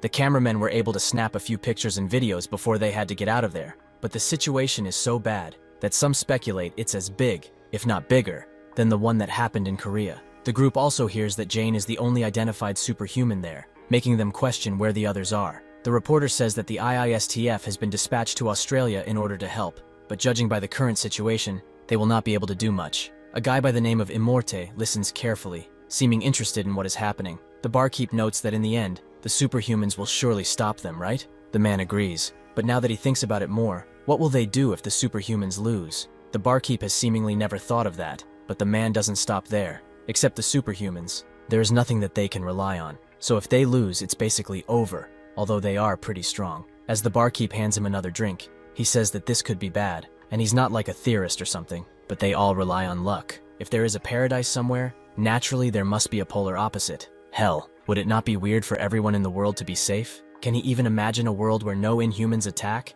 Even if he wanted to see them, he couldn't. He should open his eyes, as that place is France. This is Hugo Martin. Robert asks what the hell he's even talking about. When the superhumans die, It's only natural that Australia will be conquered. Having had enough of melancholy songs, Hugo tells Franklin to change the song, as they have people here who want to enjoy themselves. Franklin stops, but says that this wasn't just any song, it was about love, and it means a lot to him. He suddenly throws his guitar to the ground and picks up an electric one, which he suddenly raises in the air while the others cheer him on. Immorta knows what's about to come, and prepares himself for it. The drummer starts the beat, and Franklin begins screaming while ripping the guitar. Someone else begins singing with the sax, and everyone seems to be enjoying themselves. Some more than others, it seems. Even Robert begins dancing, with Immorta refusing to do so, because the clothes that he is wearing are expensive. Everyone seems to forget about their worries here. They can just dance and drink like there is no tomorrow. In reality, these people are ignoring the true face of the world, which is much more grim than they like to admit. Shigehira refuses to give up and starts smashing his blade into the stone swordsman,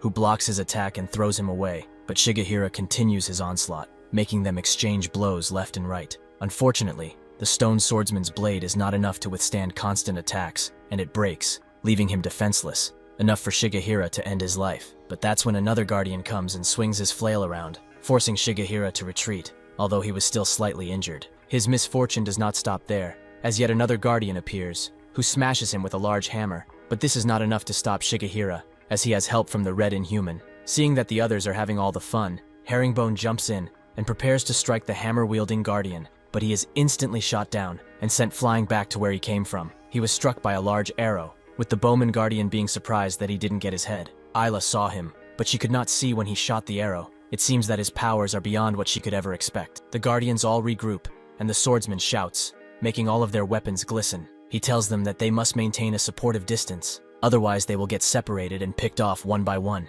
Some of them bicker and whine about their situation, but the common consensus is that they must work together, as one team. The swordsman regenerates his blade, and Jane tells Ayla to stop being scared and listen to her anchor. She should not tell her a word about their odds. If there is a mountain that seems unbreakable, she must not lose spirit, as that is when she will be defeated. As long as they protect this tower, there is still hope. They will make sure that red-eyed bastard gets what's coming to him. While in the car, Scotch refuses to let Daphne go on like this. She seems to be getting worse by the minute. Daphne explains that even if she cannot fully heal others, she can do it to herself, so she'll be fine. She could not do so instantly because she accumulated tons of damage from Jane, so it will take some time before she is fully recovered. However, her healing ability is more efficient, so he doesn't have to worry so much about her and drive. Scotch still feels reluctant about what she wants. Will she even be able to do anything there? Daphne doesn't care. She has to go to Jane no matter what, even if not in the best condition. What is the point of sitting idly by while Jane and Ayla are getting hurt? She must go now, but he should go to a safe place after dropping her off and wait for the news. Scotch suddenly pulls a 180 and says that they should go together. Even if he is not a superhuman, he still wants to support his daughter, who is fighting to save humanity. Daphne understands his will and does not say a word, except point him in the right direction, because he's horrible with directions. The fighting on the beach continues. Even if able to get the upper hand in a 1 versus 1, Shigehira cannot defeat the guardians who are always together. While one of them blocks his attack, the other smashes him with the axe so hard that he sends him flying, yet he still lands on his feet. The guardians rush in again, this time trying to strike him from the dust. Manta Ray watches this go on, and is amazed, as he thought that these stone golems would only protect the tower, but they are actually pretty aggressive, and are hunting their prey while analyzing their fighting style. Even though it is hard to read and pretty chaotic, they are also calculated, and have incredible skills. They all have different levels of combat skills, but they are all comparable to Jane, so this is why she is one of the strongest superhumans to ever live. However, she is facing someone much more powerful. When Shigehira landed on Crow Island, he immediately got to business and almost took them all down.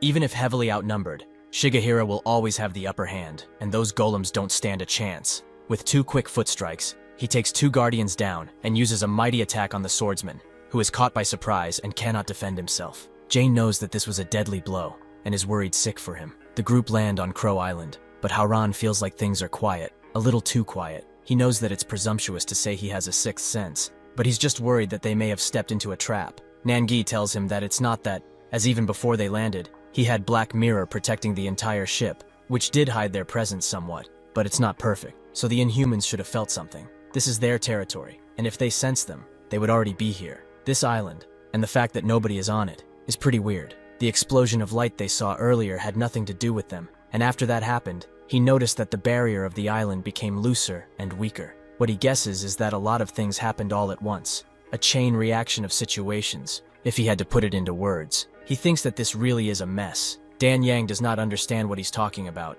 but Kenta seems pretty chill, meaning that the island is deserted. Howran prides himself on his hide and seeks skills, so by his will, he will go and scour the area. Nangi tells him to just stop talking for a minute, as he's checking everything out now. Dan Yang sees the black eye he formed in the sky. It's his vision skill. While he does that, Howran notices that Chisaki is looking at something, and tells him to not do anything foolish while whispering. But all this time, Chisaki was staring at Shigehira's hat. Everyone is shocked when they see it, but Chisaki's world crashes down on him. He remembers all of the times his uncle gave him his hat. It was something important to him, but he did not mind parting with it for his sake. A wave of emotion rushes Chisaki, his entire aura changing as the sands below him shift slowly. Suddenly, Black Mirror reports that he has found something. In the middle of the island stands a single Inhuman who seems to be doing something with some Rubik's Cubes. His name is Q-Vector Tesseract, or Vector for short. Vector seems to notice the looming eye that's watching him, but Nangi is smiling. As this Inhuman seems to be quite unique, he must check him out no matter what.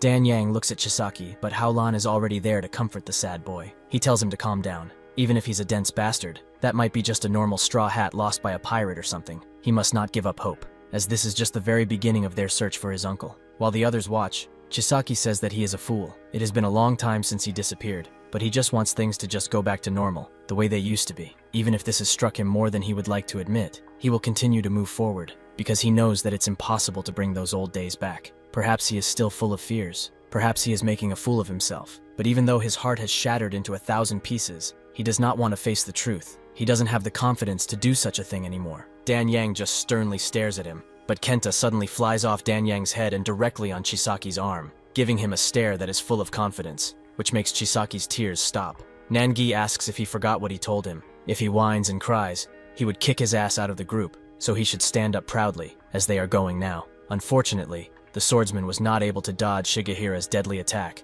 and fell into 100 pieces before him. He then gives Jane a stare, which makes her think that he's different somehow. Suddenly, the red Inhuman flies past her head as the anchor hits him, but he does not seem that injured, as only his shoulder seems to have suffered any major damage. Ayla recovers her anchor and moves closer to Jane, who notes that the Inhuman with the sword is different. There is something strange about his aura. Shigehira suddenly flips his blade upside down, and he smashes it into the ground, creating a blast of light so bright that it engulfs even Sid, who stands in the same place and does not react at all. Jane suddenly wakes up in a different place, wondering if he used his domain expansion. Ayla is somewhere else in this bamboo forest and tries to contact Jane, but to no avail. Perhaps this is an entirely different dimension. Manta Ray flies above, and even he thinks that this place is strange. It is an endless bamboo forest, where the sense of direction is lost to anyone inside, and the fog that surrounds the area makes it hard to see. This is all an illusion, something that has been used on them before. When Shigehira attacked them, he used this place to gain the upper hand and strike them down one by one.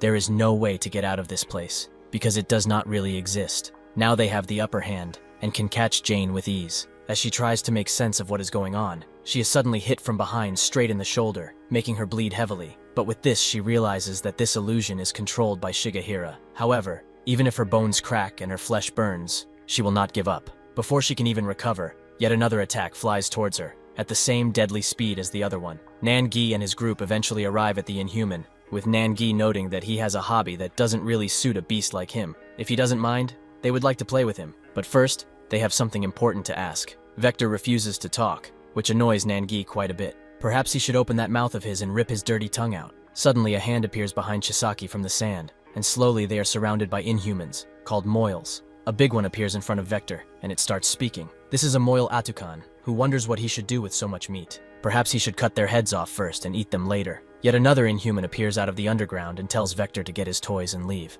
This is a level 2 Haraxius, who is surprised that they dared to step on this island. He did not think that there were other superhumans stupid enough to come here, but it seems he was wrong. He feels like they have talked enough, so it's about time for him to crush their bugheads. Nangi laughs as he called them bugs, yet they are the ones who crawled out of the ground. Judging by their ugly mugs, they all seem to be from the same hive, and since he wants to treat them like trash, he will make sure that it's the last mistake they will ever make. He agrees that they were fools for coming here, but they were following another reckless fellow. He asks Haraxius if he's Sid, who notes that he has a lot of nerve for a superhuman, but Nangi doesn't stop, as he didn't expect for a beetle to lick Sid's feet so well. Dan Yang knows that he's trying to provoke them into fighting, so she has to get ready. Nangi starts to explain that a long time ago, he watched something interesting on the news. They found an unidentified cube in the US, and according to the guy who found it, It was found in the Mojave Desert, with the area being deserted of any life. At first they thought it was just a cube, but when they tried to pick it up, they could not, and even tools did not work.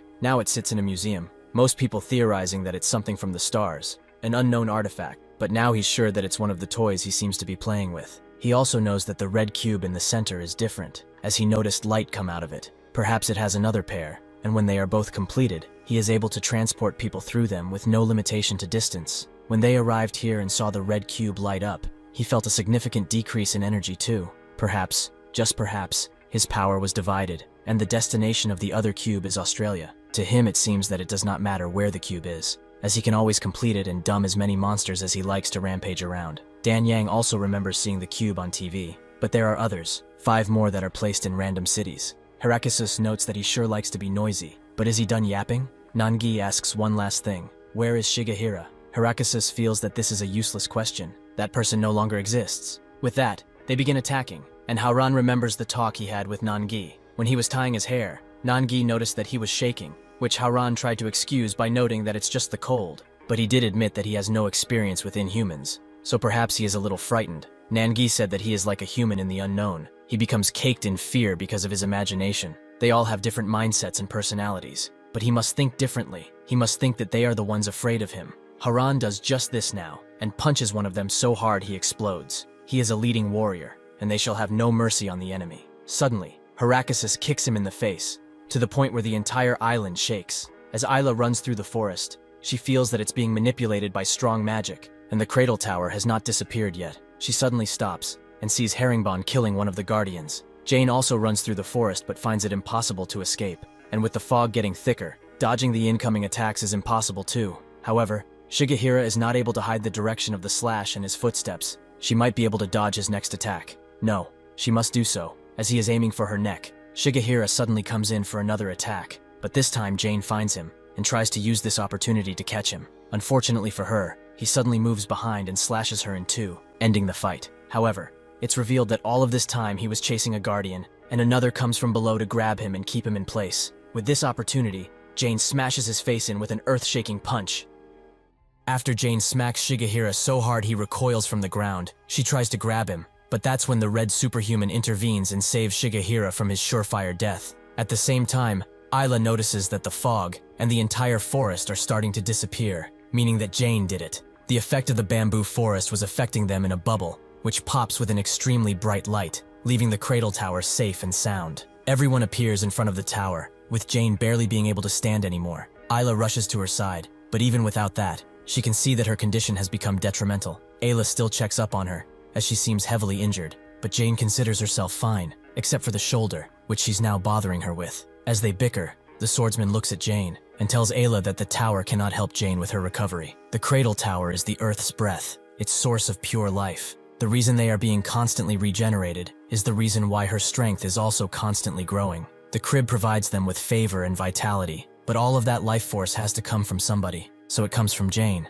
Since Jane is the one in charge of preserving life while fighting, it would be a paradox if the tower healed Jane. Isla is shocked and amazed by what she's hearing, but Jane tells her it's okay. Even in her state, nothing has changed yet. She's still alive and can continue. The monsters cannot stop the cradle tower. She can tell them that this fight will not be an easy one, hence why she and the swordsman should focus on the battle ahead. Ayla starts freaking out, as it's not going to be that easy, but then notices her hand, which has been extremely damaged. She asks what happened, and Jane explains that when she got the opportunity to attack Shigehira, she struck with this fist while using all her might. However, she used too much energy already, so she could not put all of her energy into it, and that's when it broke. Even if it looks bad, this is not as bad as it seems. They should be careful of that guy's blade, as they cannot beat him one-on-one. Jane doesn't need to tell them that he's strong, because everyone saw it, and even in this damaged state, he permeates a mighty aura. At Dr. Moon's lab, everyone looks at the newly operated on Gundu, who has awoken for 10 minutes now, but he is not conscious. Pio from the ISSTF medical division reports that his breathing is not stable,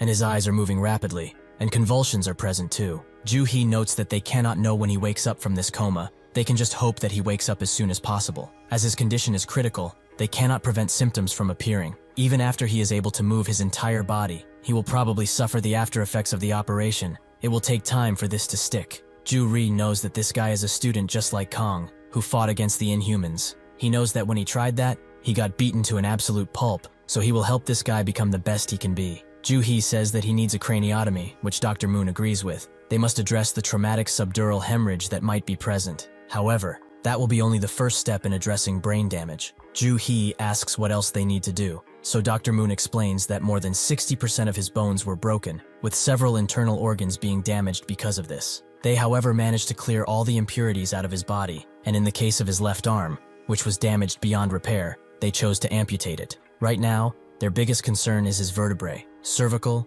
thoracic, and lumbar. It appears that many of them have compression fractures, and they are now trying to figure out where the damage is the most severe, so that they can decide where to start and treat him well. Joo-hee listens to all of this while reading the different diagnostics. She notes that the issues listed here are the same as his plan of care, so as soon as his breath becomes stable, they should proceed with the spinal fusion. During that process, her advanced technology called the Wrangler field will also be infused in all of the damaged organs. After that hopefully passes with no hiccups, she will personally handle the rest of the operation. Pio is curious about her technology, as they don't have the necessary equipment, and they also don't have any information about his kidneys. Joo-hee tells him to stop worrying, because she is here, and since this technology is one of her inventions, they should not have any problems. AKA requests the ISSTF to help. She didn't leave the United States without the required knowledge, so they should all trust her. Besides that, with this plan at play, B can also help with the upform stage. This man right here is a prototype, and one can see that he has not suffered from anything,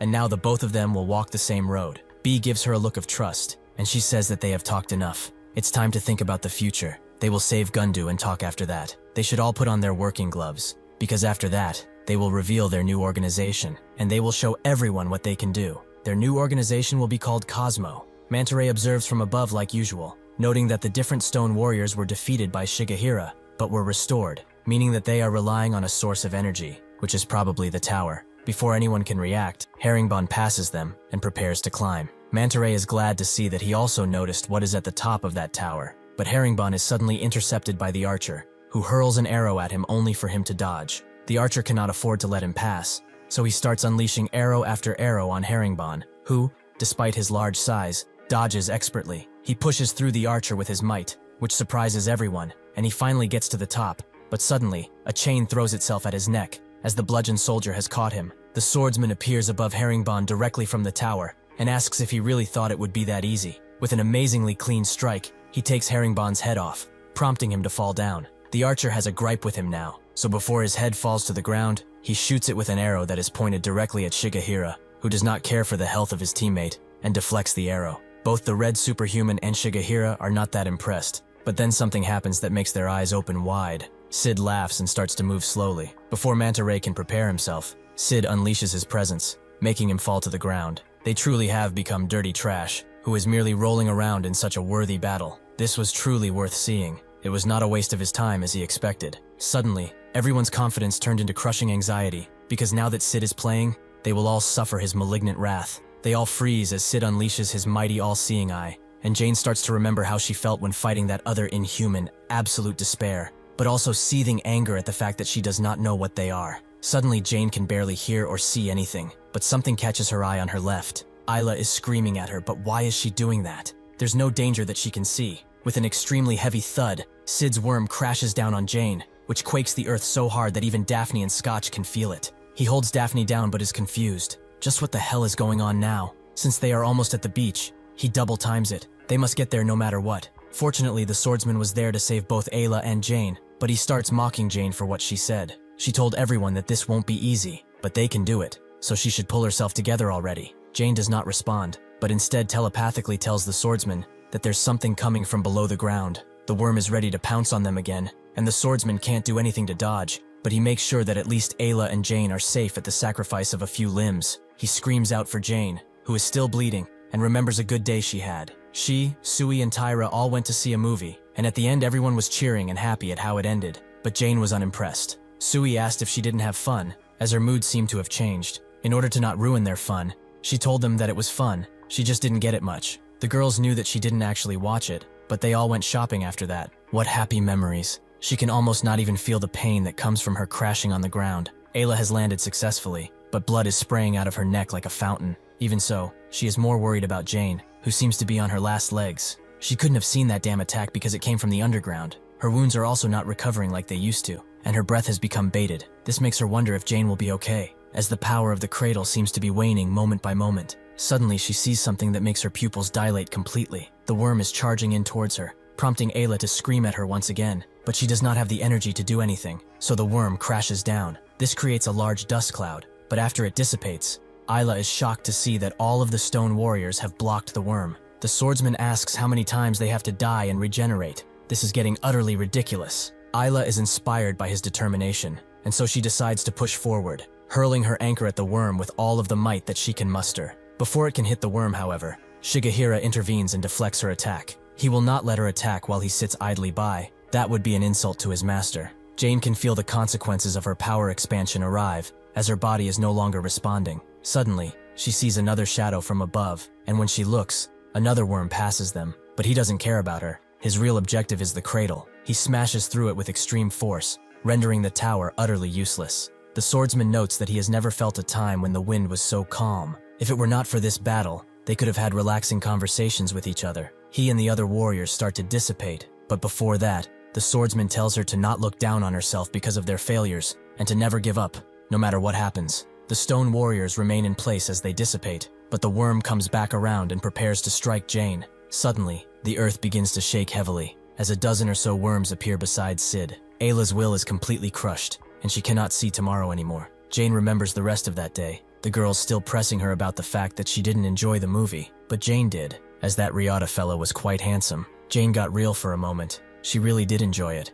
but something has been nagging at her consciousness that she's been trying to figure out for some time now. That thing is cheering for a hero. She remembers when she went to the beach with Pearl, who said that the only people she could rely on in this world are herself and her. After all, everyone else can only give her applause and cheers. She doesn't hate that type of attention that her sister is concerned about, but rather, it helps her hold on when she begins to lose her responsibility. There is also a difference between being enthusiastic about someone and relying on them. She knows what kind of person she is, so if she ever has something on her mind, she shouldn't be shy and tell her. In that memory of a memory, Jane finally understood she had to see Pearl. As her last moments tick away, she thinks that it's true that one remembers tons of things as they pass away. She doesn't have a good feeling about all of this. She hates leaving people behind to fend for themselves, especially those who have done so much for her already. However, she feels too tired now. She's an old woman, and she did her absolute best. Suddenly, before the worms can crash down on her, a ray of light appears out of the sky, and a battle angel descends on the attack worm,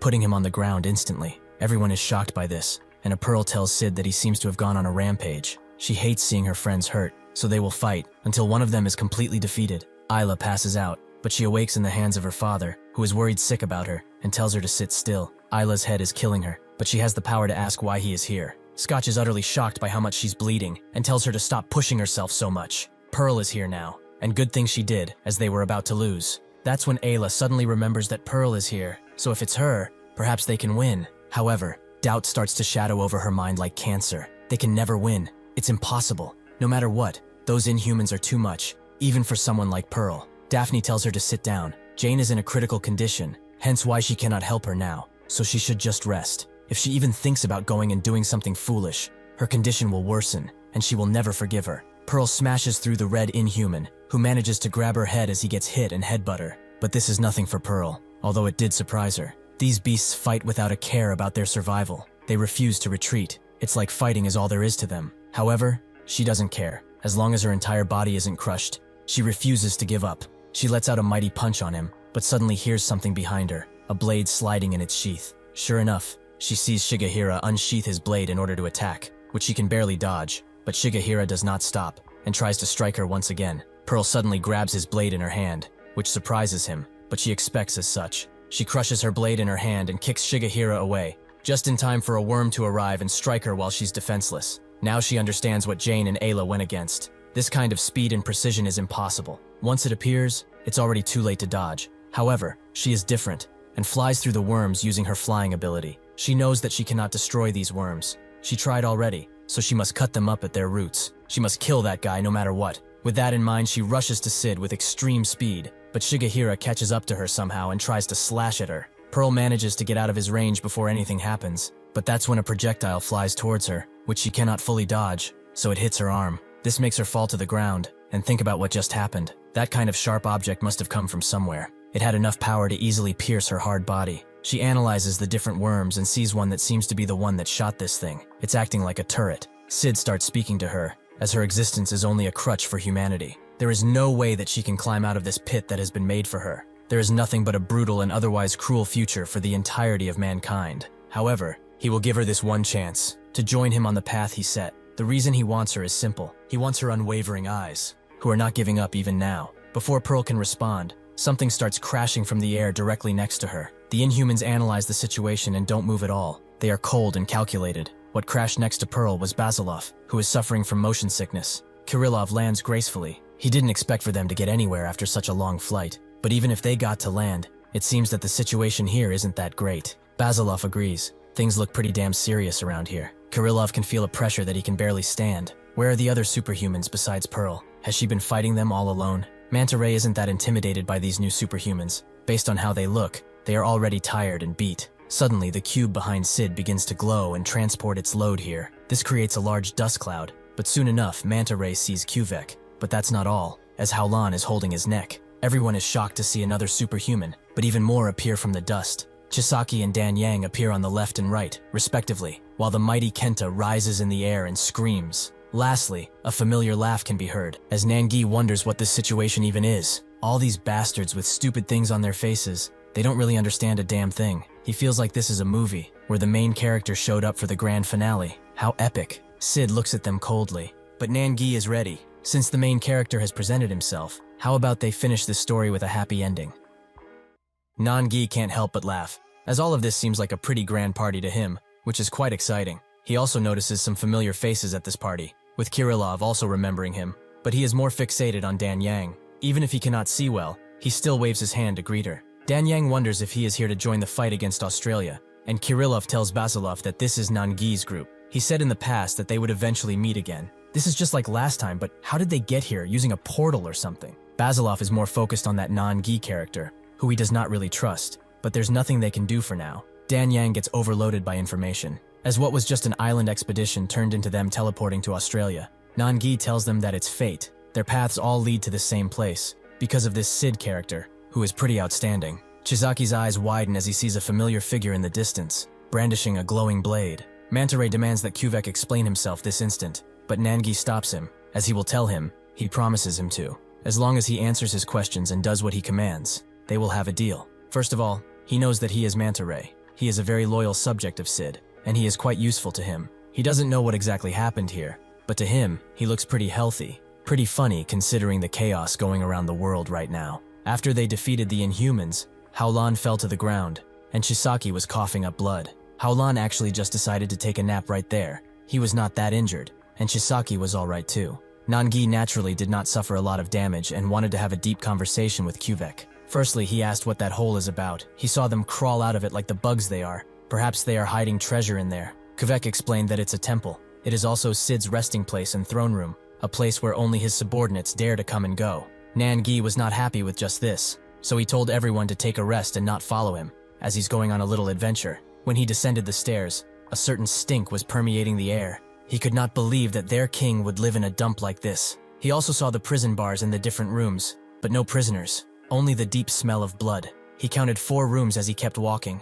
and since he was curious, asked Kuvek what kind of prison this is. He told Nangi that this is for the people who were abandoned. Sid places his fighters in these cages, so he continues. The abandoned ones always itch to compete against one another, and they hold fighting competitions. The strongest fighter will be granted Sid's favor afterward. His position will naturally rise to a higher level, and he will have authority. Nangi does not know what this has to do with anything, but Sid is basically recruiting strong people to handle his subordinates because he probably can't be bothered. The hierarchy is quite complex for some bugs, but he was also curious about that beetle guy from before. Outside, the others were also curious about the cave, but not Howlan. He was telling Kenta to shade him from the sun, because he gets burned quickly. Dan Yang was glad that the guy who seems to be controlling these gates is cooperative. Without him, they would have probably never known where Sid is. Chisaki was worried for Nangi, but also for Shigehira. His hope still lingered. Kuvek told Nangi about the 2 stars, one of them being Heraxius, whom they just defeated. Nangi figured that there is also a group consisting of Sid and Kalbus,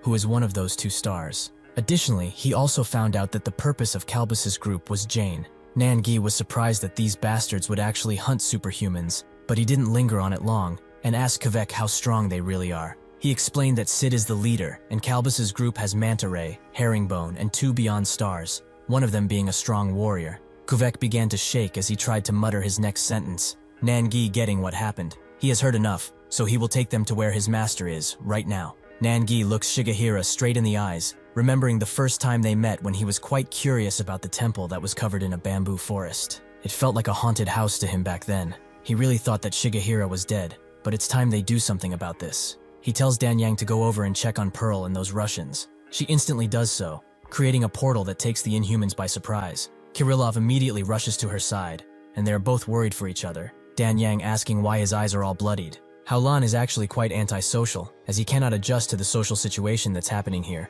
and he's also afraid to talk. Danyang, however, seems to be very happy to see them, and seems comfortable too. He wonders why they are so excited to see her, but he can't complain, as she really cares about him too. That's when he remembered something. He left Pyeonggoid on the island, still in the suitcase. Nangi approaches Pearl, saying her popular line, "United they stand, scattered they die." Well, it is true that they have to stand united now, right? This is the second time they meet, but he would like to introduce himself. He is Nangi. Pearl accepts his help, which he's very glad for. Since everyone is now ready, they should get on with the festivities. Their goal is to win. If there is nobody who feels otherwise, he would like to take the lead on this. Manta Ray looks at Nangi and deduces that he must be the one who appeared during Behemoth's invasion. He also just defeated Heraxium, which is a pretty big feat. If he is here to see the headman, there is nothing they can give him. Even if that was possible, he can see that they are all connected to Shigehira. He lands down next to Sid, bowing his head as low as he can, and excuses himself for what he is about to say. But judging by this situation, there is a possibility that the headman is now dead. If he would allow it, he would immediately go to check, but Sid has had enough of his muttering words. He stares down into his soul and drags him into a world where he is kind. How dare he say something so foolish? Nangi approaches Chisaki and suddenly grabs him before throwing him away. This surprises everyone, but Nangi throws him right next to Shigehira, reminiscing a scene from the past. They both look at each other with a certain kind of fondness, Chisaki tearing up. Danyang becomes enraged by Nangi's actions and asks what he is doing. She thought that he would command them, yet they are just sitting here doing nothing. Nangi grabs Haolan's attention and says that this fight is Chisaki's fight. However, this is something that he cannot win. Only death awaits if he attempts it alone. Haolan will not let that happen, and Nangi won't either. He commands him to help Chisaki with this. Basilov approaches and says that even though he does not really listen to anyone, he will take orders from him if he must. Nangi doesn't know if that was a compliment or not, but he will take it as one anyway. Basilov then grabs Kirillov's attention and tells him to stay there with that woman. He knows that he's rude to him all the time, but he does appreciate everything he has done, and he is proud that he has gotten them so far. Even though most of the time he's overdoing it, he does not want to see that frail body of his being torn apart, so he should let his eyes heal. Kirillov agrees, prompting Basilov to get right into the action. He has to check something and see who the main culprit is, but he must warm up first, right? Nangi looks at him as he flies away, laughing at how much of a mess this is. Basilov lands right in front of the red Inhuman, which he recognizes as Salma Ali. Somewhere else, Chisaki and Haoran are getting ready to fight Shigehira with everything they have. Pearl heals up her wounds, even though it brings her more pain, and Nangi comes around, asking if she's ready to cause some more trouble. She notes that she has not even begun yet, and goes on to explain about the tentacles. Their attacks are unnormal and extremely fast, to the point where if you can see them, it's already too late. The destructive power and sheer speed of them is too much to realistically fight against. It's much better to watch out for the long tentacles and avoid them. They have no reason to fight them head-on like this. What they need to do is make them stretch out until they can attack the roots. They don't have much time to talk because the tentacles dig through the ground and jump them. They both jump in to get rid of the one who is summoning them. The most important fight in all of superhuman history is about to occur. Nangi and St. Pearl against the mighty Sid. Somewhere in Korea, Hong seems to be waiting for Kang, who is not answering his phone. He isn't even reading her texts. She knows that there's no way he would just lose his phone. Her friend also arrives, mad that she has to take so many stairs. But when she looks at Hong's face, she can guess that Kang is not coming today. For a while, they have been meeting in this place, talking about things and having fun. Perhaps he is just busy or something, but the others can't come either. Her friend is sad about that since she even bought some groceries, which Hong also did. But she's more worried about Kang than anything. Just what is he doing? Somewhere deep in the forest, the birds gather around Kang. Even a rabbit decided to join him on his walk. He looks at his phone, seeing that Hong is calling him, but he cannot answer. Raoul and Bong are behind him. Raoul having guessed that he would be around here somewhere, but Bong wonders just where the hell he is even going. They start to plan their next move, but Kang suddenly stops, surprising the both of them. He turns his head around and asks what they are even doing out here. Seeing as they can't hide anymore, they both get out of their respective bushes, Ryul just greeting him and Bong trying to explain that they were trying to find him because they missed him. With that out of the way, they begin walking and talking about what happened at school, like Cheol becoming a student council member. Kang does not talk, only listening to the two talking about their day and how Hong has become noisier because he's not answering his phone. Bong tells him that love is a hard thing to grasp. Not that he would know anything about that, right? Kang apologizes for what he did to Hong. He really has no excuse. Ryul tells him that there's no need to feel sorry for it. They all know that he has his reasons. But while they are on that topic, will he also be going to Australia? Bong also has a question. He probably is aware of the absolute chaos that is going down in Australia, right? He does not know the details because not even the news dare to approach that much. But since he is a superhuman, will he go? What's happening down there is pretty tragic. So does he have any plans for it? Kang does not answer, and instead tells them that they can leave. The road is about to get a whole lot more dangerous. They should not misunderstand him. It's not that he wishes to avoid them or something like that, but it's really hard to explain to them even if he wanted to. What they should know is that he feels a very ominous energy coming from around this area. He loves spending time with them. It's one of the things he looks forward to the most, and he appreciates them for coming all the way here, even though this mountain is hard to climb. Just as he finishes his sentence, Kang's eyes widen, and he pushes both Ryul and Bong away. On the bridge that he was just about to walk on, a familiar Inhuman appears. Ryul and Bong are scared beyond their wits, but Kang only shares anger through his expression, with Hyperion also staring intently. Ryul asks how the hell an Inhuman is here, and Hyperion calls Kang over. He tells the two to get out of here as fast as they can, and with Ryul becoming overwhelmed by what they have faced before, the horrors of the Inhumans still linger in his mind. Kang breaks him out of his panic, and tells him to not look back and run as fast as he can. Could he do that for him? Bong agrees to do just that. But what if that monster comes after them? Kang's eyes glisten as he charges in and vows to not let that happen. His strike makes the bridge bounce around, and the two begin to book it downhill. They are both rightfully scared of the Inhuman, but Ryul feels useless because he could not do anything for Kang. Hyperion crashes down on the ground and Kang follows, unleashing tons of deadly strikes. They both jump up in the air, and Hyperion sees something in Kang. He raises his fist in the air just as Kang is about to strike again, and their punches connect. This amount of force creates an explosion of light that sends everything not nailed down flying. Back at the Martial Art Academy, the man continues his explanation. Ali and he were involved with tons of competitions, such as the Strongman one. They traveled from country to country just to host these kinds of events, but on their journey, they started to get lucky at finding superhumans. He remembers before all of this, he was a poor man, and then he returned to Korea in order to host the arm wrestling competition. When Kang won, he had his doubts about him being a superhuman, especially since Ali was not there to judge him. He and Ali always hosted these events together, but when he told Ali that he would host something in Korea, he could not come with him. He said that next time, perhaps they will come together. The old man knows the rest of the story. That was the last time he was able to connect with a superhuman, right? The earth suddenly begins to shake violently, both of them feeling the quake, and the man wonders if there's an earthquake going on. The others felt it too, wondering just what is going on. But it happens again, one of them explaining that they feel a strong gust of wind each time before the earthquake hits. The old man knows that this is dangerous, so he tells everyone to stop their work and go into the basement now, and they should bring their guests too. He also tells the man that it does not matter what is going on now. What they need to do is keep everyone safe. Since they hopefully got all of that, they should not come outside until they hear his voice. The old man has felt something, which has brought him memories of his past. At a lower part of the mountain, a family of 3 enjoy their vacation with some camping, but they suddenly feel the earthquake too. Just as the boy looks behind him, he sees the back of a large being flying towards them, and sure enough, Hyperion crashes through their camping setup. The man notices that his boy is in extreme danger, the flying pan flying towards his face at a deadly speed. Before he can meet a cruel fate, the boy is saved by Hyperion, who grabs the pan and bundles it up into a pile of metal. After doing that, he jumps away at blinding speeds. The mother rushes in to comfort her child, but the father is awestruck as he saw what happened. The old man arrives next to Kang, who tells him to get out of here, but the old man knows who this is. He is Hyperion, and perhaps he does not remember him, but he sure remembers their fight. Hyperion defeated him long ago, but also saved his life, telling him to chase his future.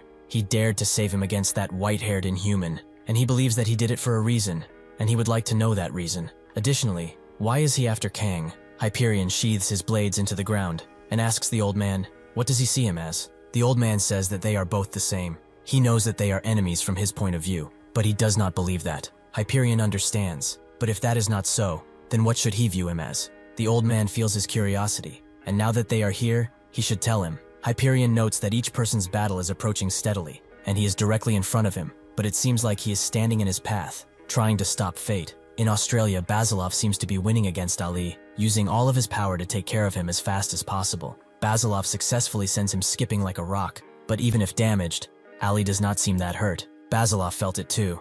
His attack seemed much weaker than it should have. Ali charges in with a steady punch, but this allows Basilov to hit him too. Since they are so close, an exchange of blows occurs, both of them giving it their all, with their strikes lashing out across the entire area. Dan Yang is amazed to think that they are barely out of their range. Kirillov is thankful that they moved away. Daphne grabs their attention, and Kirillov notes that they came here to check on them. Thankfully, they are outside of the battle radius. He and Dan Yang introduce themselves, with Scotch doing the same, but Daphne only says that they must have gone through quite a lot. As they can probably presume, Jane and Ayla are in no condition to fight, but enough of that. Her name is Daphne. It's really nice to meet them. The door to the Martial Academy basement is shut, with the man noting how dusty it is, but a student tells him to have no fear, as they have a vent, so they can breathe easily. The other student does not see a vent, making the man wonder if they really are safe, even if they are underground. He builds up the courage to ask what is going on, as they seemed really serious about evacuation. The other student explains that there was a really bad situation before with some Inhumans, where many of their friends were killed or injured. To make sure that it doesn't happen again, they will evacuate to these places in order to avoid danger. The man apologizes for asking such a senseless question, but it's nothing he should worry about. Questioning things is human nature after all. Since their master told them to come here, something serious must be going on, so all they can do for him is stay in this hole, cooped up. Additionally, what was he talking about with his master? It all seemed quite serious. The man says that they were just talking about his dear friend. Ali is sent flying once again by Basilov, but this time he crashes him through buildings before putting him on the street and stepping on him with extreme force. That's when Basilov sees something surprising, as armor has appeared on Ali's arm. He uses this opportunity to grab Basilov and throw him in the air, but now, he knows why his attacks felt so weak. Bored out of their minds, the three guys begin talking about the strongest superhumans, with the man having a habit of talking about them. One of the students thinks that one of them must be their master, but the other wonders who the strongest is. Perhaps someone who can cut down a tree in one go? The man remembers something about Ali when he explained his ability, the armor of immortality. He beckoned the man to punch him, which did so, but he could not even make his skin move. The man is called Tony Guak, and Ali told him that he has the power of a fly, so he will show him what a real punch looks like. He suddenly punched himself straight in the face and explained that whenever he uses his ability, nobody can see it with the naked eye, and even though this invisible armor surrounds his entire body, one can only see it when his body reaches a certain limit. Since he has punched himself so hard, he can probably see it now. Tony wondered if he could win against Pearl, but Ali asked why he would ever fight a superhuman. He only thought about where to go next. Tony explains this ability to the martial arts students, adding that the armor regenerates when it takes damage, so he becomes stronger the more damage he takes. One of them thought that it's impossible, but the other thought it was cool. It's like a last man standing ability. Basilov continues to hit Ali again and again, making armor appear everywhere on his body before they punch each other hard enough to separate. Basilov can feel that they are similar. He has armor that gets stronger and stronger, until it eventually breaks. It seems that they are really no different. Basilov remembers the fight he had with his comrade. As a friend, he has an obligation to see things through. Things have become quite annoying. He really is in an awkward situation. Suddenly, he begins to exude steam out of his body, creating a large cloud. He does not know his circumstances, but it's clear that he's making a fool of himself and everyone he cares for. The man doesn't really care if he's the strongest or not. The important thing is that he's a good friend, and the only thing he can hope for is that he's well, wherever he is. Basilov notes that he will be the spear, so he should hold that shield of his very tightly, because in one mere minute, he will make sure that he will be sent to the fiery pits of hell. Basilov has unlocked his potential, 70% power. Basilov leaves an afterimage as he rushes in with a strike that makes Ali jump in place, but he does not stop there, as he comes back with a deadly strike that destroys the concrete below. Since he has the advantage, Basilov strikes him again, and then again, pushing him further into the hard ground. As he is pummeled, Ali seems to try and remember himself, but he cannot quite understand who he is, or what he's even doing here. Basilov goes to 71% power and punches him so hard it makes the cars around them fly off into the distance. Nangi and Pearl continue their advance towards Sid, but Pearl suddenly gets struck by one of the tentacles, making them both realize something. Sid's hands and feet are extending into the ground. They do not yet know how many limbs he even has, but it's at least more than a dozen. In addition, his attacks are fast and unpredictable at best. It's no different than fighting blindfolded, so calculating where he will attack from is impossible. Since all attacks happen from the underground, perhaps he attacks in a circular motion, where tentacles rotate around in the ground. Or perhaps it's a new tentacle. Black Mirror notices a tentacle in front and warns Nangi, who with this help, manages to create a few unbreakable threads, and they begin pulling downwards. As long as Nangi does not consume a lot of energy, he can probably kill these bastards and get off scot-free. Unfortunately, he's not about to be let go as he pleases, as a mighty bolt flies towards his face, only grazing him,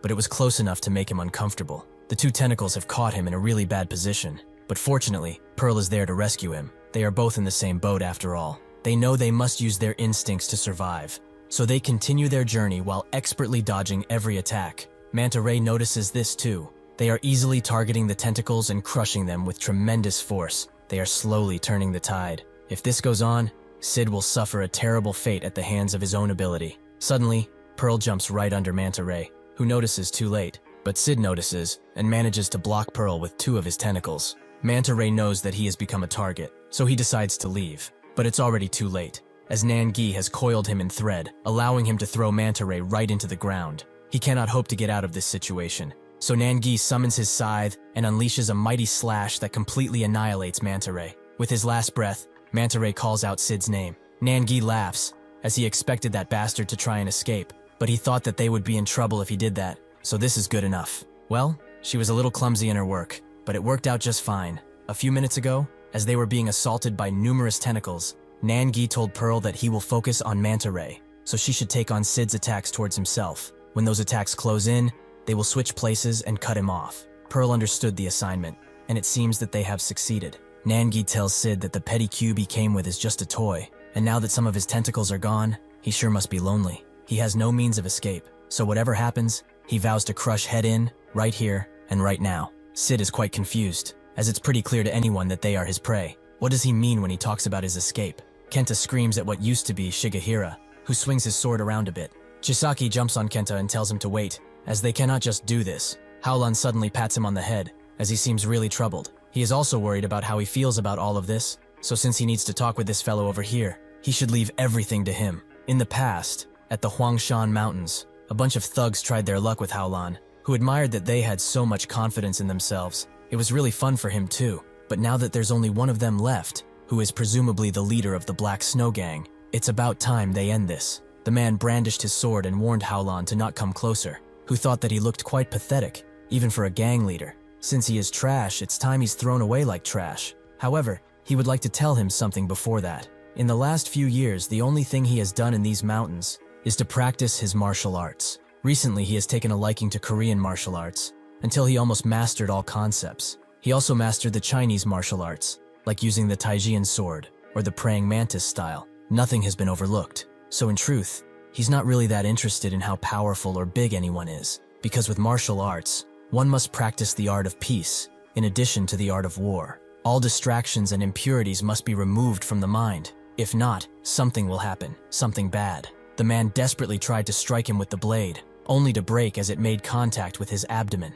Howlon thought that he's pretty dumb, but he still did not get the clear difference between them. He is not just a puny human, but a superhuman. With that, Howlon took care of him, and the gang disbanded shortly afterward. All the hard work he has done with his training also applies to his mind. Once one starts holding a sword, he must find the will to sharpen it. Right now, he is no different than a demon, no different than a rabid animal trying to find its next victim. He has changed far beyond what he was before, which naturally was not his choice, but it seems irreversible now. That is why he vows to sacrifice even his life in order to defeat him. The moment Shigehira hears his name, something awakens deep within him. The part that is still human still lingers within him, but Sid notices the change in his character, so he advances his mind control even further. This makes Shigehira crouch and scream out in pain, allowing Howlon to move in with a swift punch. He uses the deadly middle finger martial art to strike him more than a few times, before throwing him in the air and kicking his face in. Howlon feels something strange as he attacks, and Shigehira retaliates, kicking him before rushing to grab his sword.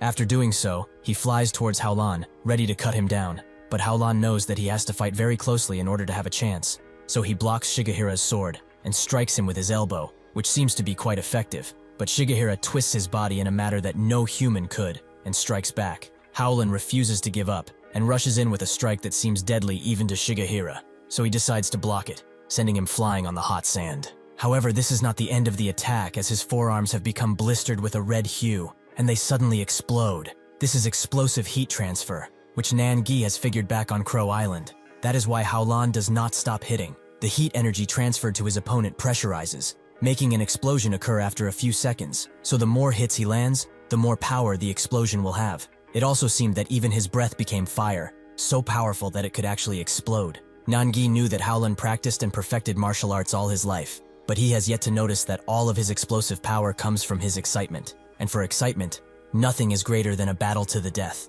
When excitement blazes in his body, he can go beyond his limits. He can become more powerful than he can even imagine. He may not be able to even control himself. He will become entirely different. Nangi is the first to admit that he's strong, beyond what anyone expected. But the problem is that this power only lasts a short while. It's similar to a candle. Once the fuse is lit, it burns, but it quickly dissipates. He fights pretty well, but his ability is exhausted quickly. Thanks to him, they were able to defeat Haraxium, so he has proved himself in Nangi's eyes. He risked his life and gave it his all so that they could win. Since they met on that fateful day, he has proven himself more than one time, and even if immature, he still has responsibility. Now he knows that he's the type of man who does his job, and if they can find a chance, he will give him a stage so that he can show what he is truly made of. From now on, Nangi thought that he was his true right-hand man, his fiery sword in this darkened world. Shigehira tries to figure out what just happened, but Howlan does not give him the time as he tries to kick him before crashing into the ground with an amazing force. Shigehira has managed to escape, but he sees something red coming out of the dust, something fiery and filled with power. Sure enough, a bunch of fireballs were lunged at him, forcing him to dodge again and again, but one of the fireballs managed to catch him off guard. Since he cannot move, Shigehira cuts through it with his deadly blade, but this only allows Howlan to move in behind it and crash his fist into Shigehira's skull. Stunned by the attack, Shigehira cannot dodge the next one, which was charged with explosive force, making his face blow up in a spectacular fashion. Howlan feels that he can finally do it. He can finally reach deep within himself and reach a power that could make the heavens move. Unfortunately for him, Shigehira predicted his attack and teleported behind him. Howlan can feel the tip of the blade lunging towards him, so he tries to turn around, but it's too late. Blood drips down on the blade and onto the ground. Howlan has been hit, something he wished to avoid. While diving around the mountain to see how long he could hold his breath, Howlan found a pretty gem, which he had been looking for. He really thought that this was amazing. Anyone who saw it would be surprised, but his only company were the waters and the birds, and even they seemed uninterested. Howlan noticed, but he didn't care as the stone really was pretty. Perhaps it was better to just keep it and not show it to anyone else. He felt sad for a moment, but revitalized himself and moved on. While getting some groceries a while later, he heard the whispers of the people who thought that he was ugly. Howlan noticed, but he thought that they only wanted attention, so he left them alone. Howlan has been pretty lonely all of his life, but there was nothing wrong with that intrinsically. What he was more confused about is if he's sure about himself. Because of this question, Howlan has crossed oceans and walked lands he has never been to before. Perhaps his self-appointed seclusion was an attempt to gain romance from life. He tried to change that. Embarrassingly enough, on his journey of change, the first thing that truly moved his heart were his friends, his real tribe. He was shy at first. He didn't even know their names half of the time, but those embarrassing moments turned into precious memories. Because of that, while they were on Crow Island, Howlan handed Dan Yang his most precious item, that being the stone he found. Dan Yang recognized its beauty, but why give it to her in the first place? Howlan just walked away but told her to not lose it, as it's pretty precious. Now that he's at the end of the road, it seems pretty obvious, but he could have been a better friend than anyone else. Howlan puts his last hope into his fists and unleashes 24 explosive strikes on Shigehira before sending him flying. The power inside Shigehira refuses to stand still and creates an explosion the size of a small nuke. Everyone looks at this in amazement, with Sid not being that impressed. Howlan has given it his all, but Shigehira still stands, although heavily injured. He has won this fight, so it's only right that he finishes it with a kill. Before he can do that, Chisaki rushes forward, crashing his foot into Shigehira. He finally understands what he must do. He will forever cherish his old memories, but he is no longer the man he once was. So, this is the last time they will be training, but he can only hope he's ready to face the mighty Tsukumogami. In the past, as Chisaki fell asleep after training, Shigehira thought that he should just carry him to his bed. But first, he wanted to test something out on this boy, something he had been dying to know. He lunged his sword at Chisaki, only for Tsukumogami to catch it. Shigehira figured that there was a malevolent being protecting him, as this child had always been pretty senseless, but his movements are surprisingly fast. If that really was its intention, would it not have been polite to greet him? Tsukumogami only laughed, the same as it's doing right now. This sort of situation must be fated to happen, or perhaps it's just a little fight between a weakling of a teacher and his crybaby of a student. This is truly exciting. If he's honest, He really does not want to be here, so he will do something else. He suddenly pulls out a lantern from his chest and uses the spirit inside to send Shigehira spiraling down into a world filled with low-hanging lanterns. He cannot even appreciate the scenery. As he begins coughing up blood, he knows that the attack which Howlon has landed was almost fatal. Sid's control over him begins to falter for just a moment, allowing Shigehira to remember. He descended down to the cave of Crow Island, only to be met by Sid and his goons. His mind scrambles to find out more, but that's when he notices something coming from behind. Sure enough, Chisaki is moving in for a strike, but Shigehira notices too late, so he's thrown away like a puppet. Tsukumogami stands over Chisaki and hands him 2 blades, the reverse blades. Shigehira remembers something else as he sees them. When he was training with Chisaki, he was mad that he was using his right hand when he was left-handed, which surprised Shigehira. He explained that he has a habit of training his right hand. With this hand, there is no real hostility. It is only with the left hand that there is killing intent in this blade. When he does not want to kill someone, he will always fight with his right hand, just like he is doing right now. The pain that he is feeling always aches in his mind, but through this pain, something came back to him, the existence of himself, along with fragments of memories. Sid's power was too amazing, and his wishes for victory were all in vain. Sid was too powerful. He lost without being able to do much, but instead of killing him, Sid made him one of them. The seed which was given to him became a part of his body. It was a parasite that spelled doom for him. It began to whisper thoughts into his mind, knowledge, control, and loyalty above all else. It became a part of him completely, and when that seed is destroyed, his heart will stop. Now that his mind has recovered, he does not have an ounce of resistance. He was captured by this inhuman and became a murderer. Even though he did not know what he was doing, he still took someone's life senselessly. Even though he was not conscious enough to understand and could not disobey orders, he can see why they tried to kill that English woman. Despite all of this, in truth, he was just desperate for the sweet release of death. He begins talking with Chisaki, noting that all these lights are making him hallucinate, so he will borrow the darkness in order to resist. He has grown quite a lot. He is proud of him. In truth, they are both equals, but there's something that differentiates them like heaven and earth. Chisaki can't believe that his master is back, but he does not have much time left. He must listen to these words. Everyone makes mistakes when they grow up. It's inevitable, but things keep moving forward still. However, his should go smoothly. He should not be like him, who was captured and silenced. He should follow the light and continue his chosen path. He should not blame himself, and he should not cry. He should be proud that he can lean on him in these last moments. He thanks him for coming, even though he suffered a lot to get here. Kenta rises above, which Shigehira sees, but this gives him an idea. He jumps away at much speed and rushes towards Sid. Even if he does not have much left in this world, he will make sure that he will not go down quietly. He sheathed his sword and continued to run through the area. Nangi can see that he has gained his senses back and lets him pass, eager to see what he will do. Sid is annoyed by the fact that he's a pain to deal with. He should understand by now, even if they kill him, he will make sure to get rid of them. He uses his gaze to try and control Shigehira, which does slow him down, allowing a tentacle to crash straight on him with all its force. However, Shigehira is not dead. He turns around and slashes the tentacle to bits.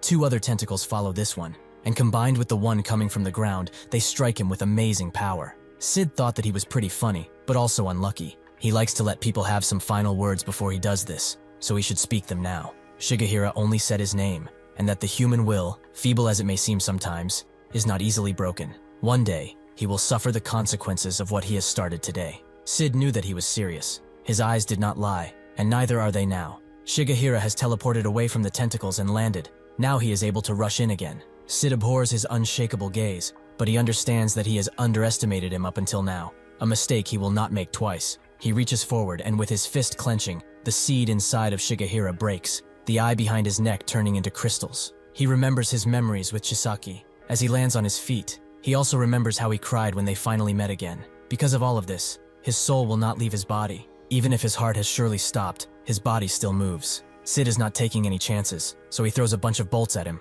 but to his surprise, Shigehira refuses to stand down. With this blade out, Shigehira prepares to unleash his final attack. When he was walking through the forest with Chisaki, he told him to keep his head low for a bit. Before Chisaki could even ask what for, Shigehira already unsheathed his blade and cut the entire forest down. The final stage of sword energy is one where the strike cannot even be seen. Not being able to see the start of the strike means that nobody will be able to see the wind that follows. Sid did not even see him unsheath his katana, and only now does he feel the pain of his neck being cut. This is Shigehira's ultimate and final technique. Extreme unsheath, pure tailwind. Everyone is shocked, and Shigehira falls down, his spirit finally allowed to rest. Pearl catches his body gently and closes after looking at his lifeless eyes, gently closes them. Nan-gi stands in front of Sid, but he feels that something is wrong. His tentacles are retracting, sure, but his head is missing. Suddenly, he feels a presence behind him that almost makes him pass out. The real Sid has risen, sad to see that his puppet was destroyed by some measly superhumans. This is the true master of Crow Island, Sid Beacon. Both Nan-gi and Pearl feel a sense of helplessness instantly as they see Sid, who admits that Shigehira was a smart man. He showed his power even when he had no will of his own. From the start, up until this point, his blade was as sharp as ever. Since he respects him so much, he will send them to him, one by one. He begins unleashing a dark energy that Kirillov and Dan Yang notice. Kirillov specifically knows the feeling. He has faced it before when facing that beast while they were flying. Chisaki is pushed back by the sheer force of the charge up.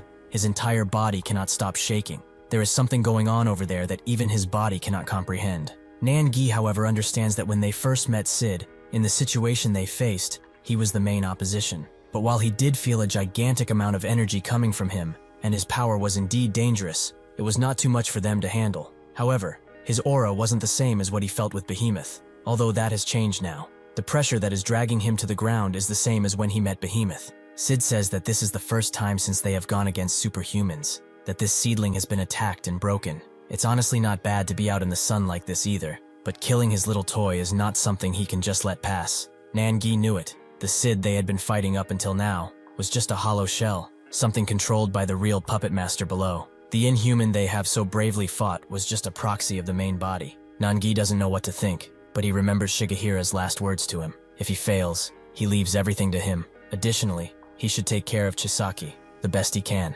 With that, he went and did what he did, sacrificing himself so that the true monster could come out of the shadows. Nan-gi remembers the talk he had with Shigehira one night, who said that he's not doing all of this because he feels obligated. It's more like it's something he wants to do. He also would never leave Japan, as it's the country he loves after all, and he didn't like mingling with other people either. Nan-gi told him that he never knew that, in the near future, perhaps there will be a day when superhumans unite. Shigehira never thought about it and wondered if he was predicting the future at this point. He is not really comfortable around strangers, but if they do meet again, they should drink some homebrewed wine. Nan-gi refuses to let his death mean nothing. He will help him end this, and make sure that the inhuman threat is properly dealt with. Sid notices that he got serious, so it's about time he does the same. He puts his hands on his sides and unleashes his fingers into the ground, creating a bunch of tentacles that instantly rush toward Pearl. She decides to grab Shigehira's body and jump away, leaving Nan-gi to dodge the rest, but he can feel that they are entirely different. Sid has improved by a large amount. Both speed and power have been increased,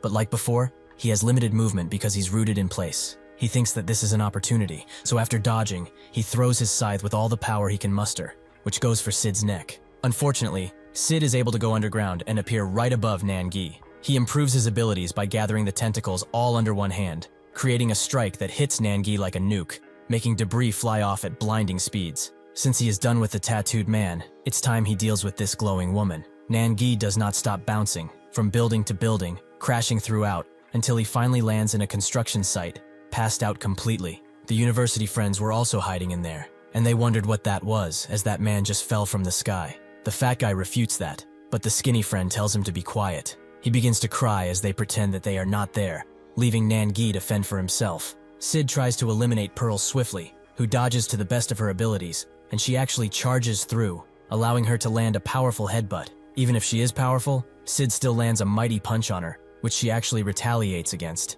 Sid continues this fight by punching her side, but through her expression, Sid can see how powerful and fast she is. Perhaps she has been hiding her power. He uses both of his fists to crash her head in, but she still manages to block his attack. Sid is impressed by her tenacity. She truly is the Pearl he has heard about. She suddenly sees Withrow, but she cannot afford any time to do that, as Sid uses his tentacles to boost his power and crash his fist into her head. She also remembers Jane, who told her that everything will be alright in the end. Sid continues his assault by stepping on her head with his foot, making her remember Shigehira's sacrifice. After she's completely put to the ground, she says that he was a swordsman, which confuses Sid, but she begins pushing against him, with enough force that she gets out of his grasp with a punch. Pearl will not let those who have died regret their actions. Sid is concerned by her determination, so he backs away and arches his back, before crashing his tentacles into the ground, making them all move for Pearl. She jumps high into the air, balls of yellow light emanating around her. She can feel their power, and grabs them all at once,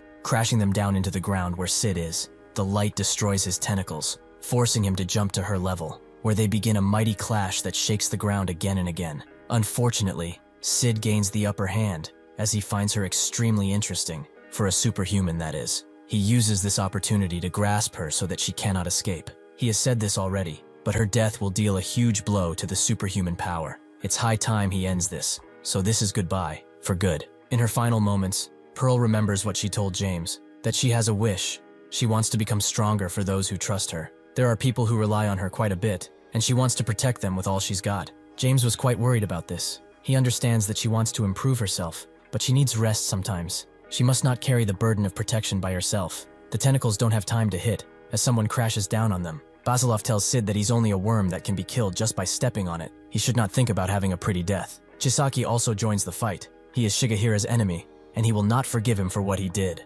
Back at the construction site, the students tremble in fear as the earth quakes, hoping that the building is secure enough, but that's when the skinny one notices something has changed. The man that has landed down has transformed into a benevolent being. The skinny friend backs away in horror, but he finally understands now. The reason that everything is shaking and the building is about to collapse is because of the fight that's going on outside. The fat friend suddenly feels a certain aura, and sure enough, Black Mirror approaches them, asking what they are doing in this place. In the past, on Crow Island, Sid told Calbus to get out of the way, who agreed immediately. Morel told Sid that he came all the way to this place to see what is going on. Does he not deserve to speak to the real Sid and not just some puppet? Sid saw how that might seem disrespectful to him, so he unburrowed out of the ground and asked him to speak. Morel told him that in truth, they have the same goal. After all, he is following the same path he is leading others. With this much faith, he doesn't really care what he's going to do with those people. It's his business after all. However, if they are talking about the superhumans, he should remember that they are an entirely different story.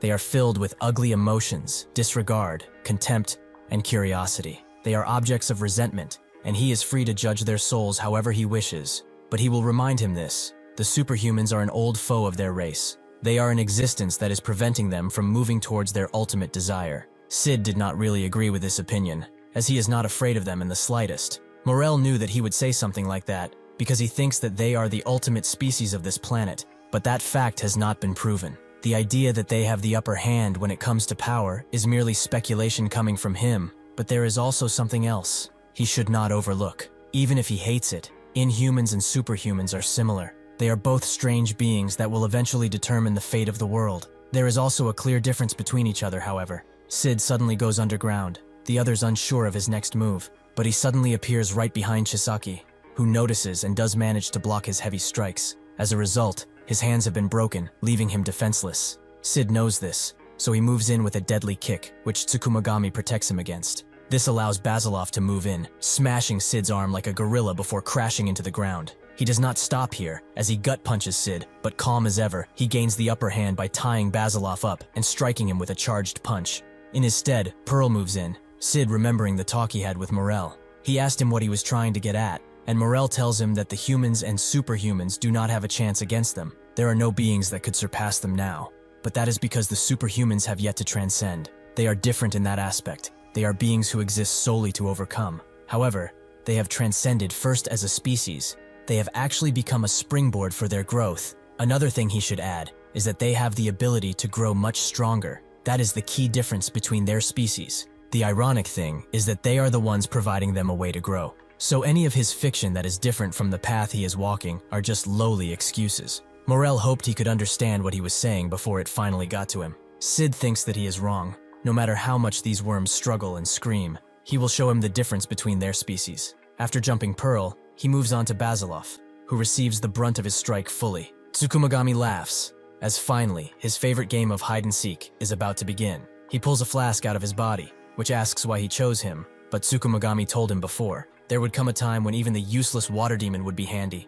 He uses him to spray the water all around, engulfing everyone in it. After a little bit, Chisaki wakes in a strange place, where he stands above water. He knows that this is water, but it feels extremely different, and it's really clear. Tsukumogami laughs again, as their game is about to begin, and it's something that everyone will have fun in. The university students cower, thinking that Black Mirror did something to them, but he actually left through the ceiling, letting them wonder just what the hell happened. While in the water realm, Pearl can hear the cry of a ghost, but also the fact that everything that was obstructing her vision, like dust, is gone. This transparent water under her also reveals what is happening underground. But is this truly just water? The power to create such a large space with its own properties is amazing. Perhaps it is just an illusion. Chisaki begins coughing blood, which Pearl notices. It seems that his body cannot keep up anymore. Tsukumogami apologizes, but he just could not help it. Perhaps he was a little too greedy, as they have been playing with their toys for a pretty long time now. Pearl asks Chisaki for his name, which he tells she wanted to know in order to thank him properly for fighting with them.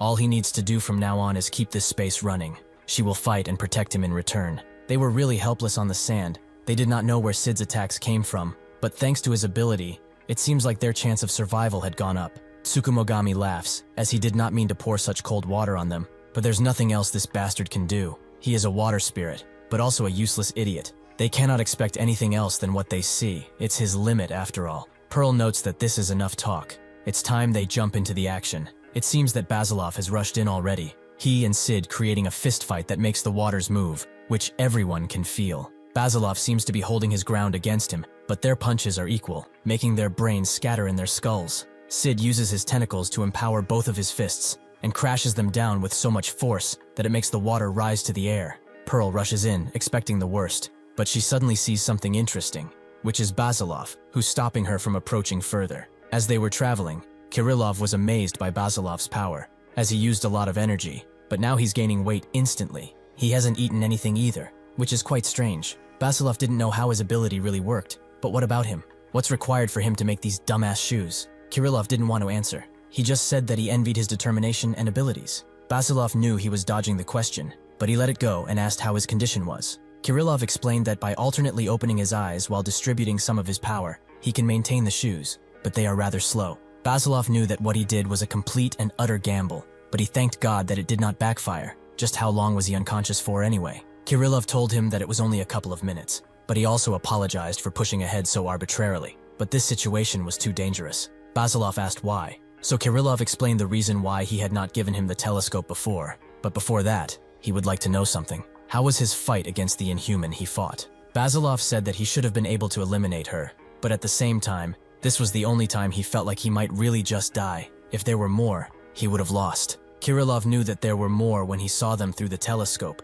There were 4 of them, and they were heading to an unknown location. Just seeing them from afar overwhelmed his senses and made him fearful. The reason he did not tell him is because he might have responded unexpectedly and jumped into a fight. Was he wrong for doing something like that? What would have he done if he told him that? Basilov agrees that the power he felt was something incredible, but he shouldn't worry about it, as his decision didn't matter much to him. There is one thing that Basilov regretted from this. He should have gotten rid of that woman. That way they would become weaker. This frustration is now fueling his decisions. He thanks Pearl for coming at the right time, but he wants to do this alone. It's about time he is put to the test. Steam comes out of his body as he gets skinnier and skinnier. Sid just watching his transformation. He will fight him until there is nothing left. Basilov has gone to 90% power and hopes that Sid can last long. With a blinding strike, he makes his head almost come off, but Sid manages to land on his feet. He knows that this is a dangerous situation, so he charges in. However, Basilov does not really care. No matter how many enemies he has to face, no matter how powerful his opponent may be,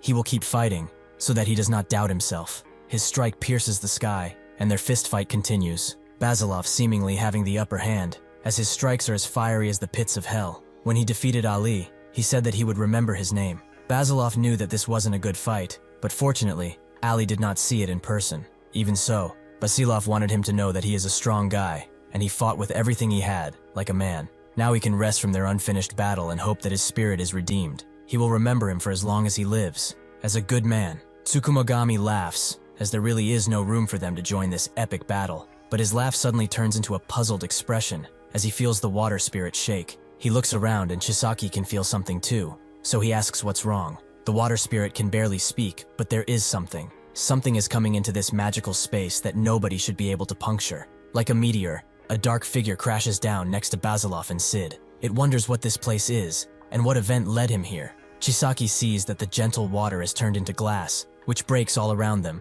transporting them back to the real world. The water spirit apologizes, but Tsukumogami consoles him. He should not worry, as none of this was his fault. He has nothing to whine about, but he did pretty well for the time he was here. Chisaki is still confused, and asks what happened to that place. Tsukumogami likes to call it Danri, or unlawful entry. Just like he told him before, something ended up coming in the area, which broke the barrier. Chisaki understands, but now the question that lingers in his mind is who that dark being is. Dark Mirror knows that Sid was the thing that dragged him back here, and Sid also seems to remember who he is. In order to deal with him again, he ties him up tightly before punching him hard once again, making Dark Mirrors skip on the sand. Sid has awakened his full power with the seeds he gave to Ali and Shigehira. He has become complete once again. He has become perfect, and expects Nangi to get up.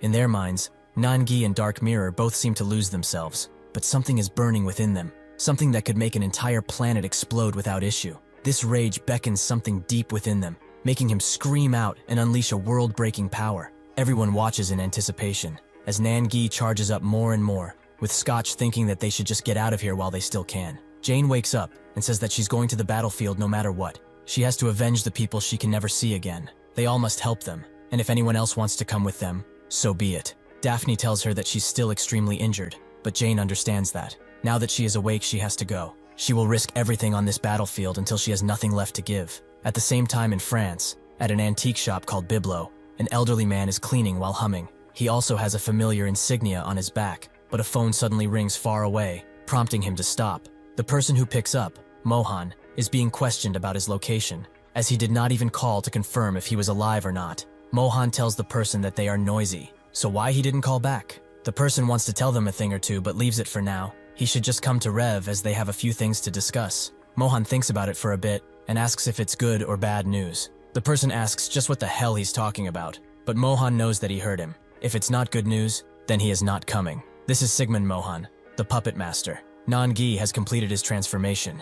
He has become the visage of destruction, and with just a look, he sends a strike that hits Sid's right hand. He can feel his power, so he tries to charge in and end this, but with a single punch, Sid is sent spiraling in the air. Nangi jumps towards him at amazing speed, leaving both Basilov and Pearl speechless. Their brawl continues in the air, where Nangi envelops Sid into his ability and pushes him further and further. Sid eventually does manage to get out of this, but Pearl is not about to let him do as he pleases, so she charges in with an amazing punch. Now, they've entered the endgame. Pearl's punch goes through Sid like Swiss cheese, but that doesn't deter him from summoning enough strength to push her away swiftly. Unfortunately for him, this allows Nangi to charge into him at blinding speeds. He continues his punch even onto the ground before gathering an impressive amount of energy, forcing Sid to get out of the way before he is obliterated. He tries to descend into the deep sand, but Basilov grabs his slimy tentacles and pulls him out, as he will not let him weasel his way out of here. He pulls even harder before smashing his foot on Sid's face, who seems to remember something about the evolution of their species, but also the superhumans. Basilov continues his stomping until he lets out one final earth-quaking stomp, leaving Sid incapacitated. He remembers Morel's words, that the superhumans are their old foes. They are the enemy preventing them from reaching their final goal. Just as Basilov thinks that he has the upper hand and is about to end this, Nangi gathers another big amount of energy and blasts it at Sid directly, also hitting Basilov in the process. Pearl is shocked to see this, and even Sid is left impressed by how insane that man has become. Basilov becomes enraged by his action and jumps to attack him, forcing him to lose even more weight. The others see what is happening and wonder why it's happening, with Kirillov sensing a gigantic amount of bloodlust from both of them. This little squabble gives Sid enough time to go back into the sand, passing Pearl and splitting himself before jumping out of the sand and into the deep ocean. Pearl does not want to lose him, so she jumps in too. However, due to how fast he is and how many clones there are, she can't know where the real body is. Suddenly, small henges begin to appear around her, showing the true path to her. It seems that Jane has awoken and has immediately gotten back into action. Kirillov tries to tell Basilov something he doesn't care about now. He tells Nangi that this is no game. Either he kills him or they both die. Tsukumogami tells Chisaki that they can turn that man back.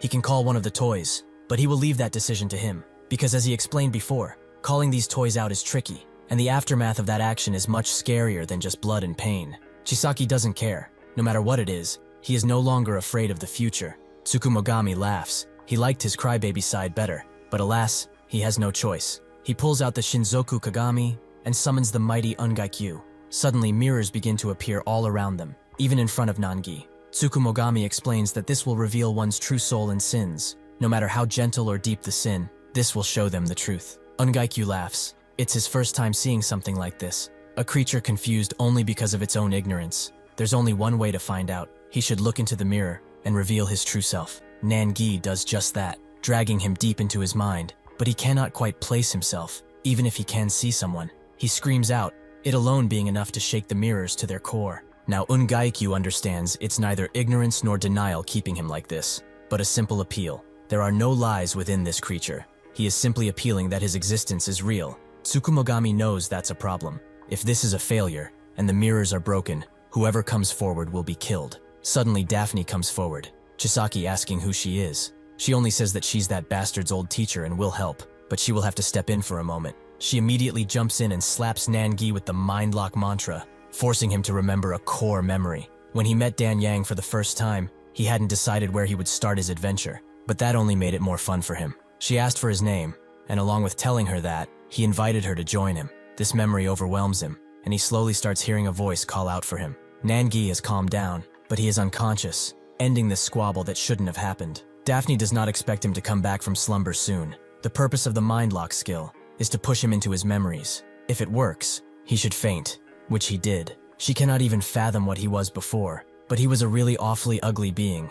Now they can just hope that this will have brought him back. Basilov looks at him and thinks that he went a little overboard, or perhaps this is a side effect of his ability, but his vision is starting to blur. He felt Nangi's amazing power firsthand, and now he wonders if that is his true power. If that is something he cannot control, it will become a problem later, as the rampage he went on was even more difficult to deal with than Sid. His power was amplifying again and again, to a degree he had never seen before. Kirillov realizes what was happening and asks where Sid is, so Basilov reveals that he ran into the sea while they were bickering. Pearl did follow him, but he doesn't think she can do something. Suddenly Jane speaks and says that Sid will not run away. This war is almost over, fortunately. She does not know all of them, and she doesn't know how they ended up all in the same place, but she has a request from them if they would listen. Sid sees that the Henges are after him, making him instantly remember Jane and her annoying powers. Jane speaks with Pearl from the Henges, telling her that Sid is completely exhausted. His main body is already aware of that, so he cannot escape the Henges. She should leave this to her,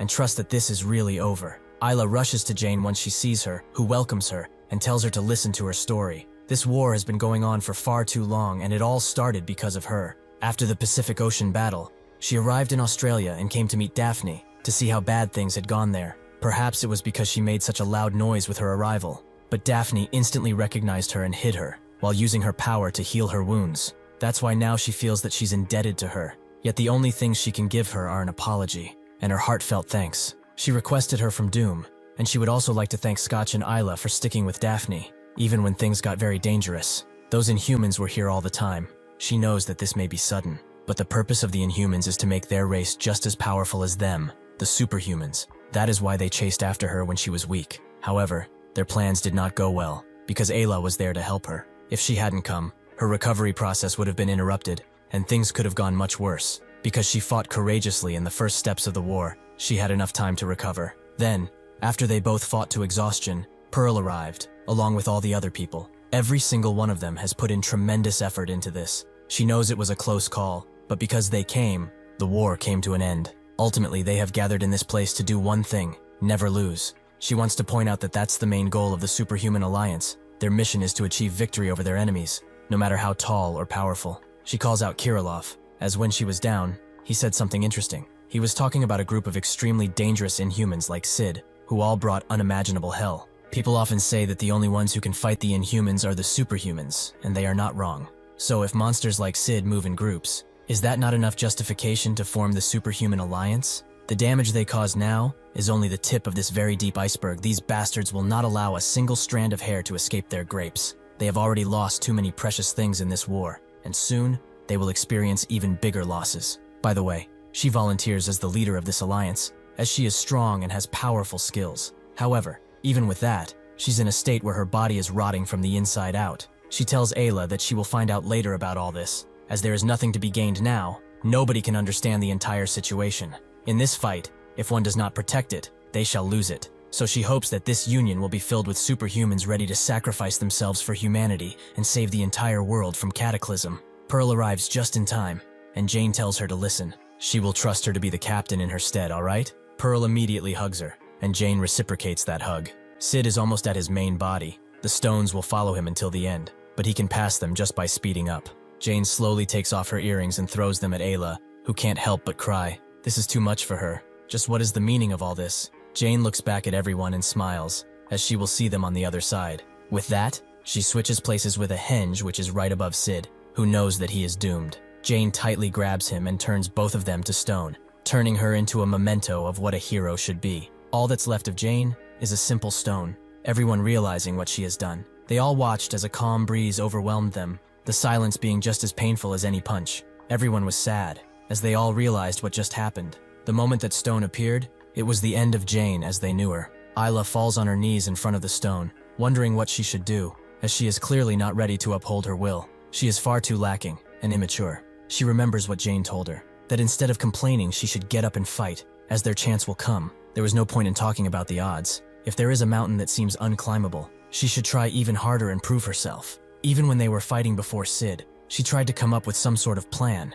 but Jane suddenly told her that all the sweat and tears she put into this fight, she shall cherish them forever. Isla asked where that came from. Is she trying to be a hero or something? Jane only laughed and agreed, but Ayla knows that deep down, even if she dies and reawakens, she will not be able to do what she did. However, despite the tears she's shedding now, she will do her best. Scotch hugs his grieving daughter, leaving everyone to look at this mournful sight. Suddenly, Kirilov notices that Basilov is gone, who has gone back to where he had his battle to honor a fallen comrade. Their revenge is over now. They have won the war, so now he can rest his weary body, as he has done enough. Back at the temple, as everyone is chatting, one of the trainees says that it's over, and shows a news report. Everyone seems to be watching it, as the US Special Forces have been dispatched to red alert areas, and the government is carrying out relief distribution of goods to people affected by this war. Helicopters have been mobilized to check for casualties on the beach, and although it has just been declared that the war is over, the government is on high alert, expecting a surprise from the enemy. Now on to breaking news.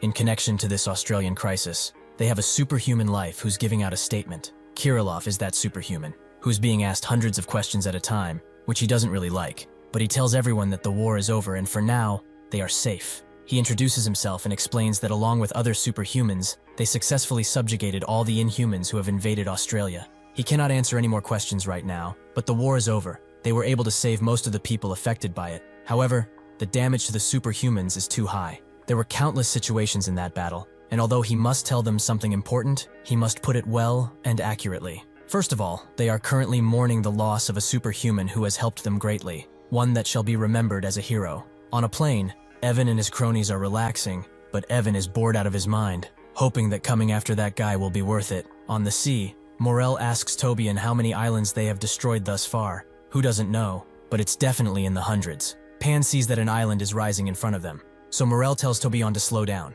as they are playing hide and seek. It's time for them to do what they came here to do. As the others jump off, Tobian hides himself in the sea, and when they land, they are mesmerized by the sea. Akabanga takes a deep breath and screams out loudly, a sound that surpasses the cave and reaches Jakayak, who seems ready for his visitors. Kylie asks why he did that. Is he mad about something or what? Suddenly someone else speaks, explaining that this place is only for those who are welcomed by the blue moon. This guy is Megpan. Kylie remembers him because he's the one Pan killed. She's sure that he died that day, so would he like to explain himself? Suddenly more Megpans arrive, calling out their true name, Fiber Megpan. They come even out of the sea, surrounding the group entirely. A bigger Inhuman suddenly speaks, saying that Megpan is not guilty. He is a faithful ally whose goal was to follow orders. This is the true Fiber. Vomit Megpan. Morel instantly recognizes this as clones, while Akabanga sees it as expansion. He laughs because of this, while the others simply remain silent. Another Inhuman arrives, Vicente Holligan. He introduces himself as Jakayak's servant, along with another small Inhuman,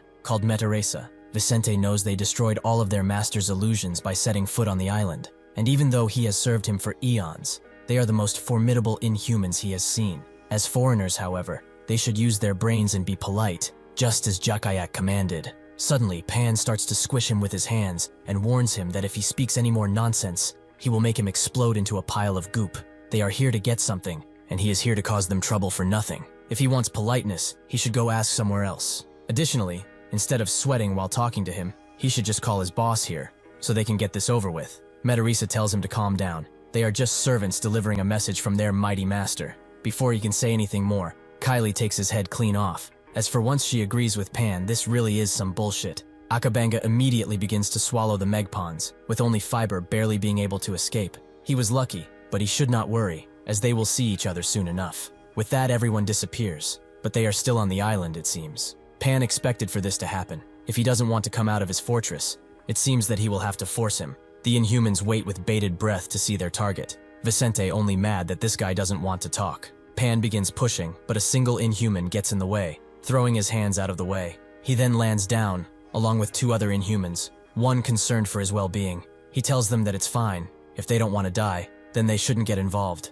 This is Actodus Lockin, and the group's next opponent. Kylie seems to be ticked off by him and asks who he even targeting, as he popped out of nowhere. Morel already knows of him and introduces himself, explaining that they are here to see Jakayak, while also asking what his relationship with him is. Actodus Lockin simply points at Vicente and says one word, release. In response, Pan tries to crush him into mush. This surprises Actodus's minions, as he has gotten in Pan's way simply by moving there, and asks if he gets his position now. After those words, he smacks Pan in the gut so hard he skips over to another island, where his crash can be felt throughout. Kylie immediately goes on the attack, aiming straight for Actodus's head, but he gets out of the way and uppercuts her face into the air. Instead of being mad, however, she seems to be enjoying it quite a bit. She attacks with the same punch, saying that they are the same, so they should calm down for a minute. In response, Actodus laughs and grabs her hands while pushing harder and harder. Vicente tries to grab his attention, as he's fine. Nothing has happened to him, but he knows that once this guy starts fighting, there's no stopping him.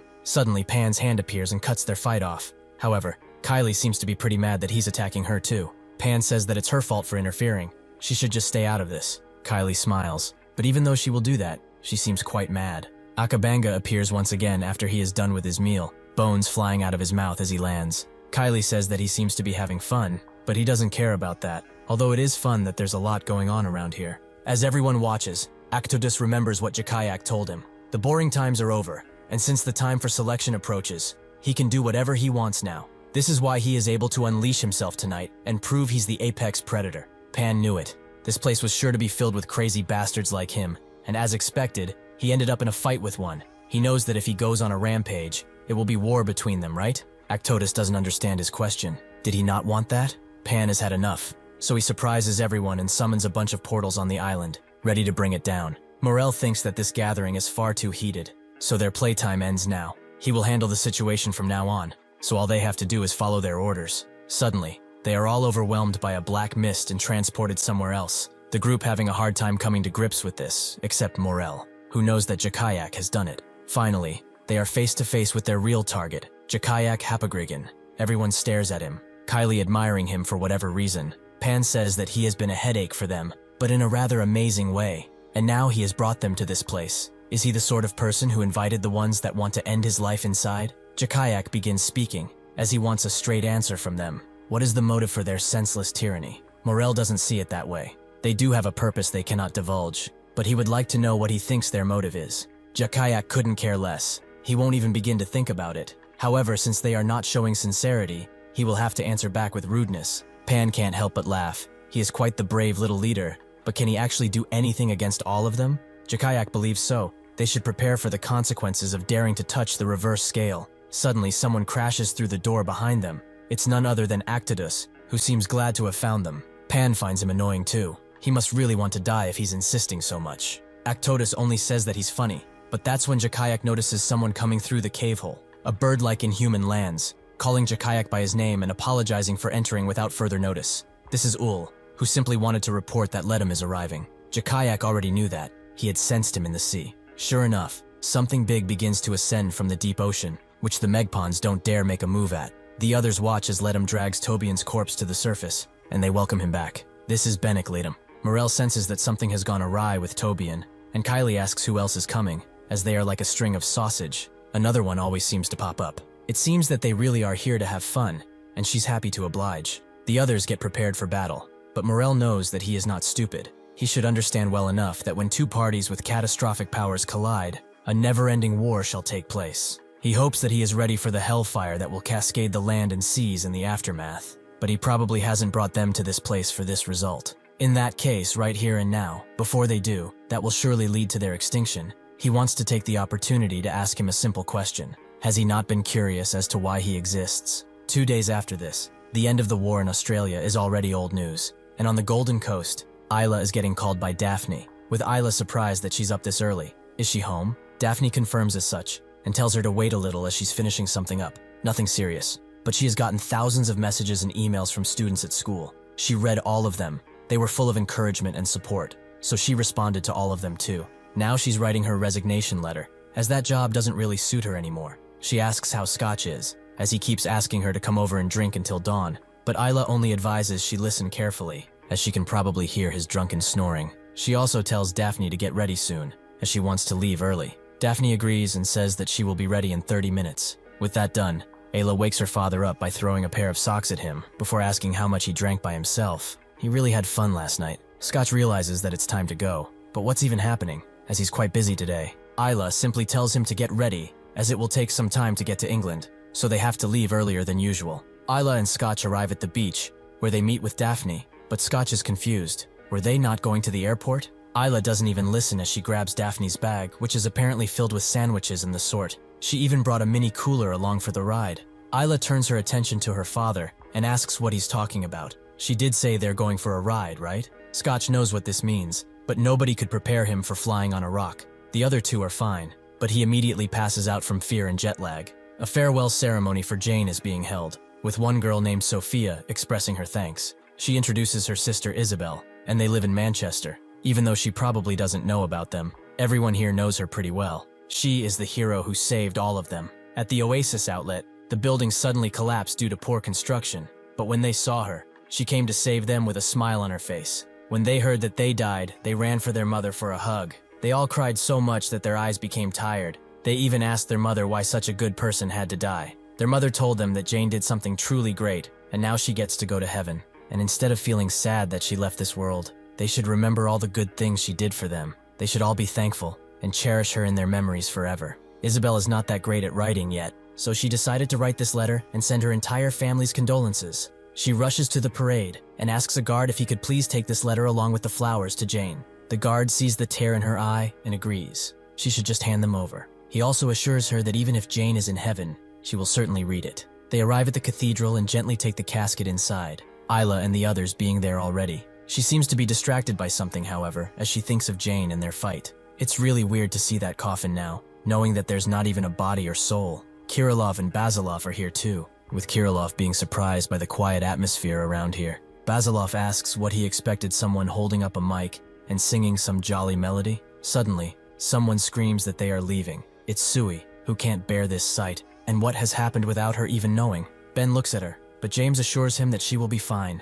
She's just heartbroken about what happened. Surely time will heal her wounds, or perhaps scar them over. Pearl and Withrow sit in the front, both of them with sorrowful looks in their eyes, but Pearl is also determined. Even if she is gone now, she would like to remind her that they are just getting started, so if she could, she would very much like for her to watch over them. This is a day of mourning, as Tony has found out about Ali's death and subsequent burial, so now he's in Mexico, sitting for over an hour at his tombstone. The ones who brought him here want to leave, but the leader tells them to give him some time, as they were friends. Tony speaks to Ali. He rushed to the nearest airport when he heard the news. He also brought the things he most liked. He hopes that it's enough. One of the men doesn't get it, but the leader tells him to have some sympathy. They really can't know what that guy is going through right now, and since he was Ali's best friend, they must have had a strong bond, especially since the Ali united the 4 major crews, giving them a new life. Tony begins crying, calling him stupid, and saying that he wouldn't have scolded him if he didn't do something foolish. He remembers the time they took this picture,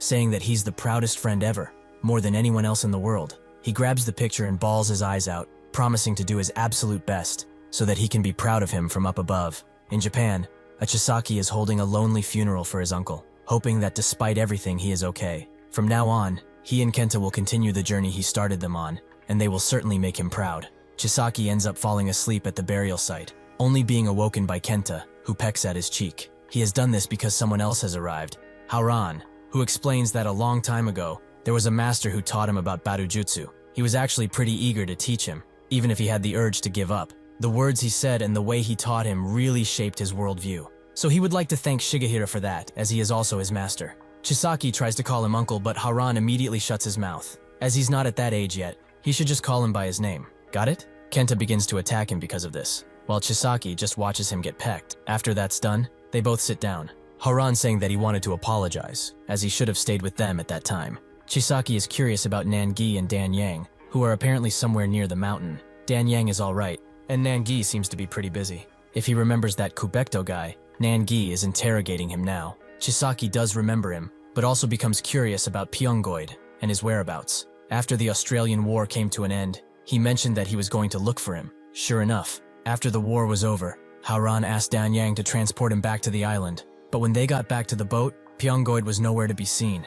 He tells Chisaki this, and blames himself for it. as he should have paid more attention to that guy. It's really his fault. Somewhere dark and musty, Pyongoid's briefcase lies broken, as he has been let out of his cage by some Inhumans who beckon him to say something. Morsamon advises him to not make Morel play a guessing game with him, as his survival doesn't make sense. He was under the company of Superhumans after all, their mortal enemies. Babirusa demands that he answer. Why was he there and what was he even doing there with those bastards? Bupe remains silent, but another Inhuman calls them a pack of idiots, as they don't know how to get information. Perhaps he should take his eyes out one by one, or just end his life right now. Did he just forget to speak because of the company he had? He should answer, or he will slowly rip him into tiny little pieces. This is Carmen O'Peer, who doesn't seem to be playing, but Babylon advises that they wait for Morel and let him decide what to do, as at this rate they will really learn nothing. Carmen drops Pyongoid and calls bullshit. Why do they want to keep him alive when he can't even open his damn mouth? Babirusa agrees. This bastard is being too stubborn for such a weakling. It makes him want to rip him apart even more. Pyongoid thinks of all of the things he has done with the group. They even let him out, and Nangi promised him forgiveness if he repented his past. He wants to make it up to those guys. So even if he's stabbed hundreds of times, he will never give them anything.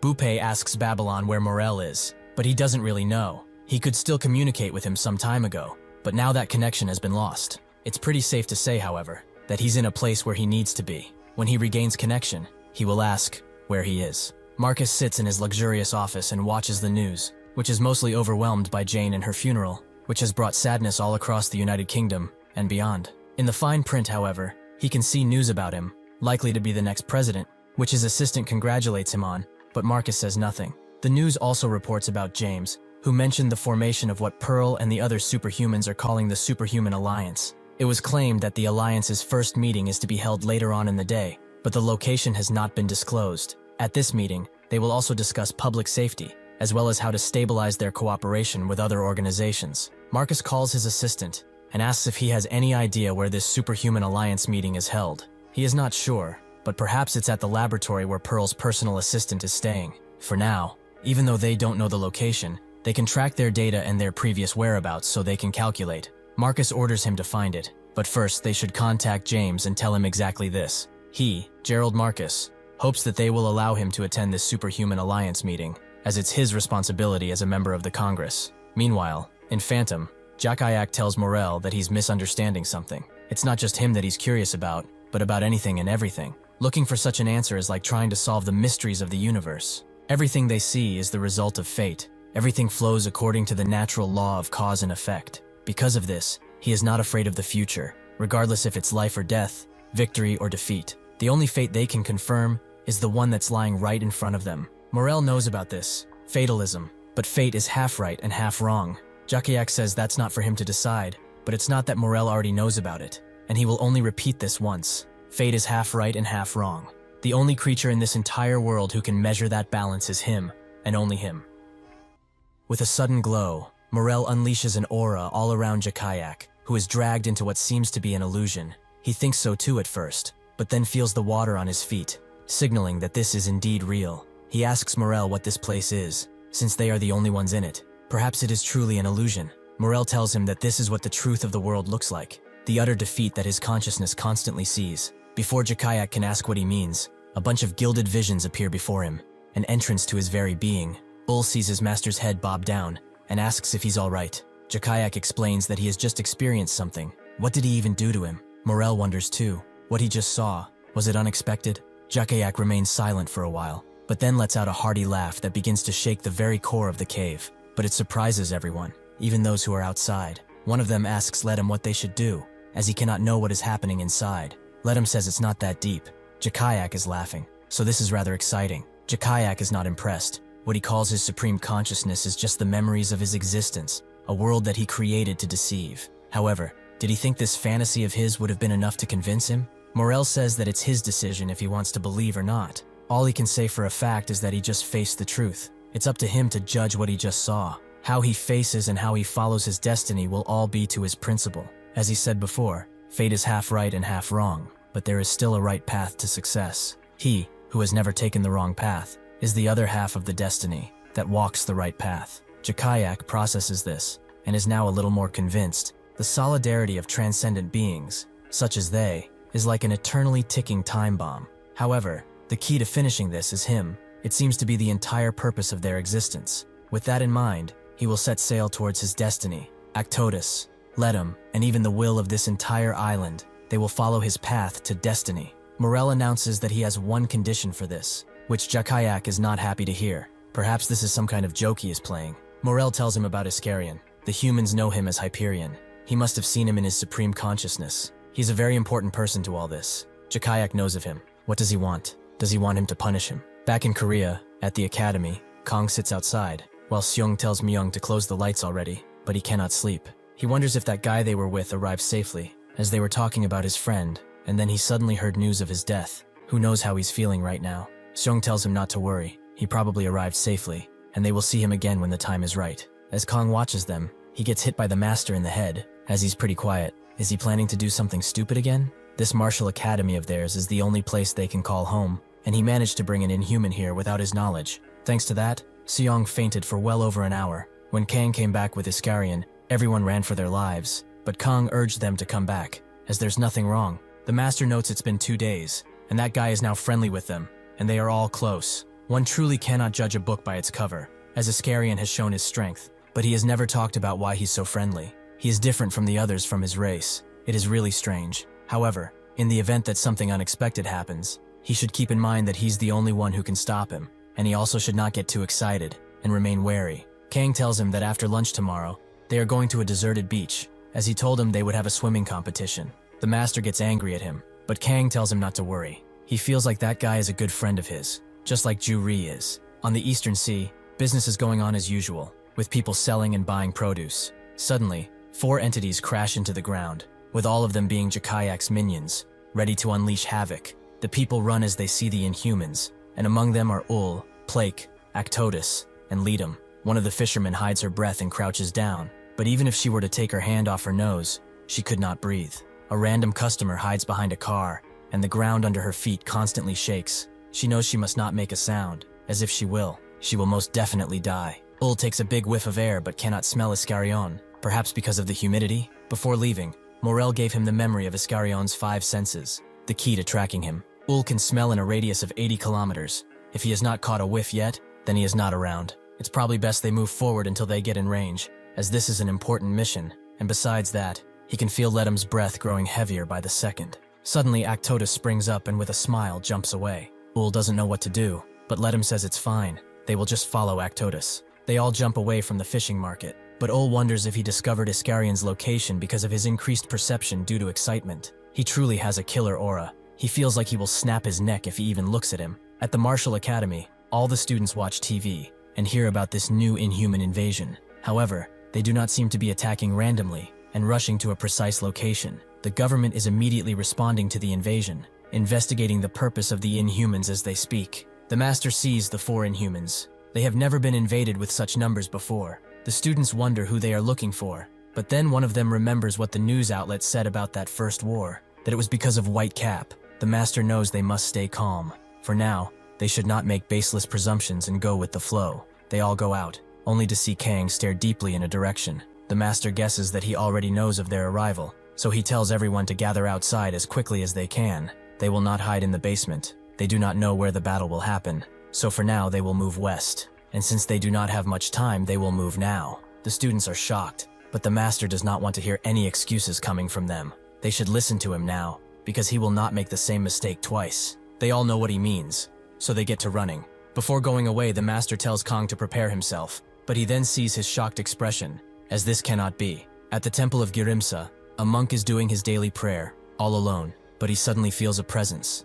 It has truly been a while since he last saw him. He thought he left forever, without a word of farewell. He's in the middle of praying, but he will listen if he wants to say something. Iscarion says that, while he was wandering around a deserted area, he unexpectedly arrived here one day, so he wanted to thank him for hiding him. The monk laughs and says that thanks is not needed. What kind of monk would refuse a person who wishes to seek shelter? Certainly he was surprised when he asked such a thing, but he believes that helping someone is a must, so there is no need to worry about it. But he's curious. Where is he going next? Iscarion remembers Kang and says that he's going somewhere. The monk sees the glow in his eyes and notes that he must have made a friend, but he will not linger on that fact. He would like to tell him about a saying in the Buddhist texts. One should not cling to the past and not blame the future, for the past has already passed, and the future has yet to arrive. He hopes that the anger and misconceptions everyone has over him wash away one day. That's the wish he has for him. Suddenly, Iskarion feels a mighty presence, and Actidus crashes through the roof. It seems like his instincts drove him into the right place.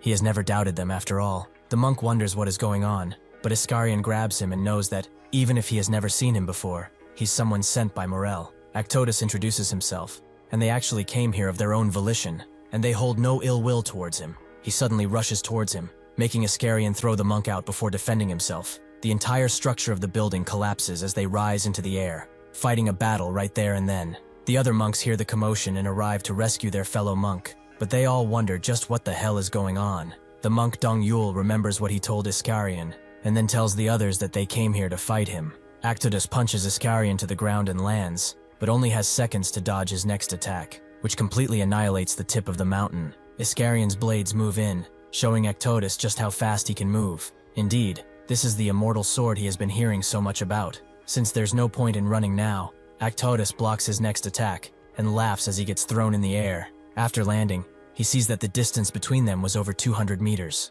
That blade speed traveled the distance in less than a second. Besides that, he has only been swinging 2 of his swords. Truly, he did well to jump in first, as this is the most exciting fight he has experienced. He jumps into Iskarion with a gaping smile. The monks are hiding, but if they make a single mistake, they will definitely be taken out. Since they also have an injured person here, they have to get away as swiftly as possible. Kang runs with the master, who asks if he knows where they are now. Kang confirms as such. They are close to Iskarion, and also, this will be extremely dangerous, so he should be careful. With that, they continue to sprint away, just like how the monks are doing now, hoping to get out of the blast radius before another attack comes. But they suddenly bump into Ul, who looks at them inquisitively. Ledum tells him and Plake that he's going after Iskarion, so they should do everything according to Morel's orders. They both understand, but before Ledum can move, Kang arrives and smashes Ul into the ground immediately. The buff monk recognizes him from the competition, and the other Inhumans also look at him, specifically Ledum. Jakayak talked with Morel about this. That white cap is the drop of dissonance he saw in his supreme consciousness. He is the one who will eliminate the roots of his plan. Morel confirmed as such, and since Iskarion could not be found no matter what, the possibility of them being together was extremely high. Since that is probably the case, they should plan accordingly and be careful, as they have to finish their plan before he arrives. Even so, they did not know what their true intentions were, so the ones that will complete this mission should do so smoothly. Ledum is mad, as he arrived as soon as they did. It's too early for him to be here, and like Morel said, they will not be able to get away. Now that they are face to face, he understands why. He has an unknown aura, which makes his skin crawl just by feeling it. Plague tells him that this is White Cap, but Ledum tells him to be quiet, as the mission will commence as planned. He will start preparing for the horizon, and wait for his signal. Before Plague can confirm the order, Ledum smashes through Kang, threatening the danger of the monks, but the master grabs all of them and ushers them to safety. They are all surprised to see him here, but they soon get distracted by the commotion happening near them. Even the master feels his entire body sweating. This is the same feeling that he felt when he first met Iskarion. It's like he's in a ring of inescapable fire. He cannot know why these Inhumans are here, but it's just like last time. Ledum smashes Kang's face, who immediately grabs his hand and punches him so hard he skips towards Actidus. Kang lands next to Iskarion, who notes that he still does not know how to swim. Actidus recognizes him as Whitecap, and Ledum gets up, telling Actidus to grab Iskarion as soon as the horizon signal is given. He will have the honor of eliminating Whitecap. Actidus doesn't care what he does. He's only here for the battle after all. Plake puts the last pillar in place, creating an entire area around where they are fighting. Ledum screams at Actidus to do it, who jumps on Iskarion and punches him again and again. With his job done, Plake defends the pillars, as there are only 3 seconds to go. Kang is feeling an amazing amount of energy from those pillars, but before he can try anything, Ledum raises his fist and says that they will see each other on the other side. He creates a large water pillar that sends Kang flying. The master is rushing to see if he can help, but he soon sees a beach in front of him, and everyone is gone. The entire area they were at got transported to Jakayak's island, where they are all eagerly waiting. Jakayak himself is quite pleased, as indeed he is quite the tough specimen to look at. The master feels the sand with his own hands to see if it's an illusion or not, but the most striking thing is that he can smell the ocean, which is too strange. Something to add is that this beach feels like a remnant of the past. What is this strange energy he is now feeling? As he sees the area being perfectly cut,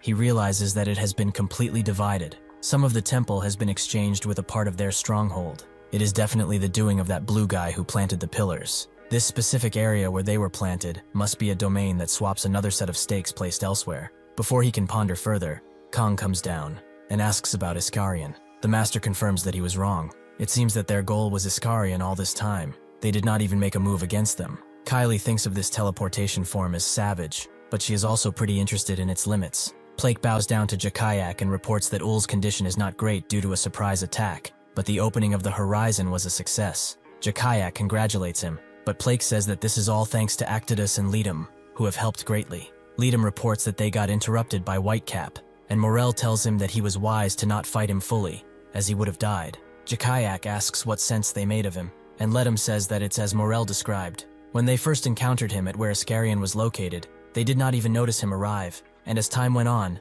by the second, he could feel him get stronger and stronger. He sensed an ancient power surging from him. Naturally, they did not waste their power to create a life and death situation, but seeing those two together, he senses a strong bond beyond words. However, he felt multiple ways of getting rid of that superhuman, and if they do so, they will not have any problems. Suddenly, Iskarian smashes Actodus into the ground and tells Morel that he does not care for him anymore. Now he wants to know what he really wants to do. Actodus gets out from under his foot and smiles. As for him, this fight is not yet over. Leadum tells him to calm down, as they are back in Phantom, and the mission was a resounding success. Actodus lets out his entire aura, but then laughs, as when did he allow them for this to be over? Kylie wonders if this guy has gone fully crazy, and Morel tells Iskarian that it is as he said before. He will come back to him, and when he does, he will have nowhere to run to, as he will be cornered. Iskarian tells him that his path is now different from theirs, so if they want to stop him, they better try with all that they have got. He begins unleashing his entire might upon the island, and Morel did not expect anything less. In France, Evan watches the news about the Inhumans invading Korea, with the motive still not being clear, but a part of a temple has mysteriously disappeared. Evan is curious about this. The world is getting busier and busier by the second.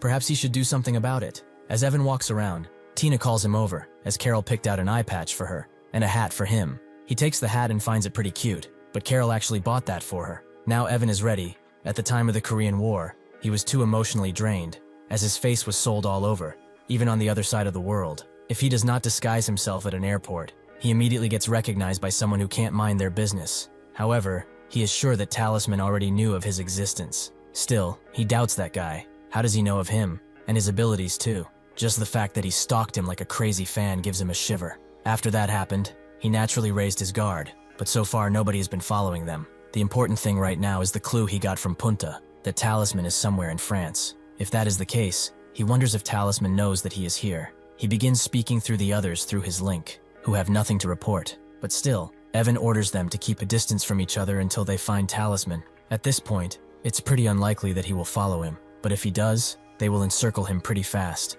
One of them is sure that the Talisman does not know that they came here to look for him, but how are they going to find him? They can't just walk from door to door like Girl Scouts. Evan tells them not to worry. He will look for him without them stepping in. First, they will wait for Punta's call, who immediately calls him upon saying that, a happy coincidence. Evan immediately threatens him, noting that if he's going to say a bunch of nonsense, he's going to kill him. Punta notes that if he's going to threaten him, he will just hang up and does so instantly. Evan calls him again and apologizes, as it's his fault. Punta feels sorry for him. Is someone hanging up too much for him to handle? Anyway, he's here at a station outside Rouen, so they should have a chat, as he will send him the location. Evan is surprised that he is in France already, making him wonder how he arrived so fast, but Punta tells him that it doesn't matter. He should follow the location he just sent. He should get here fast too, and also make sure he brings some cash, as if he doesn't pay, he will report him to the police. Before Evan can voice his anger, someone suddenly bumps into him, and what he sees shocks him. It's Behemoth, who is screaming out,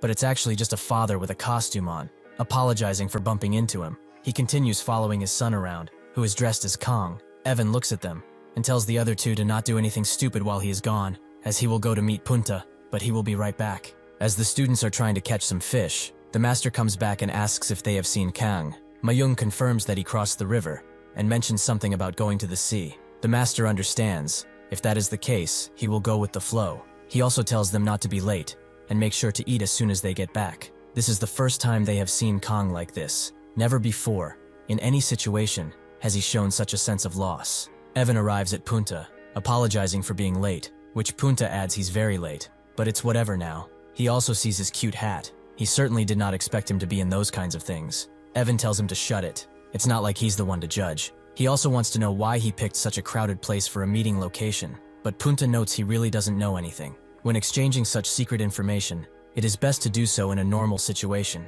like this one. His ways show how much of an amateur he is. It would be suspicious if they exchanged info in an isolated location, right? Evan gets it, but is there any news? He does not mean to be a burden, but now that he's in France, it's likely that Talisman is still trying to track him, so he wants that info already. Punta understands, but first, the fee they talked about previously. Evan gives him a fat stack and tells him not to check it as everything is accounted for. However, he is mad that his type of people are so hungry for money. Punta admits he's not obsessed with it. It's more of a means to an end, but he should relax, as things will get exciting now. He rearranges his glasses and gets to business, sending the intel to his phone, but nothing appears immediately. Punta goes on to explain that this symbol is the only trait he could find of Talisman. He used this picture and ran a basic image tracking program on all web pages. First, he found the image of a woman's SNs, and he was able to determine the place she took it at to be the famous nightclub called Rev, which is in France. He wondered if there was something more he could find there that was not a photo, so he hacked into the CCTV network of Paris,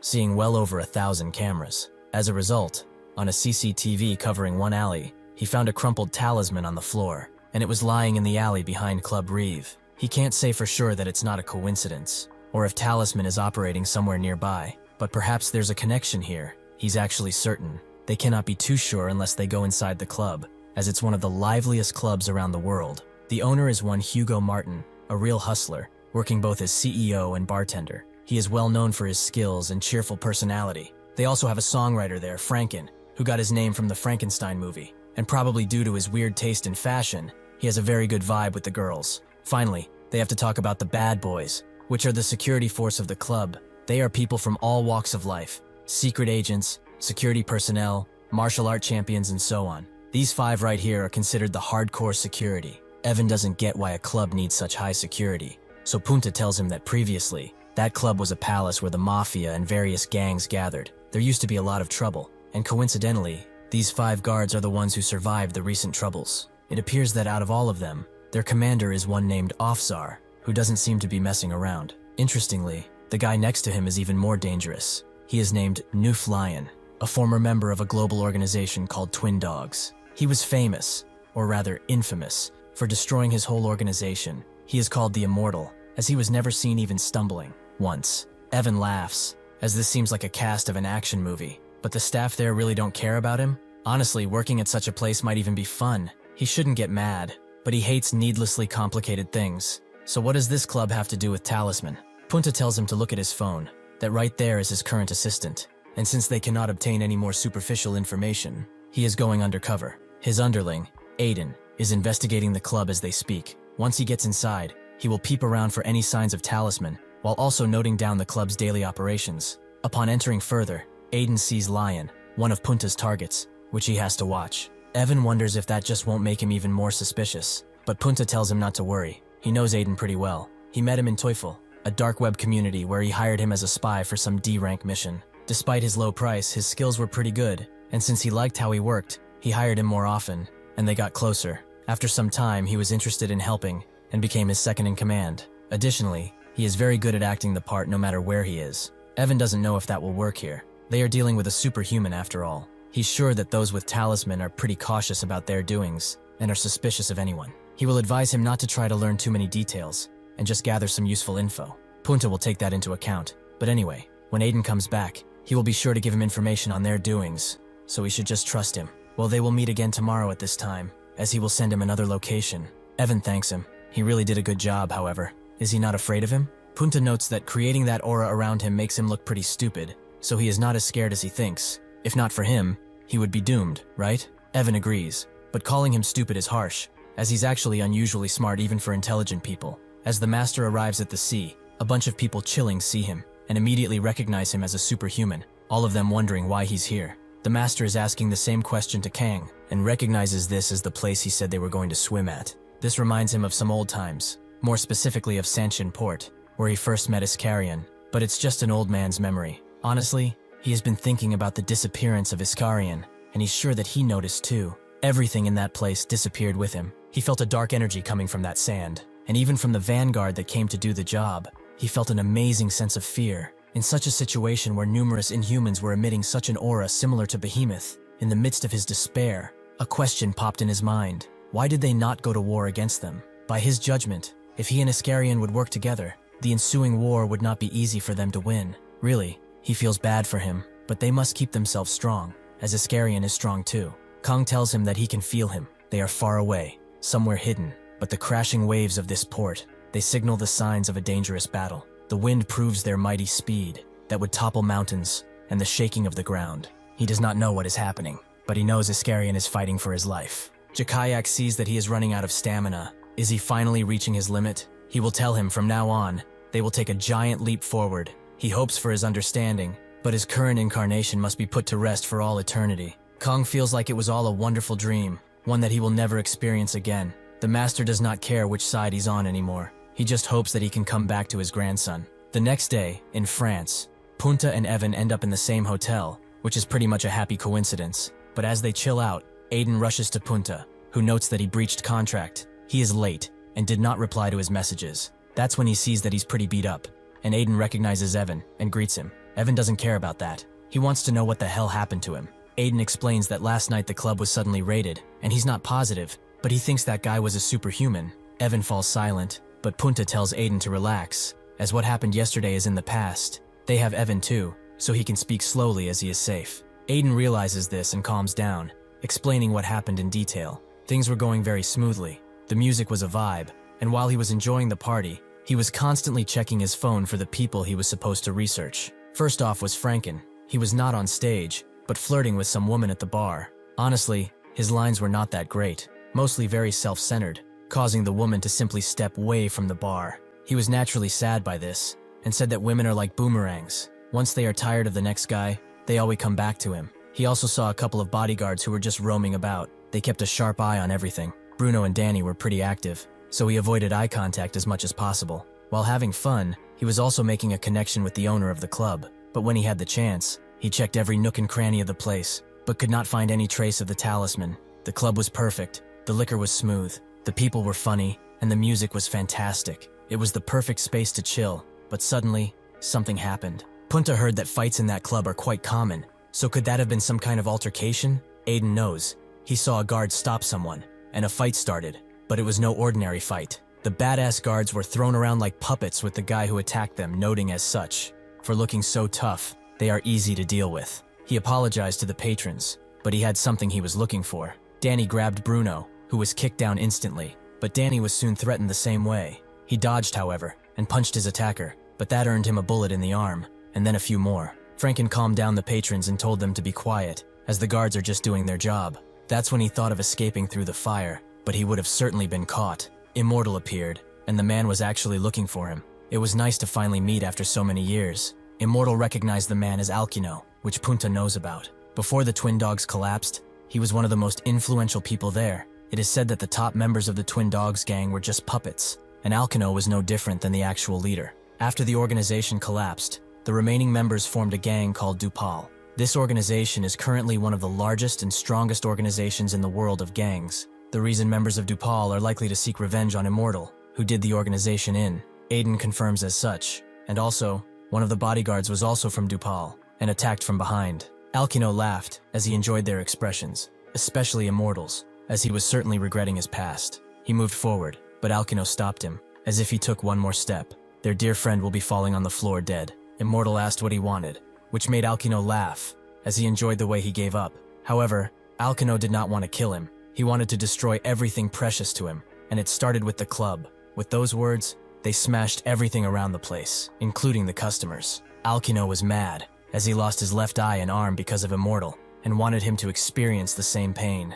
Even if he was in a state where he exposes his weak points, he would not move at all. Suddenly someone screamed at them to stop. If they mess around, they will find his boundaries. Casanova Burmicider had arrived. He really could not understand what they were speaking because they spoke English, but he knew that stuff was about to go down. Someone shouted, "Stop this now!" And then they screamed so loud he thought his ears would pop. It was none other than Franken, Casanova Burmeister. He grabbed their attention and told them to listen carefully and not move a muscle until he is finished with his speech. Everyone was surprised, but Alkino wondered who this dumbass was. One of his guards told him that he was Franken from the band Hypnotize, the vocalist to be exact. He became mad, as they did not listen to him. They better keep their mouths shut and listen.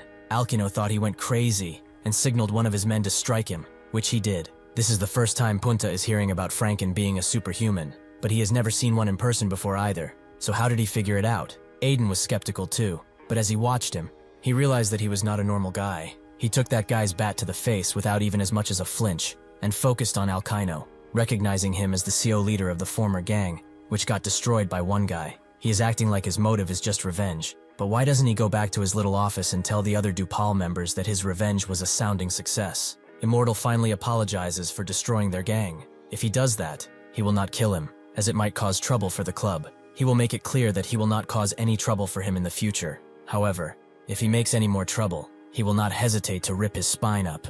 Every other Dupal member pointed their guns at him and told him to get out, but he had one more thing to say. The guard that betrayed them asked why he just doesn't shut up before he squeezes the trigger, which made Franken laugh. He was a cold-hearted man, and yet not as harsh as Ofzar. They gave him a last warning. Either he complies, or they will not hesitate to blow his head right off. Franken told him to go ahead, and the guard complied, filling his face full of gunpowder. Everyone was shocked as the shot went out, and Franken said that he tried to do like a guy he saw in the comic books, where he caught the bullet in his teeth, but it got into his nose. He sent it out with such force that it struck Alkino in the leg like a real bullet, but he apologized, as he did not see him there. Really though, in this world, loyalty needs to be tested to know if it's true loyalty. Because of what he did now, he cannot forgive him, as the love and friendship they built has now turned into bitter sadness. Alkino screamed at his men to get him, but Franken was sad that they still did not understand the situation they were in. They are like a moth to an open flame at this point. With those words, the fight escalated into a solo massacre. All he could hear were the loud cracks of crushed bones, gunshots, and most importantly, screams. Those noises became fainter and fainter until there was nothing but silence, and then he began to sing. Punta listened well and is now summarizing everything he found. The club was raided by a major gang, and Franken was discovered to be a superhuman, as he was impervious to bullets. In that situation, he revealed his true identity to solve it. With this new info, he is confident to say that the club is definitely associated with Talisman. They thought there was a superhuman in the club, and it was true, but it was actually Franken. Thus, they can conclude that the person behind Talisman is Franken himself. Evan doesn't like this explanation, as something stinks. Punta says there's nothing else. What happened there speaks for itself. Evan knows there's a big possibility it's him, but there's also a chance he's not. Evan thanks them for their work, but this is enough for him, so they can leave now. Next to them, the old man that was cleaning the old store before is listening intently. Evan wants to make sure those gang member guys were killed by Franken, and that was that? Aiden confirms as such. Tens of Dupal members were taken down, and many civilians were affected too. Afterwards, they were all rushed to the hospital to put an end to that night. The guy who threatened Hugo was taken out with a microphone, and Franken told him to call the ambulance, as he will take care of the rest. He's the only sane person here after all. All the Dupal members were left unconscious. They will continue to sleep for a while. Some may not even wake up at this point. He also had something important to do with Immortal, and believed they should cut to the chase already. The investigators soon arrived, but one of them thought this was a bunch of crap.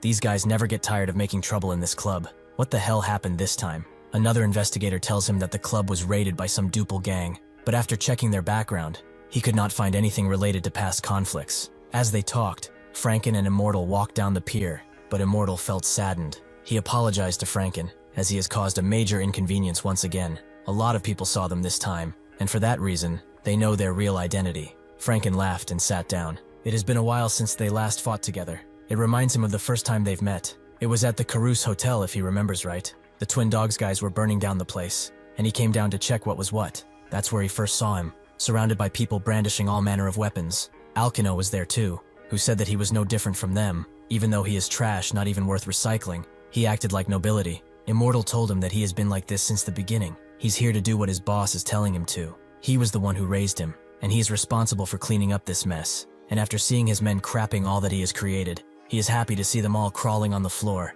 begging for death. He was not interested in any of their ruthless acts, however. He will not tolerate him putting his hands on the boss or Elena. Alkino laughed. Is the virtuous type, protecting an old man with dementia and his unlucky daughter? Or perhaps he had a soft spot for Elena. Really, he should have told him sooner if that was the case. Immortal became enraged. Even if it cost him his life, he will not let him touch his family ever again. Alkino couldn't believe he got so easily defeated by emotions, but he will drag him down too, along with that shitty boss of his. He ordered his men to chop him up, but that's when Franken became too emotional. and launched a chair towards one of the twin dogs. He got caught up in what Immortal said. As to him, that was pure romance. That is why he came, and gave him a helping hand. After such a scene, he offered him a job since he had nowhere to go, and he thinks being a guard at a club really does suit him pretty well. However, that man they once threw into a gaping fire was bold enough to come again.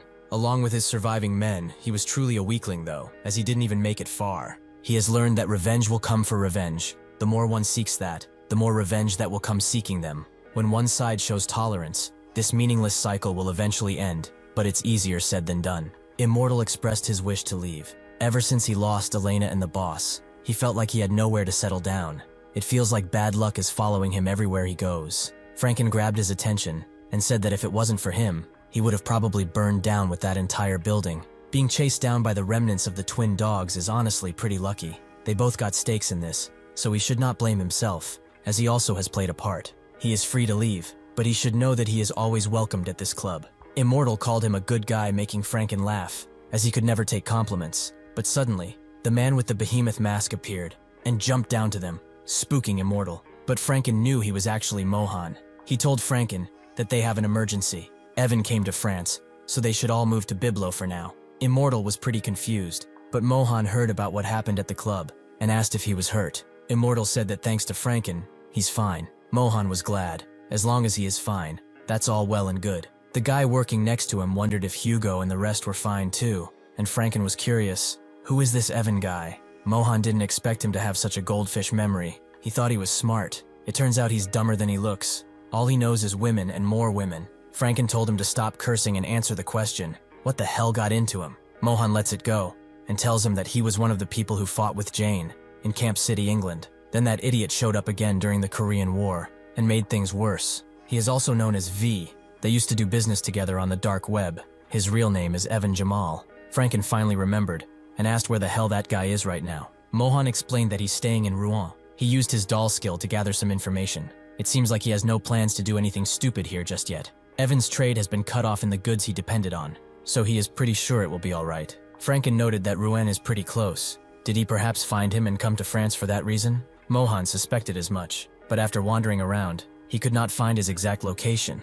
It's like he's aware someone is watching him. He has an emergency plan in place, just in case something were to happen. They should take note though. This guy steals body, specifically targeting superhumans. They should be cautious of their surroundings from now on, and if possible, come to Biblo so they can team up. Franken laughed and asked if he was scared. But anyway, he is going to the IOSTF headquarters tomorrow. They will probably be conducting experiments on the new battleship they bought. Immortal wondered what he was going to do there, but Franken also added that he will be gone for 2 days, but he promises to join them after that. Until then, they can keep an eye out. Mohan agreed, but told him to be careful, as he's standing out even more nowadays. With that, he trudged along, Immortal wondering if he was all right, but Franken told him not to worry. That guy can keep everything under control with ease. Immortal thought that superhumans are truly extraordinary, which Franken agreed with, but that Mohan kid was incredibly so, more than anyone could imagine. Immortal thanked him for today. Without him, he would probably not be alive now. He had to go visit everyone at the hospital, but Franken told him that worrying will not heal them faster. The next morning, at the Biblo antique store, Mohan was hard at work, telling his worker to order him some food since he keeps sleeping for free around here. He tried to say something, but Mohan shut him up, as he saw Aiden report back to Punta. At that point, he saw them determine that he and the club are related, and now they also found that Franken is a superhuman. They must assume that he is the one they were looking for, but that's incompetent even for them. Anyway, he made sure to listen well, although they did not seem as dangerous as he presumed. Now, at the ISSTF, Franken shows up to the awe of everyone, and puts on a rad tune to make all of them smile. That night, at Biblo, the old man enters the shop, and Mohan's worker asks what that noise is. Mohan tells him it's Wuin. He called him in, so he should go down and be nice to him. The worker wonders why he stopped monitoring Evan all of a sudden, but Mohan tells him to shut it. That guy is sensitive to his surroundings. The more he surveys, the more likely that he will notice. Except for hotel staff, people like Wuin will naturally make him suspicious. He also tells Bian that since he's done working here, he should go home. He doesn't want to. Did he think antique watch sellers with such generous prices can be found anywhere? Mohan does, but Bian refuses to go because of his childish behavior, and tells him to go away, as he will be sleeping in his bed. Mohan gets mad, and enters a swearing contest with him, until morning arrives. Bian finally wakes up around dawn, and also finds his nose blocked by Mohan because he was snoring. He put in quite a lot of tissue, making Bian wonder if he wants to kill him or something. Suddenly someone knocks at the door, and Wooin tells them to come back late as they are currently closed. A familiar voice says that he has come from very far away. Maybe he can let him in for a second. Mohan immediately begins surveying the area. He knows he did not see Evan go outside. That's when he gets an inclination to look outside, only to see that he left out of the window. He gets tired of begging at the door, so he smashes it open, shaking the entire structure. So this is where he has been hiding this entire time. He is quite a pain in the ass to find, considering his name is Talisman. He really has the guts to spy on him all this time, doesn't he? At first he really had no idea, but he took advantage of that a little too much. Bian looks down and asks Mohan if he knows this maniac, but Mohan is too furious to listen. Even though he knows the truth, that does not mean he can invade his property. Does he really have such confidence in him? He activates the blue spell and plops it on Bian's forehead, who is confused at first, but he suddenly begins to get transported elsewhere. The behemoth wearer takes his mask off and suddenly vomits Bian out, who is confused as all hell, but Mohan tells him to get away now, as there will be a large fight soon. He also tells Evan that he is pretty stupid to step through his door like a blind horse, but he at least managed to get here in the first place, which he can commend him for. Are his men outside, perhaps? Evan is surprised by how straightforward his question is, but he shouldn't worry. It's just a few buddies of his who had too much to drink, so they are pretty tough to deal with. There is no way out for him now, so he hopes he can stay still and not run away. There is really no point in destroying his own home in order to escape, like the sneaky little charlatan that he is. But even if he does, he will just find him again. Mohan begins laughing like a maniac, making Evan wonder if he said something funny. Did he honestly think he came here for an entertaining conversation? Mohan tells him to rest assured, he will not be running away, as truly, there is no escape now. For him, that is. Suddenly a bunch of dolls come out of the walls, who do not want to play, but hunt and tear open his body. Mohan is not done, as he unleashes a dark spell on the entire house, making the entrance completely disappear. Evan is dragged into a dark place, which he recognizes as Talisman's own domain. It seems like an entirely new dimension, actually. It's probably just him and the dolls, besides this complete darkness, which destroyed all his senses except touch, as he can still feel the wind. He will probably be attacked soon. His only concern is if this is an actual domain or just some illusion. One of the dolls punches him before he can think about it, and another tries to crush him. He gets out of the way, but his body is sluggish, and his attackers are very fast. Before he can think of what to do, he feels the air of the next strike and dodges. Although he could have been hit in that moment, Mohan sees how quick he is, but this is only a matter of time. Does he enjoy the feeling of being hunted? Suddenly, the house begins to float and move towards the north. Evan's soldiers begin advancing with it, and Kalen summons lightning from the sky, which surprises Mohan. This is worse than he expected. He is using a yellow spell in order for the house to stay afloat, which is also a defensive barrier allowing him to withstand any major damage. However, he needs to increase its power to withstand this, so he does so, allowing Kalen to see the barrier and how it's increasing. Mohan remembers hearing something during the Korean War about a sudden weather disaster. Perhaps it was this guy's doing.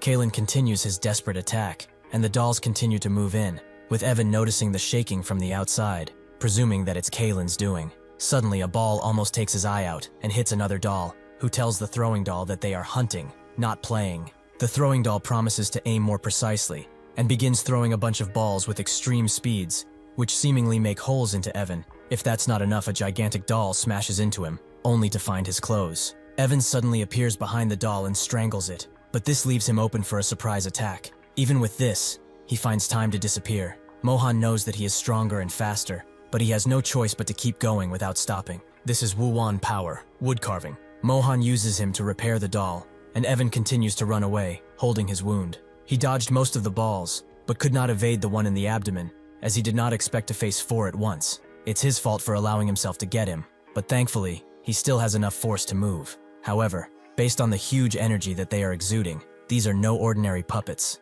Each of them have the strength of a superhuman. He knew that the talisman was powerful, but this is too much. Although he has a habit of underestimating his enemies, this situation is more suffocating than when he met those two. And now, since he's in total darkness, what can he do?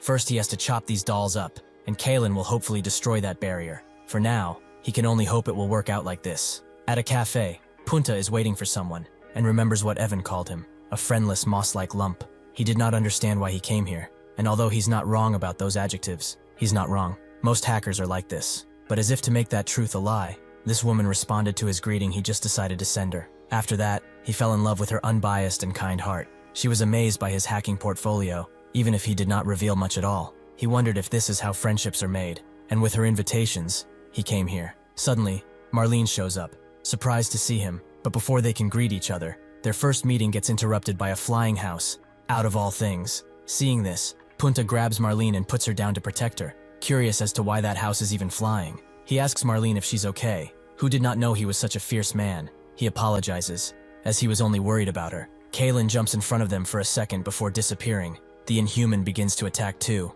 blasting his full power into the shield before using his spikes to try and poke holes into the shield, which Mohan deflects. Unfortunately, the house is not looking great, and Kalen's constant attacks are tearing it down even more than before. Evan notices the building is degrading. It seems like his minions are doing well. Mohan did not expect so many attacks all at once. He has no choice but to build another shield, as much as that will take from him. At the French Special Operations Naval Base, two workers are talking about their vacation, but the commander suddenly comes and asks where Casanova is. He also tells them that smoking is prohibited in this area, so he won't catch them doing it again, right? All day yesterday, he heard loud singing throughout the base, but now it's quiet, so it's safe to say that the bastard left? One of them confirms as such. Franken has left to conduct a test on the Ruslan missiles. The commander is glad. That man has a face only a mother could tolerate. Franken flows around the sea near the ship, who are waiting for their signal to begin. With an okay, they fire all their missiles at once, which blow up exactly in Franken. After he comes back, he notes that those missiles are pretty trashy. They need to be more explosive,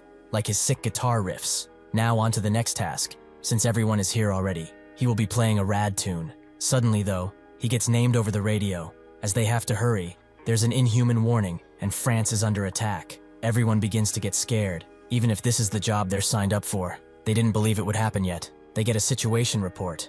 An unspecified number of individuals, either superhumans or inhumans, have been flying over the city. They appear to be targeting some sort of building that is flying at high speeds, and after calculating where it's going, it seems to be heading towards their headquarters. The soldiers don't get it, but Franken knows it's Evan.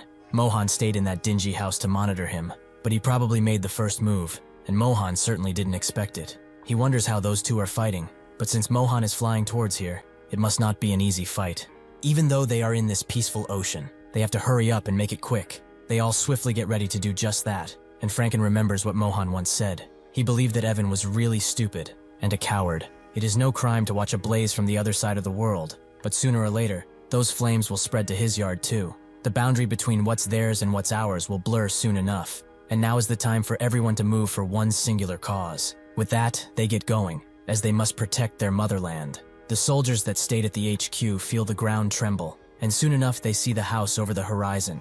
They all get prepared for battle, not because of it, but because of the Inhumans that are attacking. They still are prepared to fire everything, but they soon get informed to disengage any anti-air weapons, as that structure is recognized as belonging to Franken. They all swiftly get the idea to evacuate, but Kalen lets out one final loud lightning bolt on the house, causing it to fall to the ground harshly. The soldiers hide and remain quiet, while Evan lands and thanks Kalen and Opir for their assistance. Evan analyzes his surroundings and sees that it's a stupid-ass military base, probably funded by the ISSTF no less. But whatever, he wants Talisman to come and talk now. He admits though, he was surprised. While he was suppressing him in his domain, he could feel his pressure, but that was the only impressive part. He's great at one-on-one combat, unless it's a unique situation where he's been taken by surprise. Mohan comes out of the dust, wondering what the hell this freakazoid is saying.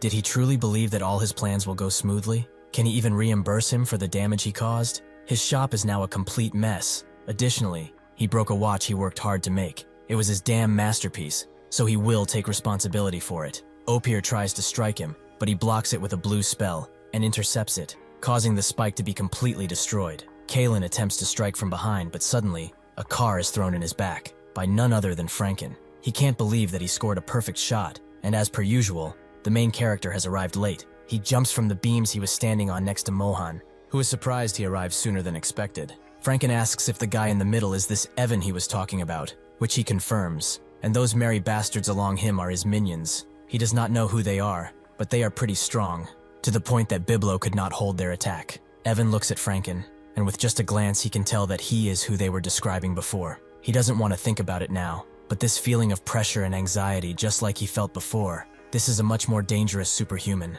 In the end, Franken and Talisman are not the same person, but they are probably partners. And if that is so, do they have more allies? He remembers what Mohan told him, and the feeling of something not feeling right regurgitates. He has to be missing something. Mohan notices the scars around his minions, and suggests that they are hiding a pretty big secret. Now he gets it. He used his golden embroidery on his minions. He lied about his uses of it, He should hang him upside down and beat him. He was right. His sudden appearance and suspicious behavior during the Korean War showed he fought the heroes of those war. Seriously though, is it his fault that their relationship is strict and vertical, rather than like-minded friends moving in the same direction? Unlike his relationship with Wooin, that is. He uses the golden spell to summon the wooden dolls again, as his speculations were right. He built his army with his abilities, and using the golden embroidery he gave him, now that it has come to this, he will make sure that his dangerous beings are destroyed. Evan tells Chenver to open the hideout, as this is a big enough deal to reveal Belek. Chenver does as he is told, and out of the dark dimension comes a huge beast that pushes everyone back. The beast screams out as it appears. This is Belek. Even if this is a dangerous target, this is not what Mohan is concerned about, as he has felt something even darker in that portal. Punta doesn't understand what Marlene is saying to him, but she wonders, did he not question if their good times together might have been premeditated to form a false relationship? While she does not like hurting people, she's capable of breaking the gap between act and reality. So he should really understand she's doing this because she's worried about him. He's a really sweet person who has exceeded all expectations. She proceeds to cry, but he urges her not to, as there's nothing to cry about. Suddenly Marlene drops the act, as she has had enough fun for now. She removes her wig and glasses, and exclaims that she knows he worked with Evan, so she has a few questions she's been dying to know the answers to. In the past, Mohan wanted to capture Evan, but Marlene thought he was the one who was going to get caught. Really, he seems dead serious to solve that golden embroidery problem. She asked what was next, but Mohan said that was basically it. He must remind her that capturing him will never be that easy. His identity is not something that one can easily discover, even on the dark web. Because all his transactions with him were on site, he could not trace any other details. The only clue they have is from a wandering talisman. Marlene asked what that is, so Mohan tells her it's a talisman that lost its effectiveness. Usually he destroys his talismans once he finishes with them, but when they end up in an area outside of his mental range, he forgets about them. These talismans contain significant evidence about their surroundings, hence the name, Wandering Talisman. Marlene asked what if their opponent does not encounter this wandering talisman, or even if he encounters one, he would not care about such pieces of trash. Mohan agrees. He might walk past it, but that guy is naturally cautious of his surroundings, so it's unlikely that he would disregard that piece of paper and leave. He's sure that he will use it to find him. At this time, he gave her a phone with an account on it. He ordered her to take a selfie here and post it on SNS. That post will leave a trace of his talisman when the image is uploaded.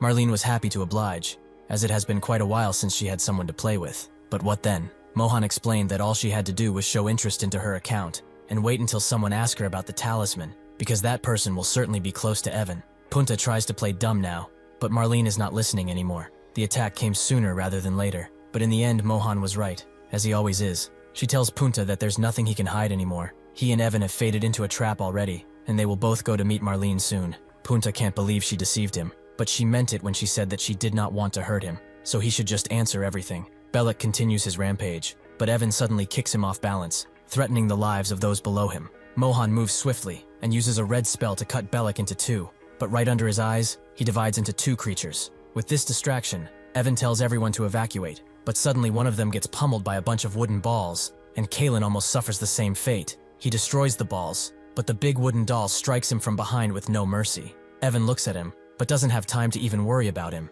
as Franken jumps right next to him and while singing, strikes him right in the face, creating a gigantic dust cloud. Evan is in shambles, and Opir looks at him as Franken lands, and is assaulted by the two Beleks, who scream out in pain. The ISSTF soldiers are shocked to see that thing still alive, as it's too powerful. The moment it came down, they were thrown away by the wind. Mohan looks at them, and thinks that there has to be a core somewhere in their body that keeps them alive. They will continue to divide until that core is destroyed, but because of its size, guessing where it is will be challenging. He needs more time, or else Evan will escape. Belek is still threatening the lives of the people though, so he has no choice but to get rid of them. Hopefully he can, considering their size and all. He summons a blue spell and smashes it with full force in Belek, but it's taking a toll. The area he wants to send Belek to is the sea, and it seems that the spell has succeeded, but not quite, as they were too big, and one of the heads is still here. Seeing this, Franken takes his fist and smashes it so hard into the air it creates a strike that completely eradicates Belek. He guesses that it must have been divided again, but Mohan notes that he sent it away, so it's no longer an issue. Chenver is shocked to see that they actually got Belek, and Opir grabs Evan. Franken asks if they are already running away, but Opir tells him that they will protect Evan no matter what. Franken envies their camaraderie, especially since they are all drones. Marlene arrives and asks if the show is still on. She came here with Punta and Basti, who is carrying him. Franken guesses that he was forced to come by her, and Basti begs him to free him. Punta sees Evan, and Marlene suggests that they take a picture. It's been a while since they were all together like this. As they laugh, Evan starts to laugh too, remembering how he lamented death and life. At some point, he wondered if he really wants to live. Carol's foresight is under the condition that he keeps moving forward.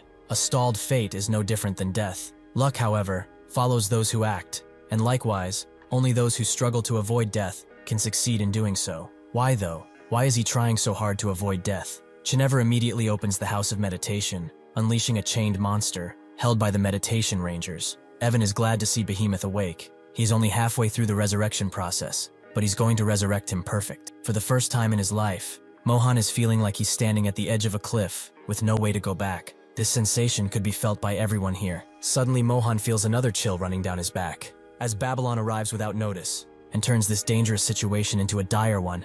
Morello and Actodus have arrived, and Morello points at Evan. Even without this mounting, Evan can feel that they are here for him. In this situation, everyone could feel the danger in the air. This was beyond their wildest expectations. Those few seconds, when they take a breathe, and in that moment, the first step was taken in an unexpected way. The commander of this base is on the missile ship, and tells his men to proceed with the firing. This boldness is born out of ignorance. It was like a newborn baby in front of a tiger, unable to sense the danger. Their decision was bold and without hesitation, but at the same time, completely unaware. The commander thinks that this missile, which is only available in France, was recognized by Franken, and since the enemy brazenly walked in, they have nothing to lose. He will fire this first strike, and it will be the last too. As soon as they fire, Franken screams out as their stupidity, and the missile closes in right on Morel, who simply looks at them and turns them around, before firing them with much higher speeds right back. The people inside of the ships can only watch as the missile closes in and crashes into them. Franken rushes to save the ones that survived, but even those are screaming in pain. Mohan creates a blue portal and tells Basti and Marlene to stick with him. If things go wrong, they will leave immediately, but right now, he must monitor the situation. Based on his reasoning, if they were to fight those two now, they would be killed on the spot, but he is sure their goal isn't them. Morel closes up on Evan, asking if he is the one. Evan can't think clearly anymore, as this is an unprecedented situation beyond all reasoning. Will he truly survive such an encounter? Actodus puts his hand at his neck, and Morel knows he's not done, so he will not interfere with the situation. At this time, only one question rings through Evan's mind. What is going to happen to him? Carol told him previously that she cannot always predict every situation, just by looking at a fragment of memory. Now Evan understands, but he wonders, can he get his dirty hand off of him? Actodus moves it closer and tells him to do it faster, before he kills him. Opir suddenly tries to strike him, and Morel tells Actodus that they are taking him with them, if he lives, that is. Actodus strikes Opir with a powerful punch, making Kalen try to move in, but Evan signals him to stop. Actodus tells him to begin already, and Evan does, making Behemoth scream out in undeath. Babylon sees his resurrection and watches closely. Behemoth has come back, but Actodus isn't that impressed, as he looks like that other fatty. Behemoth slowly opens his eyes and looks in the sky, slowly taking in life. Morel asks how his first breath of fresh air feels. A long time has passed, but he has returned to them. Behemoth can barely say his name, making Morel believe that he's confused, but he has to answer this one question. How much does he remember? Behemoth tries to recall what happened, but he can only get fragments of it, up until he met Whitecap.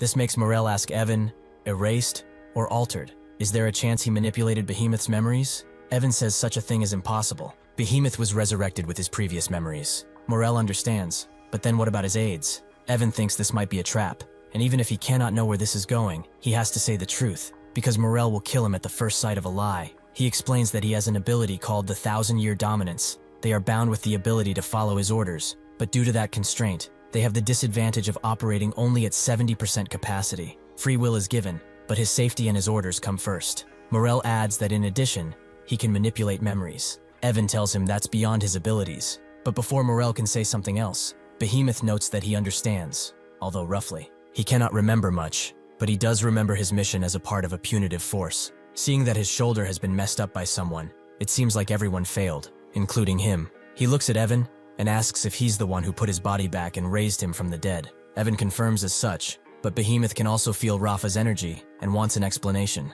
Evan tells him that he will soon awake. 20 souls were sacrificed to bring him back to life. Mohan, Morel, and Basti were overwhelmed by the situation in front of them. Possessed by this feeling, they were not able to take a single step.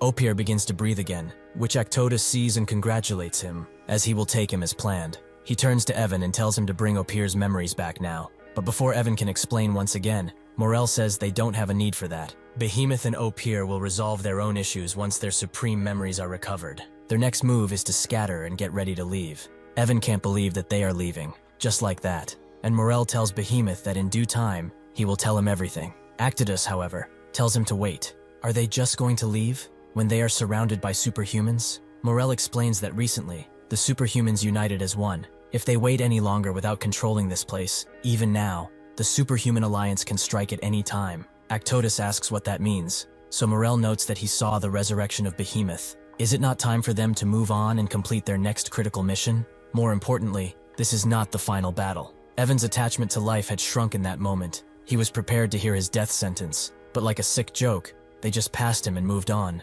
Why did they waste their time? Just to see Behemoth come alive. Even though his life already reached the deepest abyss, he dodged death. So why did he feel pain? He only has one way to free himself of it. So he grabs Morel's attention and asks him to take him. Morel looks at him and says that his role ends here. Soon enough, he will face a much greater catastrophe. He is only letting him live so that he can experience it. With their leave, the Inhuman crisis in France has come to an end. When the Inhumans left, everyone thought that Evan's death was set in stone, but instead, the beings he hoped to team up with have left him for dead, and filled with agony. He sat there, plain-faced, pondering the meaningless of life. In the lingering chaos, while everyone else was confused, Kalen dashed away from the situation. He calls for the door of destination, and for Chenver and Gregory to come with them. The right hand of Chenver holds the house of meditation, while his left holds the door of destination. After choosing a location, Chenver opens the door of destination, and while Gregory guards the door, Kalen quickly grabs Evan. Mohan and the others instantly noticed his escape, so why didn't they do anything? With Evan's leave, a sudden storm appears, bringing a mellow peace to the area destroyed by Evan, the Inhumans, and the military's airstrike. It was revealed that the area around France was no longer safe. At the same time, the true identities of all the other superhumans were revealed. Franken, Mohan, Basti, and Marlene. Each other identities became known to the ISSTF, but this info was not kept confidential, revealing their identities to the public. Despite their easygoing attitudes, France and the other countries were gripped with new fears. However, most people felt excited and relieved after seeing the appearance of new superhumans, especially their friends. Their excitement, however, was temporary, as even if new superhumans appeared, new Inhumans also emerged, adding to the threats of the world. Now their true powers came to be known to the entire world, yet people did not grasp the true depth of this war. Because of this chaos, a formula was created. Inhumans appear, and superhumans defeat them. However, only the superhumans at the scene witnessed it clearly, and were able to make the best conclusion about Inhumans and their desperate levels of power. Carol is having one of her visions. Far into the future, someone is launching up into space, leaving the world behind. She wakes up with tears and begins to cry out as she knows that something sad has happened. Everyone knows that it's because of Evan. They are now in Norway, but this is a true mess. Somewhere else, a biker flies through the forest until they meet up with Ben. He thanks them for coming, and Sui takes off her helmet. Ben tells her that he has been monitoring everything, and thanks her for coming. They should go inside, as everyone has gathered in James's deck house. Basilov is inside too, and doesn't get why they made chairs that are so frail. Hopefully this couch is enough to hold him. Kirilov screams at him to apologize, but he doesn't want to. James says it's fine, and orders Dustin to throw the chairs out. And since almost everyone is here, and they should not waste any time, they should proceed with the meeting. He introduces himself as James. As they may know, he's the spokesperson for St. Pearl's Superhuman Alliance. He appreciates them coming as swiftly as possible, and would appreciate them not going off topic. Some just look at him, while others like how confident he is. Before they get started, they should all formally introduce themselves. Starting from the right, Daphne is first. She's from Australia. Scotch is next. He's no superhuman, but he's with Daphne and Isla. She also introduces herself, from Australia. Before Kirilov can introduce himself, Isla continues. She has Jane's earrings and has become the next holder of her henge power. The day she died was the first time she met her. They were not close, but she doesn't think that matters, as she will take full responsibility. And on behalf of Jane, she vows to destroy all the Inhumans. The doctor urges her to calm down, with James thinking that she is indeed strong. He could not be there at her end, but he thinks she made a great decision.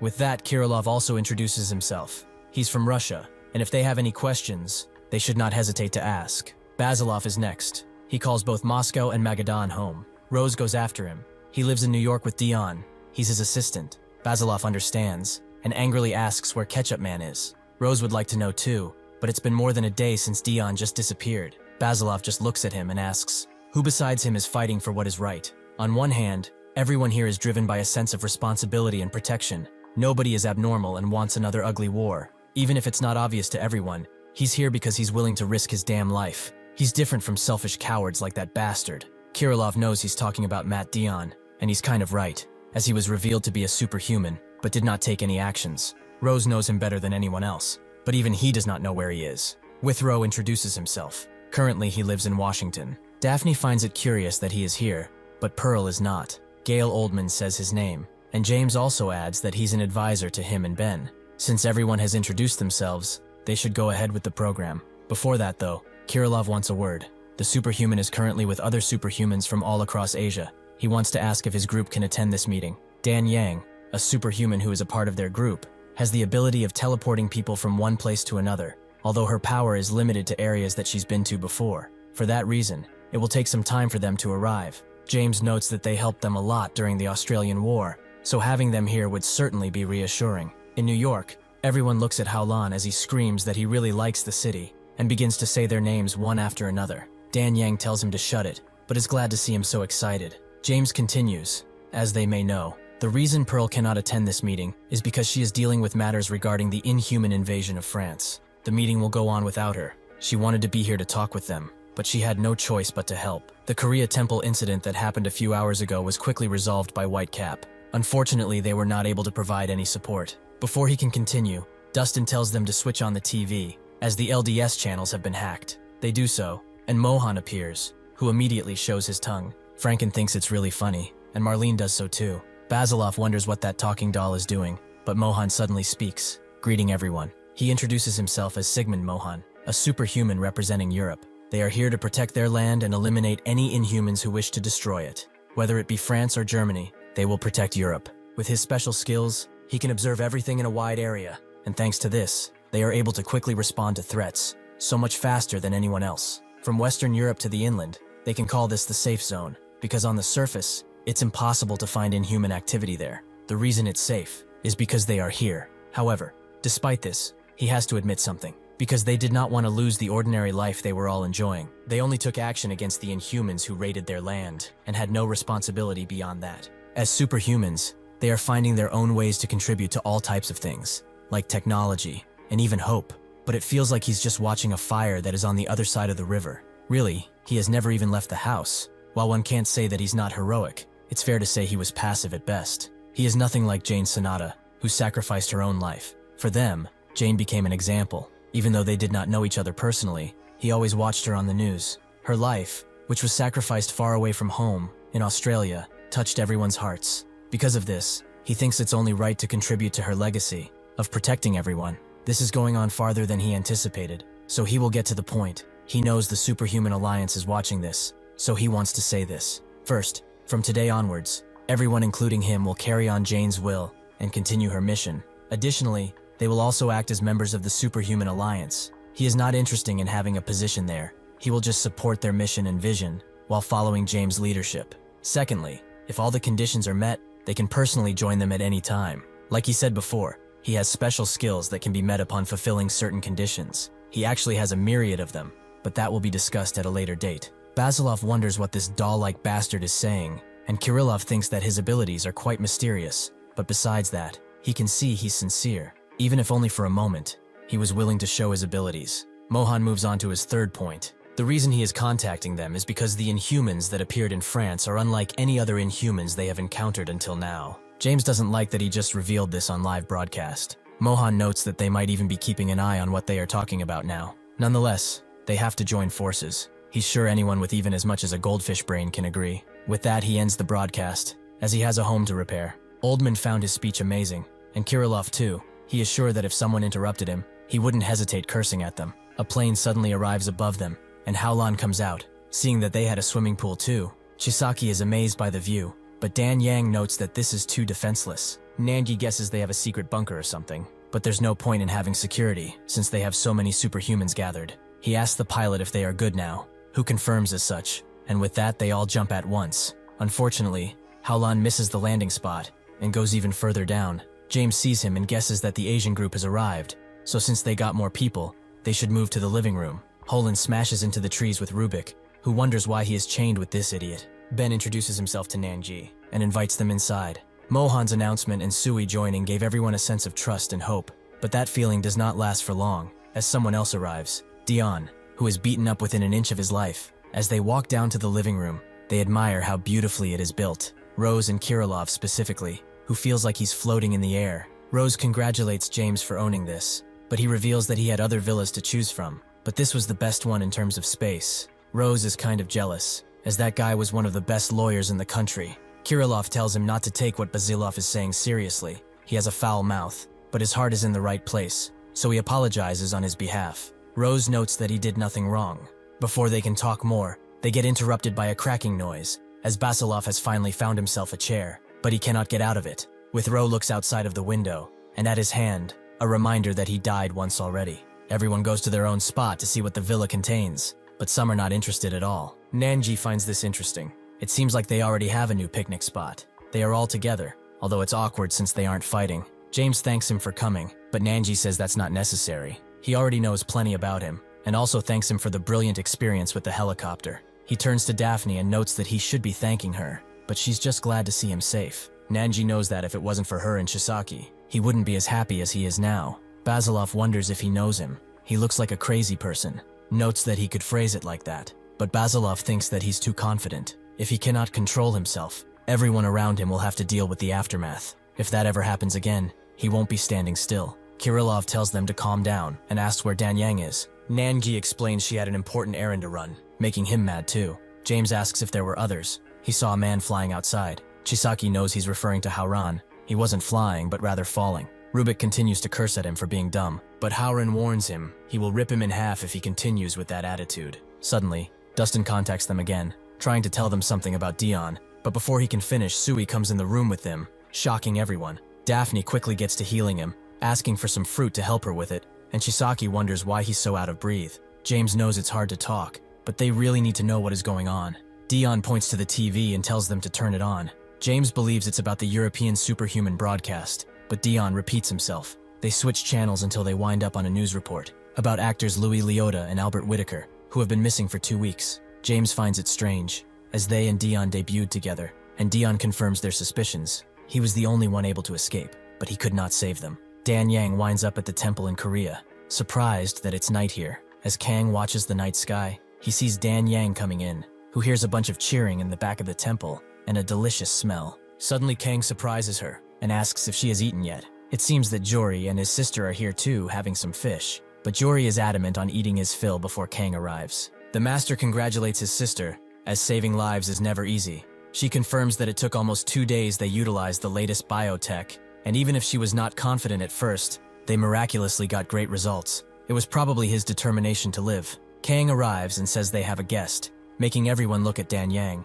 Dion explains that there were 4 people including him, Louis Liotta, Albert, and Samuel Quante. They couldn't consider themselves a team, but they had each other's back whenever it was necessary. Sui remembers the movie she watched with Jane, and is shocked that they are all superhumans. Dion continues his explanation. Mainly it was Liotta and himself who always had filming schedules, so they rarely made any movements, not unless it was an alarm. Samuel, however, was the kind to like wandering, so he had time to spare, so he's the one who killed most Inhumans. James is still confused about Samuel. How did they work as actors anyway? Dion can't believe he's asking something so insignificant. He will explain it later. Kirilov asks if he's been doing like Whitecap, and killing Inhumans without revealing his identity. Dion explains that it's not hard to help at an accident, and then escape using a disguise. Rose asks, the reason they could not contact him while they were fighting in Australia was because of that? Dion confirms that fighting is happening everywhere, to the point that they are not even aware. It's only in places where there are a lot of people that the fights are broadcasted, but at the same time, there are many invisible wars going on in places people don't see. Basilov wants to get this straight. While they were fighting in Australia, the 4 of them were fighting someone else. Dion confirms as such, they encountered a stupidly powerful opponent. If they are talking about the whole process though, they should start with Samuel. It begins in the northeast corner of the North American continent, an island between the Atlantic and Arctic Oceans, Greenland. In Sisimiut, a rumor began to spread, with people and even animals winding up missing in the mountains. The Inuits decided to investigate, and while passing through the thick snow, a person caught a glimpse of what looked like a dragon, who flew towards the mountains. As the Danish government was about to take action, Samuel appeared, as he had a hunch this was no ordinary issue, but an inhuman one. He was living in Quebec, which was not far from Greenland, and soon, as they were shooting a movie, the three of them received a message that Samuel found a weird structure, which might be connected to the missing persons. After that, he said that if they lost contact with him, he hoped they would make a move. Suddenly, Dan Yang's portal appears in the room, illuminating everything as Kang arrives. Besides him, everyone else appears too, and James is quite amazed to see them, including Ju-hee, who is glad to see Withrow doing well. Kang is shocked to see the Ketchup Man, who notes that it's been a while since they first met at that airport. With this, their alliance has just grown bigger and bigger, but Ju-hee sees the worry on their faces. They probably are not used to being around this many people, right? She takes control of the situation and calms the group.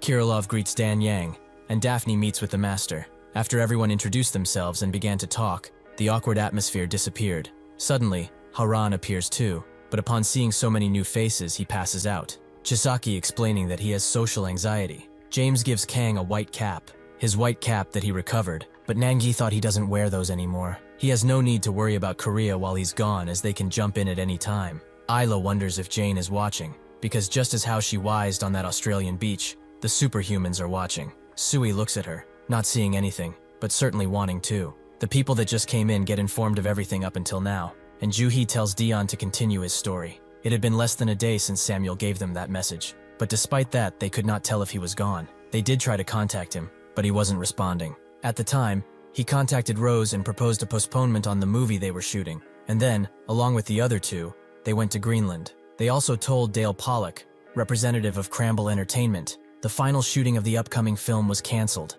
Dolly is the only person who knows they are superhumans, and they are indebted to him every time they leave. When they arrived to Greenland, even the Inuit people knew he was Ketchup Man, and reported what they saw, starting with the direction Samuel took of in, which they followed. After following a trail, they ended up in an eerie place that had a strange entrance. It seemed like there was nothing there at first, but the moment he touched it, he got sucked in. It felt like his whole body was about to go in. He was certain Samuel entered, but that they would also be teleported to a different realm. They wondered what to do, maybe destroy it, but perhaps they would have trapped Samuel inside. They had no choice but to enter at the same time, but as soon as they did, he began seeing after-images of Inhumans all around him. Nangi finds it interesting and wants to ask a question. When exactly did they enter that place? Dion can't rightly tell him, but they entered about the same time the Australian War started.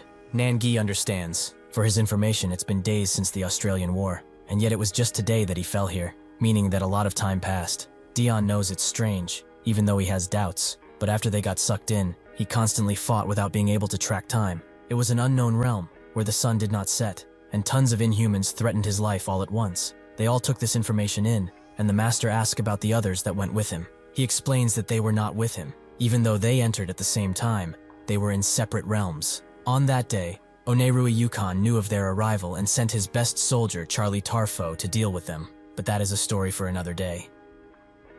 Thank you for watching. See you next time.